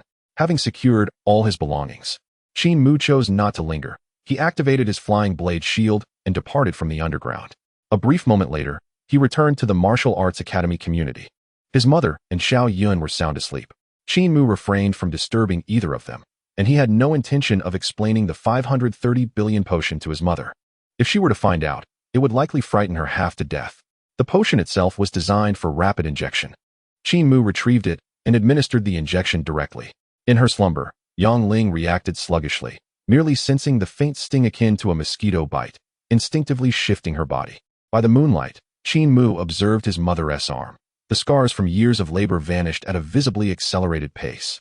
Simultaneously, Yang Ling's breathing steadied, becoming increasingly tranquil. Excellent. Qin Mu silently cheered, his eyes glimmering with hope. After years of hardship, his mother was finally seeing the light at the end of the tunnel. As for his younger sister, he had brought back 2 potions for foundational reinforcement. With these in hand, Qin Mu had no intention of keeping them. While the notion of life-saving potions sounded appealing, he did not perceive any substantial danger. Once the following month passed, no one in Longxing would be able to harm him. After administering the life elixir to Qin Yun, Qin Mu left a note for his mother, earnestly advising her not to disclose any changes in her condition and to minimize her outings until he returned. Once all was settled, he departed. On the way, Qin Mu abruptly turned around, opting not to return to the martial arts academy, but rather to take a different route while simultaneously initiating a video call to Ling Qianxue. Chapter 65, 150 billion wood? Ling Qianxue, groggy and disoriented, rubbed her eyes as she was awakened. Is it really 2 a.m.? Are you some kind of all-night warrior? Don't you need rest? What could possibly be so urgent at this hour? Her annoyance was palpable, and the irritation was becoming increasingly difficult to suppress. If you're not here to discuss a deal worth hundreds of billions, then there's no point in talking, Qin Mu replied coolly. Hundreds of billions? Ling Qianxue scoffed, her voice tinged with disbelief. When I'm sleeping, I don't entertain any business discussions, let alone hundreds of billions. Suddenly, Ling Qianxue jolted awake, as if doused with cold water. Wait, how much did you say? Hundreds of billions. Indeed, at a minimum, hundreds of billions, Qin Mu confirmed. Ling Qianxue gasped in shock. This woodhead, is he serious? The entire warehouse of Tianlu Group has gone missing, and this news has spread like wildfire throughout the Merchant Alliance. Everyone is waiting to see who will sell off the goods. Those involved are practically ravenous. The actual wealth of Tianlu Group is undoubtedly more substantial than what is publicly perceived. That warehouse may even surpass the entire Lingwu Group in value. Qin Mu, where are you? Ling Qianxue's tone shifted to one of warmth. akin to a gentle spring breeze. There's a club called Jiangyun in the city center with a pleasant ambience. Perhaps we could meet there? No, no, no, let's south avoid that place. Just come to my house instead, Qin Mu replied nonchalantly, seeking merely a suitable venue for their discussion. He had initially considered an outdoor setting, but Ling Qinshua's home appeared to be a safer option. In the center of Jiangxing, Ling Qinshuo emerged from her home, clad in an adorable pink rabbit-themed pajama set. Woodhead, how did you arrive so quickly? Qin Mu rolled his eyes. I flew here. Do you think I need to wait for a red light? Oh, right. Well, hurry inside. Ling Qinshuo beckoned, peeking around the door with a nervous demeanor, as if she were engaging in something illicit. What are you afraid of? Qin Mu remarked, bemused. You're acting like you're sneaking out in the dead of night.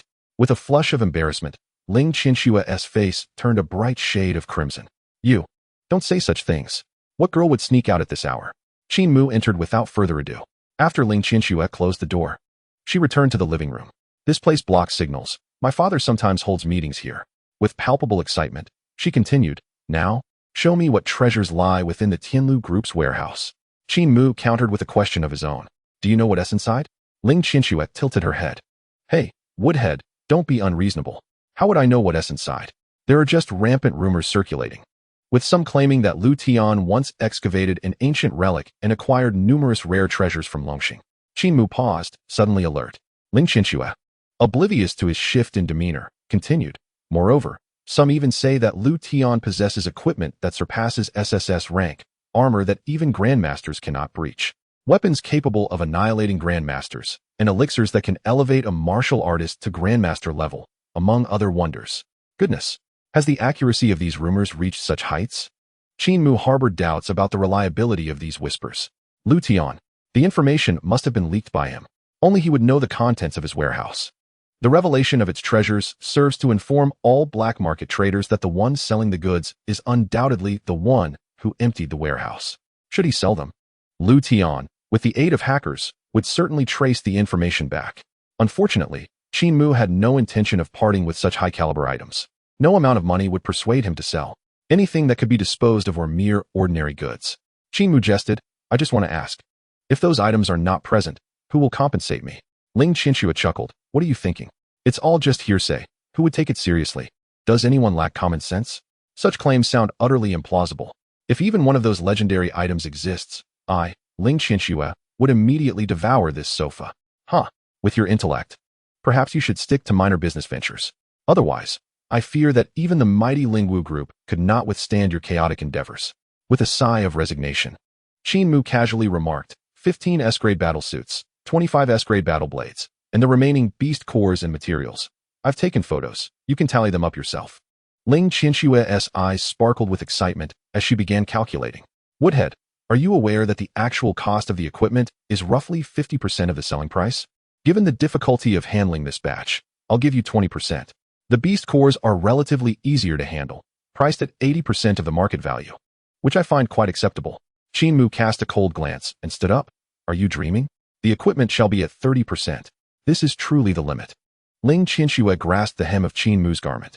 40% for the equipment, and I shall offer a 10% discount on the beast cores. Otherwise, we shall not negotiate. That would not yield a profit, truly, Ling Qinshuo stated with utmost seriousness. A lack of profit is your concern, not mine. In a transaction worth hundreds of billions, a 10% cut is quite substantial, is it not? Were it not for our camaraderie as classmates, I would only concede 0.5% at most. Qin Mu remained adamant. Ling Qinshuo's eyes darted rapidly. That is not the case at all. The equipment here is worth at most 15 billion, while the materials from the beast cores are approximately valued at 20 billion. How could you claim it to be worth 100 billion? Humph. A slight smile crept upon Qin Mu's lips as he revealed a photograph. A superalloy warehouse measuring 30 meters in length and width appeared within the image. Upon seeing the photograph, Ling Qinshuo's mouth gaped in astonishment. My heavens, this color, this texture. Could it possibly be S-grade alloy? The outer layer is S-grade. The inner layers are also S-grade, while the remainder is A-grade, Qin Mu remarked nonchalantly. In terms of quality, the S-grade is estimated to weigh around 10 tons, with some B-grade mixed into the A-grade, resulting in a total weight of approximately 800 tons. Wow! Upon hearing this figure, Ling Qinshuo's eyes sparkled with excitement. The acquisition price for S-grade alloy remains stable at 5 million per kilogram, which amounts to 500 billion. However, the acquisition price for A grade is considerably lower. Based on the quality of the cut, it can be priced at a maximum of 80,000 per kilogram, totaling 640 billion. Just the alloy of the warehouse alone is valued at 114 billion, including the previous transactions. The total price reaches 150 billion. Qin Mu, unwilling to squander time, stated, "Offer this price, and the goods shall be delivered immediately." 150 billion. The Lingwu Group would undoubtedly profit from this. Most of the items here are calculated based on market acquisition prices. Yet, how much can you acquire in a month? Merely tens of billions. Now, with this transaction, you can fulfill the annual acquisition volume in one go. The current business model of Longxing is not based on sales, but rather on acquisitions. The finest goods originate from the wild. The materials for alloy production similarly come from the wilderness. The more you acquire, the greater your profit. This is why various factions demand that warriors sell all their harvests to them. Ling Qianxue claims there is no profit. That perspective is based on the acquisition market. Purchasing materials will undoubtedly yield no profit. However, if transformed into products for sale, the profits could double. Qin Mu understood the intricacies involved, but refrained from being overly greedy. After all, it is unreasonable to establish a commercial company solely to sell goods, is it not? Even if one were to do so, they must first gather the capital, and the matter could be addressed later. Qin Mu declared, "No haggling, I will not accept." Uft. Ling Qianxue was caught off guard. Instantly retorted, "How can you view me in such a light? I am not haggling. I merely meant to inquire about the possibility of installment payments." 150 billion is a substantial sum for the Lingwu Group to produce all at once. It would strain their finances. Qin Mu stood up and began to leave. Installment payments? How could that be possible? Slap. Ling Qianxue once again grasped Qin Mu's arm, biting her lip as she said, "Wait, I will check the company's account. I shall find a way to borrow the funds today." 2 hours later, within an abandoned warehouse of the Lingwu Group, Ling Qianxue waited alone in a corner. Bang! The ground of the warehouse suddenly collapsed, and shortly after, a super warehouse gleaming with S-grade alloy appeared before her eyes. Wow! Ling Qianxue was left speechless. Having accompanied my father, I have encountered numerous black market transactions, yet it is my first time witnessing something so substantial. To think such a large object can traverse the underground with such ease? Impressive, indeed. Clang! Qin Mu kicked open the door of the alloy warehouse. A mere touch sufficed. In this transaction, Ling Qianxue could not inform anyone. She could only rely on her own judgment. Fortunately, the value of the items is so high, and the profits are sufficient, that there is no need for meticulous inspection.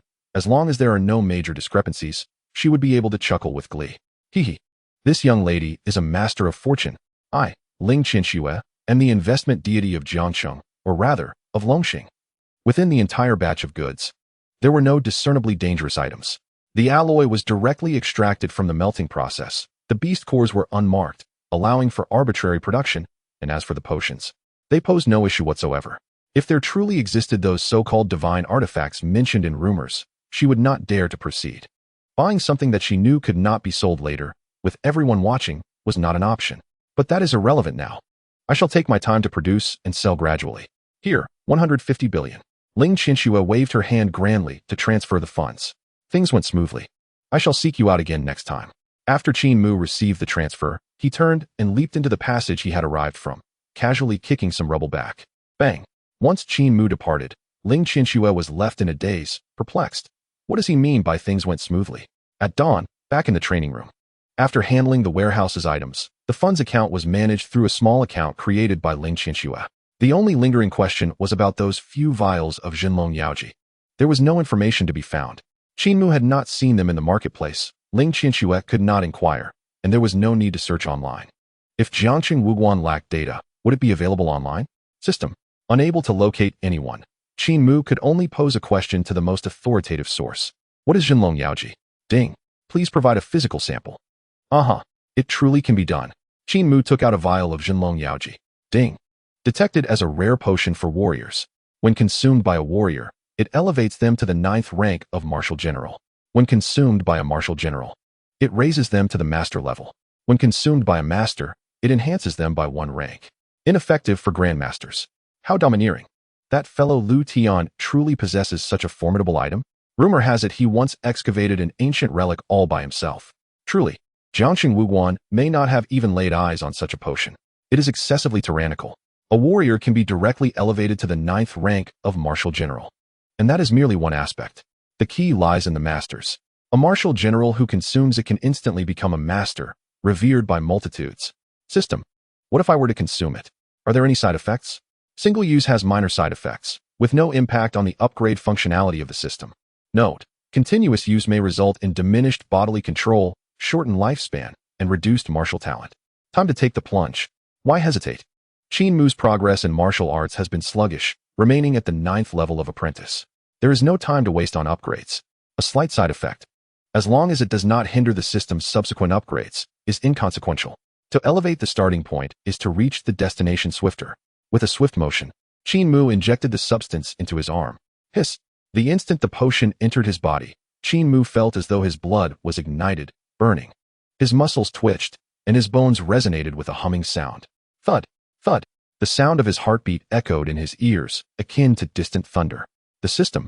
Have you forgotten to mention the effects of consuming the potion at the apprentice level? The response indicated that the difference between a level 9 apprentice and a martial artist is not significant. It merely reflects the limitations of human physicality, marking a dividing line. Upon using the potion, the host may experience a degree of suffering, which should be disregarded. How could one simply ignore such pain? Every part of my body aches. The system has it easy, with a painless upgrade throughout. This torment. Qin Mu endured half an hour of relentless suffering. The system then notified him that the effects of the potion had begun to manifest, elevating his level to the 2nd stage of martial general. What? Wasn't it supposed to be the 9th stage? Qin Mu rubbed his sore skin and muscles. The potion's efficacy cannot compare to the system's upgrades. It requires the integration of martial arts practices to fully realize its potential. If he were to utilize the Blood Battle 18 styles, the entire process would consume 30 days, ultimately reaching a level above the 8th stage of martial general, with a slight chance of attaining the 9th stage. Fine. Qin Mu did not rely on martial artists to navigate the world. A 2nd stage martial general is primarily about enhancing his resilience. The pain renders sleep impossible. Let's practice first. Qin Mu drew his battle knife, diligently rehearsing the techniques. Indeed, as he grew accustomed to the knife techniques, the overall soreness gradually diminished. There was a delightful sensation that came with practice. After completing his training, Qin Mu headed to the bathroom for a soak. Panel, Qin Mu. Upgrade points, 0, martial arts level, 2nd stage martial general, mental power level, 9th stage commander, martial arts technique, Blood Battle 18 styles, mental power technique, basic mental power, level 6. Unique mind, excellent, level 8, Qin Mu chuckled upon viewing the panel. He had advanced as a mental master, yet now his martial general level surpassed it. The influence of equipment and potions on cultivation was far more profound than he had previously perceived. A single vial of potion elevated him to the 2nd stage of martial general. This is a coveted dream for all apprentices, isn't it? Reflecting on the past, had he not possessed formidable mental mastery, he would never have even glimpsed a vial's appearance, even if he lived 8 more lifetimes. Qin Mu understood that his true source of strength lay in being a mental master. It is ideal for martial artists to enhance their abilities with potions. If that is not feasible, they must simply wait. 3 days later, Qin Mu elevated his unique mind to level 9, achieving perfection. His mental power increased by 1. Simultaneously, his mental power reached the 2nd stage of commander, aligning with martial artists. His mental power surged by 2, totaling 17, coupled with his 2nd stage commander prowess. His base attack soared to 200,000. After amplifying all factors, his total attack exceeded 30 million. Knock knock. Guo Yue entered, speaking earnestly. Qin Mu. The martial arts tournament is about to commence. You have secluded yourself these past few days, not even entering the martial god temple. Do you truly intend to compete? Of course. Qin Mu replied calmly. There is no rush for the tournament. I would like to inquire about the realm of the Grand Master. Specifically, what level of attack does a Grand Master possess? Guo Yue looked at him, bewildered. Yu Haven-T even brushed the hem of a masteress robe. And you wish to see a Grandmaster? TSK, I recognize your talent, but even geniuses should not be overly ambitious. As he spoke, Guo Yue led Qin Mu towards the martial god temple's training room, patiently advising him. Being a mental master is indeed unique. Unlike martial artists, who must rigorously train their bodies, a mental master only requires sufficient mastery of flying blades to rival a master in attack power. Take Bai Qingyan, for instance. Although she is merely a 9th stage commander, she ranks within the top 100 of the master leaderboard. Her prowess is attributed to her significant number of flying blades and the strength of her Qingyan flying sword. I am aware of your talent. and your rapid progress suggests that soon, you may aspire to reach master level in terms of attack power. However, do not even think about the Grand Master level. Guo Yue turned serious. You may not know this, but if we discuss cultivation realms, even the Bi-Sword sect has yet to break through to Grand Master. Across the entire Longxing, not a single mental master has achieved Grand Master status. Chapter 67. The martial arts tournament begins the Bi-Sword sect? Not a Grand Master? Qin Mu gazed at Guo Yue in astonishment. Aha, now you comprehend the difficulty of attaining Grand Master status, do you? Guo Yue declared. To be blunt, a master requires an attack power of 1 million to qualify, while a Grand Master demands a staggering 10 million. Indeed, Qin Mu mused, finding this quite reasonable. A 9th-stage master boasts an attack of 10 million, yet there remains a deficit of 9 million to reach Grand Master status. It is no wonder that there exists a leaderboard for masters. Countless martial artists find themselves stuck at the master level, unable to ascend. The vast disparity in combat power is such that they cannot even be regarded as peers within the same realm. Two martial artists, both at the 9th stage. One with 10 million and the other with 9 million. Their combat power diverges immensely. Guo Yue observed Qin Mu's nonchalant demeanor and could not help but grimace in frustration. You still lack 90 million? That amounts to the difference of 9 masters. For goodness sake, a peak master must surpass 10 million to enter the master leaderboard. Only by shattering the ceiling and reaching the top rank can one hope to ascend to Grand Master. That is a realm of utter transformation, transcending the ordinary. A Grand Master can soar through the skies. With a mere gesture, the heavens and earth shift. This is no mortal realm. The pinnacle of martial arts belongs solely to the Grand Masters. TSK. It is not that exaggerated. I only need 1 day. With the proper techniques, 1 day is sufficient. Without techniques, I merely need to wait a few extra days. No pressure. Guo Yue, gazing at Qin Mu's impassive face, felt his frustration rising to a boiling point. He struggled to suppress his emotions and finally spoke slowly. Having talent and confidence is commendable, but do not become overly self-assured. Otherwise, you will surely face a significant setback. Phew. Guo Yue sighed deeply. It is wise for the leader to suggest Qin Mu participate in the martial arts tournament. All geniuses are proud. Only by witnessing the pinnacle of martial arts can Qin Mu experience setbacks, perhaps awakening him to strive for further growth. With this thought, the two arrived at the training room. Qin Mu, I must remind you of one thing. Guo Yue verified the paperwork as he spoke, following the leader's modification of the rules. The masters of the 10,000 Sword Pavilion must also participate in the martial arts tournament for a chance to secure a spot. Take someone you know, for instance, Bai Qingyan. She too will compete in the tournament for a chance. Qin Mu recalled that Bai Qingyan originally had a spot in the trials. Now, with the leader's decree, that spot has been revoked and the competition is reopened. Supervisor, does this mean the addition of the 10,000 Sword Pavilion intensifies the competition? What else could it be? Guo Yue smirked. The leader's intention in granting a fixed spot to the 10,000 Sword Pavilion was not to favor them, but rather to limit them, providing an opportunity for other mental masters. If the entire Wanjian Pavilion participates, the remaining practitioners from Yinshi will likely only contend for the lowest ranks. Meanwhile, at the plaza of the Wushan Temple, numerous practitioners from Wanjian Pavilion have gathered. Bai Mingsheng, dressed in white and with hands clasped behind his back, slowly began to speak. Our pavilion has occupied a fixed quota for many years, often facing criticism. I understand the discontent you harbor within. Practitioners, though unique, are still warriors. Since this is a competition of martial prowess, it is unreasonable to exclude practitioners from it. Bai Qingsheng, with a solemn expression, clasped his fists and replied, Rest assured, Pavilion Master, in this tournament, we shall not fail to uphold the honor of the Wanjian Pavilion. A smile crept onto Bai Mingsheng's lips. I do not hold excessively high expectations for you. Since these 10 trial quotas have been released, let them all belong to Wanjian Pavilion. The quota, a total of 10. Thus, Wanjian Pavilion shall claim all 10. Fight! Dozens of practitioners shouted in unison. Stay true to our original intentions. Do not disappoint our cultivation. Let the might of the pavilion be known. Sweep away the fierce beasts of the world. In the training room, Guo Yue, the supervisor, remarked, This is the equipment for accessing the Wushan Temple. At the beginning, it will prompt you to bind your identity. Please do not touch anything. Simply ignore it and proceed with the login. Qin Mu took the metallic headband and placed it upon his forehead. A mechanical female voice resonated in his mind. You are logging into the metaverse network. Would you like to bind your identity? Qin Mu remained silent, and moments later, the scene before him transformed instantaneously. The original training room vanished, replaced by a magnificent ancient palace. Beneath his feet lay a plaza crafted from blue stone. Not far away, the practitioners of Wanjian Pavilion, clad in white and bearing sheathed swords, stood out conspicuously. Bai Mingxing himself had come to the venue.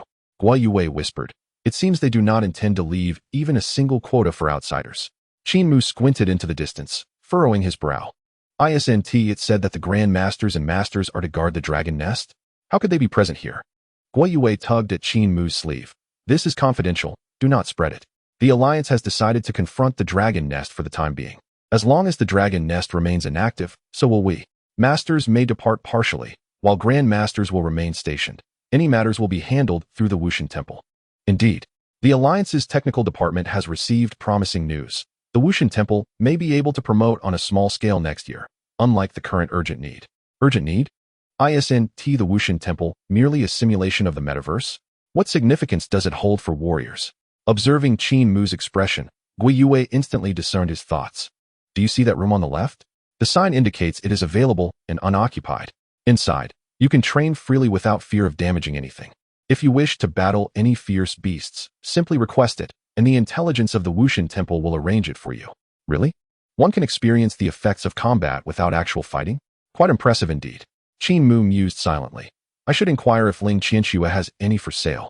I need to secure one for myself." Just then, everyone began to withdraw from the center of the plaza, parting to either side.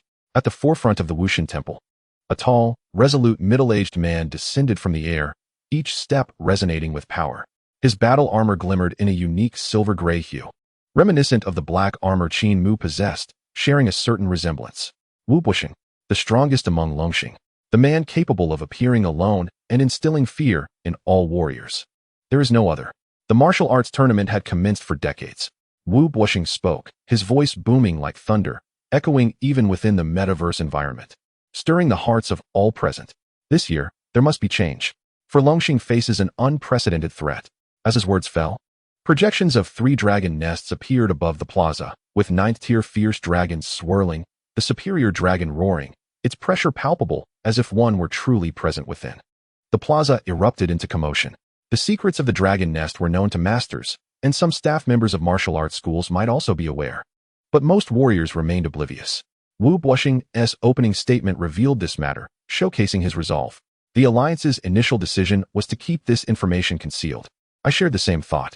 However, those participating in today's tournament are all outstanding warriors below the rank of master, even some being talented prodigies. You shall soon stand among the ranks of masters and become guardians of Longxing. This is pressure. Likewise, it is motivation. Every word Wu Bushing uttered was simple, devoid of any rhetorical flair, yet under the weight of his formidable presence, each syllable resonated deeply within the hearts of the audience. A century ago, during the era of great calamity, fierce beasts roamed freely.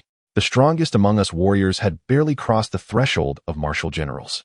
Now, warriors possess resources and environments we once lacked, more teachings and fewer detours. Yet, in 100 years, I have not seen the successors surpass their predecessors. Not a single wave of newcomers to repel the old waves. Wu Bushing's gaze swept across the entire assembly. To be frank, I am quite disappointed. Upon hearing this, Qin Mu could not help but be taken aback. In 100 years, the status of figures like Wu Bushing and Bai Mingxing remained unshakable. Initially, Qin Mu believed this was merely respect from the younger generation towards their elders. Now, he realized that there simply had been no one stronger than Wu Bushing to emerge. Wu Bushing gestured with a single hand. Rise. From the center of the plaza, a dragon nest ascended from thin air. I hope that after this martial arts tournament, under the immense pressure of the 9th-tier dragon nest, you, the younger generation, can break through yourselves. Break your constraints. Become the backbone that protects Longxing and our homeland. With that statement, Wu Bushing did not wait for a response, announcing directly, the first round of this martial arts tournament will be a selection match. All participants will storm into the dragon nest, slay fierce beasts, and earn points. The top 30 warriors and the top 30 practitioners will advance to the elimination round. Begin. With a single command, the ground at the center of the plaza expanded thousands of times. The virtual dragon nest was nearly a 1-to-1 replica. All participants in the tournament could freely choose their entry points. Simultaneously, a scoreboard appeared in the sky, listing the names of the tournament participants. Temporary rules? Guo Yue was also caught off guard by this change. 30 practitioners? The pressure is immense. You must understand that more than 30 practitioners from Wanjian Pavilion are competing. If they truly exert themselves, Wanjian Pavilion might well claim all 30 positions. Gui Yue felt a sense of foreboding. If it were a ring match, perhaps they could exhaust each other, but it seems that opportunity is no longer available. Qin Mu glanced at the nearby dragon nest, noting that the fierce beasts began at the 5th tier, not immediately at the 9th tier. This is good. It makes things simpler. Gui Yue was momentarily stunned. And before he could speak, Qin Mu had already leapt onto his shield and soared forward. A figure suddenly flew over. Qin Mu, Bai Chiyue shouted, I told you. This martial arts competition is to determine who is superior. The one with more points wins, and the loser will eat dust. Qin Mu almost forgot about this fellow. It was surprising that he remembered so clearly. Eating dust? You don't need to consume too much. Just a couple of pounds will suffice. Bai Chiyue's eyes narrowed as he coldly declared, in actual combat, the outcome is yet to be determined. This time, it's not just you who has fierce beasts. After delivering his harsh words, Bai Chiyue stepped onto his flying sword and swiftly charged towards the dragon nest. Qin Mu remained unhurried, choosing to observe the environment of the dragon nest, preparing for his next visit. Before long, Bai Qingyan arrived. Qin Mu, this time the leader personally set the rules, aiming to select the most talented individuals for training. The rewards for the victors are not simply about the governing trials. Qin Mu glanced sideways. You need not worry. The rank of the governing master is tier 9, and there's a chance to vie for a spot in the top 3. Top 3? Bai Qingyan was slightly taken aback. The champion must be me. Even in the points competition, the highest scorer will undoubtedly be me. Wow. Are the Bai family members all overflowing with confidence? Qin Mu shrugged slightly, remaining silent. Seeing his reaction, Bai Qingyan pondered for a moment, and then could not help but chuckle. Qin Mu? Was that governing master you the other day? Fine, even if it was you. So what? Bai Qingyan raised his head proudly. Every master from the Wanjian Pavilion participating in this martial arts competition possesses formidable strength. Your talent is commendable, but you underestimate the masters too much. Hearing this, Qin Mu blinked and then smiled. It seems Bai Supervisor is quite confident. How about we wager again? Bai Qingyan contemplated for a moment. I accept the bet, but your results must place you in the top 3 for you to win. As for the stakes, that is up to you. Hey, Qin Mu casually waved his hand. Why so serious? I'm not robbing anyone. If I make it into the top 3, just send me 2 or 3 of the access devices from the Wushan Temple. Let us make it 3. Hiss. You dare to bet? Bai Qingyan was once again stunned. You understand that this means all participants, the top 3 in points. Of course, Qin Mu replied calmly. Bai Qingyan still hesitated. The Wushan Temple equipment is priced at 30 billion from the Wanshang Alliance. 3 would be worth 90 billion. The stakes are considerable. What can you offer me? Qin Mu responded directly. As you wish. We can finalize everything after you win. Uft. Bai Qingyan immediately spat out. Finalize after winning? I see you want to join my Wanjian Pavilion directly. Humph. Young yet so calculating. Even if you don't place in the martial arts competition, joining my Wanjian Pavilion would still grant you a chance for trials. What kind of logic is that? Before Qin Mu could speak, Bai Qingyan handed over a contract. Sign it. Once you do, you'll be mine. Huh.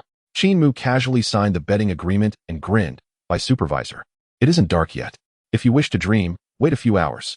In the Wushan Temple. Within the grand hall stood a long table made of dragon wood with 12 high-backed chairs. Wu Poxing occupied the center, with Bai Jianzong on the left and the founder of the Bei Martial Arts Academy, Chang Wanghan Yi, on the right. The remaining seated individuals were members of the Martial Arts Alliance. Director of the Martial Academy. Now that the martial arts competition has been opened, using a points system, it seems all rankings will be awarded to my Wanjian Pavilion. Bai Ming spoke with a slight smile. While the masters of the Wanjian Pavilion have certain advantages, I have reserved 30 spots for warriors. Wu Poxing gazed towards the dragon nest, his expression grave. For a century, the warriors of Longxing have not lacked resources. Yet they have lost their fighting spirit. This time, the simulation of the dragon nest is a solo challenge. Whether one is a dragon or a worm is easily discerned. The resources of Longxing can no longer be carelessly offered to those who cannot contribute to Longxing. Upon hearing this, many members nodded in agreement, but some expressed dissatisfaction. William Norton, a strong member of the Wanshang Alliance, frowned and said, warriors, regardless of their location, are striving for human development. Is it not inappropriate for the leader to dismiss the efforts of numerous warriors with a single statement? Humph, Bai Ming coldly retorted, since they are within the city. Is there still any significance in enhancing their cultivation without danger? What do you mean by no danger? William immediately countered. Warriors within the city simply do not frequently venture out to hunt during their training periods. Once their strength increases, they will naturally play their part. Enough. Wu Poxing coldly interrupted. This matter does not require further discussion, regardless of whether the alliance agrees or not. The resource distribution of the Poxing Martial Arts Academy will be modified. A glint of cold light flashed in William's eyes. Leader. Such a significant matter cannot be settled without the alliance's deliberation. It may not be accepted. Not accepted? Who dares to disagree? Wu Poxing scanned the room, and no one dared to utter a word. After a moment, everyone, Chong Wang Han, spoke thoughtfully. Today is the martial arts competition. You should look for any talents worth cultivating. Otherwise, the crisis of the dragon nest may continue to loom over Longxing. Bai Qingyan is undoubtedly the strongest. Bai Ming casually replied. However, there is a young fellow named Qin Mu who merits attention. As his words fell, the points leaderboard was automatically displayed. N01, Bai Qingyan, 720 points. N02, Qi Jun, 530 points. N01, 83, Qin Mu, 100 points. 183rd? Bai Ming was somewhat surprised. Based on the information, this young man likely possesses the strength of a governing master, so he should be within the top 50. Even if he does not possess the strength of a governing master, according to Qin Yan, with a single day of practicing the unique heart technique, his strength should be above that of a martial general. Combined with the Qin Yan flying sword, earning points should be quite effortless, placing him within the top 100. The battle footage was displayed. Whoosh! Qin Mu's figure appeared before everyone. He was seen maneuvering a shield, gliding slowly through the dragon nest without any semblance of combat. His expression resembled that of a tourist. Unless a fierce beast actively attacked, Qin Mu showed no inclination to move at all. What is he doing? Is he aware that this is an assessment for the martial arts competition? Some members voiced their doubts, retrieving Qin Mu's information. Tier 2 Governing Master. Is this level allowed to participate in the martial arts competition? Who applied for this? Is there no sense of decorum? Chapter 69. Who is the coward? Within the Wuxin Temple, the members all voiced their reproaches. Bai Ming glanced at Wu Poxing from the corner of his eye and calmly stated, the rule is that governing masters do not enter the martial arts competition, but when did it become necessary for even warriors to gain approval to participate? The crowd pondered slightly. Deputy Leader Bai, the martial arts competition is meant to determine talents and allocate training resources for the following year. Ordinary warriors clearly cannot compete, so there is no need to waste time, right? Oh, Bai Ming's eyes suddenly lifted. May I ask the leader, is this truly the purpose of the martial arts competition? Wu Poxing resolutely replied. The martial arts competition has always been a test designed to train and assess warriors. Anyone who is a warrior is welcome to participate. As for determining genius and allocating resources, that is a matter for later consideration. Upon hearing this, the gathered council members recalled that indeed, decades ago, during the martial arts tournament, such sentiments were expressed. One member spoke up, and simultaneously, William added, indeed, it is no issue for Qin Mu to participate. However, his current languid demeanor clearly indicates he does not regard the martial arts tournament with any seriousness. While other martial artists are battling fierce beasts to earn points. Observe what he is doing. William could not suppress a scornful expression. Wandering aimlessly within the dragon's nest to evade combat, I dare say. Such a person is precisely the type of martial artist the leader mentioned, unworthy of receiving resources. Exactly, echoed a nearby council member. This simulation within the dragon's nest will undoubtedly expose those cowardly individuals, preventing a waste of resources. I propose that even if Qin Mu achieves a ranking, he should not be awarded any rewards, and his martial arts school must be notified to sever all resources provided to him. Furthermore, he should be compelled to repay previous investments to serve as a warning. Bai Ming suddenly laughed upon hearing this. Did not Counselor Kamen just state that Qin Mu was unqualified to participate? Why now express concern over his potential ranking? Counselor Kamen snorted coldly. Why must the deputy leader misconstrue my meaning? Regardless of whether he obtains a ranking, such a martial artist should be dealt with as previously stated. Before Bai Ming could respond, Wu Poxing interjected. I concur with Counselor Kamen's assertion. Bai Ming was momentarily taken aback and pondered, Leader. Qin Mu is indeed a promising talent as a mage. Counselor Kamen laughed. Indeed, the leader possesses great insight. Such a cowardly martial artist should be stripped of his resources, forcing him to fend for himself. A talented mage? Excellent. Qin Mu must certainly have signed a genius contract and received substantial funding. He should now be made to repay, and if he cannot, we shall calculate his debts with interest, compel him to engage in combat with fierce beasts to repay his debts. In this manner, this so-called genius will have some value. The council members were taken aback by such a proposal, glancing at Wu Poxing. Since everyone shares this sentiment, I too agree. Let us proceed to vote, Wu Poxing declared. In this martial arts tournament, any martial artist deemed unwilling to engage with fierce beasts shall have their reward eligibility revoked and past investments reclaimed. I second the motion. Qin Mu was the first to raise his hand. William followed suit. The remaining council members immediately joined in. I second the motion. Finally, only Bai Ming remained. Deputy Leader, please feel free to express your thoughts, Qin Mu said leisurely, leaning back in his chair with a subtle provocation. Bai Ming furrowed his brow slightly. I have but one question. How do we ascertain whether a martial artist dares to engage with fierce beasts? Wu Poxing straightforwardly defined. I have already commanded the intelligence to modify the number of fierce beasts in the dragon's nest. The lower-tier beasts on the periphery will soon be eliminated. Here, he pointed to the core area of the dragon's nest. Those who do not dare to enter the core area by the end shall be classified as unwilling to engage with fierce beasts. The other council members were left speechless. Bai Ming nodded immediately. Very well. I agree. Qin Mu was momentarily dumbfounded. Leader, does this not mean we are voting to label Qin Mu as a cowardly martial artist? Bai Ming remained calm as water. Counselor Qin Mu, your proposal has been accepted by all. What further issue remains? Do you believe that those who do not dare to enter the core area in a virtual dragon's nest are not cowards? You? Qin Mu looked at Bai Ming, his heart silently astonished. What is happening? Could it be that these two old fellows have conspired in advance to stage this? With a single statement from Wu Poxing, not only Qin Mu but even the other council members felt a sense of trepidation. The motion passes unanimously. You all may now await the results in silence. Wu Poxing maintained a serious demeanor while inwardly reveling in amusement. Bai Ming, typically expressionless, had surprised him with his convincing performance.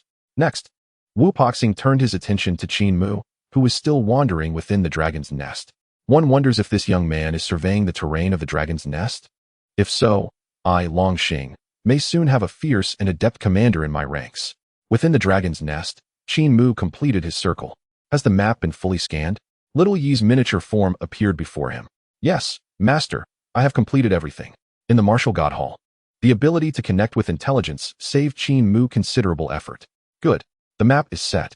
Next, let the slaughter commence. Qin Mu adjusted his shield and charged into the dragon's nest through a passageway over 100 meters wide. On the periphery of the dragon's nest, the fierce beasts were of the 5th and 6th tiers. Upon entering the core area, the first fierce beast Qin Mu encountered was a Di Xing Long, a 7th-tier beast. Master, it's a Di Xing Long, a 7th-tier fierce beast. Little E urgently reminded him. Before him, the massive form of the Di Xing Long exceeded 30 meters. Its skin comparable to alloy, reflecting light in a way that shimmered ominously. 7th tier, a master-level fierce beast. Qin Mu soared forward, maintaining his speed. With a single gesture, he summoned the Qin Yen flying sword. In midair, the Qin Yen flying sword separated into subswords, swiftly reassembling. Just as the Di Xing Long sensed danger and raised its head, the flying sword pierced through its forehead, penetrating its mind. In the next moment, Qin Mu's sword passed the Di Xing Long master. Splendid. You have gained 700 points. Current score, 1020, ranking, 148. Little E applauded beside him. Wow. Are you a member of the Complimenting Society? Qin Mu glanced at Little E, secretly calculating in his mind. A 7th-tier fierce beast yields 700 points. Earlier, I defeated a 6th-tier beast, which only granted 60 points. It appears the scoring system for this martial arts tournament is deliberately structured. All participating genius martial artists must possess at least the combat strength of a martial general. As for the mages of the Wanjian Pavilion, each is a master-level warrior, swiftly dispatching monsters and acting as a veritable mowing machine for fierce beasts. If fierce beasts spawn infinitely, the points will be high, and the mages from Wanjian Pavilion will undoubtedly dominate the leaderboard. However, currently, 6th-tier beasts yield little, while a 7th-tier beast is worth as much as 10 or more. It is unlikely that one could efficiently farm outside. Qin Mu deduced the logic behind the tournament's rules. Naturally, he realized that the event could not endlessly release fierce beasts outside, thus compelling martial artists to enter the core of the dragon's nest. This must be Wu Poxing's stratagem. Chapter 70. Master-level combat power shocks the Martial Artist Alliance. It is of no concern to me. Qin Mu did not come merely to accumulate points. Having gained the opportunity to explore the dragon's nest, he was determined to venture deep within. With this preparation, in a few days, he would directly exit the city to eliminate the dragon's nest. Hey, super-tier fierce beasts must be quite valuable. Within the dragon's nest, Qin Mu raced through as if in an uninhabited realm. He accelerated to full speed, encountering fierce beasts along the way and dispatching them with a single sword strike. All were swiftly vanquished. Qingyan Feijian, a total of 12 strands of mental power. After amplification, it undoubtedly possesses the combat prowess of a 9th-tier Grandmaster. Coupled with Qin Mu's 9th-level cultivation technique, each strike precisely targets the vulnerabilities of ferocious beasts, resulting in instant kills. Wow, the Master has effortlessly slain an 8th-tier ferocious beast. The Earth Dragon Leader, earning 1,600 points.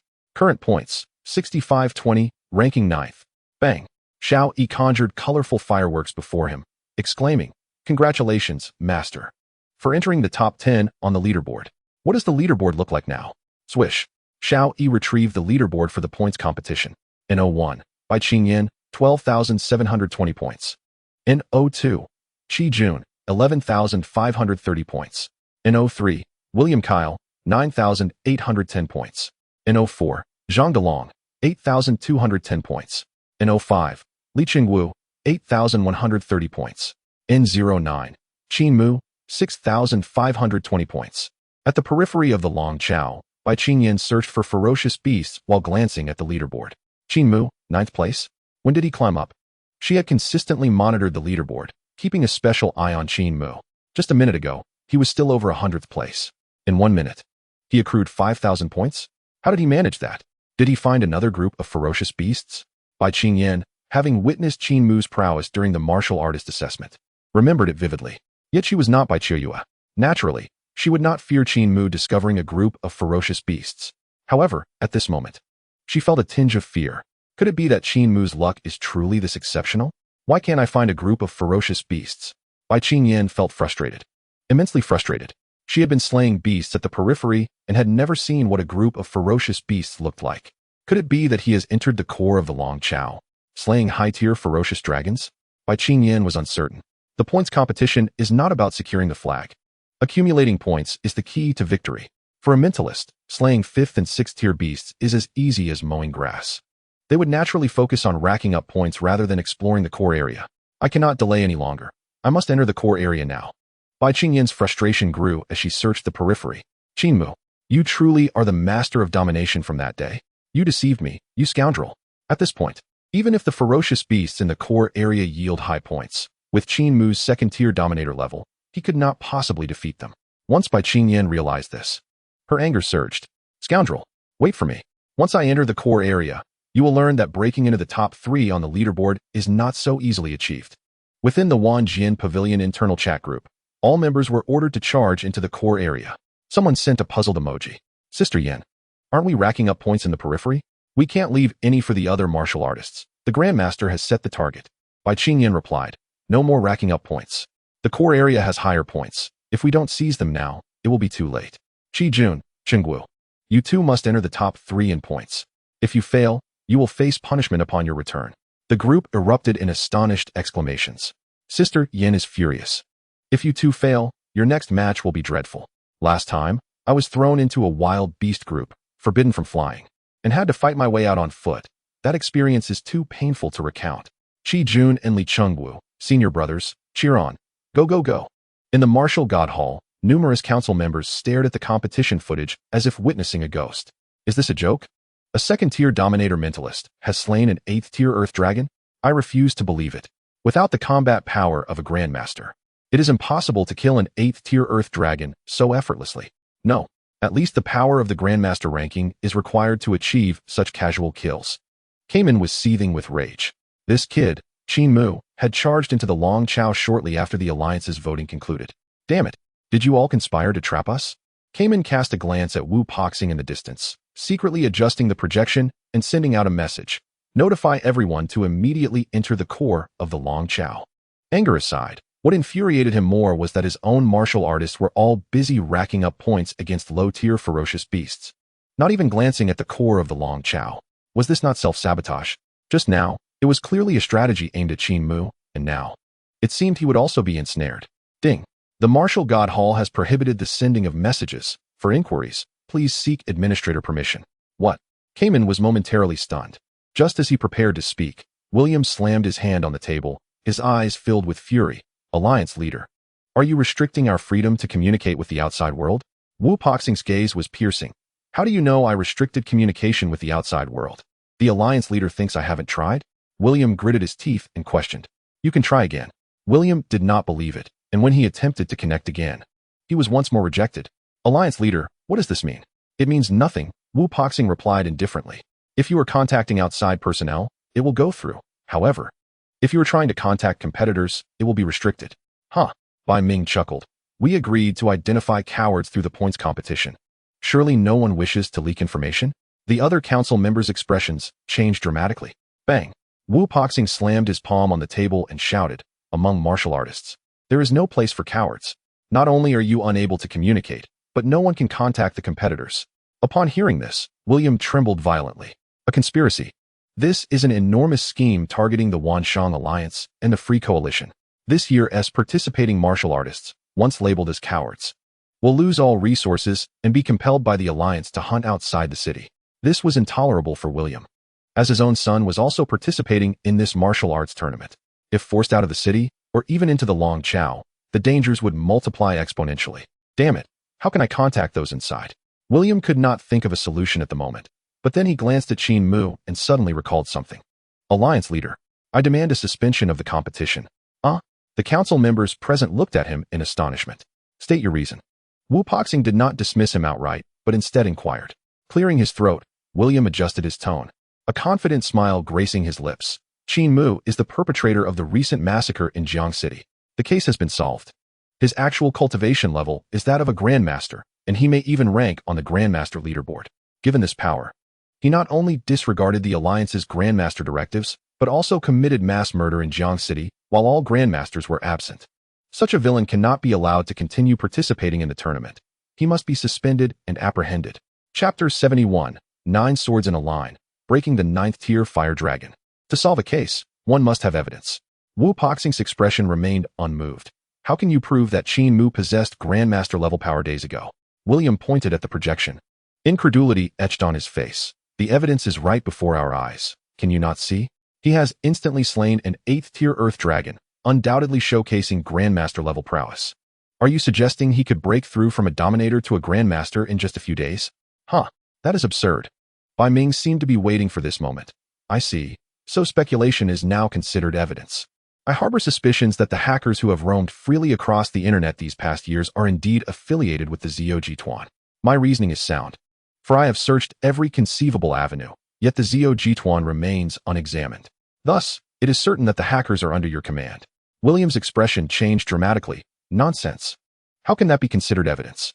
However, Wu Poxing coldly interjected, Senator William, do you not find it absurd to juxtapose your earlier accusations against Qin Mu with your current statements? In an instant, silence enveloped the Wu Shindian. No council member dared to utter a word. William's face flushed crimson, his countenance shifting multiple times before he ultimately sat back down in frustration. At this moment, all the council members comprehended the gravity of the situation. Under the immense pressure of the 9th tier dragon nest, Wu Poxing was prepared to act decisively. William cast a furtive glance at the image of Qin Mu on the screen, his heart seething with malice. That wretched boy. If this 9th tier fire dragon is genuine, it should incinerate you with a single breath. William's teeth ground in hatred, yet he was acutely aware that within the Wu Shindian, everything was simulated. Qin Mu could not be killed. Indeed, Lu Tian's words rang true. Qin Mu was a hidden pawn of Wu Poxing, meant to target the Wanshang Lianming and eliminate the remaining factions within Longxing. If Qin Mu were not slain, Wu Poxing's plans could not be thwarted. Very well. I shall deliver Qin Mu's head to Wu Poxing, so he understands that Longxing is no longer under his sole dominion. Within the simulated dragon nest, the master was cautioned, be careful, for this is a 9th tier fire dragon, possessing a breath attack, and is exceedingly dangerous. Xiao Yi, having identified the target, gasped in alarm. Yet Qin Mu merely twisted his neck. Just right, I've finally caught a big one. Master? Xiao Yi appeared terrified, covering her mouth. Although the 9th tier fire dragon is not classified as transcendent, dragon beasts are innately superior by 1 tier, compared to other 9th tier ferocious beasts. The fire dragon is already considered beyond 9th tier. Furthermore, the previous ferocious beasts, despite having dragon in their names, were not true dragons. Xiao Yi elucidated. To be truly classified as a dragon, one must possess dragon scales with defensive capabilities akin to S-class alloys, alongside a formidable breath attack. and claws capable of shredding S-class combat armor in 3 strikes. Indeed, this is quite extraordinary. Qin Mu gazed at the distant fiery figure, crouched on the ground. With its head curled against its body, standing at a height of 20 meters, if it were to rise, it would surely approach 100 meters. Such a physique, with scales comparable to S-class alloys. What does that imply? This single fire dragon could be valued at more than Liu Tian's entire stockpile of alloys. Excluding the special items like black battle armor and sword cases contained within, the fire dragon's worth certainly surpasses that. Apart from its defense, the destructive power of the fire dragon is equally terrifying. A 9th-tier grandmaster could not penetrate its dragon scales. Yet their S-class combat armor would not withstand 3 strikes from the fire dragon. How to combat this? Although classified as 9th tier, it is practically transcendent. This is akin to the disparity in strength found on the Grandmaster leaderboard. Pinnacle of 9th tier. The fire dragon seemed to sense something irritating its ear from its nostrils. More than a meter wide, 2 plumes of white smoke erupted, and within the smoke, flickers of flame danced. With a roar, the fire dragon slowly rose, its wings suddenly flaring. A tempest swept across a 1,000-meter radius. Its wings spread over 100 meters, combined with its massive body and disproportionately stout hind claws, and relatively small foreclaws. By heavens, is it truly a fire dragon? Qin Mu gasped in astonishment. At that very moment, his exclamation drew the fire dragon's attention. The fire dragon, seemingly irritable upon waking, turned its golden gaze toward Qin Mu, emanating a fierce, murderous intent. Beware of its breath. Qin Mu thrust his palms forward, and behind him, dozens of S-class shields unfolded instantaneously, arraying themselves in formation. The fire dragon opened its massive maw, unleashing a torrent of crimson flames exceeding 5 meters in diameter, erupting forth with terrifying force, akin to a volcanic eruption. The surrounding temperature skyrocketed. With a thunderous impact, the fiery breath collided with the array of alloy shields, erupting in an explosion. Sparks flew, igniting the ground, and stones were rendered incandescent, rapidly melting. As Qin Mu deployed the shields, he simultaneously retreated. The first shield array had now collapsed. Yet Qin Mu possessed a second line of defense. Another 10 shields emerged behind him, forming a new array to meet the onslaught. Boom! Just as the fiery breath broke through, it struck the shield array once more. Can it still spew fire? Qin Mu found it hard to believe. Go! With a wave of his hand, additional shields unfolded behind him, reinforcing the front line. Within the Wu Xindian, all council members were riveted by the unfolding battle. One was a 9th-tier pinnacle fire dragon, while the other was a mind master classified as 2nd tier in the records. It was impossible not to pay attention to this confrontation. Isn't this Qin Mu bending the rules a bit? The Gun King Han furrowed his brow. The Wu Xindian allows for participation in battle without a limit on weaponry. Yet carrying so many shields seems rather unreasonable. What of it? White Ming's gaze was one of admiration, even in real combat, as long as one has the resources. Is it not acceptable to carry 1 or 200 S-class shields? It is feasible, but somewhat extravagant. Which mind master travels with over 100 S-class shields? An assembly member murmured. Extravagant? White Ming raised an eyebrow. 80 years ago, I was known as the shield god. Did I not carry hundreds of shields every time I left the city? Do you believe I jest? 80 years ago, White Ming's words were forgotten by many. The title of shield god. Wu Poxing could not help but smirk at this. During the cataclysm, every journey for a warrior was a venture into the unknown. Where shields and armor were carried in abundance, one could never have too many. The current warriors, while still inclined to carry extras, seldom reached such extremes. Before venturing out, they conducted extensive reconnaissance on the ferocious beasts they intended to hunt and the conditions of the wilderness. Excessive armor became cumbersome and hindered efficiency. This Qin Mu impresses me. He should undoubtedly join my Wanjian pavilion, White Ming proclaimed, gazing at the screen with fervor. With my guidance, and given his natural talent, combined with the ultimate skill from the mind's unique teachings, 9 swords in a line, he could surely slay that fire dragon on the spot. Indeed. Wu Poxing nodded slightly. His journey within the dragon nest ends here. A 9th-tier fire dragon with formidable defenses cannot be slain without the prowess of a grandmaster. 9 swords in a line, the renowned ultimate skill of the Baisei sword sect, is the only technique capable of transcending the divide between grandmaster and great-grandmaster. Without this technique, even possessing strength on the grandmaster leaderboard would not suffice to slay the fire dragon. William gazed at Qin Mu, a smirk playing upon his lips. Let us see how you perish. First, let you taste the interest. In the scene, the fire dragon's breath had concluded. Qin Mu's shields had been utterly exhausted. Over 100 S-class shields lay melted, broken, and nearly completely destroyed. Dozens of azure flame flying swords materialized beside Qin Mu. Hiss!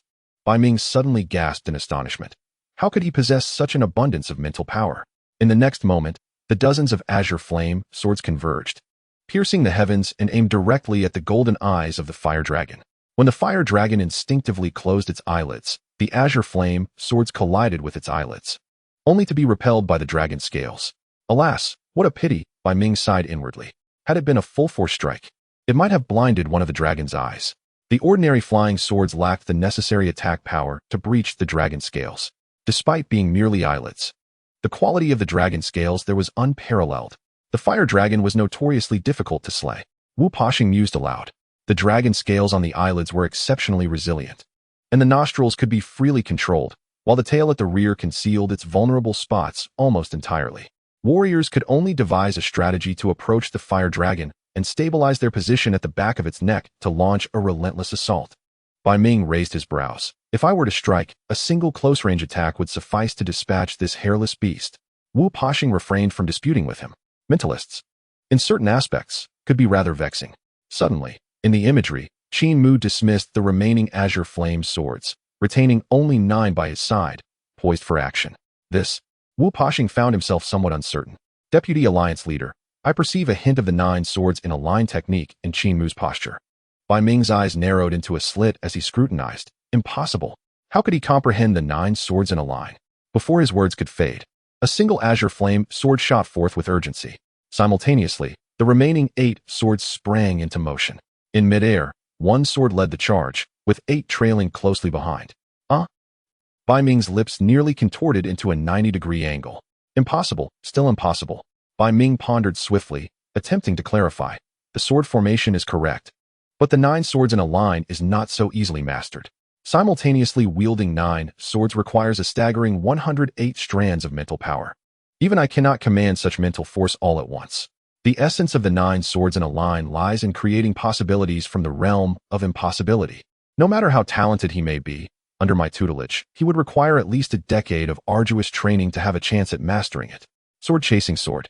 Swords merging into one. The intricacy involved is beyond the comprehension of outsiders. Just then, Qin Mu's first sword had already reached the nostrils of the fire dragon.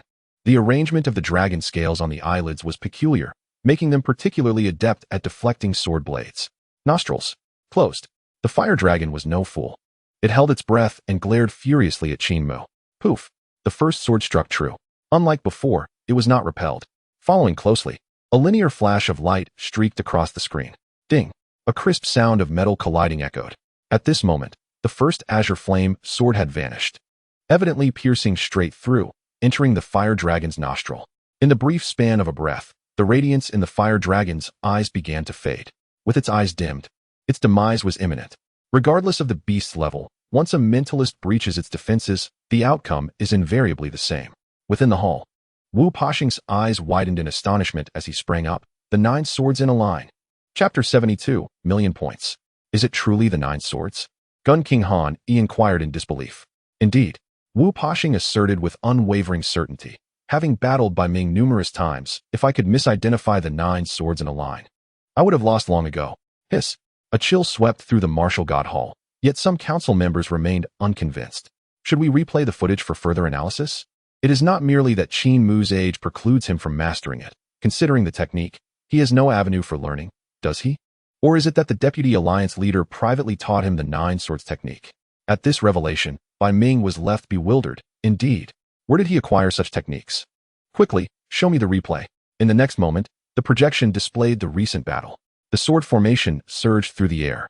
The first sword struck the fire dragon, the blade penetrating by no more than half an inch, while the dragon scales were at least a foot thick. Halt! Bai Ming pondered briefly. For this strike, 12 strands of mental power converged. Martial God Hall, assess the strength of this strike. Beep. Current attack force, 23 million kilograms. Peak master level. Ranking power. Hiss.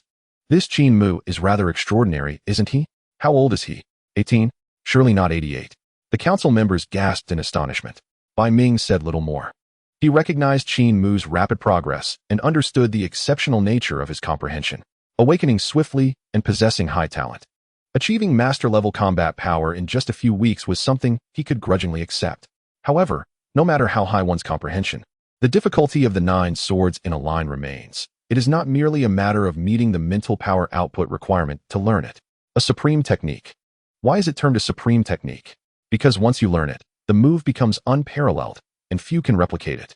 Slow motion 100 times. Bai Ming then issued the command. The projection advanced frame by frame. Behind the sword formation, the 8 flying swords accelerated sequentially. The second sword moved fastest, delivering the most forceful impact. Ding! The second sword struck the hilt of the first sword. The immense force of the collision propelled the first flying sword into the fire dragon's body by an inch. Halt! Assessing the attack of this sword. Beep. Current attack force, 23 million kilograms. Hiss. Upon seeing the displayed attack figure, Bai Ming drew a sharp breath. Following this, Bai Ming's eyes sparkled as he excitedly exclaimed, "Quickly, test the subsequent flying sword attacks." Beep. Third sword attack force, 23 million kilograms. Fourth sword attack force, 23 million kilograms. Seventh sword attack force, 23 million kilograms. No need for the 9th sword, by the 7th sword. The first attacking flying sword had already been completely thrust into the fire dragon's body. In the slow-motion replay, the flying swords were arranged neatly, moving with incredible speed. Under normal circumstances, 9 swords would emit a streak of light, merging into one. Thus it is. Among the council members, everyone had witnessed this technique. But due to its status as a supreme technique, even recorded videos lacked the permissions for slow-motion analysis, leaving them in the dark about its principles. Now that it was revealed, enlightenment dawned upon them. This was akin to the 7-fold force in martial arts. Utilizing immense skill to achieve successive full-force bursts within a short span, thereby exponentially amplifying attack power. The 7-fold force technique, with the alliance leader at its peak, likely now reached the 12th realm, while this Qin Mu, at such a tender age, had already mastered the 9th. Indeed, formidable. Could he be the reincarnation of some ancient entity? Bai Ming rolled his eyes. In the scientific realm, do you still believe such things? This belief is unavoidable. This lad is simply too preposterous. Bai Ming shook his head slightly, sighing. Preposterous?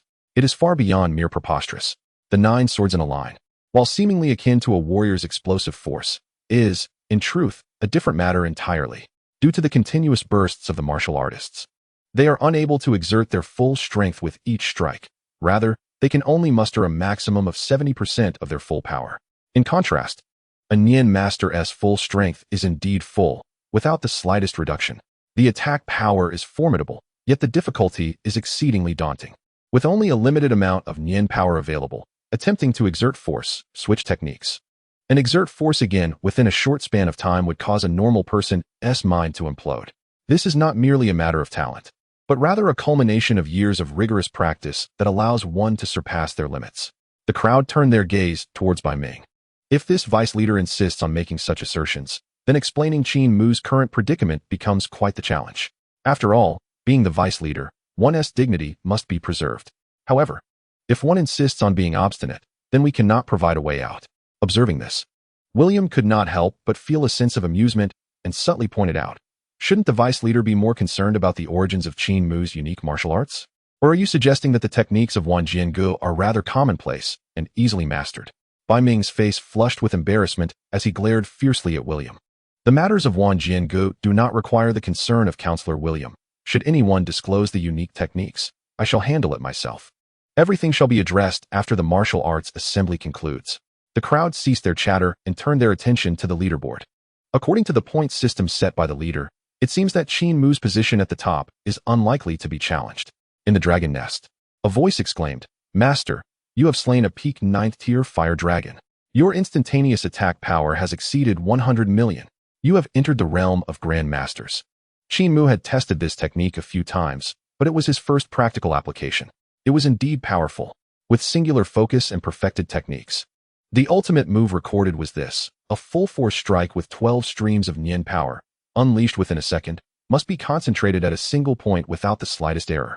This task is certainly daunting, pushing the limits of what is possible. The tip of the flying sword is no larger than a pinhole. It must accurately strike the hilt of the preceding sword and find that singular point of exertion, ensuring that all force is transmitted through the previous flying sword to achieve a catastrophic burst. The most challenging aspect lies in mastering the subsequent strikes. adjusting for the displacement caused by vibrations and changes in the point of force application. The experience and finesse required in this endeavor are extraordinarily nuanced. Fortunately, during the techniques upgrade, all the combat experience at the perfected level was revealed. With minimal practice, Qin Mu could grasp the key points and fully unleash his potential. A single blue flame flying sword inflicts over 20 million in damage, while the 9 swords together yield approximately 180 million.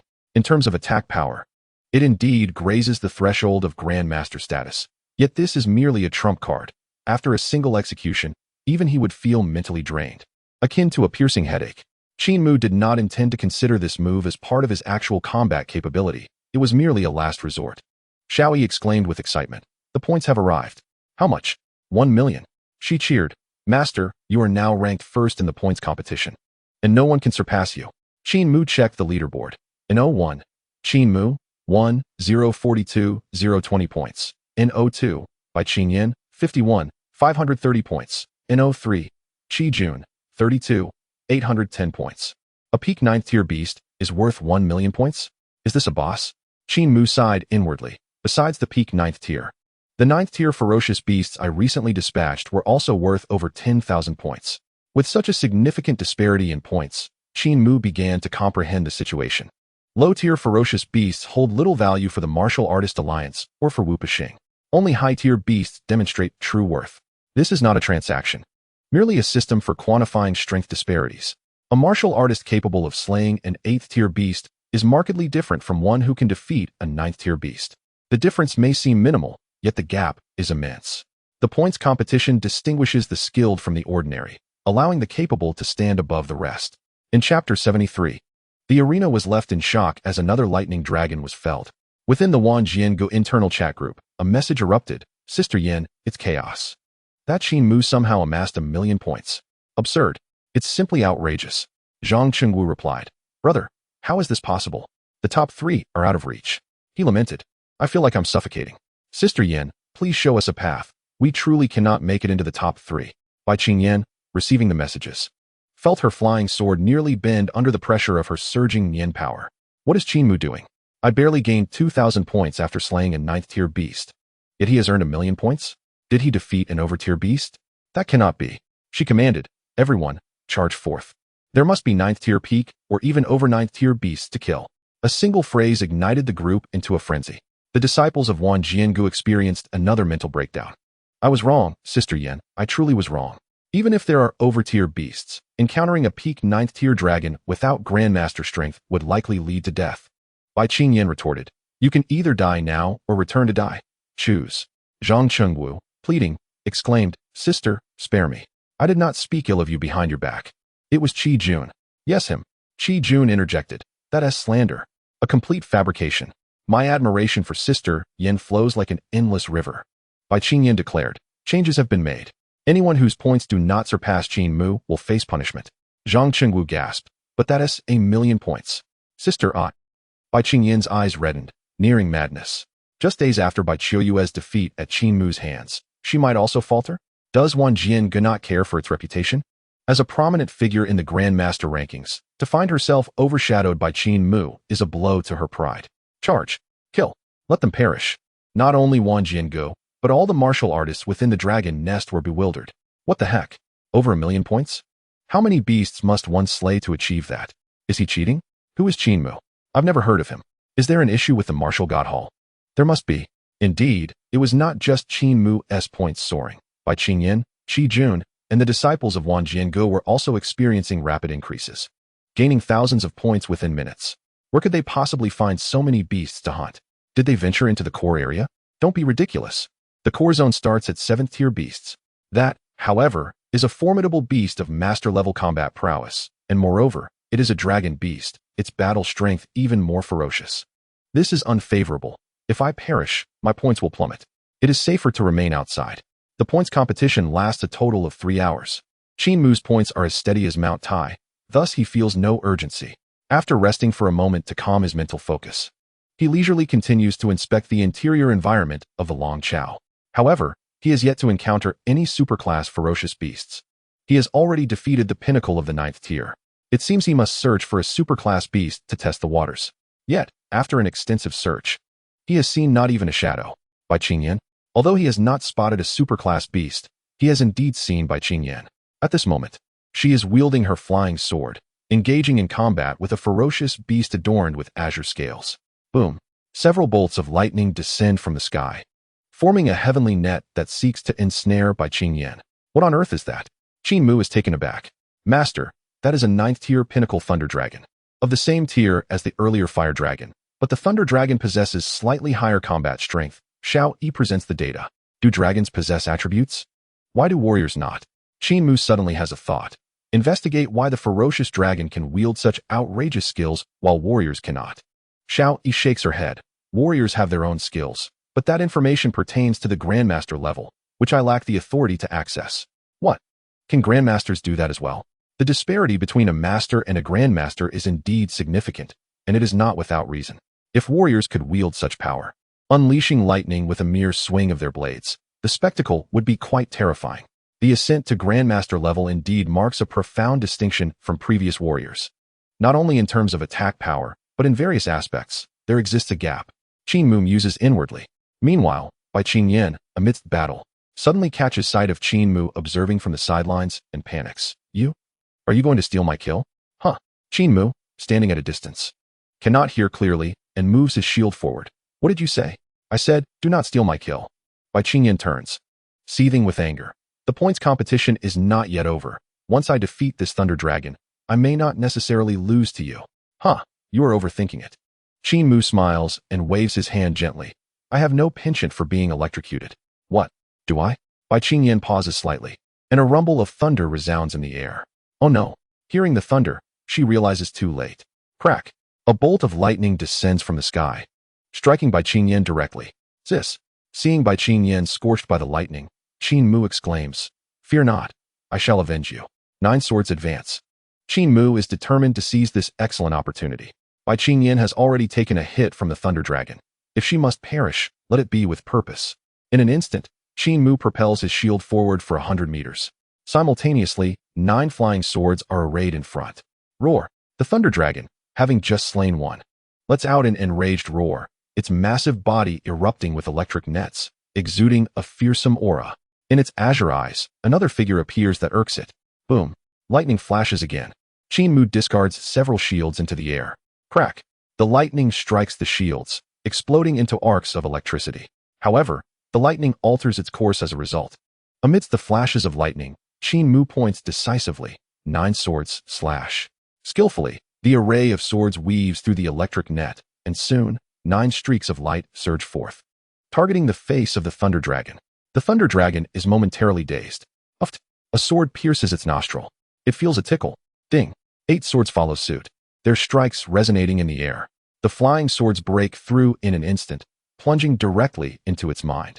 In the next moment, the thunder dragon's eyes suddenly lose their focus. Wow. Xiao Yi exclaims. Master has slain another dragon? Points. 5 million. This dragon's points are 500. 000 higher than the previous fire dragon. Indeed.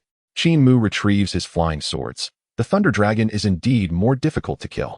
Had Bai Qinyan not absorbed the lightning, I would have had to engage in a prolonged battle before finding the opportunity to unleash the 9 swords.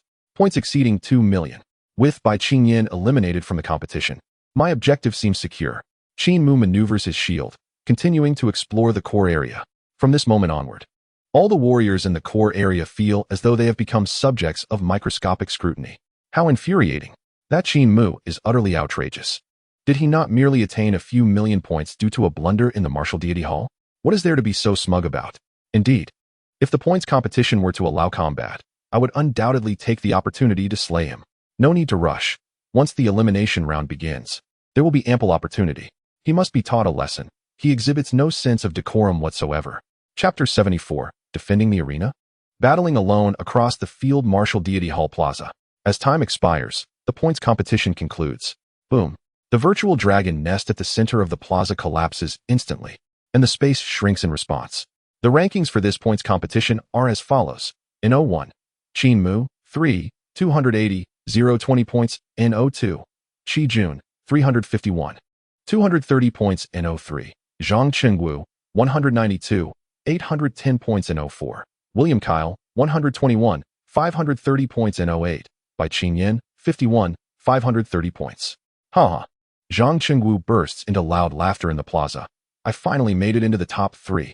Nearby, a youth with a doll-like face, Qi Jun, strokes his chin. I'm in the top 3 now. The scorpion should no longer penalize me, right? After all, Qin Mu's points are likely due to a bug in the martial deity hall, nothing to do with me. Before he finishes speaking, Qi Jun suddenly feels a chill creeping up his spine, sweat standing on end. He hesitantly turns his head, only to meet the icy gaze of Bai Qingyan. Report to sister. Just now, Chengwu spoke ill of you behind your back. I have already given him a stern reprimand. Please do not kill him. What the hell? Zhang Chengwu, with a scowling face, turns to him. You are the one who keeps mentioning the scorpion, aren't you? Bai Qingyan's brow flashes with a hint of murderous intent. Who is the scorpion? This leaves Qi Jun and Zhang Chengwu momentarily stunned. Bai Qingyan coldly declares, just wait. Once the martial arts tournament concludes, you all are to report to the dragon nest. What? The dragon nest? Qi Jun's face immediately falls. That is the true dragon nest. Sister, we have all made it into the top 3. That Qin Mu must have some issues with his points. How could he possibly have millions? Zhang Qingwu adds an agreement. Exactly. Millions of points? He couldn't achieve that even if he slaughtered 9th-tier beasts. Unless he could kill a pinnacle 9th-tier ferocious dragon. But that is clearly impossible. The martial arts tournament prohibits participation from masters and above. And without the strength of a grandmaster, who could slay a pinnacle 9th-tier beast? Even Ding Yuan, the number 1 on the master leaderboard, would be unable to accomplish that. Bai Qingyan, upon hearing this, falls into deep thought. She too cannot comprehend. At that moment, Wu Poxing, Bai Ming, and a host of council members emerge, causing the surrounding warriors to become excited. Alliance leader, we demand a thorough investigation into Qin Mu. His score is evidently incorrect. There must be a miscalculation. Over 3 million points, and he is even ranked 92nd on the Grandmaster leaderboard. Qi Jun. How is that possible? Who is this Qin Mu that has suddenly emerged? I have never even heard of him. Silence. With a thunderous roar, Wu Poxing unleashed a brilliant golden aura that instantly suppressed the entire martial god hall. Every martial artist felt as though they had been struck in the chest, struggling to breathe, their faces turning crimson. After a moment, Wu Poxing retracted his imposing aura and cast a sharp gaze across the assembly. Just because you cannot accomplish something, does it mean others cannot? Doubt, slander, belittlement? When did the warriors of Longxing become such petty, small-minded individuals? In the face of formidable foes, do you not rise to the challenge? Instead, you cower, evade battles, hiding behind rumors to undermine your opponents? His words stripped the warriors in the square of their bravado. Little William had wanted to speak up, but upon seeing his father's slight shake of the head, he fell silent. Subsequently, Wu Poxing waved his hand, producing a list. The warriors above have never dared to step into the core area of the long nest during the points competition, fearful of ferocious beasts, cowardly in nature, and unworthy of great tasks. The Martial Alliance has decided to revoke all resource allocations for these warriors. All privileges are hereby cancelled. Additionally, all resources granted under the Genius Agreement must be returned within 3 days. For those unable to return them, report to the Alliance Management Department after 3 days and venture out to slay ferocious beasts to repay the debt. Silence. The entire square fell into a stunned stillness. Such a punishment was unprecedented. How can I, being of low realm, be deemed cowardly for struggling to slay peripheral beasts? Wu Poxing gazed around. Tansi, you are at the 9th rank of martial generals, have entered the realm of techniques, and possess an S-level battle knife. You are fully capable of battling a 7th rank beast. Yet, in a situation devoid of beasts, you would rather rest for an hour than attempt to engage. This is a simulation. This is a martial arts tournament. And it is meant to inform you of the pressures within the long nest. If it were the wild, if it were a siege on the long nest, would you flee in recognition of your own weakness, abandoning ordinary people to be slaughtered by beasts? Tansi was shaken to his core. Does the leader know me?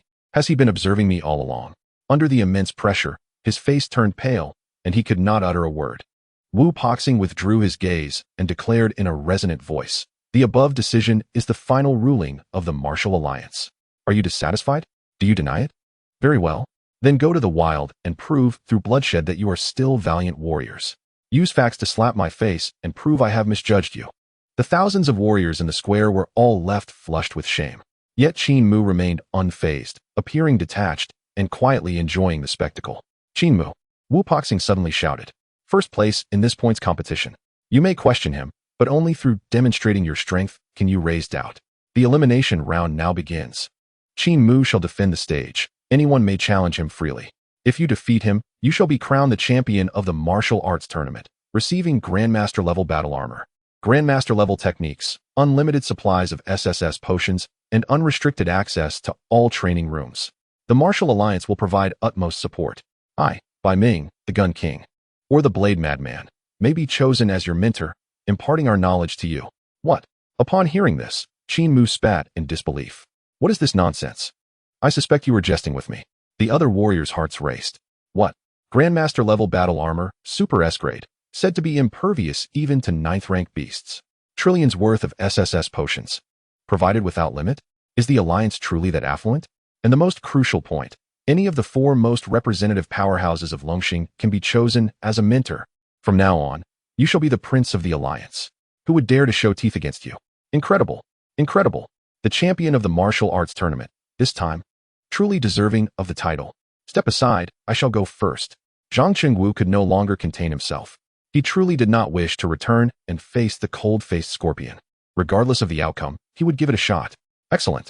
Wu Poxing affirmed decisively. To dare to challenge means you at least have a chance to win. A large arena materialized at the center of the square.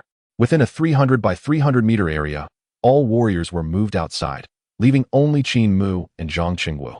Qin Mu? Who are you? Zhang Qingwu chuckled. Brother, do not blame me. Blame my senior sister for the order. I must defeat you. Qin Mu exclaimed in surprise. Who is your senior sister? Chapter 75. Instant kill indeed. Zhang Qingwu proudly declared. My senior sister is the once-in-a-century talent of the Wanjin Pavilion. A paragon of elegance, captivating countless men with her prowess, a heroine of the sword, by Qin Yan, the young lady Bai. Upon hearing this, Qin Mu felt he might have mistaken someone in the past. Are you saying this Bai Qin Yan is not the supervisor of the Wanjin Pavilion in Jiangxing? Huh. Zhang Qingwu waved dismissively, insisting, absolutely impossible. Bai Qin Yan was seething with rage below. If looks could kill, Zhang Qingwu would have been pierced by 1,000 swords at that moment. Zhang Qingwu, what are you doing? Oh, Zhang Qingwu scratched his head. You see? My senior sister is urging me. Let us finish this quickly. Whoosh. 3 flying swords suddenly shot out, aiming directly at Qin Mu's face. A sneak attack? Qin Mu's thoughts stirred, and 3 flying swords of his own emerged. In midair, the 6 flying swords converged, each thrusting at the other. Clang. A series of crisp clashing sounds echoed as the 6 swords momentarily crossed. The next second, Zhang Qingwu was struck thrice in the forehead by 3 swords, instantly killed. Meanwhile, Qin Mu stood unharmed behind 3 shields, deflecting the flying swords effortlessly. Ding. The first match goes to Qin Mu. What? Qi Jun furrowed his brow. What is going on? In a disciple duel, it is generally a skirmish, with both sides dodging flying swords while attacking each other. Unless there is a vast disparity in strength, a swift defeat should not occur. This Qingwu fellow has chosen to forego his helmet and shields to act all bravado. Is he a fool? Qi Jun muttered under his breath. The surrounding martial artists gasped in astonishment. Wanjin Pavilion? Is this it? Third in points, defeated in a single move? Ha ha ha, this is hilarious. The people of Wanjin Pavilion are truly impressive. Having received so many resources, they cannot even last a round? Bai Qin Yan turned her gaze sharply, quickly identifying the mocking individual in the crowd. Little William? What do you mean by that? Little William shrugged nonchalantly. The literal meaning, of course. The illustrious third on the points board, so easily eliminated. To speak frankly, I do not hold this points board in high regard. Bai Qin Yan's expression suddenly turned cold. The adversaries of Wanjin Pavilion will naturally be defeated by Wanjin Pavilion. There is no need for your approval. With that, Bai Qin Yan prepared to step onto the stage. Young William leapt onto the stage, proclaiming, this opportunity is mine. The Wanjin Pavilion seized the first round, yet regrettably, he failed to perform adequately. One cannot blame others for one's own shortcomings. The audience below revealed expressions of regret. Alas, I should not have been so astonished. If only I had participated, I would have undoubtedly triumphed. This Qin Mu possesses merely mediocre mental prowess, judging by his speed. He is at most a 3rd or 5th level dominator, albeit augmented. What a tragedy. The first prize of the martial arts tournament, along with various superlative rewards and the mentorship of esteemed masters. Such an excellent opportunity squandered. It feels as though I have missed out on a fortune. On the high platform of the Martial God Hall, William smirked, casting a smug glance at Bai Ming. This disciple from the Wanjin Pavilion seems a bit too arrogant. Doesn't he? Humph. Bai Ming's eyes twitched slightly. Does the esteemed counselor imply that your son is guaranteed victory? Of course, William declared confidently, his voice booming. Fighting against a martial artist is not akin to battling a ferocious beast. That Qin Mu, despite wielding the supreme skill of 9 swords in a line, will never find the opportunity to unleash it in actual combat. Upon hearing this, the crowd erupted in murmurs.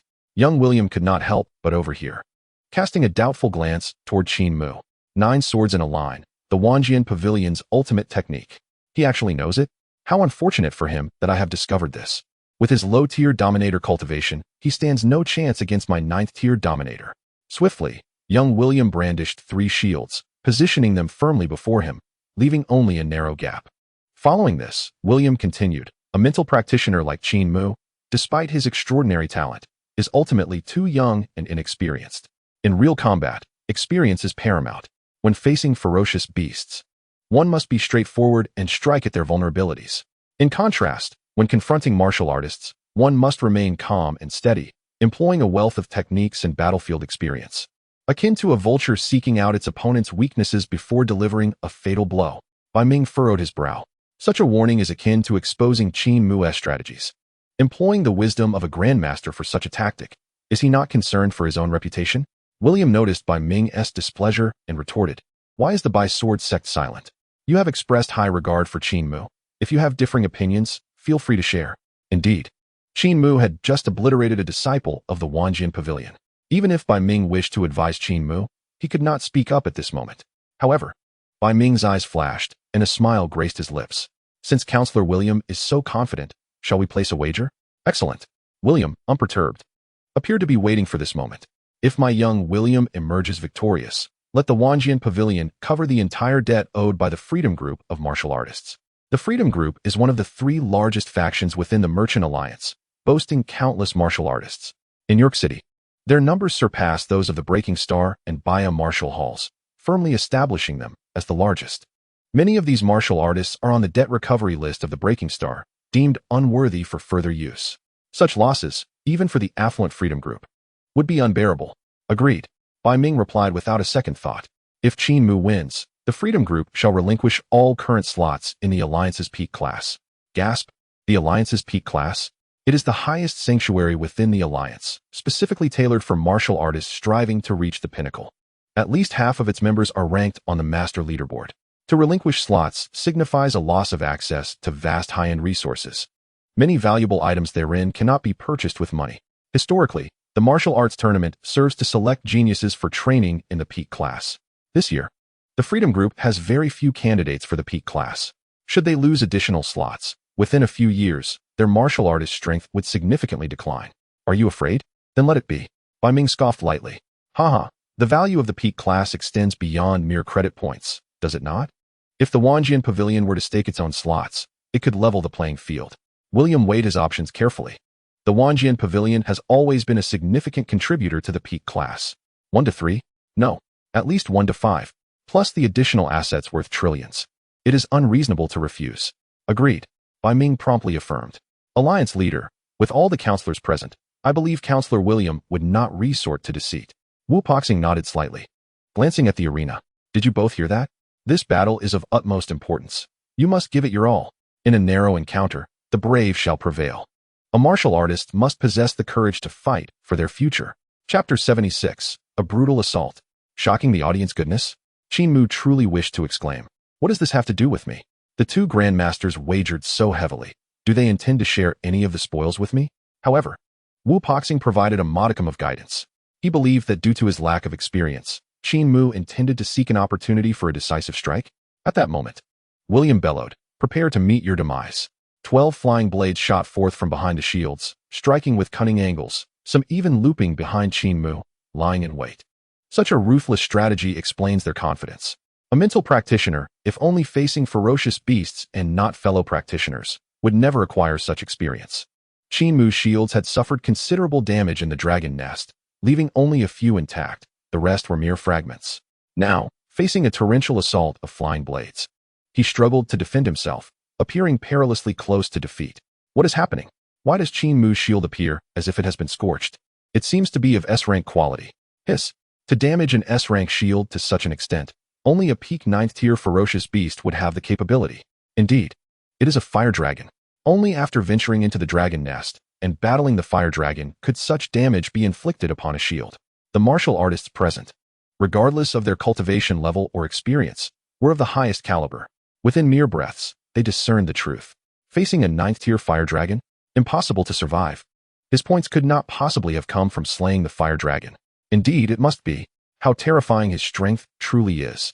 Just moments ago, I heard Counselor Williams state that Qin Mu also wields the 9 Swords ultimate skill, capable of devastating destruction, and could even slay a 9th tier fire dragon. Yet, an ultimate skill is merely that. It may be effective against ferocious beasts, but what use is it against martial artists? Have you not heard? Qin Mu lacks combat experience. He is clearly a novice, and any mental practitioner could easily defeat him. Bai Qingyan, aware of the recent wager, felt it imperative that someone like Qin Mu must be vanquished by her own hand. Alliance leader, Qin Mu's shields are incomplete. He should be allowed to replenish them. William, feeling assured of victory, would not tolerate any errors. Absurd. When battling ferocious beasts in the wild, do you expect them to grant you time to repair your shields? Bai Qingyan was infuriated by his words. This is the arena. Qin Mu had evidently just battled a peak 9th tier fire dragon, which explained the losses incurred. That young William surely did not dare to face the fire dragon at all. Suddenly, William's expression darkened ominously. Wu Poxing's eyes gleamed as he calmly stated, "The arena is open. If one fails to prepare adequately, that is solely their concern." At that moment, Bai Qingyan was rendered speechless by his reprimand. In the arena, Qin Mu remained on the defensive, refraining from counterattacks. Frustrated, he thought, "These old fellows, do they not share their profits?" Just then, Bai Qingyan spoke up, prompting Qin Mu to lean in her direction. "Ahem, Director Bai. I believe you should inquire with the Sword Sect about how much they intend to share of their earnings with me." "What?" Bai Qingyan was momentarily taken aback, her eyes widening in disbelief. "What do you mean?"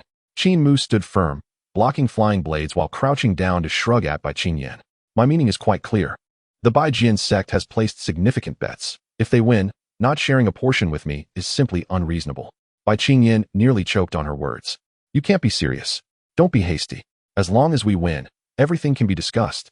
The quota from Wan Jiangu must not be lost, or the resource losses would be catastrophic, and the decline in many disciples' cultivation would be fatal." Above the platform, the assembly of legislators could hear everything clearly. What cultivation levels did they possess? Grandmasters could easily perceive what was happening within a kilometer radius. Wu Poxing's mouth twitched in irritation at Qin Mu's audacity. Bai Ming's eyes sparkled with amusement as he exclaimed, "What a bold young man. He has guts." Qin Mu listened intently. "As long as we secure victory, all bets belong to you." With a snap of his fingers, he glanced at Bai Qingyan and remarked, "You see, it takes a person of great ambition to act decisively." Across from him, William was nearly driven to madness. "How dare you underestimate me?" he shouted, rain of flying needles. In an instant, a flurry of black dots erupted from William's body, densely packed. Upon closer inspection, each dot concealed a minuscule alloy needle. This explosive display unleashed at least 10,000 steel needles. Rain of flying needles. Isn't that the signature move of Legislator William?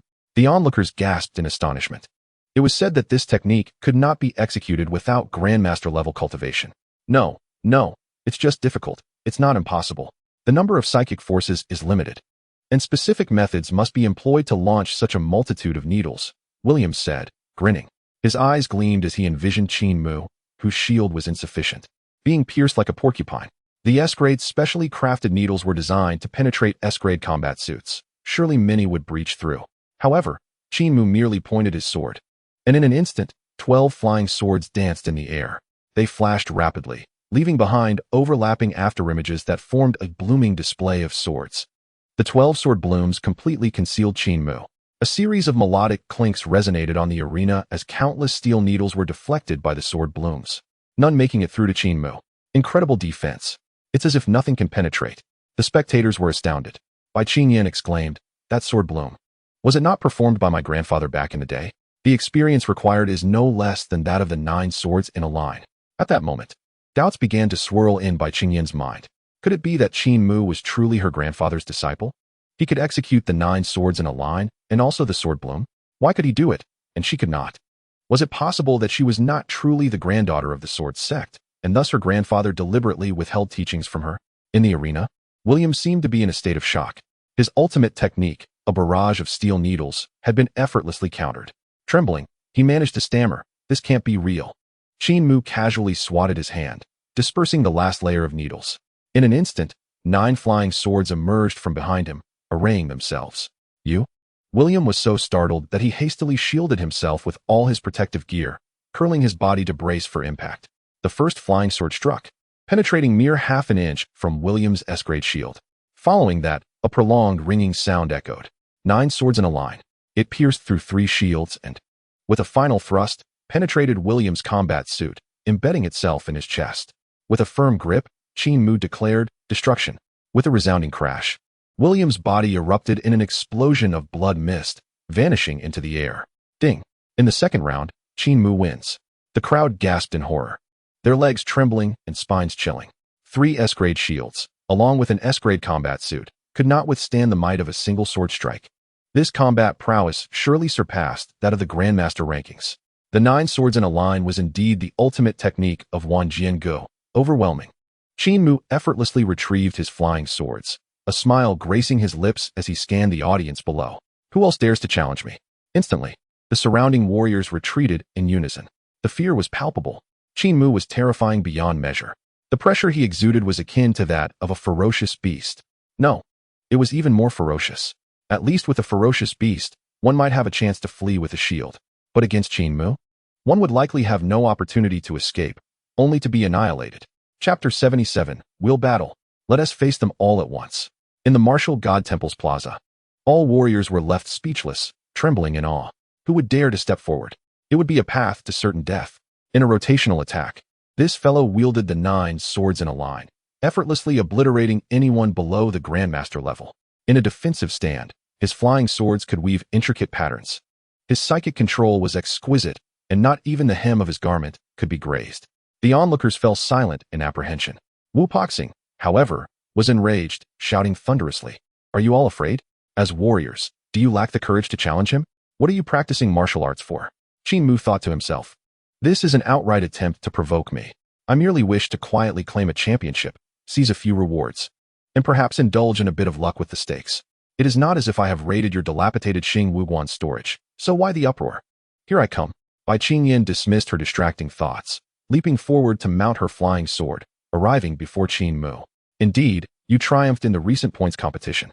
However, in this match, I shall wager the honor of my master and exert every ounce of my strength to defeat you." Qin Mu pondered briefly, then turned to inquire, "Leader, you mentioned that the one who defeats me will be the first, receiving various rewards. What if I win? Surely, the rewards will not vanish, will they?" Wu Paxing raised an eyebrow in mild surprise before responding with a chuckle. "If you are first, the promised rewards will naturally belong to you. But the condition is that you must withstand the challenges from all present martial artists." Suddenly, the martial artists erupted with excitement. Yes, the leader supports a battle of attrition. He is a master of thought, and the consumption of mental energy is immense. With so many of us, can we truly fear him alone? We shall exhaust him. Charge. I will surely claim this bounty. Bai Qingyan, with a haughty demeanor, swiftly drew her flying sword and pointed it at Qin Mu, declaring, "No need for a battle of attrition. I shall win this match outright." Troublesome. Qin Mu shrugged in resignation, then activated the Martial Deity Hall's intelligence system to update his equipment. Since the confrontation was inevitable, let them come at me together. Huh. The crowd was momentarily stunned. What? Together? This is utterly reckless. Are you mad? We have at least 1,000 martial artists here, including over 100 masters of thought. Even if each one merely spat, you would surely drown. Qin Mu calmly surveyed the arena. "I beg your pardon. But I do not believe that a group of individuals who were too afraid to challenge me can now unite and defeat me. A dragon is a dragon, and a worm is a worm. No matter how many insects there are, they cannot drown a dragon." Boom. Instantly, the martial artists were incensed. "Leader, this Qin Mu has gone too far. I demand a one-on-one duel with him." Wu Paxing, surprised, turned his gaze downward. In his heart, he was even more astonished than the martial artists. Initially, the strategy of a battle of attrition was sound. It would test the mettle of this genius master of thought and ignite the fighting spirit of the contemporary young martial artists. However, Qin Mu's words had provoked far more than he had anticipated. "Very well," Wu Paxing declared firmly. "This battle is not limited by numbers. If Qin Mu loses, all rewards shall be forfeited and distributed among the remaining martial artists. If he wins, All rewards shall belong to him. What the hell? All the martial artists were momentarily dumbfounded. Are we truly going all in? Then Qin Mu is doomed. Brothers, charge. We must seize those rewards. Some martial artists howled as they ascended the arena. Others hesitated. Seeing this, Councilman William immediately interjected. The leader has spoken. If you still hesitate, do you wish to cease being martial artists? At this, everyone cast aside their doubts and simultaneously ascended the arena. In the blink of an eye, the 300 by 300 meter arena expanded tenfold, now stretching 3,000 meters in length and width. Even with 1,000 participants, it did not appear crowded. Damn! Qin Mu had not anticipated Wu Poxing's cunning. Otherwise, with the previous arena's dimensions, there would have been no difference between 100 and 1,000 participants. The combined pressure would have been less than that of by Qin Yin alone. Swish! The shields were fully activated. This time, it was the newly upgraded S-Class alloy shields. 20 in number, forming an impenetrable barrier. Qi Jun approached Bai Qin Yin. Sister, what shall we do? Let us go. Bai Qin Yin hesitated briefly before decisively declaring. The leader has spoken. Today we will first defeat him in a collective battle, and then I shall vanquish him alone. Let him truly understand that there are greater powers beyond his own. Qi Jun scratched his cheek. TSK, then he is definitely doomed. In a collective battle, if they could fight and retreat, there might still be a chance for guerrilla tactics. But now, with shields erected, if all masters of thought launched their full assault, who could withstand such terrifying power? Qi Jun could think of it, and so could the surrounding masters of thought. Ha! He is doomed. Brothers, heed my command.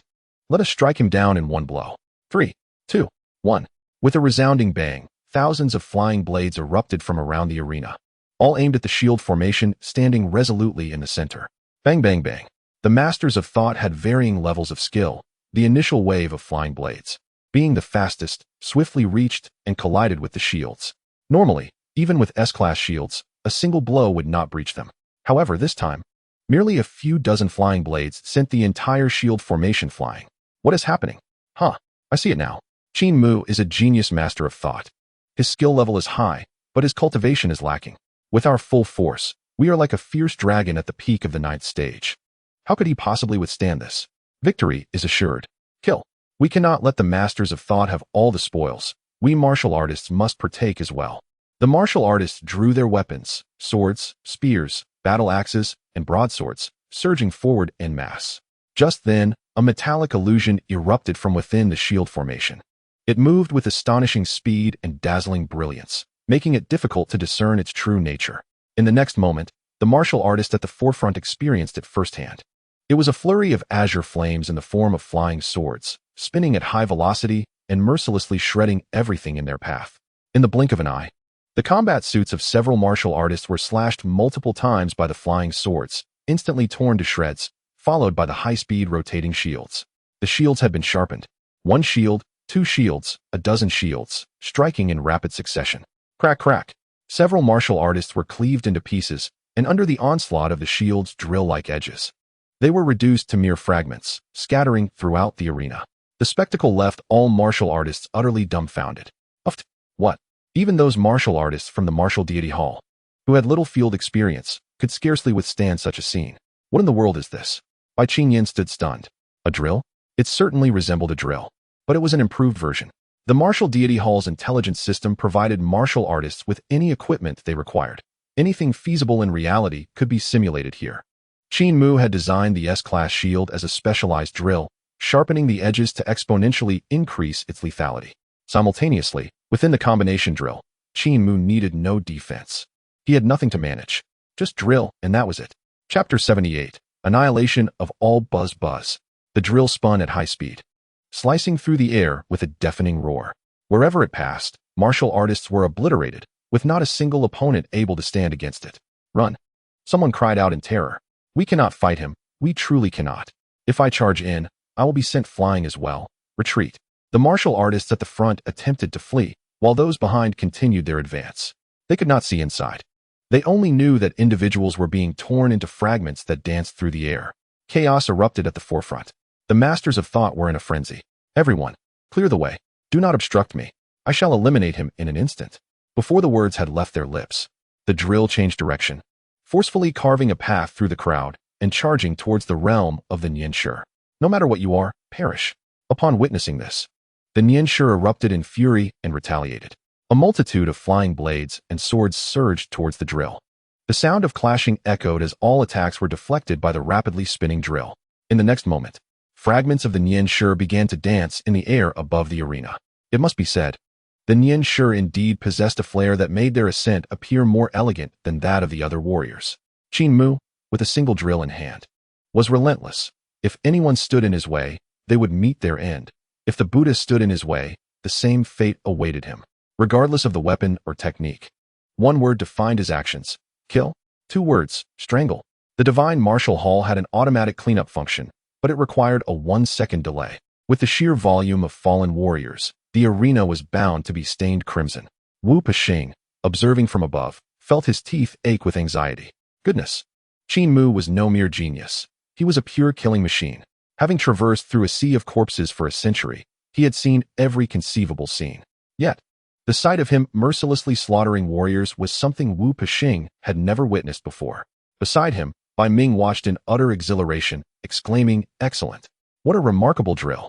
This weapon, seemingly simple, is wielded with such profound mastery that it resonates with the principles of the universe.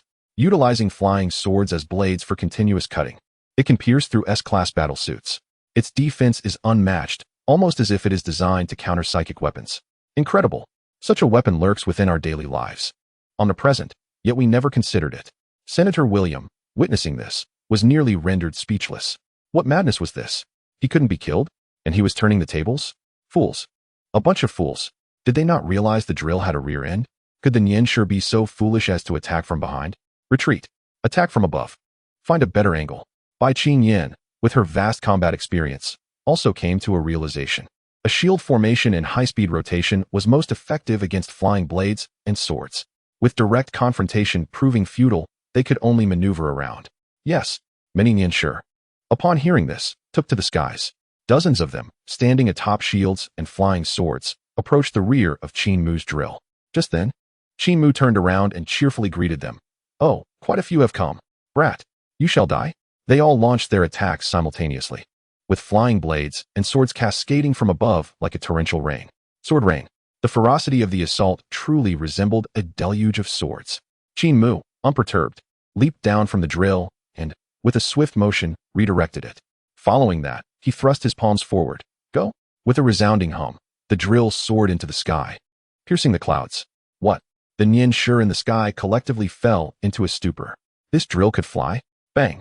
The drill collided directly with the sword rain, causing all flying swords to scatter, and then, the densely positioned Nian Shi were mercilessly shredded by the drill. An opportunity arose. Kill!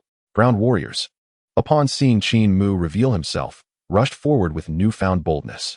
In the next moment, Qin Mu relinquished control of the drill in the air, swiftly retrieving a brand new drill from behind him. This is too much. The charging warrior could only utter a single word before losing consciousness, falling victim to the slaughter. On the 1,000-meter arena, with Qin Mu's speed, he could dispatch an opponent in just 3 or 5 breaths. Moreover, the warriors were densely packed. After a whirlwind of slaughter, less than 20% remained. Even then, they were merely remnants, hardly worthy of note. Wu Peixing could not help but frown. It was too brutal. In an effort to ignite the warriors' fighting spirit, they instead encountered a killing machine like Qin Mu. Goodness, not only was their spirit not ignited, but they might also collectively suffer from post-traumatic stress after the battle. Qin Mu, cease. Bai Qingyan, witnessing the carnage as Qin Mu mercilessly slaughtered those warriors who had lost their will to fight, immediately called for him to stop. By supervisor, this is a battlefield. However, Qin Mu remained indifferent, coldly retorting, "You?" Bai Qingyan was infuriated, yet she found herself at a loss for words. "Then let us fight." In the next instant, Bai Qingyan stepped onto her flying sword, soaring through the air, intending to flank Qin Mu from behind. With a casual flick, Qin Mu extended the drill in midair, its length multiplying several times in an instant, resembling a high-speed, rotating spear extending dozens of meters, hurtling directly toward Bai Qingyan. Bang! Startled, Bai Qingyan quickly raised her shield, but was still sent flying by the overwhelming rotational force. Following that, Qin Mu continued to turn and massacre the ground warriors, as well as the remaining Nian Shi. By the time Bai Qingyan regained control and returned to the arena, she found herself the sole survivor among the Nian Shi. The Qi Jun? They had been reduced to mere scraps without her noticing. Terrifying. A living hell. 1,000 warriors, all slaughtered. At this moment, less than a minute had passed since the battle commenced. Why? How could this happen? Qin Yan was utterly bewildered. 1,000 people attacking should have been a deadlock. If it were a matter of overwhelming force, she could have accepted it. Yet, Qin Mu's displayed power was not particularly strong, even resembling his previous self. A single flying sword could not cut through a battle suit. It required continuous slicing to breach defenses. Yet, it was the difference in technique that led to the reversal of the situation. With this technique unleashed, it mattered not if there were many or few. Warriors or Nianshi, to Qin Mu, they were all the same. Unless you possessed the 9 swords in one line to break through, you would have to watch helplessly as you were slaughtered. Farewell. Remember what you owe me. Qin Mu disregarded by Qin Yan's stupor, unleashing a drill that shattered her midair. Tragic. Truly tragic. Bai Ming watched, his heart racing.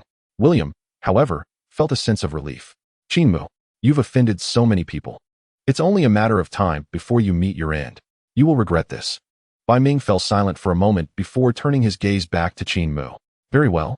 This singular technique shall be regarded as the ultimate skill of the Nianshi. Compared to the 9 swords in one line and the storm of needles, this technique offers both offense and defense, holding immense significance in battles against ferocious beasts.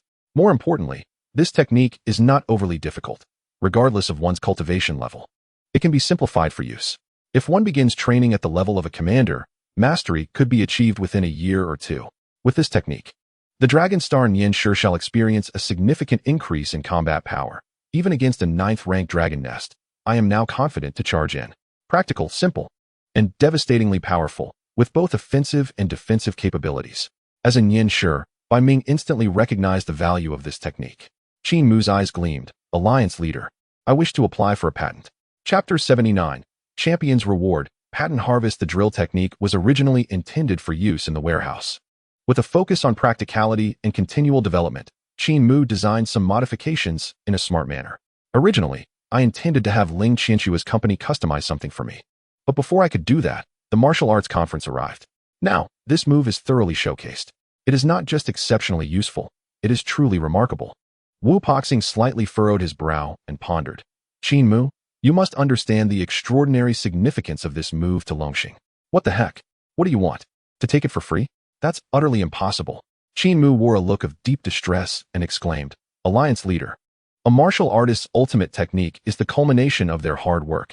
It is the essence of intellectual property. If it were to be used for free, would that not dishearten the developer? In such a case, who would still be willing to research martial arts? Would everyone just plagiarize and take advantage for free? Furthermore, there is an ancient saying, the way should not be lightly imparted. If something is sold too cheaply, people will not cherish it. Wu Poxing merely suggested that Qin Mu lower the price. He had no intention of taking advantage. But now, the situation has changed completely. It's impossible to speak now. The way should not be lightly imparted. This statement holds true. Wu Poxing no longer dwelled on it. You set the price yourself. Today, I will seal the video. If any martial artist uses this move and leaves evidence, you may file a lawsuit with the Alliance. Subsequently, Wu Poxing continued. In this martial arts conference, you are undoubtedly first place. The rewards are as follows. You may take a look. Additionally, regarding another matter, the threat of the 9th Order Dragon's nest is imminent. As the core of combat strength, Nianshi has undergone tremendous enhancement through the dominance trial. In 3 days, the top 10 Nianshi from this conference will participate in the trial. If any Nianshi are dissatisfied with the results, they may learn Qin Mu's move. Upon hearing this, Qin Mu immediately began to announce his name. This move is called Dian Guangzhuan, and it is the result of my 20 years of diligent research. 20 years? Do you take me for a fool? Are you even 20 years old this year? Wu Poxing silently cursed. Ahem. If there are any Nianshi who are dissatisfied with their results, if they learn Dian Guangzhuan within 3 days, they may challenge the Nianshi on the leaderboard to alter their rankings. After speaking, Wu Poxing did not forget to cast a glance at Qin Mu. You see, I am even helping you promote it. Qin Mu received the patent document on his smart device and immediately instructed Xiao Yi to upload the usage and design. Let's set the price at 300 million. The Nianshi are too expensive, and moreover, I only have the move without the accompanying techniques, which requires a substantial amount of weaponry for effective use. If it is too expensive, no one will buy it. It simply does not make sense. As for pricing it too cheaply, that is unnecessary. Nianshi are not short of money. If I do not take advantage of the Nianshi, whom do I intend to take advantage of? The struggling martial artists have no resources to spare. The authorized sales price from various forces is 1. 5 billion. Qin Mu is somewhat aware of the rules. This item cannot be sold by himself. If sold, he would have to be responsible for teaching it, which would be much more troublesome. By authorizing various martial arts schools for sale, it becomes unrelated to him, and he can simply wait to collect the money. As for the difficulty, it is not overly challenging. For the basic version, a level 6 foundational technique is sufficient to unleash its full power. At least a level 6 Nian E is required. To be as casual as I am, one truly needs experience and extensive training. Or to cultivate the complete version of Nian E to perfection. The technique is the essence of a martial artist. The moves are merely applications based on that essence. Higher core computing power naturally leads to more formidable applications. Jiu Jian Yixian is such, and this move Dian Guang Du Long Zhuan is no exception. Xiao Yi, show me the rewards. After finalizing the patent, Qin Mu began to examine the champion's rewards. The championship, just the items promised by Wu Poxing earlier, are already enticing. The top 30 of the martial arts conference have fixed rewards, one slot for the alliance's peak class. Xiao Yi immediately unfolded the reward list before him. Peak class? What is that? Xiao Yi. The peak class is where the Martial Artists Alliance consolidates all martial arts school resources to train talented martial artists uniformly. It is referred to externally as the Grand Master Preparatory Class or the birthplace of peak Grand Masters. Qin Mu was not particularly interested and moved on. A set of Grand Master level battle armor, Grade SS. A set of Grand Master level techniques. SSS potions available in unlimited supply, must go to the peak class for redemption. Training rooms are open without time limits, must go to the peak class for redemption. 4 Grand Masters, choose one as a mentor, self-selection. Lastly, the champion's reward. 100 billion for purchases in the internal market of the Martial Artists Alliance. There are too many items. I will not consider those redeemable at the peak class for now. The Grandmaster Battle Armor, Grade SS. I wonder if it can compare to my Black Battle Armor. Regardless, having an additional Super Battle Armor is always advantageous. It can withstand attacks from Grade S weapons. Such a fine item cannot simply be bought with money. If it could be purchased, the price would be exorbitant. Even if I do not use it, it would be beneficial for Xiao Yun. As for the Grandmaster techniques, are there any suitable for Nianshi? Qin Mu was more interested in this. Xiao Yi, none. Grandmaster techniques are exclusive to martial artists. Let me take a look again. Beep. 3 techniques appeared before him. Fist technique, 7-fold strength. Wu Poxing's ultimate technique. Price, 120 billion. Frenzied blade, Yan Kuang's ultimate technique. Price, 100 billion. Dominant strike, Han Yi's ultimate technique. Price, 100 billion. Martial arts techniques are undoubtedly necessary. My martial artist training now relies entirely on Zhenlong potions to sustain it, unable to level up even once. Having a Grandmaster technique is akin to taking a direct train. Before reaching Grandmaster, one need not even consider issues regarding techniques. Is there any significance to it? Qin Mu was uncertain and decided to inquire with Xiao Yi. These 3 techniques are the most suitable for the master. 7-fold strength is the strongest, capable of unleashing 7 times the power in one strike. Although it is clearly stated as 7-fold, the evaluation suggests that there are even higher realms waiting to be developed. Frenzied blade has the best practicality. It is said that this blade technique is the most comprehensive. Dominant strike, while a gun technique, can also be learned by other martial artists. Its effect is similar to 7-fold strength, but focuses more on cultivation to enhance everyday attack power. To be honest, I would prefer to learn the blade technique, as it is more formidable in close combat. I definitely do not want to miss 7-fold strength, especially as it is Wu Poxing's ultimate technique, the strongest in Longxing. 7 times the power explosion, comparable to Jiu Jian Yixian. One can imagine its extraordinary value. I will take this one, Frenzied Blade. Qin Mu possesses wealth, but he does not intend to purchase things that are temporarily unnecessary. Buying the blade technique to learn level 1 will immediately cause an explosion of experience points. Entering Grandmaster level blade techniques has immense practical significance. Very well, Master. After selecting the rewards, shall they be delivered to your home or the training room? To the training room. Qin Mu does not plan to return home for the time being. He has been away for so long, and the dominance trial is only 3 days away. He will finish that before returning. Meanwhile, Bai Ming approached with a group of disciples. Qin Mu. Bai Ming coldly shouted, "Where exactly did your Nianyi technique come from?" Qin Mu remained silent, instead looking at the other party with a face full of astonishment. What is going on? Are you turning your back and denying it? Bai Ming's anger surged forth. Youngster, I have endured you for far too long. I refrained from exposing you earlier, recognizing your considerable talent, but now you show such ingratitude. How dare you? Just as Qin Mu was preparing to speak up, Bai Qingyan suddenly rushed forward, facing the by-sword sect, and knelt down with a thud. Sect Master. There is nothing wrong with the cultivation method learned by Qin Mu. It was my unilateral decision to disclose this method, and I shall bear all consequences. You. Bai Ming gazed at his granddaughter, utterly astonished. After a long moment, he finally waved his sleeve and scolded. This is utterly absurd.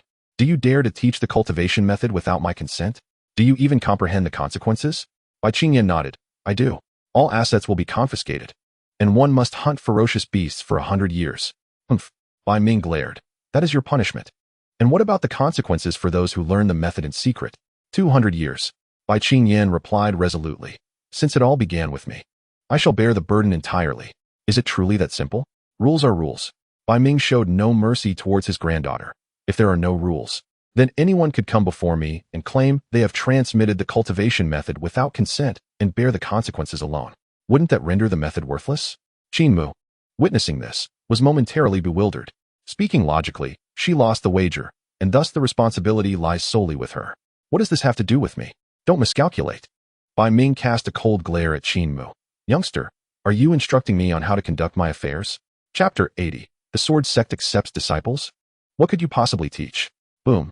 The aura of the by-sword sect erupted, and under the powerful mental pressure, even the ground creaked. Yet, at the center of this force, Qin Mu remained calm and unperturbed. Teach. Of course I intend to. What? The disciples of Wanjian Pavilion were utterly dumbfounded. What is happening? You truly wish to instruct our sect master? Bai Ming's eyelids twitched violently, and he soon burst into hearty laughter. Very well. Today, I shall see what you, this youngster, can teach me. Wasn't it the electric drill technique, just now? Qin Mu raised his eyes and inquired. Cough, cough. Bai Ming was suddenly choked, nearly losing his voice. Rascal, I was discussing rules with you. Qin Mu replied earnestly. What I mentioned also pertains to the rules. The electric drill is a unique skill I have diligently developed. How does it compare to the 9 swords? Bai Ming's brow furrowed slightly as he pondered. The electric drill is simple to grasp, offering both offense and defense. Although its explosive power is slightly inferior to the 9 swords, it is far more practical for most mentalists. Despite the tension, Bai Ming, who had persevered through the Cataclysm era and cared for Longxing, would not speak nonsense. In your unique mentalism, there is no 9 swords technique, priced at 1.5 billion. My electric drill is priced at 300 million. Is that excessive? Qin Mu pressed on. Bai Ming scoffed. 300 million is certainly reasonable. But I never said your price was outrageous. I am addressing the matter of your secret learning of the 9 swords. That is precisely what I am talking about. Qin Mu replied nonchalantly. You just observed the electric drill, and with your abilities, you surely have comprehended it. Without my consent, you learn my technique. How do you propose to resolve this? The disciples of Wanjian Pavilion fell into a state of confusion. You are being unreasonable. That was your own application, not something we requested to see. Exactly. Didn't the sect master mention that the video was blocked? If you wish to use it, you must seek him out. Very well. I will purchase it from you now, and she will cover the cost. Qin Mu immediately pointed at Bai Qingyan. Thud. The disciples of Wanjian Pavilion felt a wave of embarrassment wash over them. Bai Ming, bewildered, took a while to regain his composure. Preposterous. The 9 swords technique is not something anyone can buy at will. Qin Mu suddenly smiled. Oh? Does the by-sword sect's unique technique surpass that of the sect master? If the sect master's techniques can be sold, why not yours? Or do you suspect the sect master is withholding his best techniques and selling counterfeit ones? Bai Ming paused, his expression faltering. Of course, I have never suggested such a thing. Then does that mean the rules of your Wanjian Pavilion are even more formidable? Qin Mu lightly remarked, perplexed. If the sect master's techniques are learned in secret, they must still follow the alliance's rules. What was just stated? The standard procedure entails an alliance lawsuit. Qin Mu was utterly unconcerned about the prospect of a lawsuit. With that time, he could have long departed, unconcerned with who it was. Thus, for any legal matters, feel free to contact my lawyer. I have other matters to attend to, so I shall take my leave now. At the Martial God Temple Plaza, the disciples of Wanjian Pavilion watched Qin Mu depart with a carefree demeanor, leaving them utterly speechless. Hold on. Bai Ming was perplexed as to how the situation had spiraled so unexpectedly. Is there anything else you wish to impart? Without turning back, Qin Mu responded. Youngster, the rules of the alliance are certainly rules, but so are mine. Cough, cough. Bai Ming cleared his throat and stated solemnly. Qin Mu, I acknowledge your talents and your ignorance of the rules. There is no need for this matter to escalate to the alliance.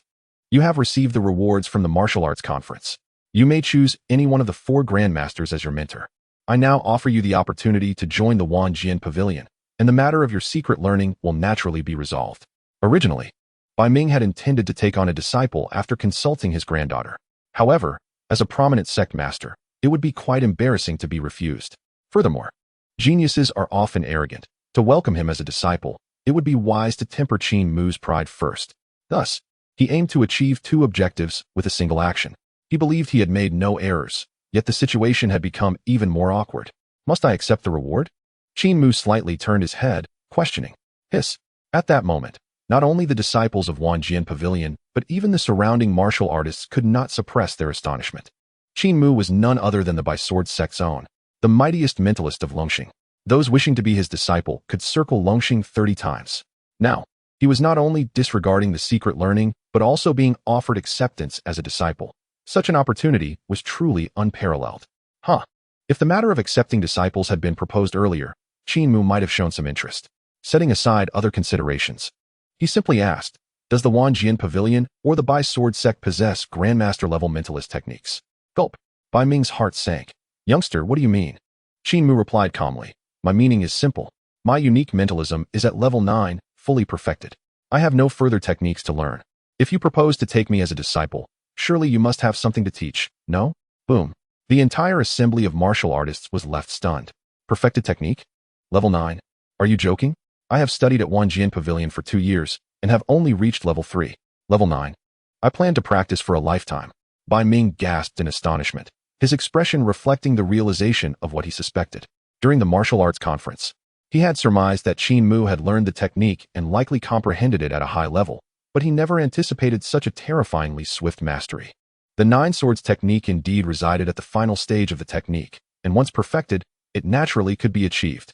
Understanding aside, it was simply outrageous. Qin Mu, how many days have you spent learning the technique to reach perfection? Bai Qingyan was so startled that her face turned pale. Initially, a wager was made. If one could master a technique within a month, the method would be offered free of charge. Yet, only a few days had passed, and the other party had already reached the pinnacle of the 9th level? What kind of extraordinary comprehension is this? Is it innate? Is it the kind of wisdom that is born within? Is mastering a B-level technique truly that challenging? Qin Mu gazed calmly at the crowd. Is it really that difficult? The onlookers fell into silence. It felt unbearably painful. My youthful heart seemed to have suffered 1,000 blows. Is mastering a B-level technique difficult? I merely took a year to enter, 3 years to achieve minor success, and have yet to touch the threshold of mastery. Is it really that hard? Perhaps it is just that. What is so remarkable about spending a lifetime without achieving full mastery? I am so envious that my teeth are about to fall out. With this distraction, Qin Mu recalled that he could not leave. Right, the by-sword sect had promised the wager would be awarded to him. Where's the prize? Chapter 81, A Battle for Fame. Bai Ming indeed stated this. Am I truly expected to owe a debt to a junior? The Freedom Group has relinquished 12 peak class positions. All yours. What? That's it. Qin Mu frowned. Wasn't there supposed to be some fine? It appears to be at least several hundred billion. Bai Ming rolled his eyes. That fine is for the Alliance, not for me. No way. Qin Mu was somewhat speechless. You gambled such a large amount, and the outcome was merely 12 peak class positions? Bai Qingyan was astonished. What do you mean merely 12? That is a full 12. The martial artists nearby looked on with envy. Peak class positions. There are only a total of 198. With so many factions like the Broken Star Martial Hall, the Dominance Martial Hall, the 10,000 Sword Pavilion, the military, and the 24 cities, the Freedom Group possessing 12 positions is already considered top tier. This year, the Martial Arts Conference is selecting 60 individuals for further training, which is already an exception. Once one enters the peak class and graduates smoothly, they are assured to reach the pinnacle of a Grandmaster, solidifying their position on the rankings. If talent is a bit better, with 3 years of diligent practice, there is even a chance to graduate as a Grandmaster. Just think about it. The resources in the peak class are monthly allocations of 7th and 8th grade ferocious beasts, and breakfast consists of 2 bowls of S-level potions. Everything from gravity training to the martial god hall's equipment is provided for you. One martial artist raised his chin and proudly asked, with a guaranteed peak Grandmaster and a potential Grandmaster ceiling, what do you think such a position is worth? I would say at least 500 billion credit points. 500 billion? That's merely the cost. The starting bid from the Merchant Alliance is 1,000 billion. Don't tell me it's too expensive. So many people wish to compete for it at the auction and can't even get it. After listening, Qin Mu felt it was acceptable. With a starting bid of 1,000 billion for 12 positions, selling for 10 billion should be a piece of cake. Perfect. Upon receiving the position permissions, Qin Mu turned to leave. Hey, where are you going? Bai Ming was taken aback. Not leaving? Just standing here staring? Qin Mu was speechless. Could it be that the Bai Sword sect has yet to reveal any ultimate techniques? Bai Ming's heart sank again. Teach. With what? This is indeed a question. Techniques? Qin Mu has already achieved perfection in his mind techniques, matching his own level. As for realms, with Qin Mu's talent, would he fear the realm? Resources? With trillions in resources at hand, entering the peak class, there is no fear of lacking resources. Wu Poxing, you old sly fox. Bai Ming cursed inwardly. Just before leaving, Wu Poxing had even separately reminded him to come and accept disciples, indicating that he did not want to. Qin Mu is a mind master, a rival to Wang, and a blade maniac. He would certainly not choose him. The only one who could compete with him is Wu Poxing, who bears the title of the strongest in Longxing. He stepped back. Bai Ming nearly laughed out loud, thinking to himself, this is secure. But Wu Poxing had seen through that Qin Mu did not need teaching, as long as he entered the peak class. He would have to call him Mentor Wu Poxing, not a disciple, but he could be considered half a disciple, right? What a clever plan. I am not foolish either. Bai Ming let out a long sigh inwardly and exclaimed, Qin Mu, you may not be a disciple, but entering the 10,000 sword pavilion is non-negotiable. As long as you come, the position of vice pavilion master awaits you. If you do not come, do not blame me for being ruthless. Even if it means turning against Wu Poxing and breaking the alliance's rules, I will seek an explanation from you. Bai Ming was determined to recruit Qin Mu, disregarding his own dignity, but he absolutely could not let Qin Mu slip away to Wu Poxing. Bai Qingyan was the first to spit blood, exclaiming in shock, Vice Pavilion Master? Grandfather, have you thought this through? That position possesses a significant portion of the 10,000 sword pavilion's authority, able to command disciples, mobilize resources, and uphold the pavilion's reputation. Bai Ming had already lost much face today. A little more or less did not matter. As long as he secured Qin Mu, he would not consider it a loss. How about it? Facing Bai Ming's provocative posture, Qin Mu indeed hesitated. The matter of money could be set aside for now. However, influence is undeniably crucial. If it were not for the Jiang City Martial Hall's protection from the beginning, even with my talent, I would have suffered greatly at the hands of the Tianlu group. By Pavilion Master, do not think that just because I am young, you can deceive me with a mere figurehead position of Vice Pavilion Master without real power. Bai Ming stood with his hands behind his back. I speak with utmost sincerity. Since the establishment of the 10,000 Sword Pavilion, the position of Vice Pavilion Master has been set, yet no one has ever been chosen. With your talent, no, with your current techniques, guiding disciples is entirely feasible. With your 9 swords combat power, you are virtually invincible among those below Grandmaster. Such a Vice Pavilion Master position holds no potential for being a mere facade. The disciples of the 10,000 Sword Pavilion initially found it a bit absurd. However, once the sword sect spoke, it became evident that within the pavilion, no one could rival Qin Mu. After all, there is only one sword sect with the combat power of a Grandmaster. Although Councilman William is also a mind master, his mind power is only at the first stage of Grandmaster, having not broken through in many years. He became a councilman after shifting to the martial path and breaking through as a Grandmaster. For a mind master to reach Grandmaster, even Bai Ming could not achieve it within a century. Once a martial artist breaks through the Grandmaster realm, they face mind masters without the same constraints. However, Bai Ming was confident that the 10,000 Sword Pavilion, which does not practice martial arts and exclusively follows the mind master path, would not have a mind master stronger than Qin Mu. After all, no one else has learned the 9 swords yet. Qin Mu's combat power and talent make him perfectly suited for the position of Vice Pavilion Master, even deemed flawless. Such formidable combat prowess. If he teaches us to master the lightning drill, we would become invincible. The disciples of the 10,000 Sword Pavilion, upon realizing this, even felt a surge of excitement. Qin Mu also came to a realization. I am still a member of the Martial Hall. Would this have no impact? Bai Ming proclaimed cheerfully. The Jiang City Martial Hall is a city martial hall. You can fulfill your normal tasks there. You are the Vice Pavilion Master, and there are no tasks assigned to you. If it seems troublesome, you can directly negotiate with the Martial Hall to buy out your contract with 100-fold resources. Would Zhang Hong dare to refuse? Buying out? Would the 10,000 Sword Pavilion cover the costs? Bai Ming had yet to utter a word when Bai Qingyan rose once more. Reimbursement. 100% reimbursement. The Vice Pavilion Master earns a staggering 100 billion each year, allowing for 4 bodyguards, in addition to the benefits from the Pavilion Master. For bodyguards? Excellent. Qin Mu does not require them for himself. Instead, he would allocate 2 each to his mother and younger sister, ensuring their utmost safety. With a commander-level master safeguarding them, what could possibly go wrong? Now, let us take a look at the contract. Qin Mu remained composed, understanding the importance of clarity before proceeding. In the plaza of the Martial God Temple, all warriors gazed in astonishment at the unexpected elevation of the Vice Pavilion Master within the Wan Jin Pavilion. What the hell? A name made in a single battle? Directly promoted to Vice Pavilion Master of the Wan Jin Pavilion?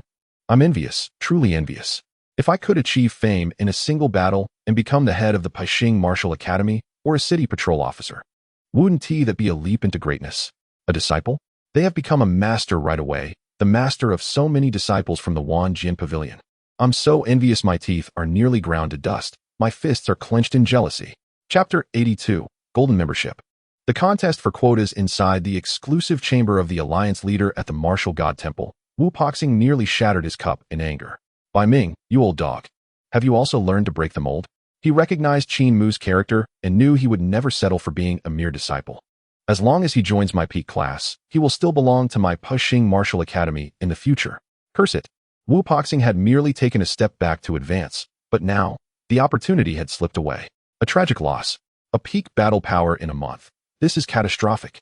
I have never suffered such a loss in my life. Intelligent, pull up the list of those useless warriors. I shall pursue them one by one. In the Freedom Group, young William was still contemplating his defeat after being swiftly eliminated.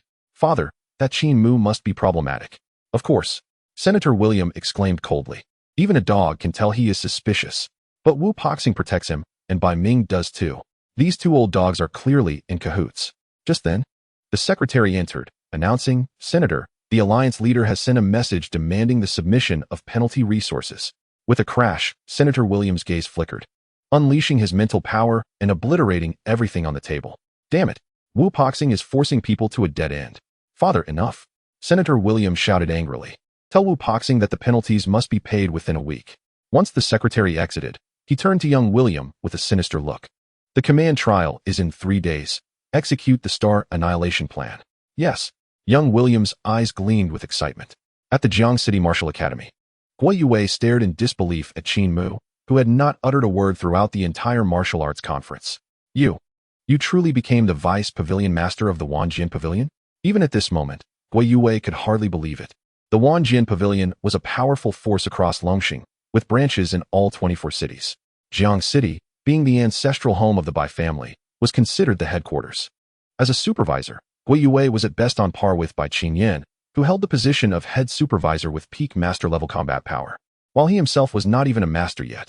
Recently, due to the city lord's allocation of abundant resources, he had barely managed to break through to master-level combat power. As for Qin Mu, Guo Yue had witnessed his talent, but could not comprehend why this genius had not undergone a growth phase. In an instant, Qin Mu surpassed him in both cultivation and status. Guo Yue even feared that he had awoken after a slumber of 3 to 5 years. At that moment, Guo Yue's device alerted him. Qin Mu, your application to the Martial Alliance has been approved. Oh, Qin Mu opened the device to find the message. Congratulations, Mr. Qin Mu, on joining the Martial Alliance and becoming a pillar among the warriors of Longxing. The Alliance's purpose is to facilitate the collective growth of all warriors, fend off beasts, and protect our homeland. Mr. Qin Mu, your Alliance identity has been confirmed, granting you the status of a Golden Member and a Senator in the Alliance Council. Golden Member? Wasn't it said that one needs to be a master to qualify? Qin Mu was somewhat perplexed. Guo Yue, however, trembled in fear. My lord, do not jest. With your recent combat power, even masters would tremble in fear. Indeed, Guo Yue was terrified. The warriors and mentalists on the arena, what combat power did they not possess that exceeded his own? In a mob of 1,000, he had been swept away in a single strike. His meager physique would barely suffice for Qin Mu's meat grinder. Upon hearing this title, Qin Mu felt somewhat awkward. Supervisor Guo, I am not quite accustomed to that title. Please revert to the previous one. Guo Yue could not help but roll his eyes. How could one return to normalcy when the disparity was so vast? This membership is likely determined by the Alliance leader. I am not entirely certain. Golden members must pay membership fees and possess certain privileges. You may review the details. If you have any thoughts. The Jiang City executive member elections will be held at the end of the year, and you may consider running. Qin Mu had little interest at the moment. As the Vice Pavilion Master of the Wan Jin Pavilion, He could mobilize personnel to protect his family, and coupled with his golden member status, that should suffice. Let us leave it at that for now.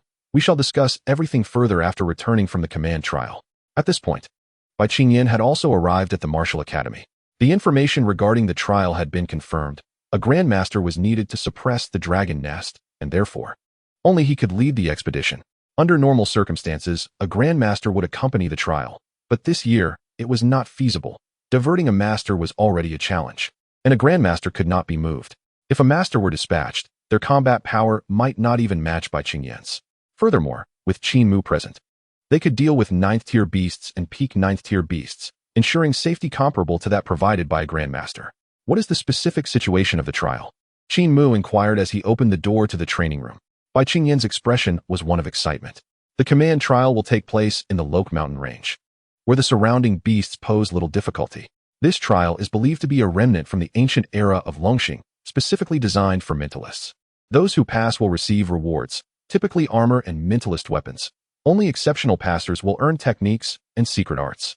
Upon hearing this, Qin Mu turned to ask, "Is the Qingyan flying sword one of the rewards?" "Of course not." Bai Qingyan frowned immediately.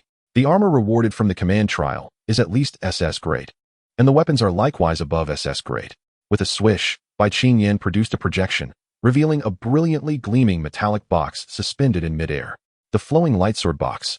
As the Vice Pavilion Master, you naturally have the privilege to know about it. This item is the pinnacle weapon for mentalists. The flying swords within can effortlessly slice through SS-grade alloys. My grandfather once wielded this sword box to slay a super-tier beast, and thus the name of the sword sect was born. The flowing lightsword box? Isn't that the one from Lu Tian's warehouse? Qin Mu recognized it, but did not reveal this, instead expressing curiosity. Is this box indeed a sword box? How does one utilize it? Huh. Bai Qingyan wore an expression that suggested he had just asked the right question. The most pressing issue is that there is currently no way to use it. Only grandfather could wield telekinesis to summon 13 flying swords, yet that was far from the limit of the sword box. The sword box was formidable. Even this minimal power was sufficient to intimidate super-tier beasts. The flying swords summoned by a telekinesis master, when exerted to their fullest from the sword box, embodied the totality of all their mental energies. For instance, the Qingyan flying sword, when fully controlled, could only manifest one at a time, necessitating frequent shifts in mental energy. The sword box, however, required none of that. If there were 20 distinct mental energies, any number of flying swords produced from the sword box would collectively possess the might of those 20 energies, a truly terrifying prospect. To put it plainly, any telekinesis master in possession of a sword box, capable of summoning 9 flying swords, would effectively have mastered the art of 9 swords as one. Goodness, your confidence is astounding. I thought you had a manual. Grandfather's sharpness was self-evident, needing no embellishment. Am I not aware? Qin Mu rolled his eyes. Grandfather deduced that the Liuguang sword box was an artifact of Grandmaster caliber. Bai Qingyan raised an eyebrow and glanced over. Now do you understand?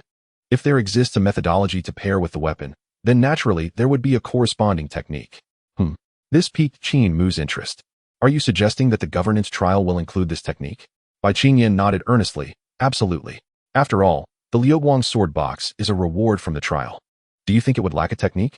That made sense. Qin Mu was in dire need of a telekinesis technique. The singular thought, B-class, could support a breakthrough to the 9th tier of governance, but not to Grandmaster. 10 days' time. Best to conserve what he could. Would the trial indeed be related to the sword box? After a moment of contemplation, Qin Mu inquired. Possibly, and the likelihood is quite high. Bai Qingyan provided a definitive answer. In all these years of assessment, only young prodigies have the chance to present such a challenge in the trials. Given your youth and extraordinary talent, Grandfather predicts that the trial will most likely feature a challenge involving the Liuguang sword box. Goodness. But I don't even know how to use it. Qin Mu was at a loss. What specifically will the challenge entail? Bai Qingyan shook his head. I do not know. Grandfather received the sword box as an additional reward, but did not see the techniques. As for the prodigious warriors who participated, all met with failure after their challenges. Failure is one thing, but surely they must have known what the challenge was? Qin Mu asked in astonishment. The memories of the failures are erased. The methods employed by the opponent are beyond our imagination. Bai Qingyan sighed. If that were not the case, we could have simply sent people in repeatedly to forcefully learn and emerge with at least a fragment of the technique. Erasing memories? That is indeed somewhat transcendent. However, as long as there is no life-threatening danger, it is of little concern. Qin Mu remarked. In just 3 days, we shall see. Outside the door, Ling Qianxue suddenly burst in, her face a picture of shock. Qin Mu, you are the champion of the martial arts conference? And have become the deputy master of the Wanjin Pavilion? Qin Mu rolled his eyes at once. Miss Ling, do you not know how to knock? And you too. Bai de Zhuguan, are you unaware of the concept of closing the door? Both displayed a moment of awkwardness, but it was fleeting. Ling Qianxue rushed forward. Is it true? Then the rumors regarding you holding 12 slots in the pinnacle class are also true, right? Qin Mu frowned. Such matters were widely known. There was no way to conceal them, nor was there any need to. Yes, but those slots would be of no use to you. Would they? Bai Qingyan interjected immediately. The slots for the pinnacle class are not something just anyone can utilize, at the very least. One must possess the battle prowess of a master to qualify. Ugh. Ling Qianxue nearly collapsed on the spot. I am a top student in the class, having passed the martial assessment for graduates in one go. I am not a genius, but surely I am at least talented, right? Ah ha ha. Bai Qingyan elegantly chuckled. Miss Ling has misunderstood. I am not targeting you.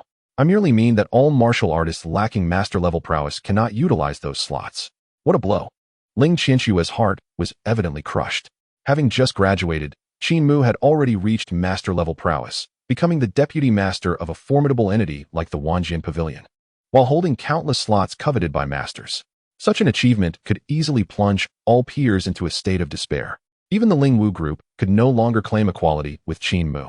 Fortunately, I do not intend to pursue martial arts. Ling Qianxue took a deep breath and slowly said, Mu, with 12 slots being so many, why not auction the ones you will not use? Leave it to me. I guarantee you a good price. What a coincidence. Bai Qingyan had come not only to inform about the trial, but also hoped to obtain some slots. Qin Pavilion Master. With 12 slots, should you not first consider the disciples of our sect? Chapter 83. Regardless of who you are, profit must be made. What do you mean by our sect? Are we that familiar? Qin Mu felt indifferent to Bai Qingyan's words. The slots would certainly be sold. The key lay in the price. Hee, you certainly are something. Mu. Ling Qianxue's spirits lifted immediately. As for auctions, our Ling Wu group has a professional auction livestream. Not only in Jiangqing, but we can launch simultaneous sales across 24 cities online. Unacceptable. Bai Qingyan immediately countered.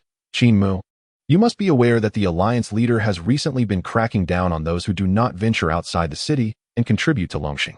If everything is ranked purely by price, those with higher talents and a genuine desire to slay beasts may end up being excluded. This reasoning seemed plausible. However, Qin Mu was unfazed. I ask you, if there truly exists talent, would one be lacking in the credit points needed to purchase slots? For instance, would I lack them? Who could I not borrow from to obtain the credit points for the slots? Can anyone compare to you? Is there another like Qin Mu among all of Longxing? Bai Qingyan was struck speechless. Qin Mu continued. As for whether one can venture out to slay beasts, it cannot rely solely on self-awareness. If given the choice, how many would voluntarily choose to live dangerously, risking their lives daily? The current state of affairs is a result of either the Federation or the Alliance's failures. Instead of seeking solutions from the Alliance, you expect a mere martial artist like me to patch up the Alliance's shortcomings for free. Is that reasonable? A mere martial artist? Bai Qingyan nearly spat blood, mumbling under her breath. If you are a mere martial artist, I might as well not be one at all. Logically speaking, since the slot's inception, there had certainly been others who sold them. Qin Mu was not the first. Emotionally speaking, Qin Mu had no need for those worthless martial artists.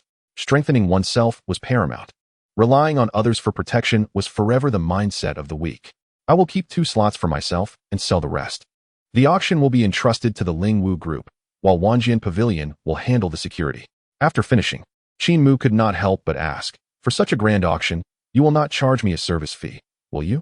1 trillion in funds, by convention. At least 100 billion would be lost. Impossible. Qin Mu was adamant that he would not bear such expenses. Ling Qianxue had arrived with a fantasy in mind, not expecting that her dreams would now come to fruition. No, cough cough. Master Qin, look here. We have been classmates for many years, sharing a bond akin to that of brothers. Traditionally, the auction incurs a service fee of 15, but this time I am willing to offer a significant discount. A mere 30, how does that sound? A fee of just 5 is undoubtedly a price of integrity. You won't find such a deal across Longxing. Bang! Bai Qingyan furrowed her brows, forcefully crushing the sofa beside her. Qin Mu, do not overstep your boundaries. It's one thing not to sell the quota to our sect, but to impose restrictions on others' auctions? On what grounds? Qin Mu leaned back lazily. Because I am the vice master. Is that not sufficient? Oh. This is the blatant abuse of power. Bai Qingyan felt her temper rising. Qin Mu's gaze flicked toward the sofa. You just referred to me as master, which warrants a severe penalty. However, considering this is your first offense, I shall overlook it. Yet, since you have carelessly destroyed my sofa, you must compensate. I shall not ask for more than 10 or 8 Qingyan flying swords. What? Bai Qingyan's mouth dropped open in shock, her voice reaching an astonishing decibel level. You huh? Qin Mu's expression turned icy. What? Do you dare to resist? Crack, crack.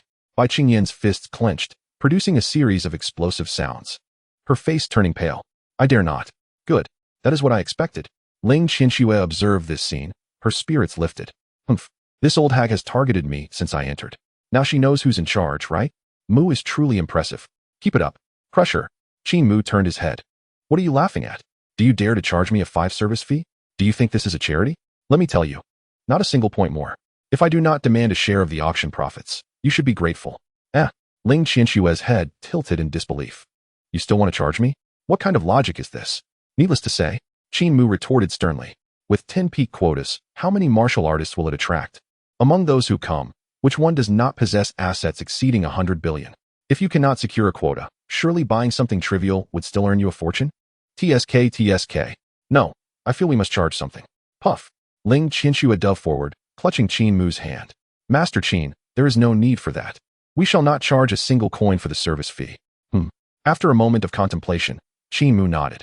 Alas, since we are classmates, I shall grant you this favor. Very well, you shall assist me in crafting a set of equipment, and we shall consider this matter settled. A set? Just one set?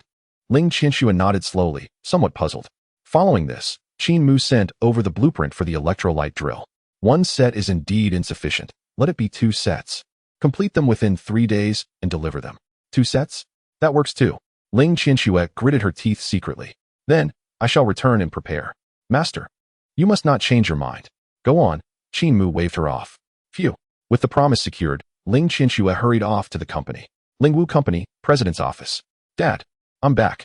Ling Qianxue exclaimed excitedly. Oh, so soon? Is there good news? Ling Chongfeng looked at his daughter, her joy igniting a flicker of anticipation within him. Of course. With my prowess, it was a piece of cake. Ling Qianxue waved her small hand triumphantly. I secured all the peak class quotas. With a gasp, Ling Chongfeng stood up in astonishment. All of them. 12. 10. But the last 2 will not be sold by Qin Mu. Ling Qianxue nodded emphatically, then playfully stuck out her tongue. Ah, that fellow is too shrewd. He didn't charge a single point in service fees. Not a problem. Ling Chongfeng laughed heartily. With just 10 quotas, we will dominate the auction, securing both fame and fortune, firmly establishing our position in the Wanshang Alliance for the next decade. Moreover, Ling Qianxue opened her smart device, pouting. Not only did we get it for free, but he also schemed to have us craft 2 sets of equipment. Just 2 sets? What is the big deal? Ling Chongfeng dismissed her concerns. In the next moment, a blueprint made of 36 alloy pieces appeared before them. Puff. This was the first time Ling Qianxue had seen such a blueprint, and she almost spat out blood. S-class alloy, brand new design, razor-sharp edges, highly extensible. The cost of just one shield could reach 2 to 3 billion. The entire set would be no less than 100 billion. 2 sets would amount to 200 billion. He truly expects me to provide a 200 billion credit point bonus? Hiss. Ling Chongfeng gazed at the weapon blueprint, falling into deep thought. 200 billion isn't too much, but it's not insignificant either. Yet, why have I never seen this blueprint before? Then, Ling Chongfeng noticed the signature on the blueprint. Electrolyte drill? It was indeed the blueprint for the electrolyte drill. Rumor has it that Qin Mu swept through the martial arts conference, suppressing thousands of prodigies on Longxing with the electrolyte drill. The final match of the martial arts conference had no footage released. No one had seen it. However, Qin Mu's ferocity spread like wildfire, echoing through the elite circles of Longxing. Electrolyte drill blueprint. Ling Qianxue pondered, her brow furrowing. This blueprint doesn't seem new. I heard that the electrolyte drill technique comes with a blueprint. New? Ha! Ling Chongfeng laughed heartily. My precious daughter, you still have much to learn in business. This blueprint was sent by Qin Mu. When we promote it, can we not say it is exclusively designed by Qin Mu? Not only can we say that, but we can also engrave his name on it. When the time comes, even at a standard price, our Ling Wu-produced electrolyte drill will have a competitive edge, right? It can be done like that? Ling Qianxue was initially surprised, but then started to worry. That fellow is so clever. He asked me for an endorsement fee. Will he? Achoo. Qin Mu in the training room suddenly sneezed. Bai Qingyan noticed and frowned in warning. Master Qin, you must take care of your health. Lingering too long in gentle surroundings can hinder your martial arts cultivation. Chapter 84. 100 Flying Swords. Qin Mu cast a puzzled glance in her direction. What are you talking about? Humph. Bai Qingyan scoffed. Master Qin knows full well. With the Wanjian Pavilion offering free services, why seek out the Lingwu Group? Does the Wanjian Pavilion not hold auctions? Qin Mu truly did not believe this reasoning. The Wanjian Pavilion certainly lacked quotas when the time came. They would hold their own auction and buy in themselves. Did they intend to tarnish their reputation? If they entrusted it to Lingwu Group, did they not think they could still bid? Did they think their finances were insufficient, or did they believe that allowing me to profit would be a loss for them?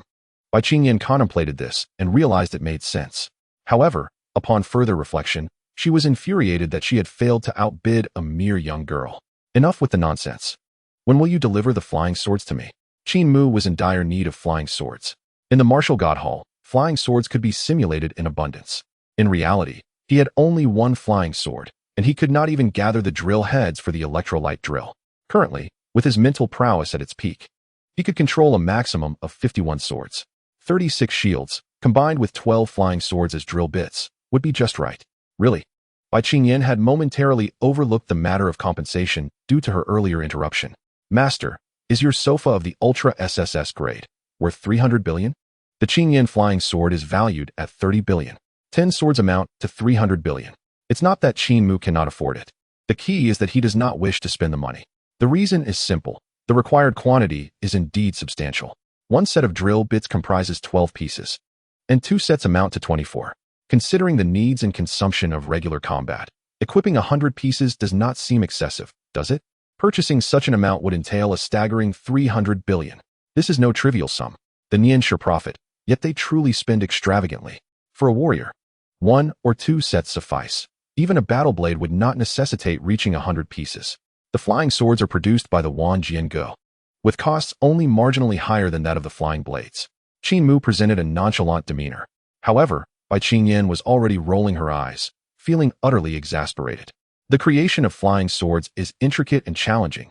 The material consumption is several times that of flying blades, with a cost of 1 billion, which cannot be achieved without that amount. Qin Mu's eyes twinkled. Even better, it's merely 10 billion. You can afford that. Merely 10 billion? Bai Qingyan shook her head emphatically. I'm afraid I am not that affluent. After the recent incident, my grandfather has frozen my assets. Shall I unfreeze them for you? Qin Mu began to search within the Wanjian system. No. Bai Qingyan certainly did not wish to reveal her little treasure trove to Qin Mu. Regardless, it was impossible for her to afford it. If the vice master wished to impose a penalty, she would simply endure it. Observing Bai Qingyan's resigned demeanor, Qin Mu decided not to dwell on it. Very well, let the debt accumulate. All the ferocious beasts we slay this year will be accounted to me. Ding. The penalty was dispatched through the Wanjian system. Bai Qingyan was instantly stupefied on the sofa. What just transpired? Why could this happen? Right. Wasn't he had agreed there would be a salary? Qin Mu continued to fiddle with the Wanjian system. Bai Qingyan, bewildered, nodded foolishly. Yes. Salaries at Wanjian are disbursed monthly. If there is an urgent need, one can apply for an advance. Then I will request an advance of 100 billion. Qin Mu found the interface and directly requested the advance. Master, your Wanjian account has received 100 billion. Xiao Yi was always the most eager to report whenever money was secured. Wanjian still possesses wealth. With the vice master's authority, all purchases are at cost price. Upon seeing this, Qin Mu became quite unreserved. Let us start with 100 flying swords. Understood, master. Xiao Yi promptly placed the order. The cost price is 10 billion per piece, totaling exactly 100 pieces. Ah, spending is indeed delightful. In his personal account, there remains a baseline of 150 billion. The alliance account has not been touched, and he has acquired 100 flying swords of Qinyan for free. The Lingwu Group has also been gifted 2 sets of lightning drills, which serve as both drills and shields, integrating offense and defense. Lastly, there are 10 auction slots available. TSK, one could say he has accumulated a modest fortune now, couldn't he they? In terms of financial capability, he would not fall short of the corporate giants in Jiangxing. As for cunning, he possesses excess slots that those corporations cannot obtain. Regarding influence, the Nianshi of Wanjian can be utilized at will. Quite agreeable. In just a few days, he has managed to amass so many resources. Qin Mu felt quite satisfied. He sent the days by Qingyan on her way.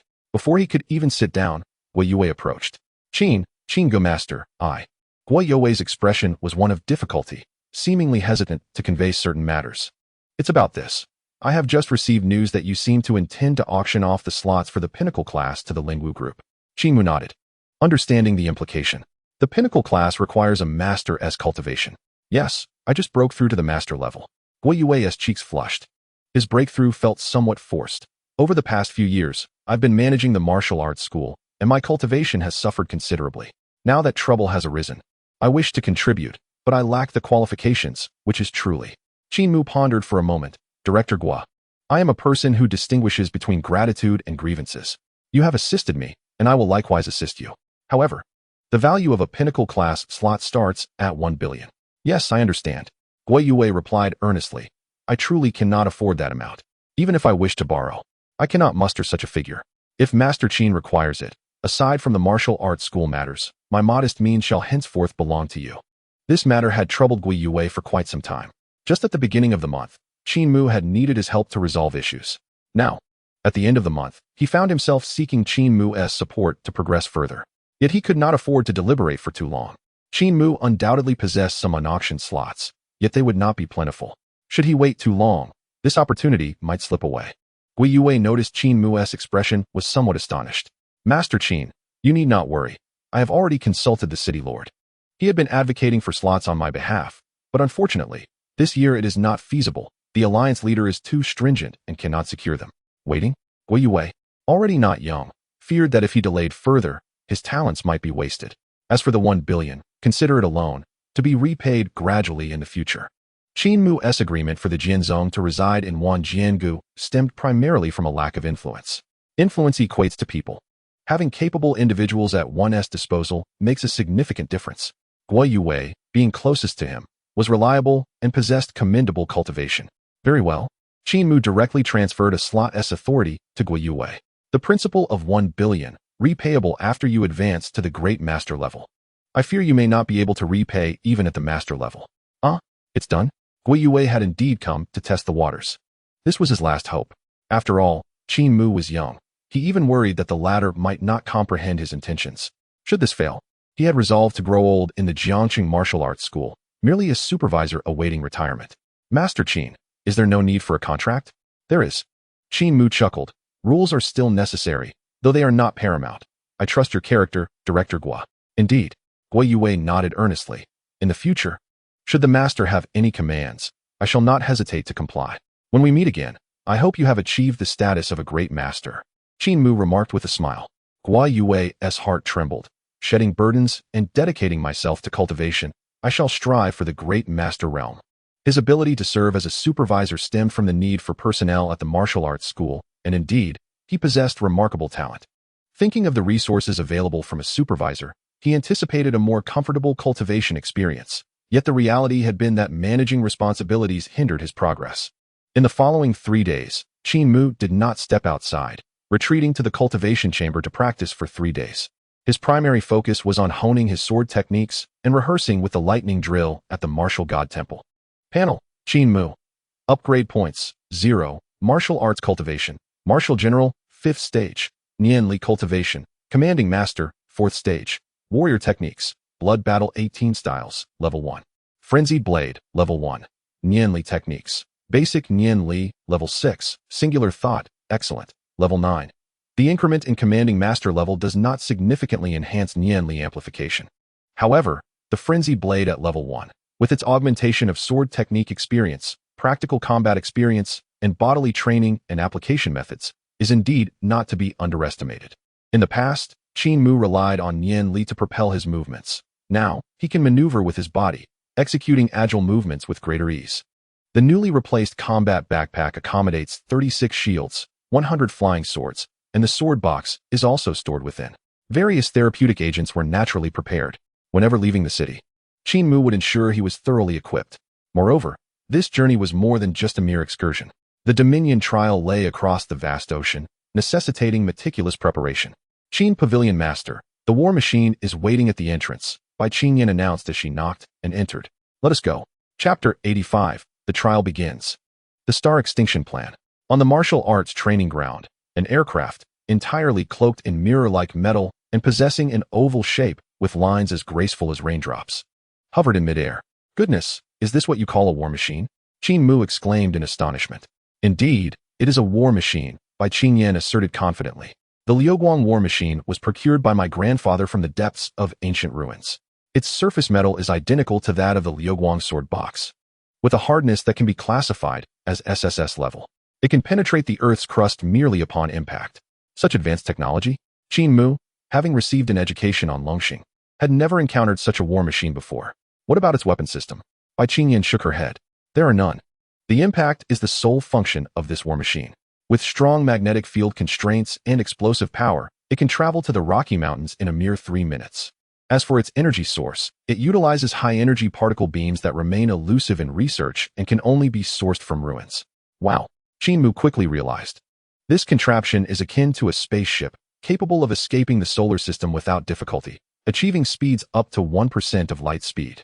Bai Qingyan, witnessing Qin Mu's astonishment, felt a sense of pride, justifying her efforts to borrow this Liuguang war machine. It is indeed a spaceship, yet its energy consumption is severe, making it unsuitable for conventional flight. Furthermore, its internal configuration is designed primarily for the functionalities of an ordinary war machine. The two ascended into the war machine, which had limited space. After seating a dozen individuals, there was little room left to move about. We greet Pavilion Master Qin. A group of individuals stood and bowed as they spotted Qin Mu. Upon surveying the crowd, Qin Mu recognized a familiar face. Wait, weren't you defeated in seconds? How are you still here? Yang Qingwu scratched his head awkwardly. I lost to the Vice Pavilion Master. That was only to be expected. As for the others, they were merely crushed. Clarify yourself. Who do you refer to as the others? Qi Jun retorted. Yang Qingwu rolled his eyes. I mean you, of course. In the Martial God Hall, my electric drill malfunctioned due to my own error. Otherwise, I would have defeated you instantly. Defeated General, yet your words are bold. Bai Qingyan, hearing their banter, felt her forehead tighten. Silence. You can settle your scores after the trial. Instantly, everyone fell silent, intimidated. My goodness.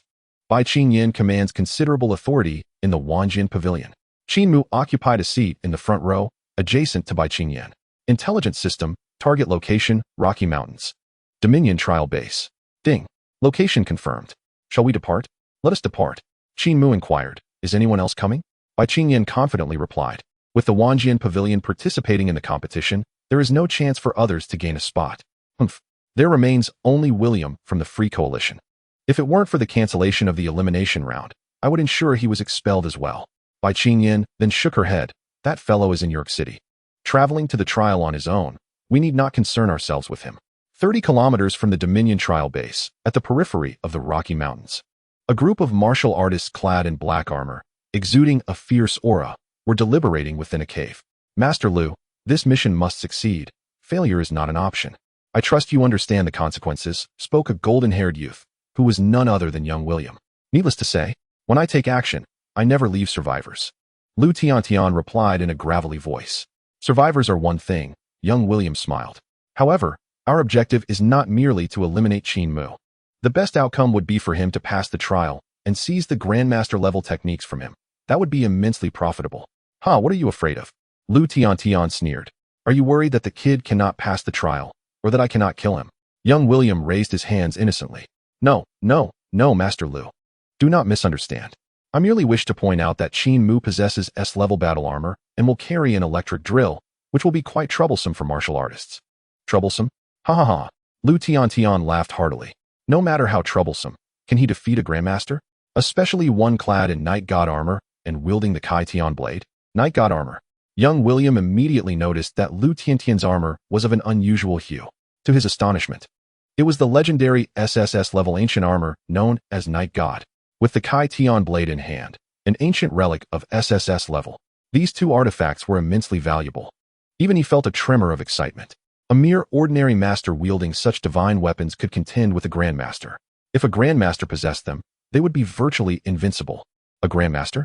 Young William was even more shocked to discover that Lu Tiantian was indeed a Grandmaster. If you are a Grandmaster, why fear Jiang City? A mere Jiang City, should I care? Lu Tiantian's eyes glinted with cold light. If it weren't for that old fool Bai Ming keeping a watchful eye on me, I would have taken Jiang City long ago. Young William understood. Although the sword sect is not a Grandmaster, Its trove of ancient relics makes its combat prowess truly terrifying. Wu Boxing by Ming, Dao Quang, Chong Wang. This group, having risen early, monopolized numerous relics on Longxing for a century, leaving us with no opportunity to intervene. Now that Grandmaster Liu has joined, even if we cannot slay Wu Boxing, we can at least seize the southern and northern free continent from him, take the 9 cities, and monopolize the Dominion trial. Upon hearing this, Liu Tiantian remained calm. The 5 cities of the northern continent belong to you, while the 4 cities of the southern continent belong to me. It's settled. Young William, aware of Liu Tiantian's status as a grandmaster, dared not negotiate further. At that moment, a streak of light suddenly flew over the mountain range, dazzling to behold. Oh, they have arrived. Young William's eyes sparkled with excitement. Everyone, await my news. At the entrance of the Dominion trial base, a group of martial artists stood guard year-round. Fortunately, ferocious beasts did not dare intrude. Thus the outdoor defenses were manageable. Where is young William? Has he not arrived? Bai Qingyan, having waited for a moment without seeing him, directly inquired of the guards. Messages were just sent out. He should not be far. The guard had barely spoken when young William's figure came into view. By Dominion envoy. Why the haste? Not everyone possesses a Liuguang war machine, capable of traversing the skies with such audacity, young William remarked with a sunny smile, remaining composed. Now that everyone is present, let us commence. Bai Qingyan, with a cold expression, produced a sword-shaped badge and slowly approached the trial's grand entrance. The entire base lay at the heart of the mountain range, surrounded by no passage. It was essentially a breach carved directly into the mountains. The trial's entrance was embedded within the countless massive stones at the center of the mountains. At first glance, the entrance appeared to differ only slightly in color and texture from the surrounding boulders, yet upon closer inspection, it was devoid of any seams. Qin Mu probed with his mental energy, finding no gaps whatsoever. There were no gaps, yet it instinctively felt to the onlooker that this was not merely a stone wall, but rather a door. Qin Mu silently mused to himself. Indeed, it was astonishing. Just this grand entrance alone likely possessed a defensive capability surpassing that of SS rank. Suddenly, Bai Qingyan, holding a sword-shaped emblem, drew near to the door and was immediately attracted, a faint glow emanating forth. Subsequently, as Bai Qingyan released her grip, the sword-shaped emblem was inexplicably drawn into suspension in midair. After a brief moment, the glow dissipated, and the emblem fell freely into Bai Qingyan's outstretched hand. Witnessing this spectacle, Xiao William's eyes briefly flashed with greed. The 239-921st Dominion trial is now commencing. All Dominion apprentices may enter. Those who trespass shall inevitably perish. The voice resonated from within the door, not reaching the eardrums, but rather penetrating directly into the mind. The words were incomprehensible, yet the meaning was unmistakably clear. 2,300,000 sessions. This truly harkens back to ancient times, Qin Mu thought in astonishment. Let us proceed, Bai Qingyan declared as she stepped forward. As long as we adhere to the trial's instructions and refrain from reckless actions, we shall not face life-threatening perils. Otherwise, death is certain, and no one can save you. A group of 10 entered in single file. The corridor was devoid of lights, yet it was not dark. Instead, the illumination was gentle. Upon traversing the passage, they arrived in a grand hall. With a resounding crash, the stone door behind them fell shut, sealing the hall completely. Following this, a beam of light descended from the ceiling, precisely illuminating Bai Qingyan. Age 22, Dominion Master Level 9, qualified. The beam then shifted to the side. Age 26, Dominion Master Level 7, qualified. It appeared they were assessing whether the participants were all practitioners of the mental arts. When the beam reached Qin Mu, it suddenly stalled, lingering for a moment before announcing, Age 18, Dominion Master Level 4, excellent. What? Excellent. Zhang Chengwu exclaimed in surprise. Indeed, the talent of the Pavilion Master is exceptional. I knew my defeat was well-deserved. No shame in that. Indeed, Qi Jun sighed. No one claimed you should feel shame. It's merely your arrogant demeanor that is quite perplexing. Do not be perplexed. Zhang Chengwu placed his hands on his hips. To lose in a duel against the Pavilion Master is an honor. Compared to you lot who cannot win even in a group fight, my level is clearly just a tad higher. How shameless. The disciples of Wanjian Pavilion muttered under their breath. However, Bai Qingyan paid no heed, reflecting on her own past. Excellent. My grandfather did not receive such an indication during his assessment when he first arrived. He only earned an excellent rating after striving fiercely through the trial. At this, even the disciples of Wanjian Pavilion could no longer contain their astonishment. If the Pavilion Master was not deemed excellent upon arrival, what level was deemed sufficient? Not much. Just casually dispatch 1,000 opponents with one hand, Zhang Qingwu smirked. Ugh. Qi Jun and the others glared at the grinning fellow. Xiao William felt equally pleased, thinking, very well, excellent qualifications. This should provide an opportunity to acquire the Grandmaster techniques I require. Keep it up, you bumpkin. Suddenly, a rapid beeping echoed through the hall. Excellent trial participants detected. The second-level trial stage is now commencing. Second level? Sister Yin, have we ever had a second-level trial before? The others inquired. Never. Bai Qingyin's expression turned grave. There has never been a notification regarding the level of trial stages. Even young genius practitioners have only added to the content of the trial, without altering the stages. I thought it was all the same. Beep. The second-level trial is in life and death mode. If you fail to pass, you shall not leave the trial base. Wait, what? Life and death mode? You can't leave if you fail? What the hell? Zhang Qingwu was the first to raise his hand. I believe my skills are insufficient for the second level. Just give me the first level. A red beam of light suddenly illuminated the air, targeting Zhang Qingwu. Life and death mode prohibits withdrawal. Otherwise, you shall perish. Qingwu. Bai Qingyan called out urgently. Apologies, I did not mean to interrupt. Zhang Qingwu, drenched in cold sweat, quickly reassured everyone he was fine. Xiao William's brow furrowed in concern. He had not anticipated such an unexpected turn, and now he felt implicated as well. Hey, Qin Mu, do you have any confidence in passing the trial? Your demise is one thing, but please do not endanger us all. Umph. Qin Mu chuckled at this remark. Whether you live or die is of no concern to me. You? Xiao William's anger flared, but the red light in the hall suddenly locked onto him. Fear surged within him, a palpable dread of impending death. The trial base prohibits violence. With a sigh of relief, Xiao William slowly relaxed, elongating his tone. You are quite something. Our journey ahead is still long. Beep. The second-level trial assessment is commencing. The star-level legendary technique, 3,000 dragon swords. You must comprehend this technique within 49 days to pass. Those who fail shall inevitably perish. Sister Yin, forgive my ignorance, but what is this star-level legendary technique? Zhang Qingwu inquired. Is it tasty? Qi Jun added. Your brain should be simmered to extract its flavor, came the retort from Xiao William, who then scoffed. Disciples of Wanjian Pavilion? You all are unaware of this. Clearing his throat, Xiao William proudly declared, allow me to enlighten you. In ancient relics, the level of grandmasters is referred to as star level. Techniques are classified into common, excellent, and rare. Today's legendary techniques are likely of an even higher grade than rare.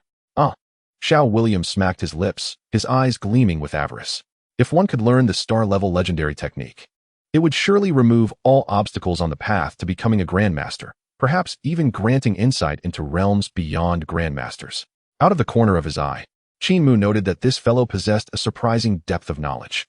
The system had previously indicated that legendary techniques surpassed rare ones, yet it had not elaborated on the star level. The disciples of Wanjian Pavilion were clearly skeptical of Xiao William's assertions and turned to Bai Qingyan for confirmation. He speaks truthfully, Bai Qingyan admitted. Despite her disdain for him, she could not lie in such a moment. Star level does indeed represent grandmasters. However, Zhang Qingwu interjected. If we all possess the data, why not simply refer to it as star level? What is the need for grandmasters? Xiao William smirked. In ancient times, star level was merely the beginning. Anything below star level is merely the combat strength of children. If made public, would it imply that the strength of grandmasters is that of mere children? How naive. Although Zhang Qingwu was not fond of the fellow's sharp tongue, he had to admit that the analysis made sense. Bai Qingyan had inquired with the sword sect, receiving the same response. Grandmasters represented the combat strength of the past Dragon Star, which could not easily be altered. As for star level, very few warriors in Dragon Star could break through. As for the higher realms, even those who had shattered stars could hardly approach the threshold, let alone others. Before them, a highly intricate and dazzling maze projected into their view. Simultaneously, on the left side, the appearance of the San Qian Long Jian Xian Fa is noted. The comprehension of the heart method, navigating the maze, attempting to surpass the limit of 100 streams of thought energy. An excellent trial participant has a mere one chance of success. The rest? Merely sacrifices? No. A gleam of determination ignites in Zhang Qingwu's eyes. My fate is determined by me, not by heaven. I refuse to believe I cannot master this legendary star-grade technique. Qi Jun meticulously examines the martial arts and the maze. However, the more he observes, the more disheartened he becomes. Shiji, Vice Pavilion Master. The maze has a total of 100 entrances, all positioned in different directions, with the focal point at the center. It seems one must breach all 100 streams of thought energy simultaneously to reach the center for any chance of success. Coupled with the previous hint, a minimum of 100 streams of thought energy is required, and given the trial's difficulty, these streams cannot be casually allocated. Bai Qingyan nods gravely. Only by comprehending the heart method can one hope to break through the 100 streams of thought energy. Otherwise, the only outcome is death. 100 streams of thought energy? Qin Mu currently remains at 17. Meanwhile, Zhang Chengwu clutches his head in frustration. What does this martial art even say? Why is there even a dragon drawn on it? Bai Qingyan refrains from examining the martial art. She knows the trial does not make mistakes in judgment. Individuals with ordinary talents as thought masters have no chance of grasping this technique. Even those identified as having excellent talents by the trial base possess only a one chance. For this group to survive, there is but a single opportunity. Bai Qingyan turns to Qin Mu, her gaze intense. Qin Mu, do your best. Without waiting for Qin Mu's response, she commands, disciples of the Wanjian Pavilion, focus entirely on your studies. Do not be distracted. Bai Qingyan understands that only Qin Mu has a chance, yet her pride does not permit her to give up without even attempting. Chapter 87. The True Dragon Sword Diagram. Star Grade Legend. A martial art never seen before, a technique long sought after. Yet now, it hangs like the sword of Damocles over everyone's heads. Zhang Qingwu scratches his head in confusion while Qi Jun remains silent, observing the martial art. Bai Qingyan's brow furrows. She struggles to find any insight. The dragon depicted within the martial art surely holds profound meaning. Ding. Hint. The Sanqianlong Jian is the legendary technique of the Dominator Master, channeling thought into the sword to command the dragon. Understanding the dragon sword diagram is essential to mastering the Sanqianlong Jian. Zhang Chengwu frowns in frustration. Is there another hint? Thank you very much. Look at the diagram. What diagram? There's just one dragon here. Do you expect me to find meaning within it? He refrains from voicing his thoughts, yet the trial base seems to sense everything. Hint. Those with innate deficiencies in comprehension will never understand the dragon's sword diagram. Qi Jun bursts into laughter. Thank you, trial, for the free assessment. Zhang Qingwu. Bai Qingyan herself cannot comprehend it, merely frowning. Why does this dragon differ from our common perception? Its antlers resemble those of a deer. Its eyes like those of an eagle, exuding a fierce, killing intent and extraordinary might. Qin Mu suddenly expresses surprise. You haven't seen this before? Bai Qingyan shakes her head. No, I truly have never seen it. In the next moment, she reveals a look of astonishment. Could it be that you have? Oh no. Don't scare me. Qin Mu genuinely cannot fathom how someone in Jiangcheng has never encountered a dragon. However, upon seeing the expressions of the others, it is evident they are equally unfamiliar. This leads to an awkward silence. Clearing his throat, Qin Mu says, I have seen it in an ancient text. This is a true dragon. The fire dragons and thunder dragons you are familiar with, those that bellow and breathe fire, can only be considered inferior breeds. Ding. The true dragon has emerged, and all beasts bow in reverence. To command the dragon with a sword is to align with the heavenly way. The trial base surprisingly offers an accurate response. In that moment, everyone is astonished, and Qin Mu finds himself equally taken aback. Bai Qingyan's heart fills with elation. You have seen a true dragon and are an excellent trial participant. Surely you can discern some clues, right? Hiss. Qin Mu is momentarily at a loss. Although the diagram is simplistic, the depiction of the true dragon is vivid and lifelike. The dragon scales are rendered in intricate detail. Its eyes emanate a chilling, killing intent. And its aura is formidable, causing one's heart to tremble. Merely glancing at it sends one's mind reeling. Staring for too long draws one into an inescapable trance, making it impossible to maintain consciousness. How can one study it? Since this is a legendary technique, self-comprehension is the true path. Anything derived from questioning cannot be deemed genuine. Qin Mu cannot comprehend it, but he must feign understanding. Little William, overhearing, sneers. Huh. I see you cannot understand at all. Qin Mu is somewhat surprised. He enters the scene, and this fellow is already acting strangely. Does he harbor animosity?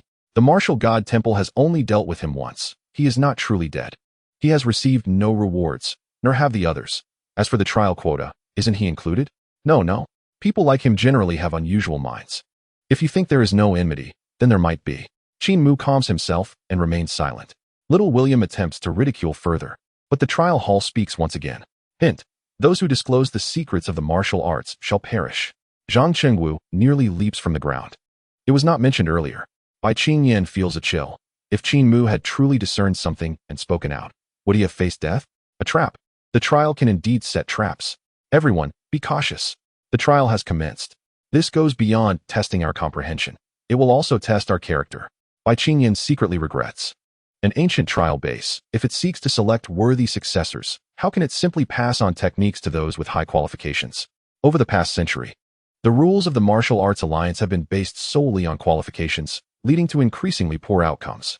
Qualifications are not the sole criteria for nurturing or selecting successors. What the Alliance once disregarded, the character, now appears far more crucial. Qin Mu, however, does not sense danger.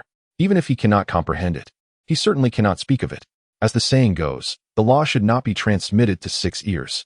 Now that the trial has confined everyone together, what good intentions could he possibly harbor? He might as well focus on the diagram. Learning it would be ideal, saving him an upgrade point. If he cannot, so be it.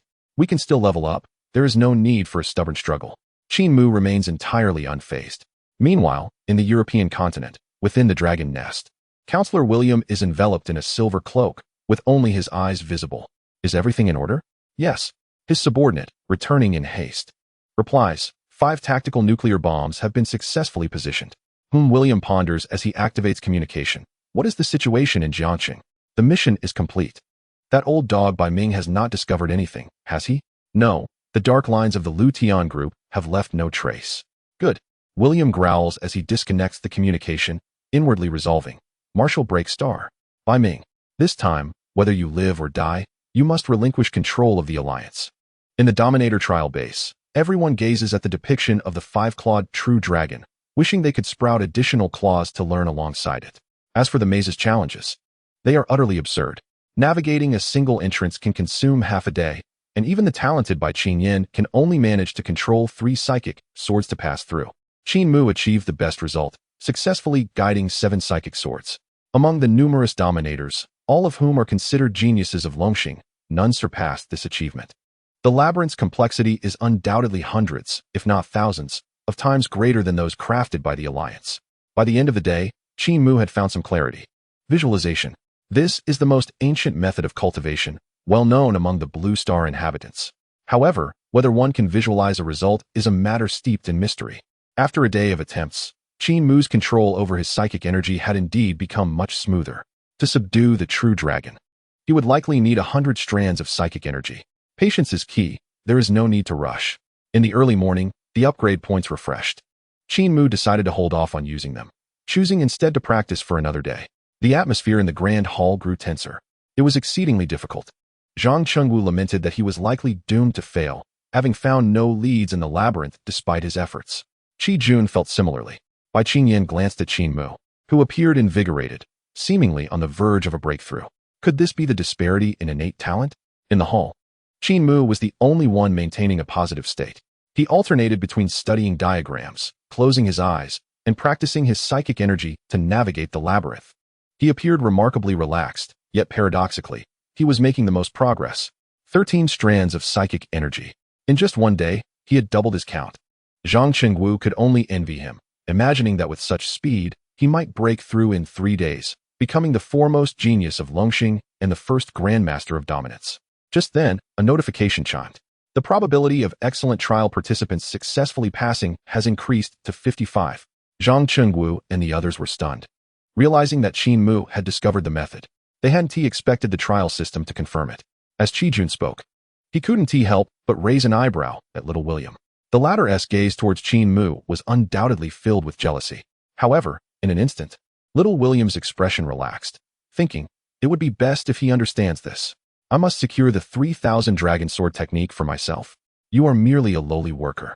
Focus on your performance metrics. Chapter 88. Perfect clearance. Astonishing rewards a 55 success probability. Upon hearing the notification, Qin Mu understood he had discovered the right approach. When it comes to learning, finding the correct method is tantamount to mastering the skill. The remaining challenges are merely a matter of time. It is similar to mathematics. Once one understands the problem-solving method, the tedious calculations can be left to a calculator. With the method in hand, comprehension will inevitably follow. There is no need to linger any longer. Qin Mu had initially hesitated to upgrade directly, wishing to discern the underlying mysteries of the trial. Now, having achieved insight, he was confident that with relentless effort over the ensuing days, he would surely master it. The stakes are high. but it is unnecessary to cause undue worry for his mother and sister. System upgrade. Ding. Congratulations to the host for comprehending the star-level legendary technique. The 3000 Dragon Sword. Simple. Done. Qin Mu closed his eyes, visualizing the true dragon. Roar. The dragon within his mind appeared vividly alive, exuding an imposing aura. How audacious you are. Qin Mu unleashed his psychic energy. 30 strands, 50 strands, 80 strands, 90 strands, 100 strands. Submit to me. Qin Mu commanded vehemently, projecting all 100 strands of psychic energy in precise alignment with the technique's prescribed positions, restraining the true dragon from moving. Roar. The true dragon howled in fury. Yet, futile were its protests. 100 strands of psychic energy were meant to subdue the dragon. Resistance was in vain. Moments later, the true dragon ceased its struggle, bowing its head slightly towards the consciousness of Qin Mu. So what if it was a true dragon? The human is the true master of the dragon. Qin Mu exhaled softly. Next, he needed to navigate the trial base carefully. After all, such a sudden leap in comprehension could attract attention. Although he trusted the system, it was best not to provoke this high-level trial excessively. Step by step, he continued the process of visualization, meditation, and clearance, albeit at an accelerated pace. 20 strands. 30 strands. With each moment of enlightenment, he achieved success with 10 strands of psychic energy. Meanwhile, the trial system reported, the probability of excellent trial participants successfully passing has increased to 55. What? The probability of excellent trial participants successfully passing has increased to 101. What? The probability of excellent trial participants successfully passing has increased to 312. What? Zhang Chengwu stood by, utterly dumbfounded, gazing at Qin Mu as if he were a deity. The entire hall fell silent, everyone halting their training. This speed of clearance was simply absurd. I cannot accept this. What deputy master? Call him Master Qin. Bai Qingyan trembled with excitement, inwardly lamenting. No, you might as well call him master. I believe my grandfather would not mind. Mind? Do they even have the right? The star-level legendary techniques are as easy to learn as taking flight. No, once mastered, it is indeed a flight. Qin Mu will undoubtedly become the first grandmaster of dominance in Longxing. The sword sect may take decades to comprehend this. Why? Because their innate talents are lacking. This is the harsh reality. To achieve such speed, one must have the technique and guidance from Qin Mu. Otherwise, without the technique and guidance, it would be questionable whether his grandfather could ever break through to Grandmaster with psychic energy. On another note, Qin Mu's progress was remarkably steady. While the reports from the trial base fluctuated erratically, at times there were long pauses, and at others, they would issue double notifications as if it were on the verge of crashing. At last, 100 strands, clearance achieved. Qin Mu had indeed subdued the true dragon, and clearing the trial posed no challenge. Nevertheless, he furrowed his brow, attempting to summon a bead of sweat on his forehead, though to no avail. Before the eyes of many, 100 strands of psychic energy and 100 flying swords reached the labyrinth's center. Ding! The trial center trembled. Excellent trial participant Qin Mu. Clearance successful. 23 hours, 55 minutes, and 28 seconds. Qin Mu glanced at the time. Indeed, it had not yet reached a full day. Just passing a single night felt like 2 days, yet it was not the case. How perplexing. Is it perhaps a tad too swift? The Shirlian GD remains silent. What could this imply? Qin Mu waits. Everyone is in anticipation. After a lengthy pause, the Shirlian GD finally resumes its discourse. Outstanding trial participant Qin Mu has completed the challenge within a day, mastered the rudiments of the Sanqian Longjian martial art. Evaluation. Perfect. Reward. Qin Mu granted core disciple privileges of the Tianjiamen. Reward. A set of Stargrade legendary battle attire. Reward. A set of Stargrade legendary sword case. Reward. A set each of Stargrade legendary martial arts and combat techniques. Reward. 10 Lianlong Dan and 10 Zhuhan Dan. The trial list merely enumerated the rewards and continued for quite some time. Simultaneously, all reward items floated gracefully before Qin Mu. Wow, I am envious. Zhang Qingwu's eyes were wide with excitement. The Grandmaster battle armor, of legendary grade, surely is not mundane. The design, the luster, the dragon patterns, the sword insignia, magnificently splendid. Lianlong Dan, Zhuhan Dan, what could these be? Regardless, they originate from ancient relics, undoubtedly exquisite. Bai Qingyan gasped in astonishment, inhaling sharply. Lianlong Dan, an ultra SSS grade potion, is diluted from the SSS grade true dragon potion, possessing only about one of the efficacy. As for Zhuhan Dan, I have never heard of it, but it is highly likely to be a potion usable by Nianshi. Could it be usable by Nianshi? Zhang Qingwu's mouth watered at the thought. There are no potions to enhance mental strength. If this Zhu Hundan could, would it not facilitate an immediate upgrade? Brother, sect master, may I have just a taste of the lid after you finish? Uffed. Qi Jun could no longer contain himself. Are you not ashamed? Get lost. Zhang Qingwu paid no heed. If you have the ability, say that you will leave the lid behind for me to lick? Not lick. That is absolutely impossible. Such a high-grade mental strength potion, a mere lick could save years of cultivation. How extravagant must one be to drink a potion without licking the lid? Young William, watching from afar, was wide-eyed with greed. Mine, all mine. Qin Mu first examined the items. What? You call this a potion? At the top were 10 crimson potions and 10 dark blue potions, each housed in transparent containers the thickness of a thumb, looking quite similar to the injection potions of the Federation. Lianlong Dan and Zhuhan Dan should not be consumed excessively, with your cultivation and talent. 1 per year is sufficient. The Shirlian GD did not elaborate, but merely cautioned. Qin Mu then inspected the battle attire. Entirely crafted from an unknown material exuding a mysterious glow, it felt soft, smooth, and extraordinarily comfortable. To be honest, Qin Mu had never encountered such a delightful fabric before. Belonging to the core disciples of Tianjianmen, Longjian battle attire. The battle attire consisted of inner armor, outer armor, a cloak, a sword bag, and sword straps. What he had just touched was the inner armor, while the outer armor was made of metal, boasting a majestic design, intricately composed of countless tiny scales. It resembled the skin of a true dragon. So this is the Longjian battle attire. Indeed, it possesses remarkable qualities. The standards of the ancient era are truly beyond what we can touch today. Qin Mu then examined the sword case. Its exterior was consistent with his own Liuguang sword case. Yet this sword case was engraved with a true dragon on the back and bore a character resembling a small seal script on the front. At first glance, it was evident that it belonged to a different caliber. Qin Mu, you possess another sword case, which is meant for ordinary disciples, allowing storage of only 300 swords. The core disciple sword case, however, can store up to 3,000 swords. The Shirlian GD not only knew what Qin Mu possessed, but also discerned his confusion. Understood. One is a standard version, while the other is a luxurious limited edition plus, max-signed version. What of the martial arts? Qin Mu inquired, having not identified any further items. The martial arts, Sanxian Longjian, and the combat technique, Laming Jinyu, are contained within that sword ring. Simply wear it. The sword ring? Qin Mu indeed discovered a sword-shaped ornament the size of a thumb. However, it was not a ring. Following the guidance of the Shirlian GD, he placed it upon his left-hand finger. Ding! The sword ring affixed itself to his middle finger, the hilt automatically bending and extending to wrap tightly around it. In the next moment, an expansive world over 100 meters in length and width appeared in Qin Mu's consciousness. It was empty, with only 2 orbs of mysterious light floating silently in the air. As his consciousness approached the left side, a thunderous boom erupted, and the light blossomed. This is the Sanxian Longjian. The right side must be the Laming Jinyu then? Qin Mu was not in a hurry to examine further and withdrew from the consciousness space. Incredible. The Tianjianmen is truly remarkable.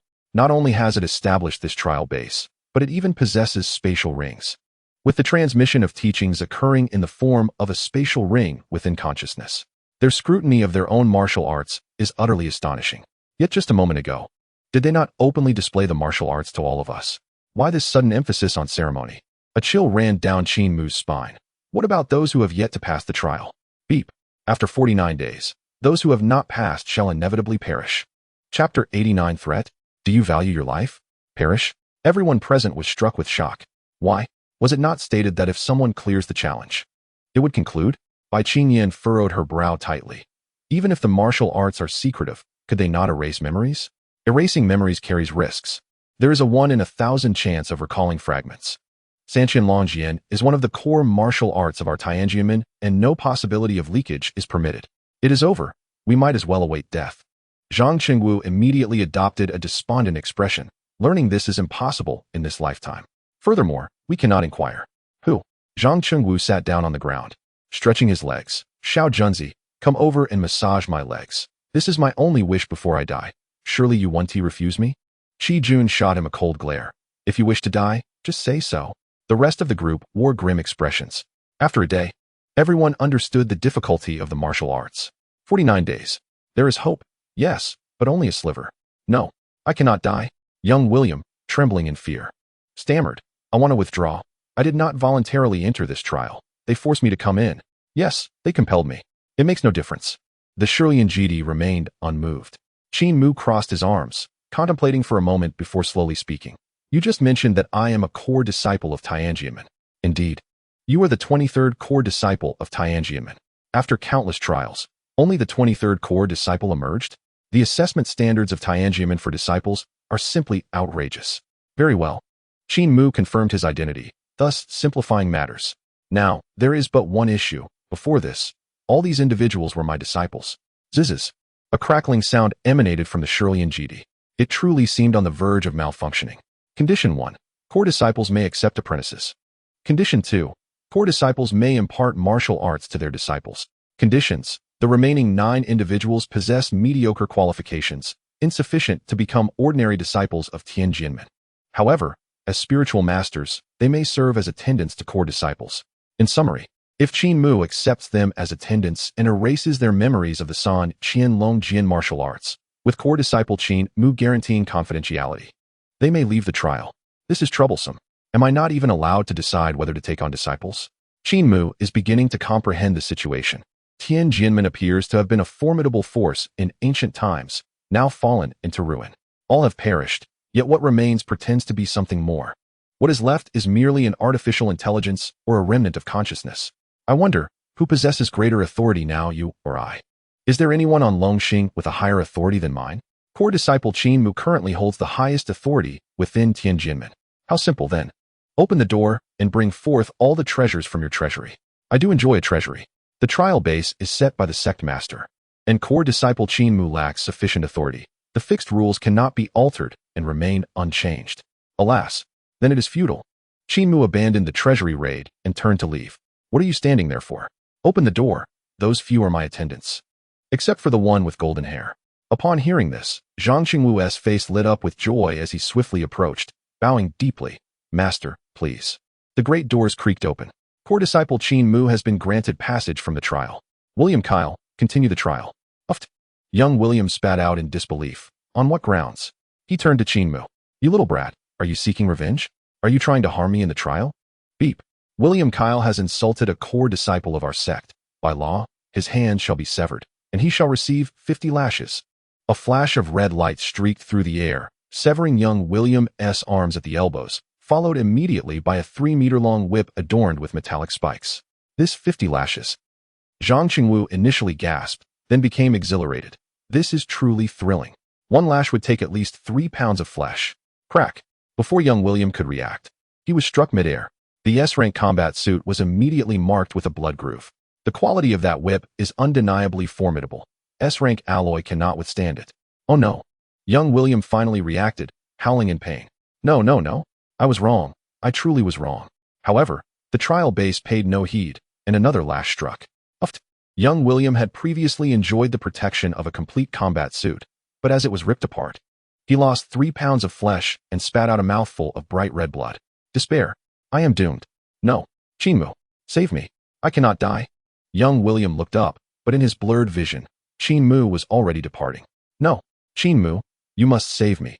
Otherwise, you will all perish. Not only you, Wu Peixing, Bai Ming, you will all die, and Jiangqing. Jiangcheng will also be destroyed. All will perish. Are you trying to deceive a child? Do I look like I would believe that?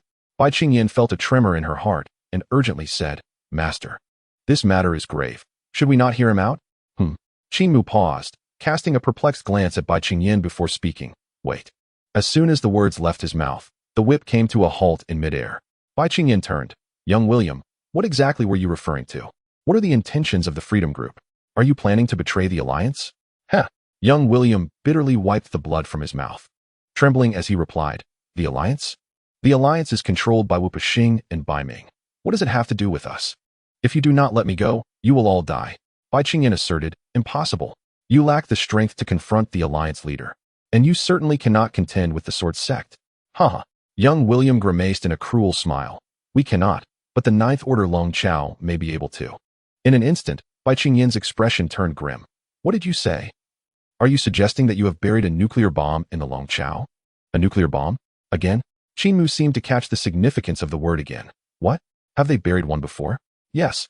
Bai Qingyan gritted her teeth in anger. If it were not for Lu Tian burying a tactical nuclear bomb in the Long Chao, how could I and Master Lin have let him go so easily? Goodness. A nuclear bomb may be ineffective against ferocious beasts, but it is perpetually effective against humans.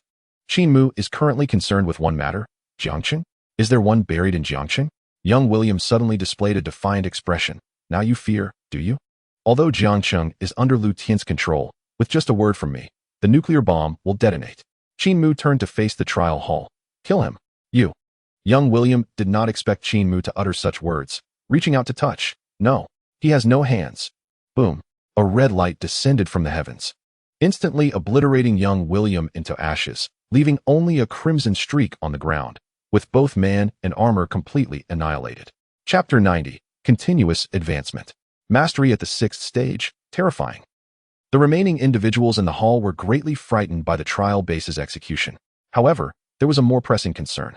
Master, we must hurry to inform the Alliance and Jiangqing, Zhang Qingwu urged. Yet Qin Mu remained silent, stepping forward to reveal young William's arm, which he had attempted to grasp before his demise. Indeed, on the arm, there was a limited edition luxury smartwatch. Can the trial base restrict this smart device's external communication capabilities? Of course, since the moment it was brought in, this device has not been activated. However, upon exiting, we cannot guarantee it. It can be shielded. Thus, the trial base possesses not only exceptional martial arts techniques, but also considerable scientific knowledge. Perhaps the pinnacle of technology is metaphysics. The trial base can handle these matters with absolute dominance. What about cracking it? I need all the data contained within. No problem. Young William's device immediately displayed a series of white screens. The next moment, projections appeared in the hall, showcasing all the functions of young William's smart device. Qin Mu accessed the recording function and began playback. This time, the target was not just to kill Qin Mu, but the best outcome. No, Master Lu. Do not misunderstand. Can he defeat a Grandmaster?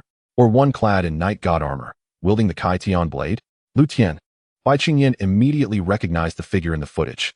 Alongside Lu Tian were several of his brothers, all of whom were rogue Grandmasters. What? Zhang Qingwu exclaimed. Master Yan. Lu Tian has ascended to Grandmaster? And he possesses the Night God armor and the Kai Tian blade? Qi Juan remarked. If Lu Tian is lying in wait, it could prove troublesome. Bai Qingyan's brow furrowed, her expression grave. Troublesome or not, we must proceed. Once we exit, I will draw their fire. And Master Qin will use the electric drill to lead you through. Once we reach the aircraft, we will have achieved victory. Qi Juan shook his head. If trouble arises, it will be challenging to utilize the aircraft. Bai Qingyan momentarily overlooked a crucial detail. Let us try. There is no time for further discussion now. Turning back, Qin Mu was still retrieving the footage. Master, Bai Qingyan urged anxiously. Qin Mu was not unhurried, but he preferred to avoid engaging in unprepared battles. Before me lies a wealth of information about the opponent, and to rush out without fully absorbing it would be nothing short of reckless.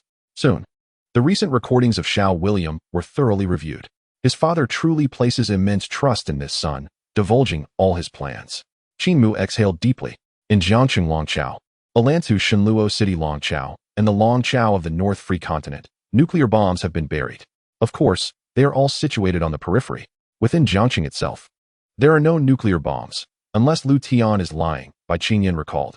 Last time we forced Lu Tian away, we thoroughly investigated Jiangqing, and unless buried 1,000 meters underground, there would be none. The Lu Tian group lacks a mentor. They should not be able to reach such depths. Even if they did, the impact on Jiangqing would at most result in an earthquake. Our city can withstand a magnitude 10 quake, which should pose no problem. Jiangqing, constructed after the Great Disaster, is renowned as the city of alloys, and its strength is no laughing matter. Qin Mu's greatest concern was resolved. In the testing base, what level is the Night God armor? Ding. Star level, ordinary battle suit. What about the Kai Tian blade? Star level, ordinary saber. Huh, just ordinary goods? Then why the fuss? Qin Mu stowed away his intelligence device and retrieved a bottle of soul-casting pill. Gulp. The essence of the soul-casting pill melted upon entry, and an instant wave of refreshing thoughts surged to his mind. Hiss. Qin Mu trembled with excitement, while his consciousness rapidly expanded and his mental power soared. Ding. Detected that the host consumed a star-level legendary potion. Soul-casting pill. Level increased. Ding. Current level, Domineering Master 5th stage.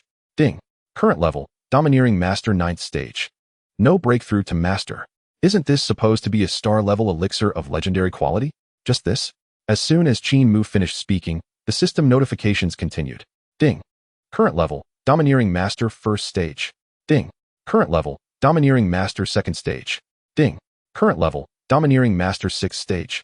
The effects of the soul casting pill phase 1 have been fully absorbed. Remaining medicinal properties will require 1 year to dissipate, with an anticipated rise to the peak of Domineering Master. Now that feels right. A star-level legendary potion cannot instantly elevate one to the star level and still be called a star-level legend. That day, the sword sect truly descended into garbage. Looking at it now, it's still acceptable. After all, my own aptitude might be slightly lacking, making it a bit difficult to break through to the star level. The testing base seems to have malfunctioned again. Unreasonable.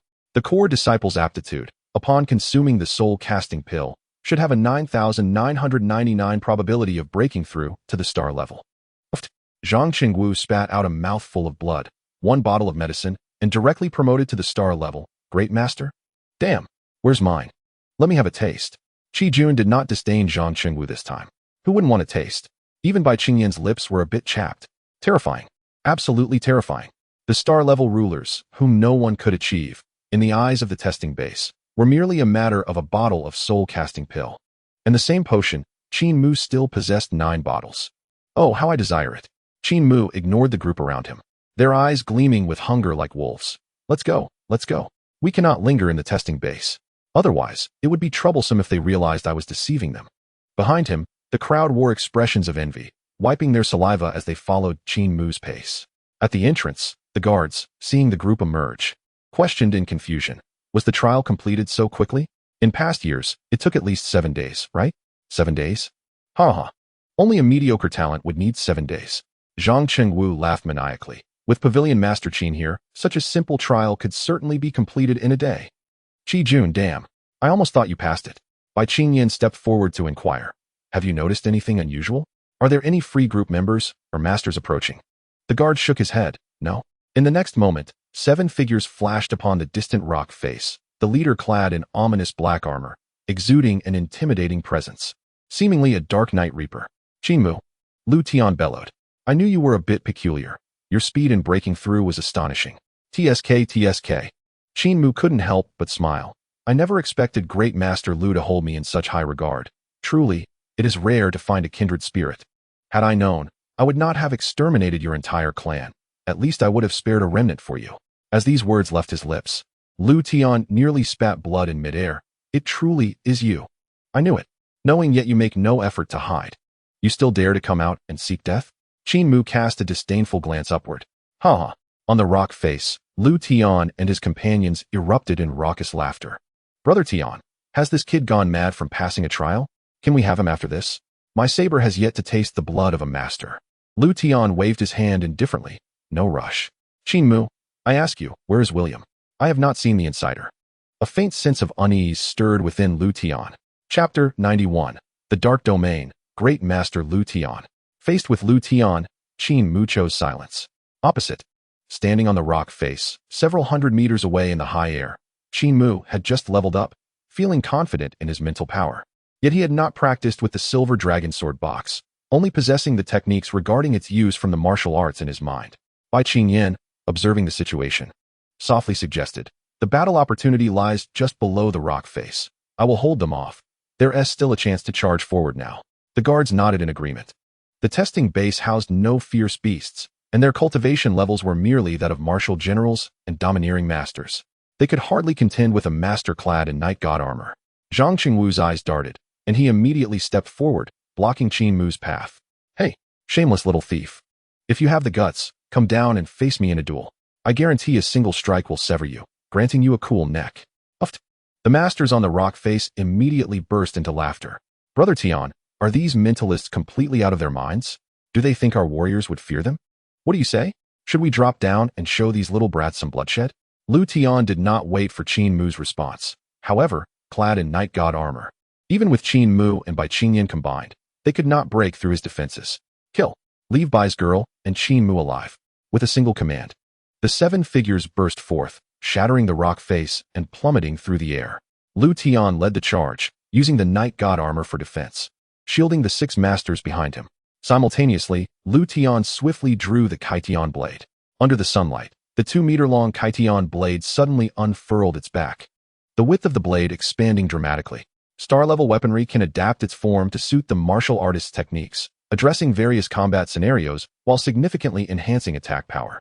A group of mere mentalists are only fit to bully those who have yet to reach the star level. Lu Tian roared in midair. Brother Tian, why waste words on them? They probably don't even know what a star level is. Huh, quite so. Lu Tian sneered.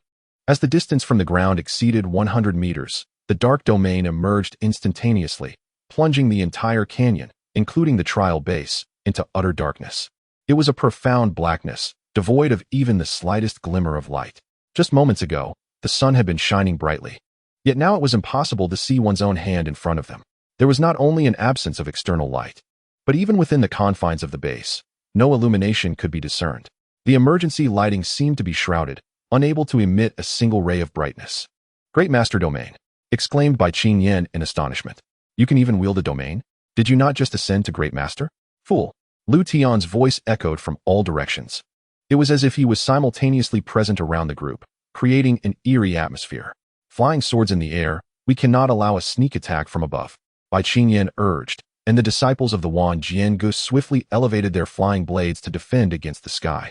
Lu Tian, however, remained unhurried. Without a domain, how can one be considered a great master? Those who rely on Jinlong medicine to enhance their abilities, barely meeting the attack standards, are unworthy of the title Great Master. Lu Tian proclaimed with arrogance. Last time in Jiang City, had it not been for by trailing me, I would have dispatched both you and Lin Zhang with a single strike. Previously, Qin Mu had not understood domains, but after mastering the San Qianlong Jian, he had obtained knowledge of star levels and beyond. In ancient times, martial artists and mind masters were all required to reach star level to be deemed worthy. Warriors, generals, and masters of the Dragon Star were collectively referred to as apprentices in antiquity. The breakthrough to apprentice level was equivalent to reaching star level. While beyond star level lay the realms of Star System, Star River, Star Domain, and Star Realm. The difficulty of advancing between each major realm increases geometrically, making talent particularly significant. Without talent, one might struggle to even reach the pinnacle of the body refinement stage, let alone star level. For instance, the Tianjin men, despite their stringent requirements for core disciples, could not guarantee that all of them would break through to Star River or even Star Domain levels. If the core disciples struggled, the remaining disciples would find their efforts utterly futile. Resources must be concentrated on those with the potential to break through in order to cultivate true powerhouses. The first step to becoming a powerhouse is to transcend to star level. In addition to the requirement of an attack exceeding 100 million, there is also a domain requirement. Gold, wood, water, fire, earth, thunder, light, and darkness. These 8 domains must be comprehended and freely wielded to be certified as a star-level warrior. The same applies to mind masters. They too require a domain for advancement. The best way to counter a domain is to possess one's own.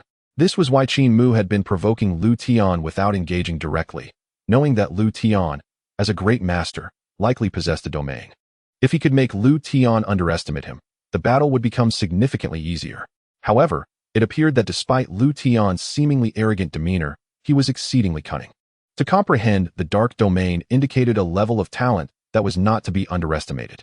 Among the 8 domains, the basic 5-element domains were the easiest to grasp, while the 3 special domains of thunder, light, and darkness posed a far greater challenge. Ordinary martial artists with mediocre talent would rarely attempt to forcibly comprehend them, as it would only hinder their cultivation. Had Qin Mu emerged a bit later with upgraded points to learn the Thunder Sword domain, he would not have faced the current predicament. He mused silently. The San Qianlong Jian was merely a technique. It did not endow him with a domain.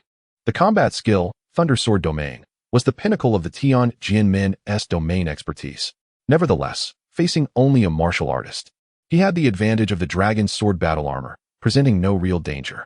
Moreover, Lu Tian's domain was of a very low tier, appearing to be barely mastered, likely just at the initial stage.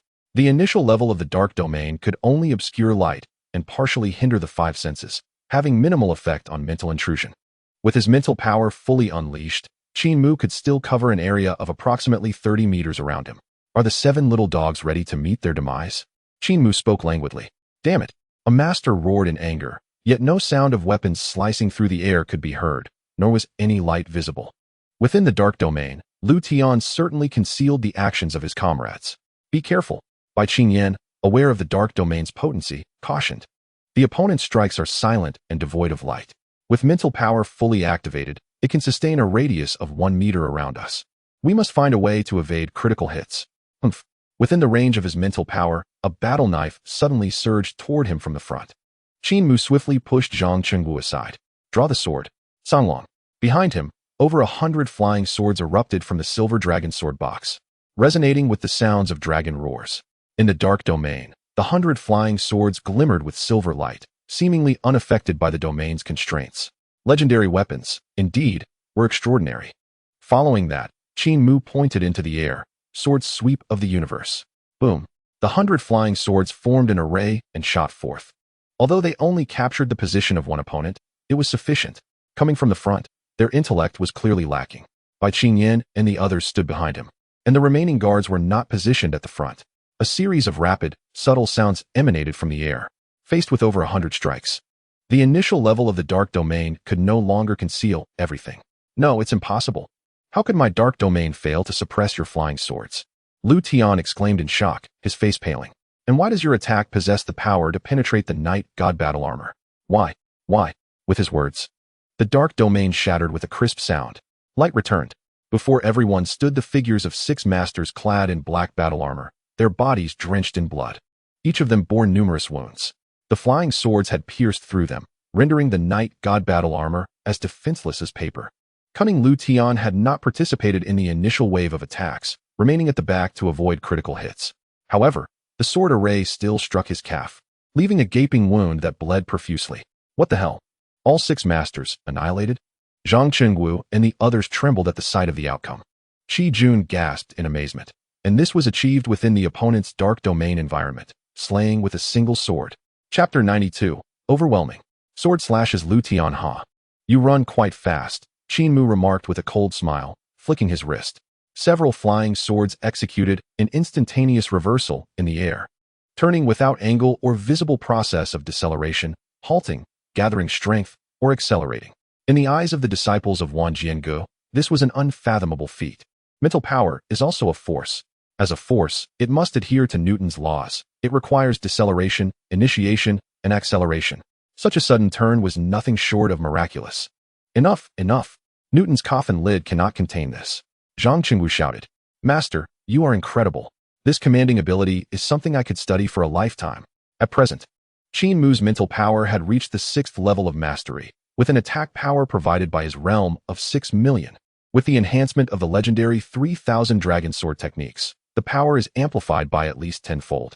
One sword can yield 60 million. Even more terrifying is the silver dragon sword box, a legendary sword box of the Tianjinmen. It can concentrate all the willpower of a dominator into the sword box and unleash flying swords, allowing all of them to possess the strongest collective willpower. The difference between a regular sword box and the silver dragon sword box lies not only in the number of swords it can hold and the sharpness of the flying swords, but also in the limits of the dominator's willpower. A regular sword box can gather a maximum of 300 willpowers, whereas the silver dragon sword box can gather 3,000. Currently, Qin Mu's total willpower exceeds 100. This means that the 100 flying swords before him each possess nearly 10 billion in attack power. The force is overwhelming. Even a lump of iron, under strong control, can exhibit a mobility that ordinary eyes cannot perceive. This is the strength of the Tianjinmen. This is the distinction between a genius and an ordinary person. Failing to master the legendary techniques renders one unworthy of being considered a proper heir in the eyes of the Tianjinmen, utterly useless. However, once endowed with exceptional talent and able to become a successor, one's combat power will inevitably surpass that of peers, unleashing strength beyond an entire realm. Through rigorous selection, it takes an average of 10,000 years to find a successor. Without this combat strength, the Tianjinmen would have perished in any era. In an instant, the flying swords slashed diagonally, aiming for Lu Tian's face. Dark Abyss Shield. Lu Tian had no time to react, only managing to tilt his head back while concentrating his domain just an inch in front of him. The Dark Abyss Shield was torn apart by the flying swords, and immediately, several sword marks were carved into Lu Tian's chest. He spat out a mouthful of bright red blood. The domain combat skill, combined with the Yeshin battle armor, failed to withstand the casual onslaught of a few flying swords. What does this signify? Star level 9? Lu Tian, through blood, exclaimed. No, you possess peak, star level combat power. In the next moment, Lu Tian realized in a daze. You actually obtained the Tianjianmen's legacy in just one day? Hiss. You know of the Tianjianmen? Qin Mu's finger flickered, and the 100 flying swords immediately locked onto Lu Tian. Speak. Where did you get your information? Where did all these Yeshin battle armors come from? And your Dark Abyss shield? TSK, with the ability to use domain combat skills. You must have acquired a star-level excellent technique, right? Rumors suggested that Lu Tian had excavated ancient ruins alone. Now, the items from the ruins might be scarce, but they could also be abundant. Given Lu Tian's strength, it would be impossible for him to have looted everything within the ruins. The importance of ancient ruins is evident from the Dominion trials. Core disciples of the Tianjianmen possess the complete legendary set, allowing them to unleash peak star-level combat power at the Master Realm.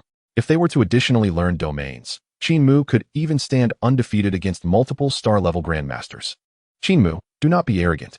Lu Tian spat viciously. No matter how strong the Tianjianmen is, it has already fallen. You have no idea how vast the Star Sea is, nor do you know how powerful the formidable beings are. Why do peak combatants fear to tread upon the dragon's nest?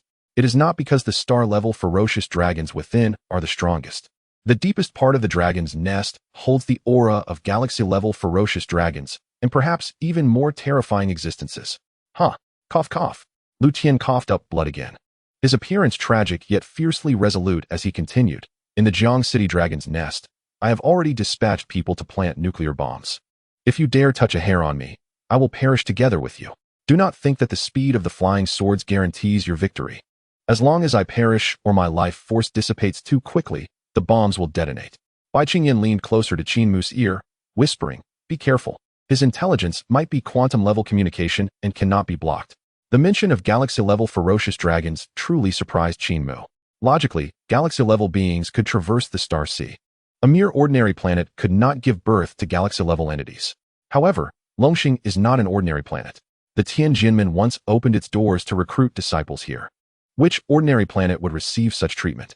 Coupled with the ruins excavated by Lu Tian and others like Bai Ming and Wu Poxing over the past century, all signs indicate that Longxing possessed considerable superpowers in ancient times. Those powers could very well be exceedingly formidable even within the Star Sea. Cough, Qin Mu. I do not have much time to waste with you. Lu Tian wiped the blood from the corner of his mouth, speaking sternly. You still have family. While I am left with nothing, the barefooted need not fear the shot. Today, if you do not obediently hand over the Tianjianmen legacy, I will detonate the nuclear bomb even if I have to die, bringing us both to ruin. What? The members of Wan Jianga were instantly enraged. You dare demand the legacy? Zhang Qingwu could no longer contain himself, cursing, you old dog. You are simply taking liberties. Bai Qingyan frowned. Lu Tian, you deserve death. Considering the dragon's nest, I can spare your life, but you must be imprisoned by the Alliance. Otherwise, how can we trust you not to detonate? Whoa. Qin Mu immediately shot a glance at Bai Qingyan. Are you instructing me on what to do? Bai Qingyan looked at Qin Mu with a dazed expression. Master, is this not acceptable? Of course not. Qin Mu pointed his sword into the air, and 100 beams of sword light flickered simultaneously. Boom. The 100 silver dragon flying swords descended in an instant, piercing Lu Tian into a hedgehog-like state. Lu Tian, despite being pierced by the white sword, surprisingly did not die and could still speak. He did not understand why Qin Mu dared to act. Enough with the chatter. Qin Mu clenched his hand in midair. Bang. 100 swords shredded through the air. A cloud of blood mist, along with fragments of the Yeshin battle armor, violently erupted. A mere dragon's nest? Why should I care? Qin Mu snorted coldly. I am giving you a chance to die easily, yet you truly think you are worth something. The dragon's nest and the ruins are both significant. However, I am not in a position where I lack strength. Threats? Sorry, I do not fall for such tricks. Beside him, Bai Qingyan was utterly bewildered. Beep beep beep. Messages arrived on her device. Upon reading, Bai Qingyan nearly fainted. Her eyes glazed over as she muttered. The nuclear bomb exploded in the Jiang City Dragon's Nest. Chapter 93, Detonating the Dragon's Nest, Astonishing Jiang City. Let it explode. It was bound to happen. If not today, then tomorrow. Qin Mu, however, was unperturbed, casually waving his hand. Whoever, clean this place up. The Yeshin battle armor is not cheap. Even the landlord has no surplus. Waste materials should be reclaimed. Zhang Qingwu raised his hand. Let me handle it. In the next moment, Zhang Qingwu began to skillfully strip the battle armor. Fool.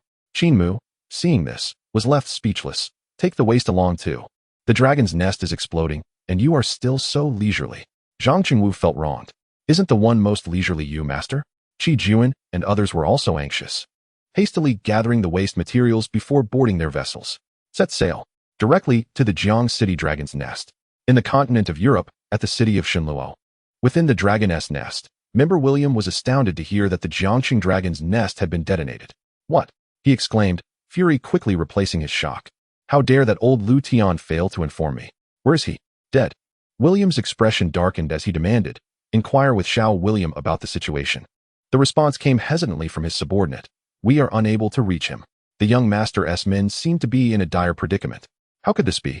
William found it hard to believe at first. Isn't the Dominance trial supposed to prohibit violence? However, the guards of the Dominance trial reported that Lu Tian and his companions had indeed perished. Qin Mu struck with a single sword, slaying 6 masters. Lu Tian, a grandmaster, clad in the night god armor, could not withstand even 3 strikes. After hearing this, William's complexion turned a deep shade of purple. Remember, according to reports, Lu Tian allegedly stated before his demise that Qin Mu possesses peak star-level combat prowess. Peak star level? Is this some sort of international jest? William retorted incredulously. How could a dominance envoy possibly possess such prowess? Does he even understand what peak star-level combat entails? In disbelief, William activated his device. What is today's date? Is it April Fool's Day? No, it is not, came the reply moments later. William's face contorted with rage. Explode. Immediately detonated. These worthless scoundrels must all perish. Yes, his subordinate acknowledged, and the war machines surged forward, speeding through the stratosphere. Meanwhile, Qin Mu donned his dragon sword battle attire and slung the silver dragon sword sheath over his back. The issue with the Dragon's Nest would need to be resolved sooner or later. If Lu Tian could use the Dragon's Nest as leverage once, he could do so again. Allowing such a beast to remain free posed a greater danger than the Dragon's Nest itself. On his interface, Qin Mu noted, Qin Mu, Martial Arts Level, Martial General Tier 5, Mental Power Level, Dominance Master Tier 6, Mental Energy Count, 121, Martial Techniques, Blood Battle 18 Styles, Level 1. Frenzied Blade, Level 1. Mental Techniques, 3000 Dragon Swords, Legendary Star Level, Level 1. One sword, 60 million. 121 strands of mental energy, an attack exceeding 7 billion. This was merely the power of a single flying sword. The sword sheath could hold 3,000 swords. Currently, the maximum quantity Qin Mu could utilize was 121 swords. This was his foundation. Star-level martial artists and star-level dominators began with an initial attack of 100 million, which delineated the boundaries of Dragon Star. With the techniques he had learned, Qin Mu was well aware that these were not the proper standards. The Tianjin sect required 2 criteria for star-level classification, a standard attack of 100 million and mastery over a domain. The enhancement to combat power provided by any domain was exceedingly formidable, often multiplying one's strength several times over. Hence, the requirement for Tier 2 star-level combat power was not merely 200 million, but rather 2 billion. This principle continued. Tier 9 star-level combat power required 10 billion. With 9 layers of domain, the pinnacle of star-level combat power reached 100 billion or even 1 trillion, surpassing 9 layers of domain. At the star level's inception, there existed only low combat power with high domain mastery.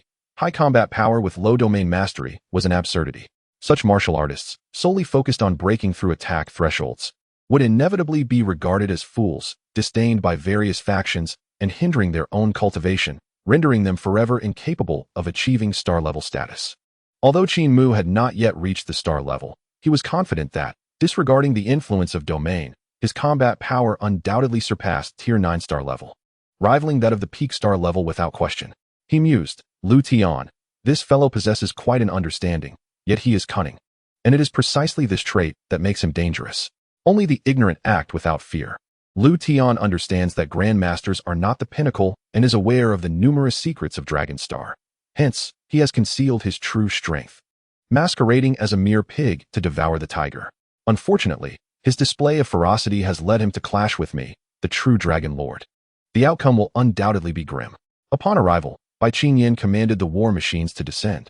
As everyone disembarked, several mushroom clouds still lingered in the air, slowly dissipating. Bai Ming, Jiang Hong, Lin Zhang, and others awaited at a distance. Bai Ming had ceased to feign grandeur, now properly attired in the night god armor, with a fierce glint in his eyes, exuding unmatched authority. Qingyan, what on earth happened? He had just received news that the dragon's nest contained nuclear weapons and could explode at any moment, prompting him to lead everyone away from the nuclear blast center. Just as they departed, the nuclear device detonated. It was Lu Tian who had installed the nuclear bomb, having united with the Free Coalition, utterly betraying the alliance. Bai Qingyan explained. Was it him again? Bai Ming was taken aback, realizing it was indeed Lu Tian once more. Jiang Hong questioned.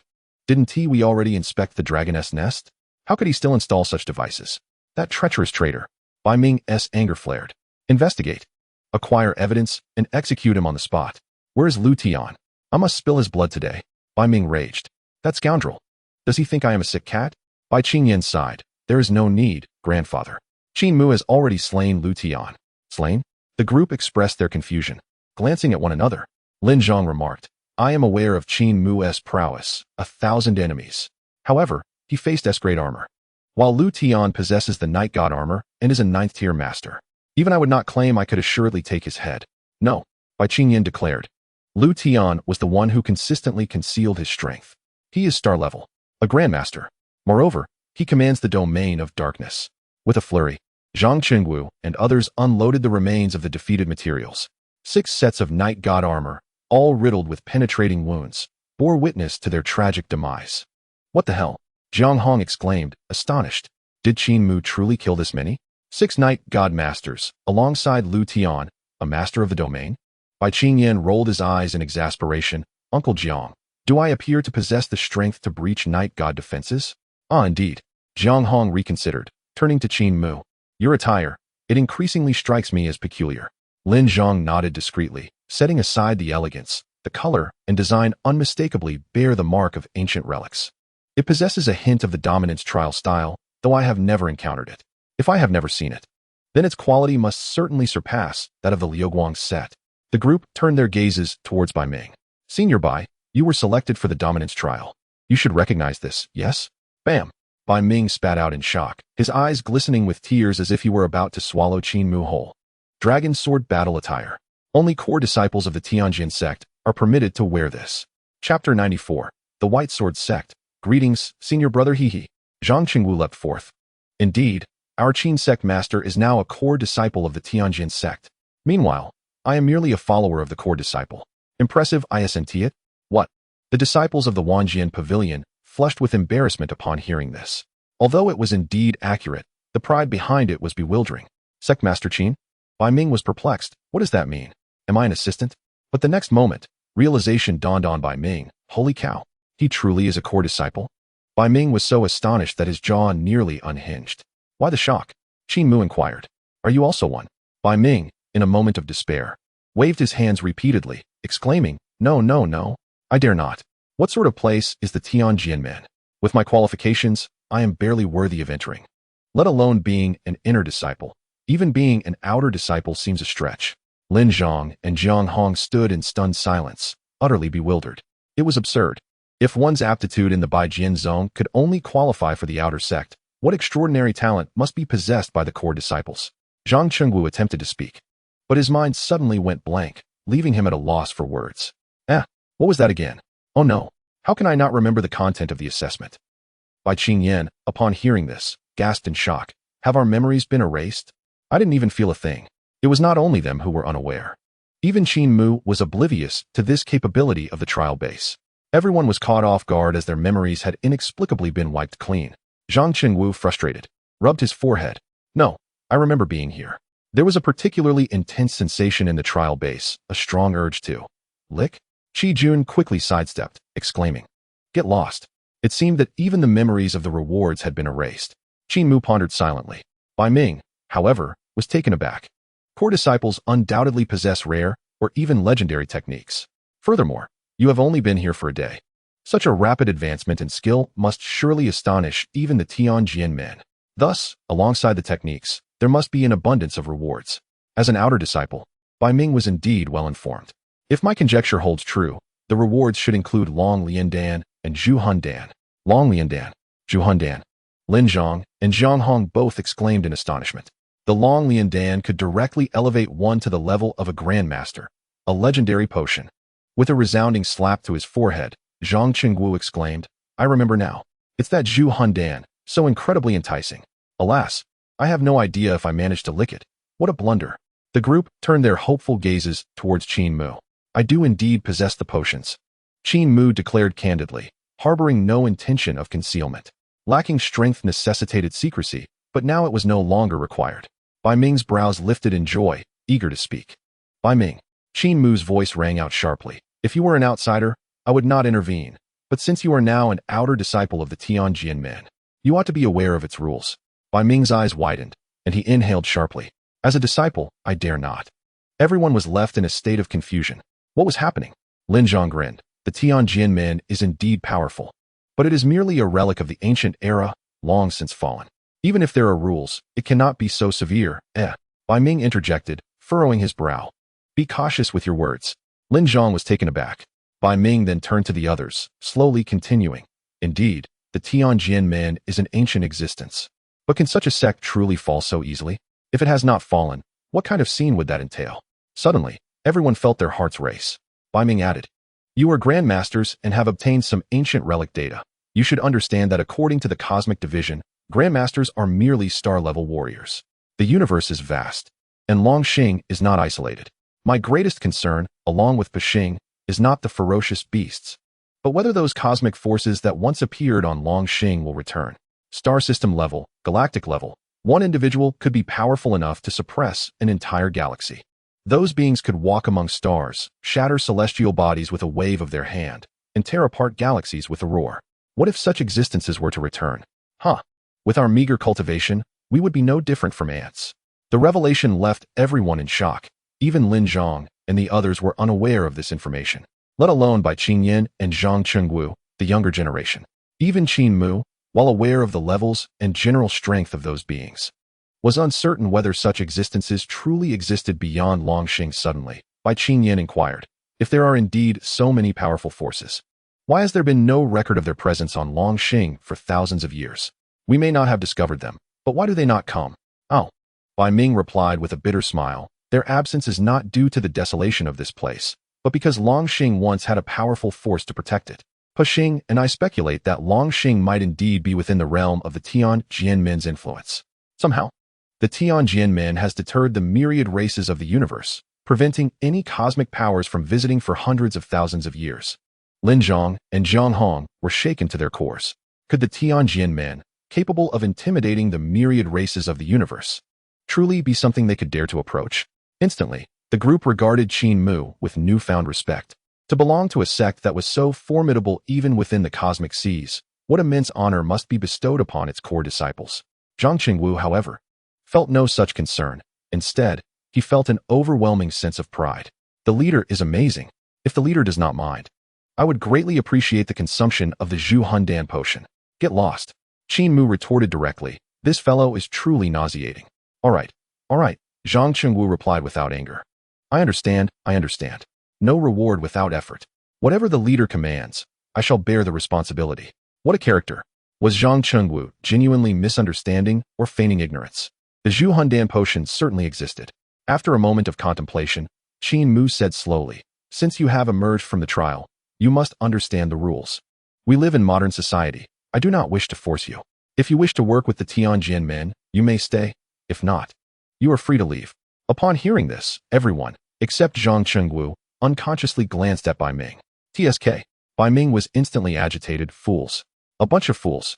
Do you not realize what an honor it is for Senior Qin to accept you as mere servants or aides? Such an opportunity is not something you could earn in 8 lifetimes. Zhang Chengwu was the quickest to react, hastily kneeling before Qin Mu. I am Zhang Chengwu. Honored to meet the leader. From now on, if there are tasks to be assigned, I shall take care of them promptly and with flair. To be honest, Qin Mu felt uncertain about Zhang Chengwu's capabilities, but his loyalty was undeniable. Bai Qin Yin and the others did not dwell on it too much. Knowing that their lives were spared thanks to Qin Mu, their lives belonged to him, so serving as mere aides was certainly acceptable. At this moment, Bai Ming agreed and even encouraged the notion, making it all the more fitting. Bai Qin Yin and the others bowed respectfully. We greet the leader. Should there be any commands, we will not hesitate to obey. At this juncture, Bai Ming finally donned a smile. As per the rules of the Tianjin men, outer disciples must address core disciples as senior brother. I hope senior brother will not take offense.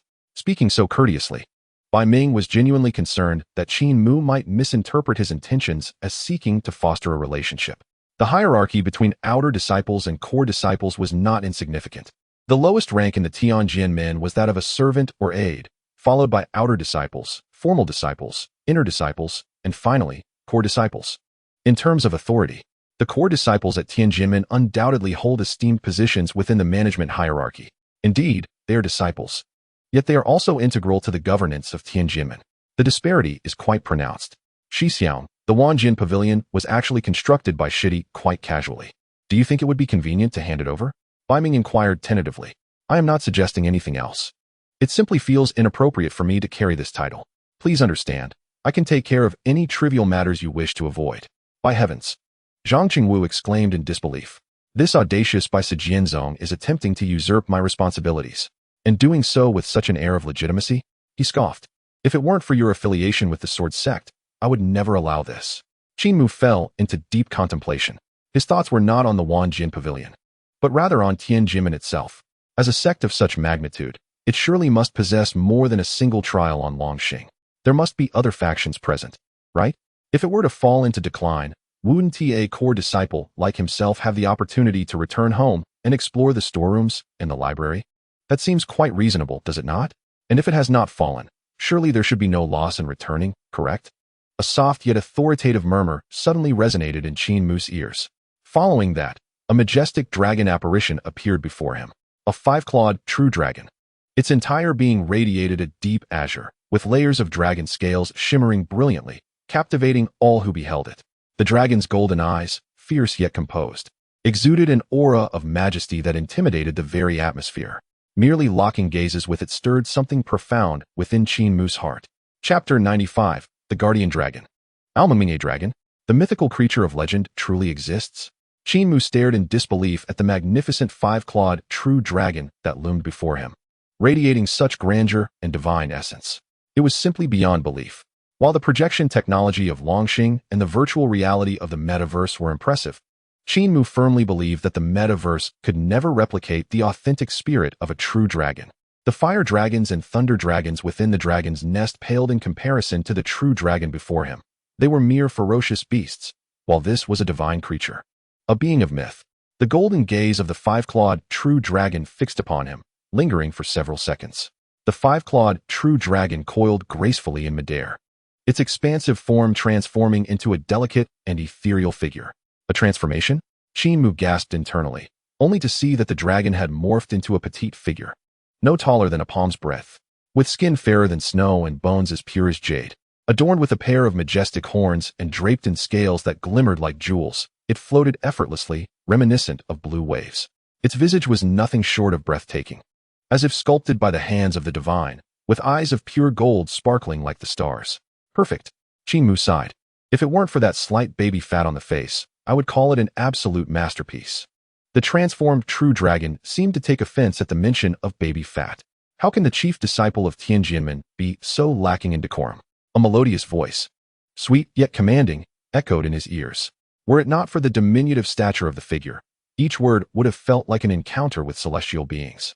Captivated by its innate authority, can it speak? Impressive. Qin Mu was utterly astonished. Glancing around, he noticed Bai Ming was still expectantly awaiting his response, while the expressions of the others had become frozen in time. Were they unable to see, or were they simply immobilized?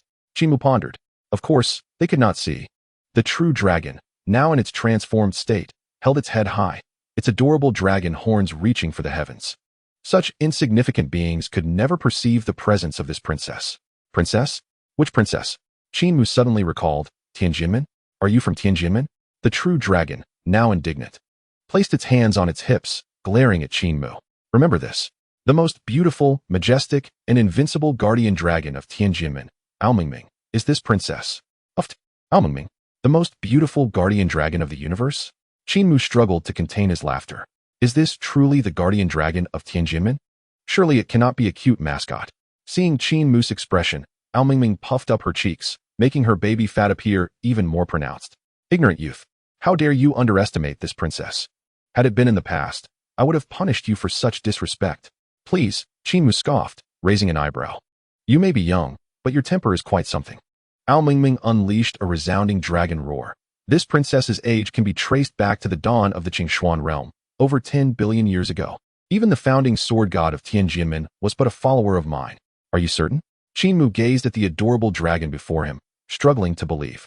In an instant, Mengming seemed somewhat deflated, turning to huff, of course. However, I have undergone great tribulations and was forced to reincarnate and cultivate anew.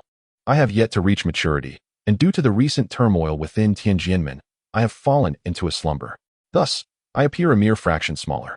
She spoke as if it were the absolute truth. Yet, her demeanor and expressions belied that of an ancient entity that had existed for billions of years. It did not seem plausible. However, Qin Mu was not concerned with the veracity of her claims at the moment. What was the current situation? Seeing that Qin Mu was willing to believe her, Mengming relented. This is your consciousness space. Merely a little trick, nothing worthy of mention. Despite her words, a hint of pride was evident in her eyes. Consciousness space? Qin Mu was perplexed by the term. Mengming sighed, putting her hand to her forehead. It is your own inner world, what mortals refer to as dreams. And those outside are not truly immobilized. It is simply that time flows more slowly here. Understanding that time flows slowly in dreams is one thing. But the current state where he could see the outside world indicated a lucid dream. Indeed, that is about the essence of it, she affirmed. But from whence do you come? Why do you appear in my consciousness space? Qin Mu was overwhelmed with questions. Alas, though small, Mengming sighed heavily. As if burdened by the weight of millennia, Tianjinmen has encountered calamity. I exerted all my strength to preserve the integrity of the Tianjin lineage. I had hoped that the sect leader and the elders would return from the battlefield to restore the sect, but sadly, tens of thousands of years have passed, and I have awakened many times without seeing a single Tianjinmen disciple return. With a grave expression, Mengming fixed her gaze on Qin Mu. Now, as the chief disciple of Tianjinmen, you must undertake the solemn responsibility of revitalizing the legacy. Hiss. So Tianjinmen has indeed fallen. Would that not be fortuitous? Qin Mu felt a surge of elation at the thought of leading Tianjinmen. How delightful it would be to take charge. Cough, cough. The matter of revitalizing the legacy is indeed worth discussing. The crux of the matter lies in your current combat prowess. What level might that be? I would like to have some understanding. Mengming appeared taken aback. Combat prowess? This palace possesses no such thing. Uft. Are you jesting with me? With no combat prowess, how can you portray yourself as something unattainable, as if you are a being of the heavens? So, you can only flaunt yourself in dreams, can you? Enough, enough.